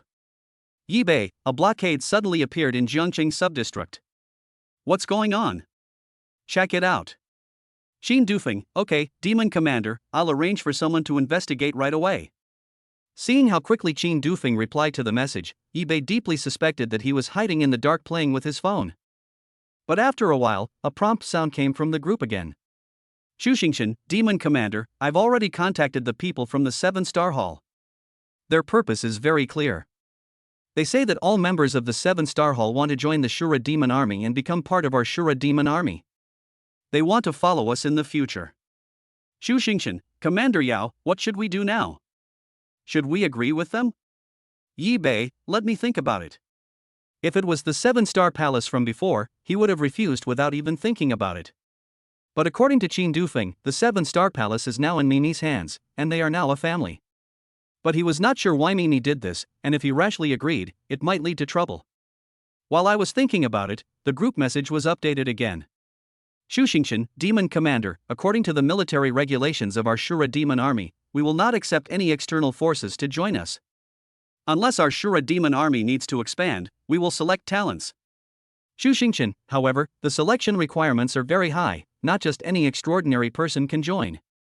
Yibei looked at the news and made a judgment in his mind. I guess Mimi asked the 7-star palace to join the Shura demon army because she wanted to understand the Shura demon army. Since she is my wife, I must unconditionally support her in whatever she wants to do. If I directly let the Shura demon army refuse, wouldn't that be equivalent to cutting off Mimi's thoughts of exploring the Shura demon army? Maybe if Mimi knew that the Shura demon army actually had no intention of harming the people, she would not worry about the Shura demon army airborne into Jiangchang. The situation at the mysterious bureau will no longer be as tense as it was yesterday. Yibei, how about this? You give the 7 Stars Hall 2 spots. Tell them that we can only allow 2 members of the 7 Stars Hall to join the Shura demon army. And these 2 members must pass a strict assessment before they can join. Yibei, as long as these 2 members of the 7-star hall are here, the Shura demon army will take care of the 7-star hall in the future. Shuxingchen, okay, demon commander, I'll do it right away. Chapter 57 Thunder Seal. After chatting with his subordinates, Yibei put away his phone and stretched out his body. Then, I got up and went to the gym on the 3rd floor. Everything that needs to be explained has been explained now. There is no point in worrying anymore. It is better to use the limited time to improve yourself. So, Yibei came to the gym, closed the door directly, and practiced the vigorous skill without distraction. The lively and vigorous skill given by the system may not have a very impressive name, but when practiced, it can indeed mobilize the true energy of the whole body. On the surface, this is a set of boxing techniques that can stimulate a person's dragon and tiger energy when practicing, but in fact, this set of boxing techniques contains more internal strength and mental methods. Practicing every move and every style will benefit people a lot. During this period of time, I practice this vital exercise almost every morning when I wake up. Moreover, every time of training, Yibei was never disappointed, but instead received many surprises. So, now Yibei decided that while there was nothing to disturb him, he would practice this lively and vigorous skill well. To consolidate the true energy in your body. Let the true energy in your body merge into every inch of your tissue and skin, then you should have the opportunity to break through to a more powerful level. Originally, Yibei thought that he could get various rewards by signing in through the system. There are still 4 fire spirit fruits left from the last time I signed in. If I only need to devour the fire spirit fruits to increase my cultivation, then I can easily reach a higher level. However, Mimi told herself that the fire spirit fruit was something that could only be eaten 3 times a year. After eating the 4th fruit, side effects would occur, which would make one's cultivation level stop at the current level and unable to make any progress. This side effect is really a bit too much, but there is no way, Mimi will not lie to herself. Right now, Yibei can only consolidate his own internal strength first, and then practice the seal. On the 3rd floor, Yibei devoted himself to practicing the dragon and tiger fist, and just after Yibei practiced for half an hour, the dragon and tiger energy in his body rushed towards his dantian frantically. It was as if his dantian suddenly had extremely strong suction power, which surprised Yibei. But at this time he had no way to stop, and could only continue to use the lively dragon and tiger skill that had not been completed. If he didn't continue to perform, Yibei's intuition told him that he would definitely miss some opportunity. So Yibei secretly observed the changes in his body while continuing to practice the vigorous dragon skill. When the last bit of true energy in the body was absorbed into the dantian, he felt as if a flame was burning inside his dantian. But this heat did not cause any damage to his body, instead it made him feel warm. At this time, Yibei had already finished practicing a complete set of dragon and tiger fist. He slowly sat on the ground, feeling the warmth in his dantian. In just over 10 minutes, the energy in the dantian seemed to have undergone some kind of magical tempering, and instantly gushed out, filling the meridians of Yibei's limbs and bones. At this moment, Yibei felt immense pain. The pain was unbearable. Even though Yibei held on desperately, he eventually fainted from the pain. When he woke up, Xiaoqing was circling around Yibei anxiously. Sometimes he touched Yibei's forehead, sometimes pinched Yibei's face, and even tried to check if Yibei was breathing. Yibei opened his eyes and instantly felt his body filled with strength. Xiaoqing was so scared when she saw Yibei suddenly open his eyes as if nothing had happened that she screamed "Oh my God" and took several steps back. Yibei slowly stood up from the ground, looked at Xiaoqing and said, "What just happened? Do you know?" Xiaoqing shook her head repeatedly on the spot. How could she know what had just happened? Bored downstairs, she came to the gym to find the boss, ready to chat, but found the boss lying on the ground. At first she thought the boss might be tired from practicing and was lying on the floor to rest on purpose. When she got closer, she found that the boss was lying on the ground with a painful look on his face, motionless, and seemed to have stopped breathing. And when she touched the boss's forehead just now, it was also extremely hot. For a moment, Xiaoqing was so anxious that she was about to shout. But Yi Bei suddenly opened his eyes and acted as if nothing had happened, which scared her. Yi Bei saw Xiaoqing's confused face and couldn't explain it.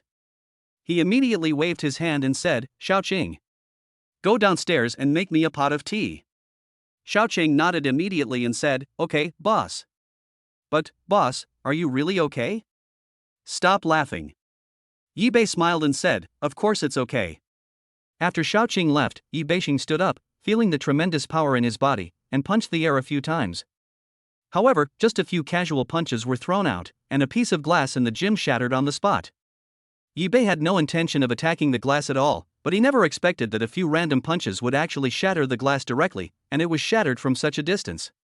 This is really unbelievable. Even Yi Bei himself was frightened. Has my power become so strong all of a sudden? What is going on? Ding! Congratulations to the host for upgrading to a 3-star alien. Just when Yi Bei was a little confused, a system prompt came to his mind. This hint made Yi Bei a little unimaginable for a moment. 3 stars so quickly? Did I become a 3-star alien so quickly? Ha ha ha. It turns out that it's different when the system adds words. The dragon and tiger skill awarded by the system may look ordinary, but it is actually quite powerful. A 3-star alien, quite interesting. In this way, I'd like to try and see if my seal is more powerful than before. Thinking of this, Yi Bei immediately recited the spell of the 5 elements and 8 trigrams in his mind, and then mobilized the energy in his body. Bang! A blue seal suddenly appeared behind Yi Bei. Like a huge wheel, it shines brightly behind Yi Bei. Yi Bei turned around and looked at his seal, which contained endless power of thunder and lightning. Really? The seal seemed even more powerful than it had this morning. It would be great if someone could let me try this lightning seal. Just then, Xiaoqing appeared in front of Yi Bei, jogging with a pot of tea and a cup. When she saw the lightning seal behind Yi Bei, her eyes were filled with strange light. "Boss, your skills have improved again. This seal is so gorgeous and looks like it has a very strong attack power." Yi Bei nodded and said, "You're right. I just practiced for a while, and my strength is indeed much stronger than this morning.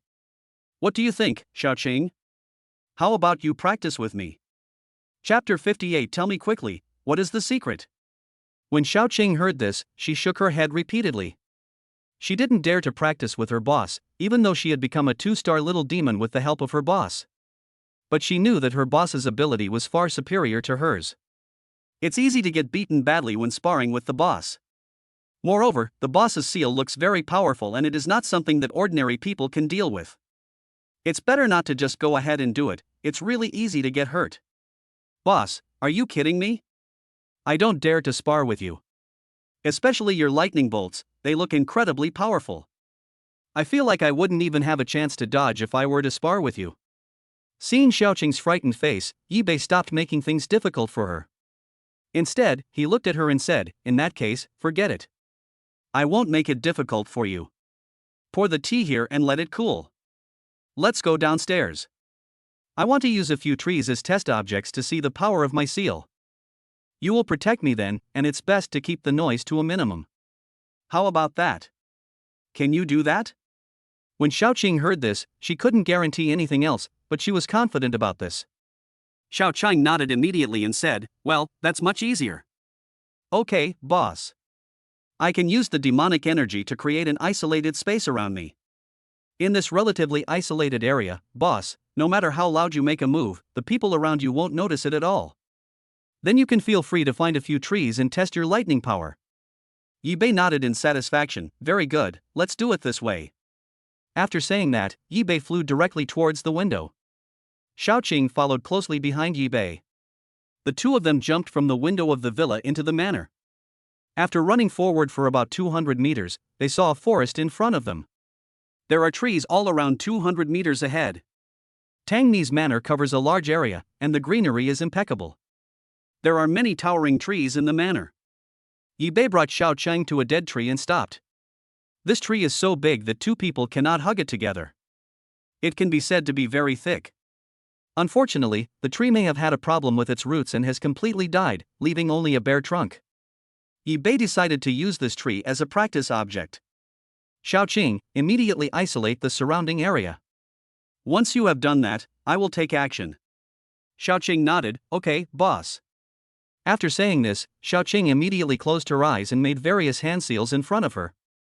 Then he suddenly pushed out a black airwave with one palm, which suddenly exploded into a semicircle at a height of more than 20 meters, covering the area within a radius of 300 meters. The area within a radius of about 300 meters is almost entirely gardens, with no buildings. Then there would be no one here. Ordinary people cannot enter the area covered by Xiaoqing for a while. Even if he wanted to pass by here, once he reached the barrier that isolated the space, he would lose himself and return the same way. Even he himself didn't understand why he behaved like this. Of course, the isolated area formed by this demonic energy is meaningless to the extraordinary strong men. The other party can easily detect and crack it. But how could there be any strange people in this manner? So Yi Bei was still very relieved. After Xiaoqing's isolation area was set up, Yi Bei immediately condensed the lightning seal. Looking at the giant tree in front of him, Yi Bei had an idea. A muffled thunder spread out from the seal and hit the top of the tree directly. Boom! With a loud bang, the big tree was chopped down and a cloud of black smoke came out. The entire upper half instantly turned into a sea of fire, the split part broke on the spot, and the upper half fell to the ground burning with flames.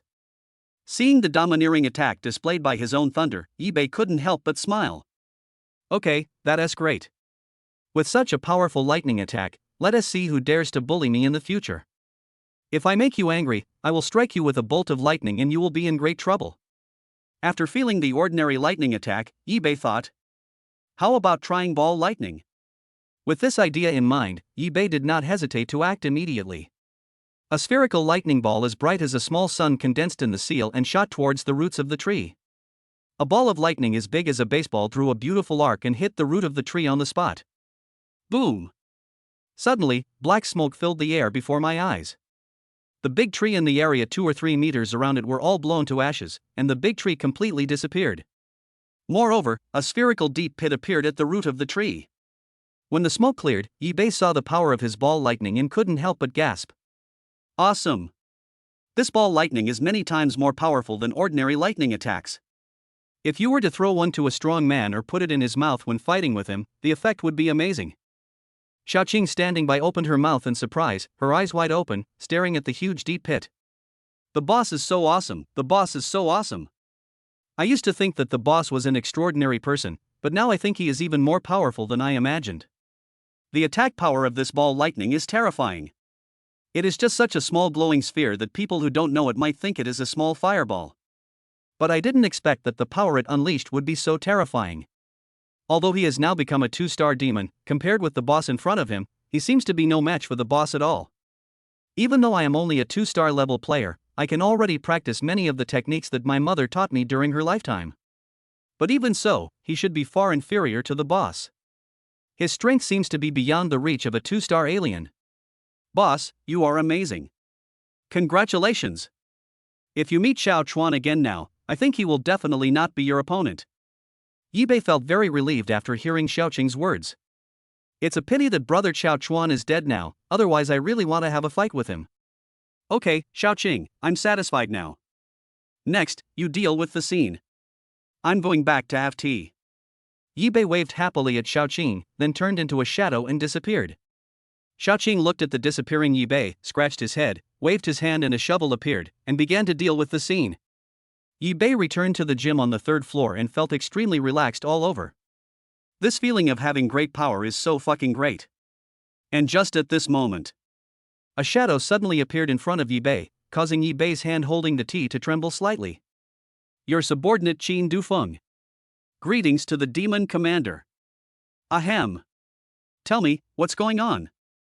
Commander Yao, the matter you asked your men to investigate has now yielded results. I already know why Jiangcheng is under such a large-scale blockade. There must be something else going on. When Yi Bei heard this, he immediately put the teacup on the ground and looked at Qin Dufeng. Tell me quickly, what's the secret? Chapter 59 Vampire King. Xin Dufeng did not keep the secret and told Yi Bei the information he had found out on the spot. Report to the demon commander, it's like this. Xin Dufeng said this with a serious face. After hearing these words, Yi Bei frowned. It's unbelievable that such a thing actually exists. It turns out that this world is not just populated by humans and monsters, but ghosts have also appeared, and they are very difficult to deal with. The truth of the matter is, the sudden and urgent large-scale blockade of the area in Jiangchang was not actually for Mimi to capture the members of the Shura demon army. Because the members of the Shura demon army were so secretive, they could not find any trace of their hiding. It is obviously impossible to capture members of the Shura demon army. But now a more difficult problem has emerged, that is the Vampire King. The Vampire King will not hide quietly like the Shura demon army. The first thing the Vampire King did when he arrived in Jiangchang was to kill several people and suck their blood dry, causing quite a bit of panic. If the police had not quickly controlled the scene and given a timely explanation, it was some kind of animal that ran out and attacked humans, causing the injuries. There would be no way to control public opinion. Therefore, in order to quickly resolve this crisis that could break out at any time, the mysterious bureau had to put the matter of the Shura demon army aside for the time being and direct its firepower towards the Vampire King. After attacking several victims, the Vampire King went into the underground pipes. The underground pipes in the city are interconnected and very dense, making it extremely difficult to block them. Therefore, the mysterious bureau urgently locked down an area and immediately imposed a strict blockade on it. Several sewer pipes on the main roads leading to other areas were dug out and strictly guarded. The Vampire King was firmly controlled in this area. Yi Bei didn't know much about vampires and the Vampire King, so he asked Xin Dufeng about this. Xin Dufeng was naturally very clear and patiently explained to Yi Bei. Vampires don't exist in Dragon Country. They're a kind of ghost creature from the Western continent. But with economic globalization, the world is no longer as isolated as it used to be. Monsters from the West will come to the East, and strong men from the East will also go to the West. This is especially true for some powerful sects in the East, which have already developed their Chinese language all over the world. Some sects even moved their entire Chinese culture away from Dragon Country in order to develop better. When it comes to the development of one dominant company in other places, it can be said that the economic globalization of the world of acquaintances is the economic circulation. The economic globalization of the alien world is even more terrifying. It's a complete fusion of all aspects. So it's natural that Dragon Country has vampires. Ever since vampires arrived in Dragon Country, they have been a major threat to the lives and safety of the people of Dragon Country. Almost every quarter, the Mystery Bureau organizes relevant personnel to conduct a major purge of this harmful thing. But even so, these vampires are extremely difficult to eliminate. They are very good at hiding in the city's underground pipes and stinking rivers. In short, wherever there is filth and disgusting and where it is impossible to approach, this kind of thing will hide there and is extremely difficult to remove. Besides that, vampires can dig their own nests. They can dig several feet deep in the moist and loose soil, and it's common for them to dig out springs. But Dragon Country has always been relatively peaceful because the Mystery Bureau and the Dragon Country War Department have been very strict in suppressing ghosts and evil spirits. Especially these vampires from foreign countries are the main targets of attack. Vampires have always been suppressed and kept in a low position. They hardly dare to attack humans. Even if they come out to suck blood, they only capture animals and suck their blood. As for the emergence of a very powerful Vampire King, that is even more impossible. At least in the past few decades, no Vampire King has appeared in the territory of Dragon Country. And just recently, two extremely powerful Vampire Kings emerged in a small border town in the southern part of Dragon Country. Vampires are extremely organized, especially after the birth of a Vampire King. They will all obey the orders of the Vampire King. At that time, in that small border town in the southern part of Dragon Country, two Vampire Kings sucked the blood of over 100 people overnight. Some livestock were also affected. In order to suppress the incident, the report in Longwa at the time was that wild animals had escaped from the mountains and posed a serious threat to residents' property. Then the matter was dropped. And the mysterious bureau behind this immediately launched an extermination operation against these two Vampire Kings. It's a pity that we only killed one Vampire King. The other one escaped and we couldn't find it no matter how hard we tried. Since then, this Vampire King has appeared in different cities from time to time, causing great headaches for the Mystery Bureau. Especially after visiting some first-tier cities, those cities cover a large area and the underground pipelines are even more complicated. It is almost impossible to catch them. And wherever the Vampire King goes, he can instantly summon a huge number of vampires, causing a series of troublesome events. And this isn't the most troublesome thing. The most troublesome thing is that, through constant relocation, this Vampire King has now reached the peak 10-star combat power. Also, a vampire has a unique skill. No matter how badly injured they are, as long as they suck the blood of 2 or 3 people, even if their arm is cut off, they can quickly grow a new one. Their vitality is terrifyingly strong. Now, for some unknown reason, the Vampire King suddenly appeared in Jiangcheng. Just one Shura demon army has already given the Mystery Bureau a lot of trouble. As a result, the Vampire King also appeared in Jiangcheng. So, the Mysterious Bureau has no other choice but to make this decision. After listening to Qin Dufeng's detailed explanation, Bei frowned. This damn Vampire King is really a disaster. Do you think the people from the Mysterious Bureau can catch the Vampire King this time? Bei looked at Qin Dufeng and said, I feel there is little hope, because the Vampire King has grown in strength and is no longer the Vampire King they once chased and beat. I don't think it's possible to catch the Vampire King by simply blocking the pipeline and the ground. Qin Dufeng analyzed based on his understanding of vampires. After hearing this, Bei couldn't help feeling a little worried. If this is true, will Maimini get hurt if she encounters this vampire? She was also from the Mystery Bureau, and this time the Mystery Bureau was definitely going to spend a lot of money to capture the Vampire King. If the Mysterious Bureau cannot be caught, will Mini be blamed for her poor control over Jiangcheng? If we let our Shura demon army capture the Vampire King, how confident are you? Bei looked at Qin Dufeng with a serious expression. Chapter 60 Analysis. Qin Dufeng was somewhat surprised when asked this question. He really didn't expect that the demon marshal actually wanted to help the Mysterious Bureau capture the Vampire King. However, since the demon commander asked, Qin Dufeng did not dare to neglect him in the slightest on this issue. I analyzed the members of the Shura demon army and the abilities of the Vampire King brought this time. Final. He said to Bei with certainty, Demon Commander, there are only 500 brothers from our Shura demon army coming here this time. Among these 500 people, only about 20 are good at intelligence. Tracking the Shura demon army relies on those who are good at reconnaissance. This time, we are lacking in this area. We have only brought some combat experts with us to protect you, Demon Marshal, and to handle some of your daily affairs. So even if we take action, we may not be able to capture the Vampire King 100%. But what is certain is that our chances of catching the Vampire King are definitely much higher than those from the Mystery Bureau.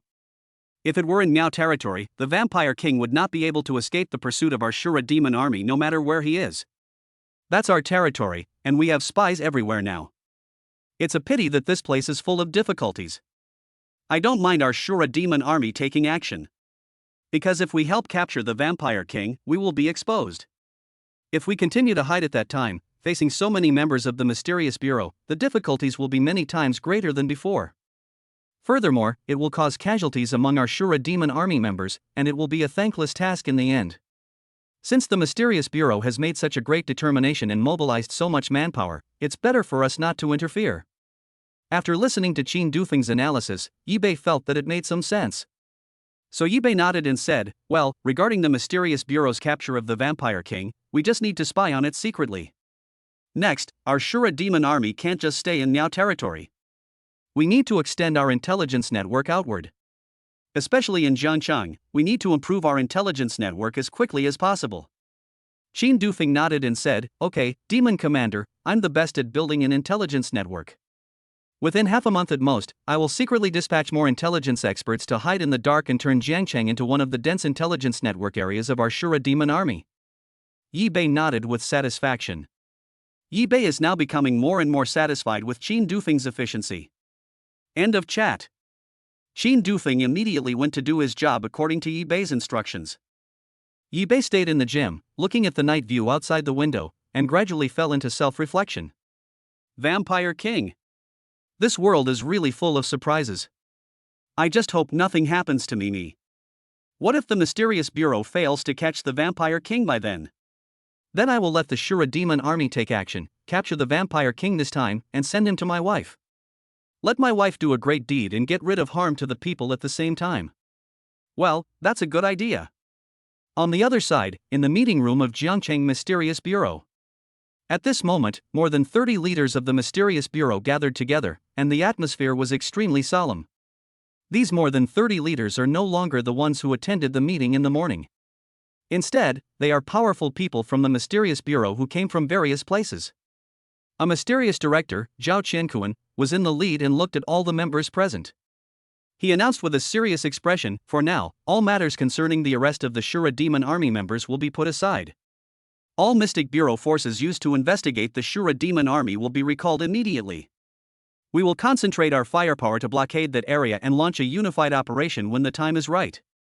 Tonight, we must capture all the vampires in Jiangcheng, including the Vampire King. This Vampire King has already caused numerous casualties in our dragon country. Such vicious incidents must not happen again. Otherwise, I don't know how many more innocent families will suffer this unprovoked disaster." The members below responded in unison, "Okay, sir. We will issue the order immediately and all relevant personnel will withdraw." Zhao Qiankuan nodded with satisfaction.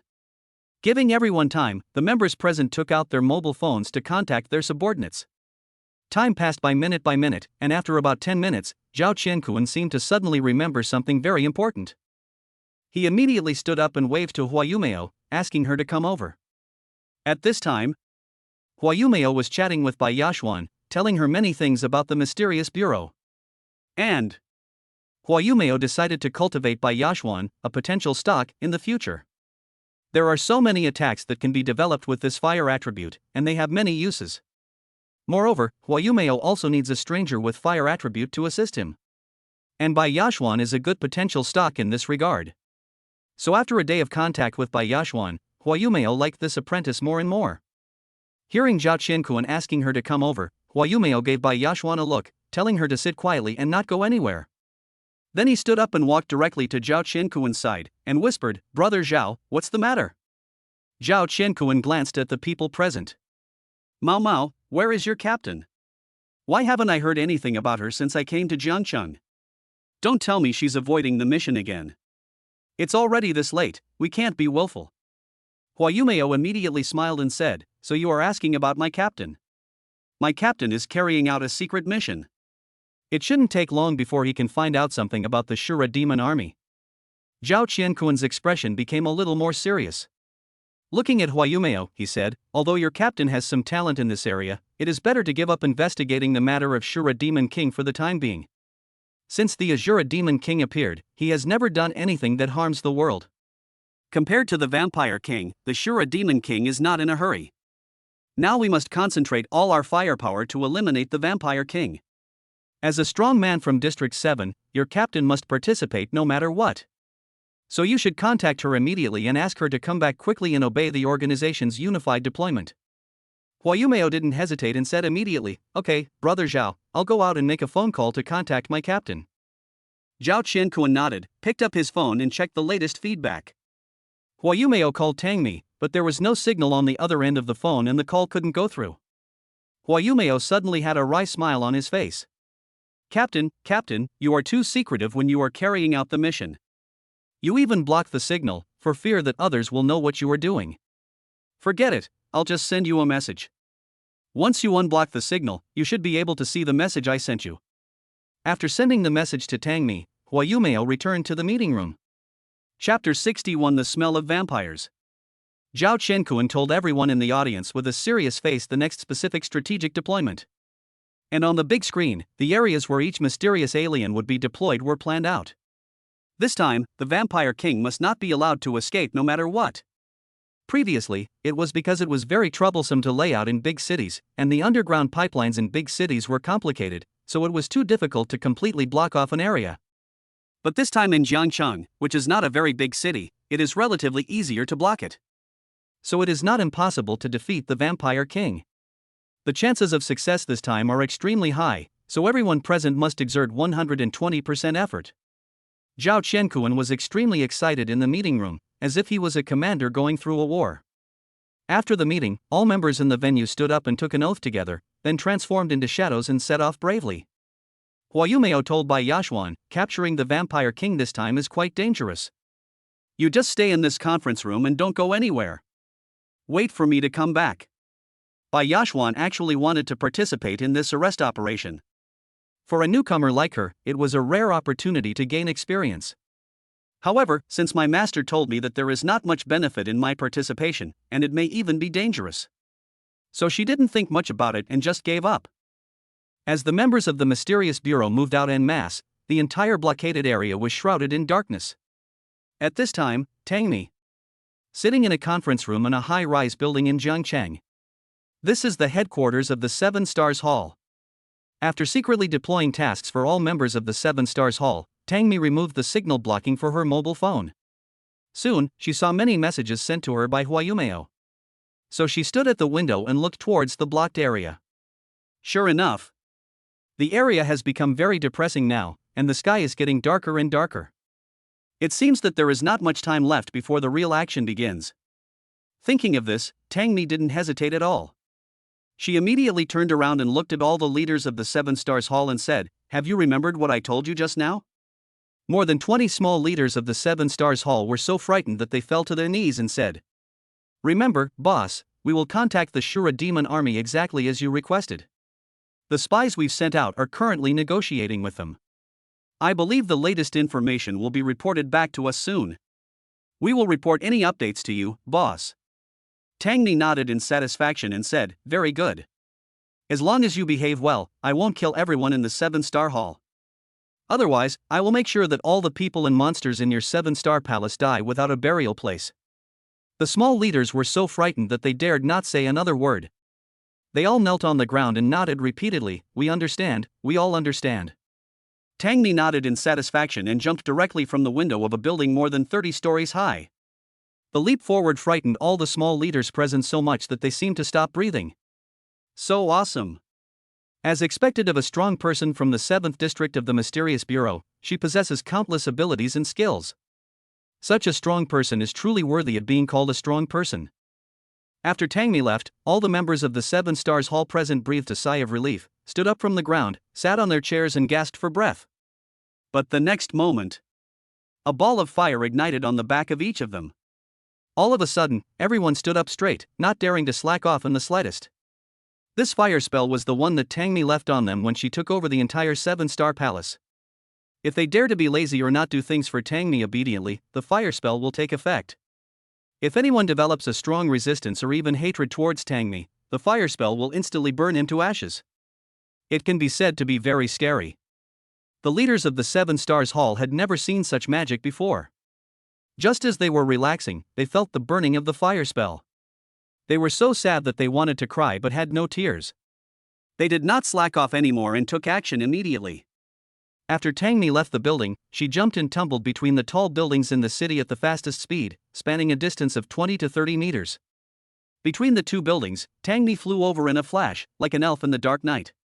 While Tangmi was running forward, she was contacting Huayumeo on her cell phone. Huayumeo told Tangmi, "The Mysterious Bureau has already launched an operation. We have already killed dozens of vampires in the blocked area. But among these vampires that were killed, there was no vampire king. This guy is still hiding in this area. So no matter what, we have to dig this vampire king out. We can't let him escape even if we dig deep into the ground. Captain, it's not too late for you." Tangmi told Huayumeo. "Okay, I should be there in a minute. Now send me the relevant deployment map of the personnel. I'll go directly to a place with few people. Who knows, the vampire king might appear there." Huayumeo, "Okay, I'll send it to you right away. Be very careful, this vampire king has now become a 10-star ghost. His attack power, escape speed, and recovery speed are all too fast. This is why we haven't been able to kill him despite repeated attempts." Tangmi ran furiously while saying, "I understand everything. Okay, I'm hanging up now." After hanging up the phone, just 3 seconds later, Tangmi received a picture of the personnel deployment sent to her by Huayumeo. Tangmi took a quick look at the picture and found an area where the Mysterious Bureau members were relatively sparsely deployed. After clicking on the navigation, the phone immediately connected to the Bluetooth headset on Tangmi's ear. The navigation system was very precise.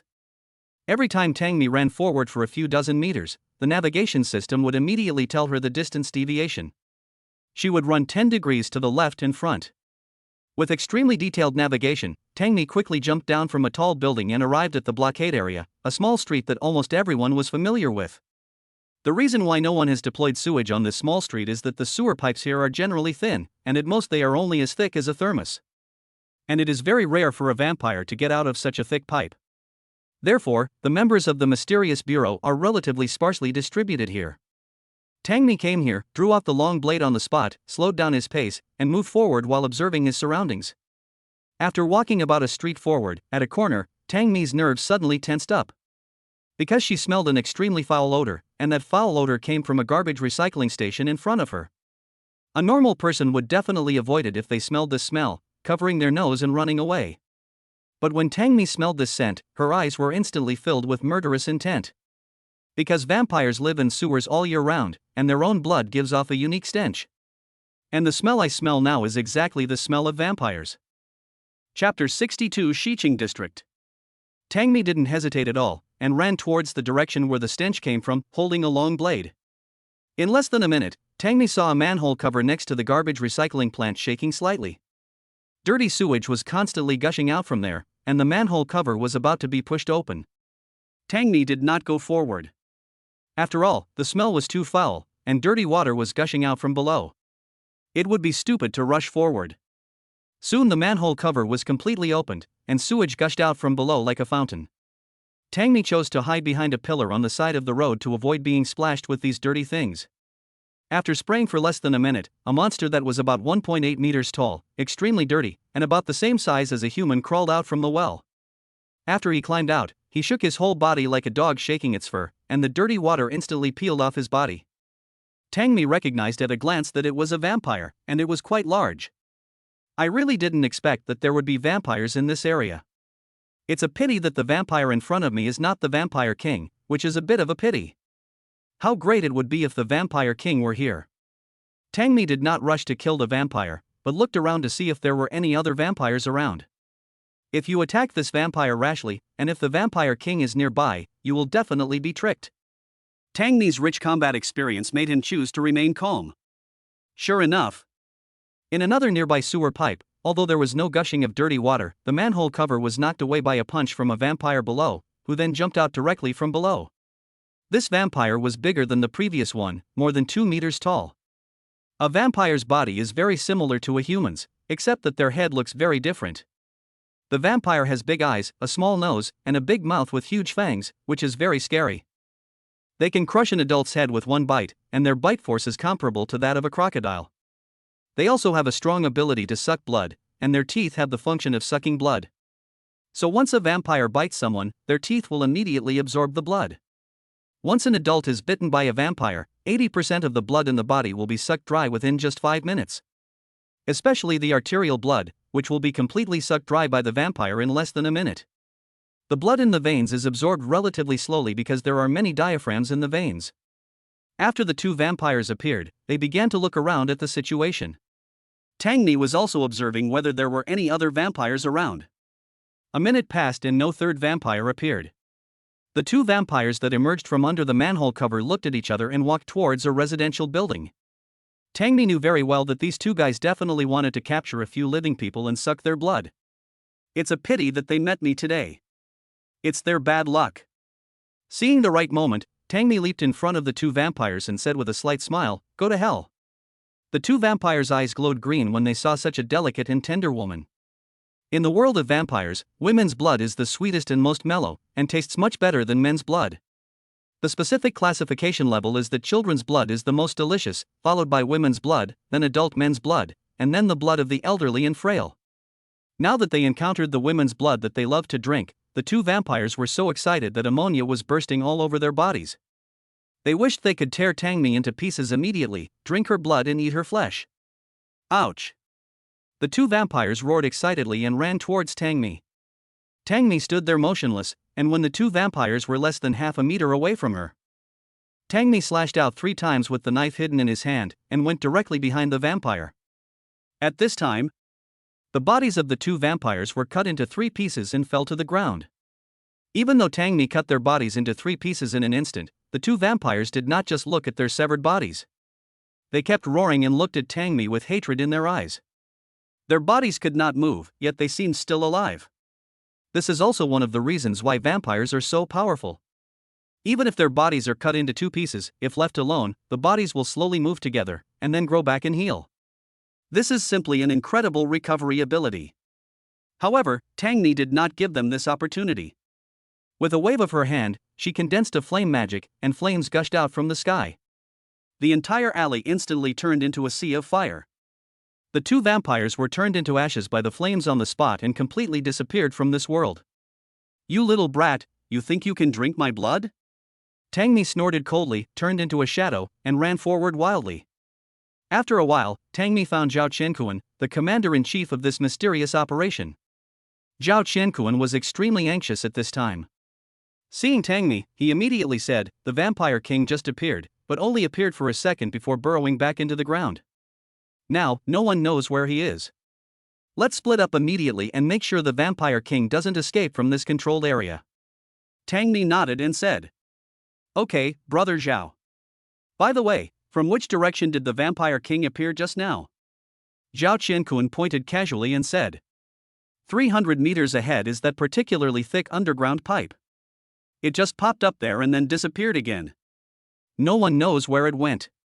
Now we need to control the entire area that this pipeline leads to, so that the area touched by the vampire king can be further reduced. This bastard must be killed no matter what. Tangmi said, "Okay."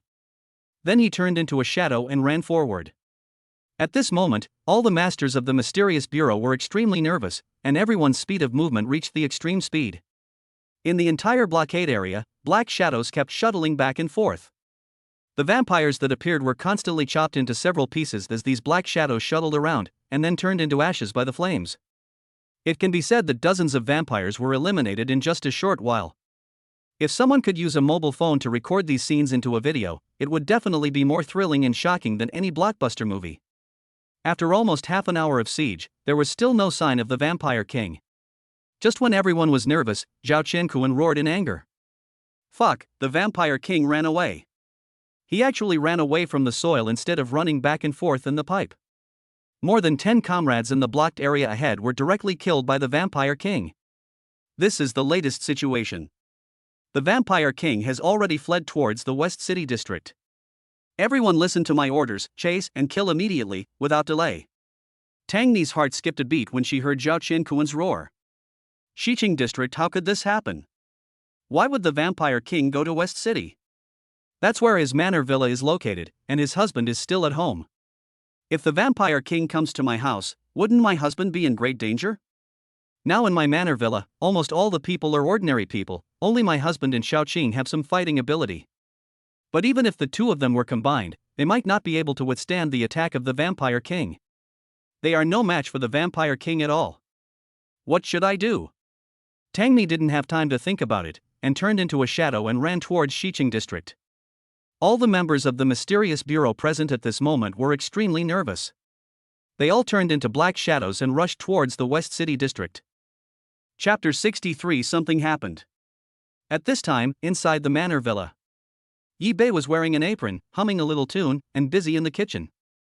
Open the lid of the pot and you will see the tempting braised chicken steaming. Yi Bei picked up the spoon and tasted the soup. It tasted as delicious as ever. The braised short ribs on the other side are almost done. Now I am waiting for my dear Mimi to come back, set up an exquisite table, and have a wonderful candlelight dinner. Pair it with a bottle of good red wine, and when you're done drinking, do something that young couples love to do. Thinking of this, Yi Bei sang the little song even more happily. But just when he was about to add another exquisite side dish, Xiaoqing ran into the kitchen in a hurry. "Boss, do you smell anything strange?" Yi Bei said as he was chopping vegetables. "What's that smell? Is it because the food I cooked is so delicious that you can't wait to eat it?" No. Xiaoqing frowned. "The smell I'm talking about is coming from the yard. It's really smelly. Boss, do you want to go over and take a look?" Upon hearing this, Yi Bei put down the kitchen knife and opened the kitchen window to find out what was going on. But before the window could be fully opened, a disgusting stench came in with the evening breeze. "Oh my God." Yi Bei quickly closed the window and waved his hands in front of him. "This smell is so strong, I almost couldn't come out in one breath." Xiaoqing said seriously. Yes, I was cleaning up the yard when I suddenly smelled this foul odor. Covering my nose didn't work. It seemed to be coming from the swimming pool in the manor. Boss, maybe something fell into the swimming pool and rotted. When Yi Bei heard this, all kinds of bad images emerged in his mind. But when I think about it, it seems impossible. That shouldn't be the case. Every corner of the manor is cleaned by servants. If there really was something in the pool, the servants would have discovered it long ago. Maybe a public restroom nearby is pumping out toilets, and with the strong wind tonight, that's why we smell the stench. Don't worry about it. Go and close the windows of the villa. I can't let the food I worked so hard to cook be affected by the stench. Xiaoqing looked hesitant, but since the boss said so, she didn't think about it anymore. He turned around and ran to each room to close the windows. The third floor of the villa has a wide view in the most windows. Xiaoqing closed every window patiently and checked again worriedly.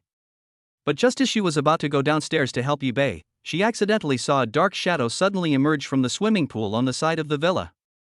The crystal clear water in the swimming pool also turned black in an instant. What the hell is this? Xiaoqing became alert and opened and closed her eyes. A pair of beautiful phoenix eyes instantly turned into bluish snake eyes. The dark shadow in the darkness immediately became clear. I saw a monster with 3 heads slowly emerging from the swimming pool. Not only does this thing look weird, but its face is also extremely ugly. It's like a mutated monster in a horror movie. Just looking at it is terrifying. Oh my god. Boss! There's a monster in the pool. Xiaoqing screamed and didn't bother to check the window. She ran downstairs and went straight to the kitchen. What's all the fuss about? Yi Bei was fiddling with the dining table and didn't realize that danger was approaching. Before Xiaoqing could explain, Qin Dufeng flashed and appeared in front of them. Xiaoqing screamed again, then rushed to Yi Bei, baring her fangs and staring at Qin Dufeng fiercely. You, who are you? Don't even think about hurting my boss. Yi Bei looked at Xiaoqing's nervous expression and couldn't help laughing. He is one of us, he won't hurt me, you don't have to be nervous. Upon hearing this, Xiaoqing awkwardly retracted her fangs and stood aside, somewhat at a loss. Qin Dufeng ignored him and said straight to the point, Commander Demon, I have detected that the Vampire King is nearby. Yi Bei frowned, thinking of what Qin Dufeng had said before, and immediately realized that the stench Xiaoqing had just mentioned might be related to the Vampire King. The Vampire King? Is he a 3-headed monster with an extremely ugly face? I just saw him in the swimming pool of the manor. If you're not mistaken, that should be him. I begged the demon commander to evacuate immediately. The Vampire King is very powerful. If he attacks, I'm afraid. Qin Dufeng looked solemn. He was originally investigating the whereabouts of the Vampire King. But I didn't expect that he would come directly to the manor.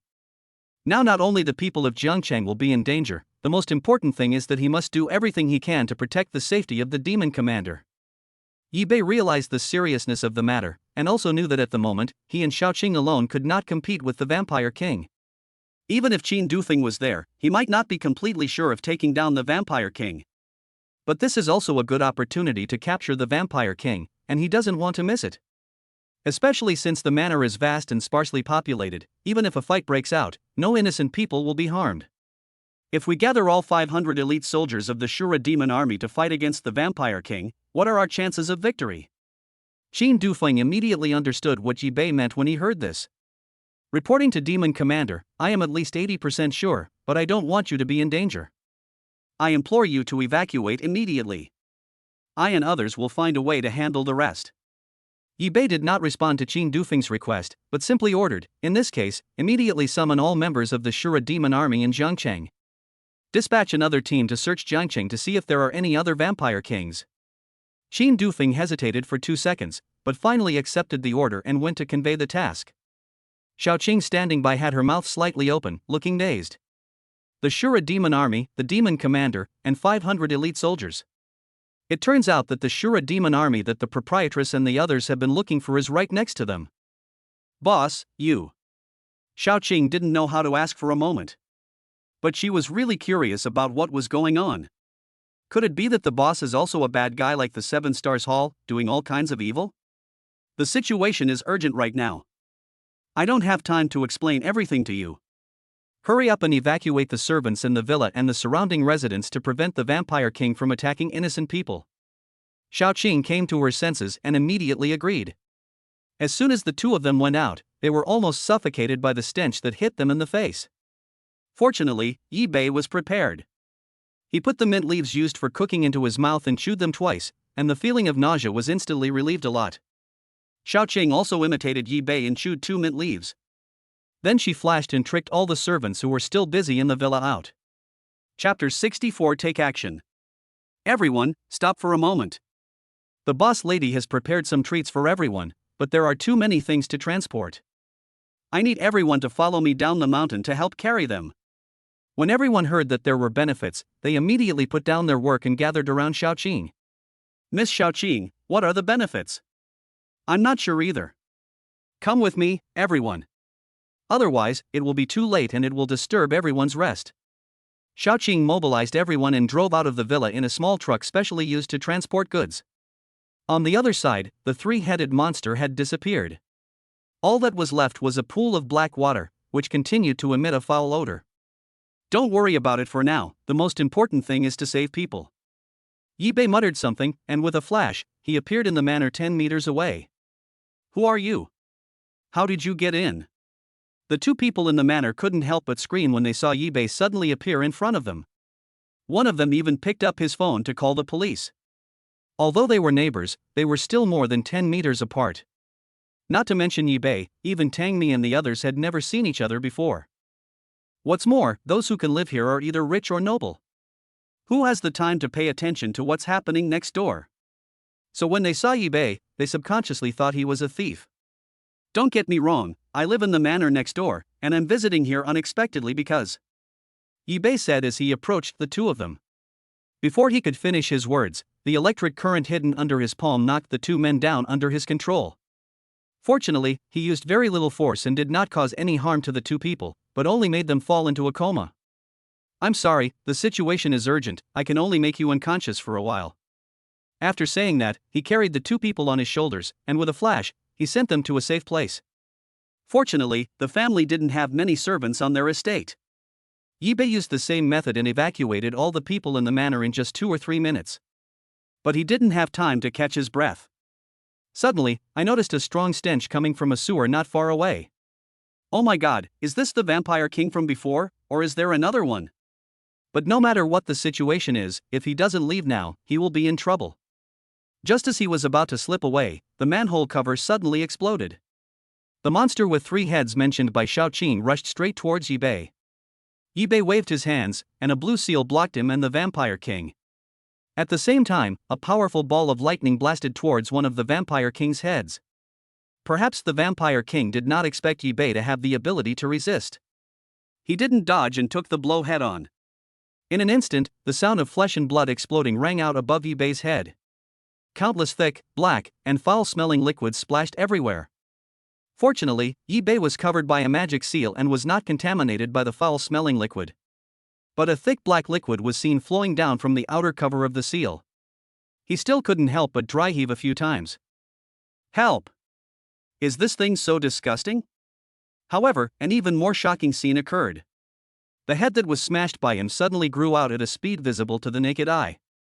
As if extremely dissatisfied with his resistance, it opened its bloody mouth and roared at Yi Bei's face. Unfortunately, the seal can only block physical objects, and it is powerless against things like air currents. This roar not only made Yi Bei feel the most unpleasant smell in the world, but also blew his hairstyle, which he had specially arranged for the candlelight dinner, into pieces. How can this be tolerated? Yi Bei flashed and floated in the air, looking down at the vampire king. Now he had a clear view of the vampire king's structure. Although it has a human form, it has 3 heads on its neck and its body is covered with black pus. Anyone who sees it will frown. When he thought of his wife Mimi facing such a monster, he couldn't help but feel distressed. No, he must find a way to clean up this damn thing today and not dirty his wife's hands. In an instant, 3 spherical lightning condensed again. He aimed at the 3 heads of the vampire king and threw them directly. No matter whether this trick works or not, just fight first. Boom boom boom. The thick black and sticky liquid splashed again, and 3 large pits appeared on the ground. The vampire king covered his neck and took a few steps back uncontrollably, looking extremely painful. At this moment, the system's voice suddenly sounded in Yi-Bei's mind. The damage index has reached 10%. Congratulations to the host. You have obtained the initial purification skill. Immediately afterwards, information about the purification skill was poured into his consciousness. It turns out that this skill is specifically used to deal with all kinds of monsters and demons. And as the damage index continues to increase, the purification skill will also be upgraded. If he could reach the highest level, he would be able to eliminate all the monsters in the world with just one click. From this point of view, this new skill is really awesome. If he can really be promoted to the highest level, then from now on Mimi won't have to go to the mysterious bureau to complete the tasks hard, right? After understanding this new attribute, Yi-Bei didn't hesitate at all. Put your hands together and silently recite the spell of illusion in your heart.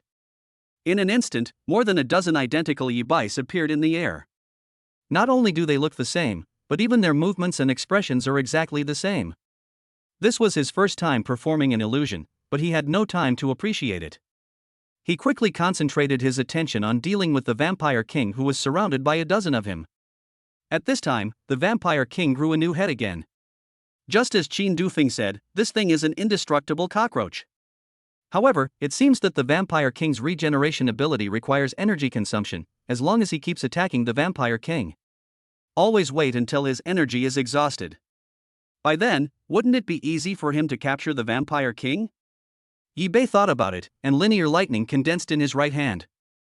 A dozen other phantoms made the same move. In an instant, more than a dozen linear lightning bolts entangled together to form an electric net emitting blue light, which instantly enveloped the Vampire King. However, the Vampire King is not that easy to deal with. At the critical moment, his dark and smelly figure flashed and avoided the attack of the electric net. Yi-Bei did not give up and immediately changed the direction of attack. Several huge pits were blasted on the ground one after another. At this moment, 500 elites of the Shura demon army arrived. Qin Dufeng and Xu Xingqian looked at the dozen or so demon generals in the air and were stunned for 2 seconds. Then he led 500 elites to besiege the Vampire King, who was dodging everywhere. Seeing that they were numerous and powerful, the Vampire King wanted to escape through the sewer he had just rushed out of. But Yi-Bei didn't give him this opportunity at all. Quick! Stop him! At a command, 500 Shura demon soldiers formed various seals and surrounded the Vampire King. Yi-Bei seized the opportunity and controlled the electric net to wrap the Vampire King tightly. Chapter 65, Official Announcement of Sweet Love Grand Finale. Watching the Vampire King struggling in the electric net, the spell of purification skill instantly emerged in Yi-Bei's mind. He quickly activated his skills, allowing them to flow into the Vampire King's body continuously along the crisscrossing electric grid. But in the end, his ability level is too low. Not only did the Vampire King ignore his purification skills, he also stretched out 3 heads from the gaps in the electric net, trying to swallow him in one bite. Xu Xingqian and Qin Dufeng would certainly not give the Vampire King this opportunity, but they were also worried that attacking the Vampire King at this time would interrupt Yi-Bei's skills. He then transferred his special abilities to Yi-Bei's seal. The supernatural powers of different attributes gathered together, making the seal surrounding Yi-Bei shine brightly in an instant. It covered the surrounding night, making the entire manor as bright as day. Xiaoqing, who sent the servant down the mountain, saw the light and her heart immediately rose to her throat. Could something have happened to the boss? She was about to transform into a snake and rush back to the manor to find out what was going on. Then Tangmi's voice came from not far away, Xiaoqing. What happened in the manor? Madam! Xiaoqing saw Tangmi and rushed over as if she had found her backbone. Go and have a look. The Vampire King has come to our manor. Boss, he's probably already fighting the Vampire King.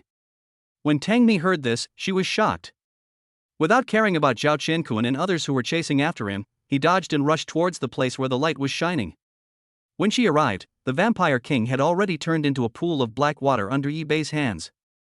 The Shura demon soldiers surrounding him put away their seals and knelt before him, saying respectfully, "Congratulations, Demon Commander, for eradicating the Vampire King."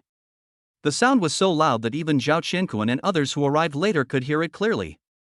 At this time, Yi-Bei's mind was already occupied by the voice of the system, and he didn't notice the arrival of Tangmi and the people from the mysterious bureau at all. The damage index has reached 100%. Congratulations to the host for obtaining the ultimate purification skill. Do you want to activate the one-click purification function? Yibei looked at the two options that appeared in his mind and chose yes without hesitation. Suddenly, a breeze swirled up from under Yibei's feet. Amidst everyone's astonished gazes, a ray of azure light shot out from his body and went straight into the sky. Boom! Immediately afterwards, a thunder sounded from the sky. The entire night sky was shrouded in azure light. Then it turned into stars and disappeared into the night. A special police officer who was busy patrolling not far away looked at this strange sight in the sky and couldn't help but mutter, "Whose house is this? Such a grand display of fireworks. It's pretty good looking though." However, immediately afterwards, large flakes of snow fell from the sky. "Are you sure? It's not even August yet, how come it's snowing? Oh my god, it's so beautiful. I have to take a picture of it right away. Is this artificial snowfall?" Passers-by looked at this strange sight and stopped to sigh.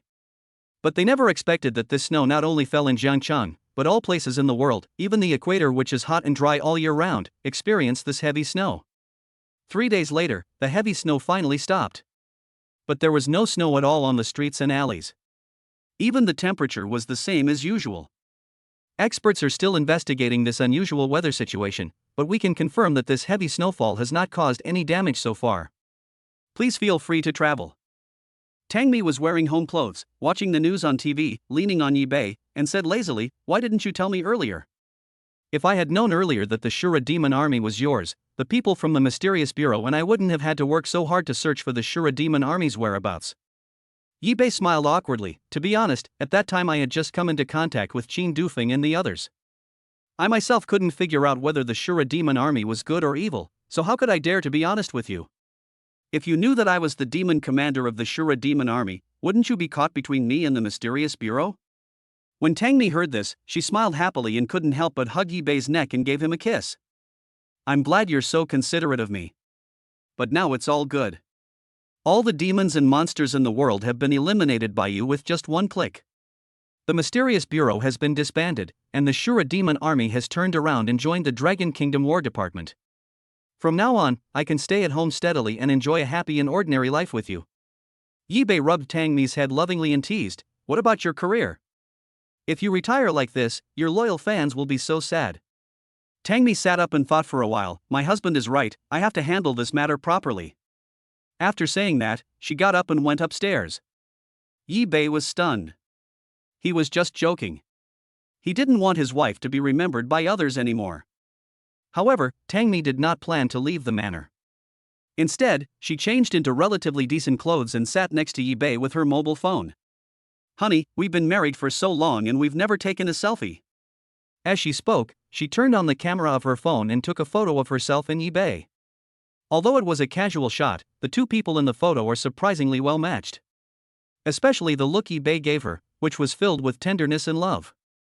As expected of the husband I chose, he's so handsome. After admiring the photos, Tangmi hugged Yibei and gave him a big kiss. For the whole next day, Tangmi stayed by Yibei's side. Whether Yibei was cooking, exercising, or taking care of the garden, she took pictures of it. Yibei also let her take pictures, and occasionally posed in some handsome poses to match Tangmi's camera. At the end of the filming, Xiaoqing took Tangmi's phone and acted as a photographer, recording every sweet moment of the two. Bai Yaxuan watched from the side and shook her head, wondering in her heart, how long will she have to eat this dog food? Soon, Tangmi's mobile phone album was filled with photos of the two of them. Time passed quickly and it was evening. Yibei was lying on the bed, browsing his phone, waiting for his dear Mimi to come out of the bath. I saw that the hot list was full of news about Tangmi's official marriage announcement. He clicked on it and saw that Tangmi had posted a 9-grid post. 9 photos, all masterpieces from today. The caption reads, "For the rest of my life, the wind and snow are you, the plainness is you, and everything I see is you." Yibei looked at the content and couldn't help but smile, and liked and forwarded it without hesitation. Within half a minute, his phone was bombarded with messages. "Brother, what's going on? Didn't you marry Bai Yaxuan? How did you become Tangmi's goddess? Damn, brother, you're so mean. You married a famous star and didn't even tell us. Brother, what's going on? Is my sister-in-law really the famous star Tangmi?" The cell phone kept ringing, but Yibei ignored it. He picked up Tangmi, who had just gotten out of the bath, and laid her on the bed. He covered her with the quilt, leaving only Tangmi's gentle voice echoing in his ears. End of the book.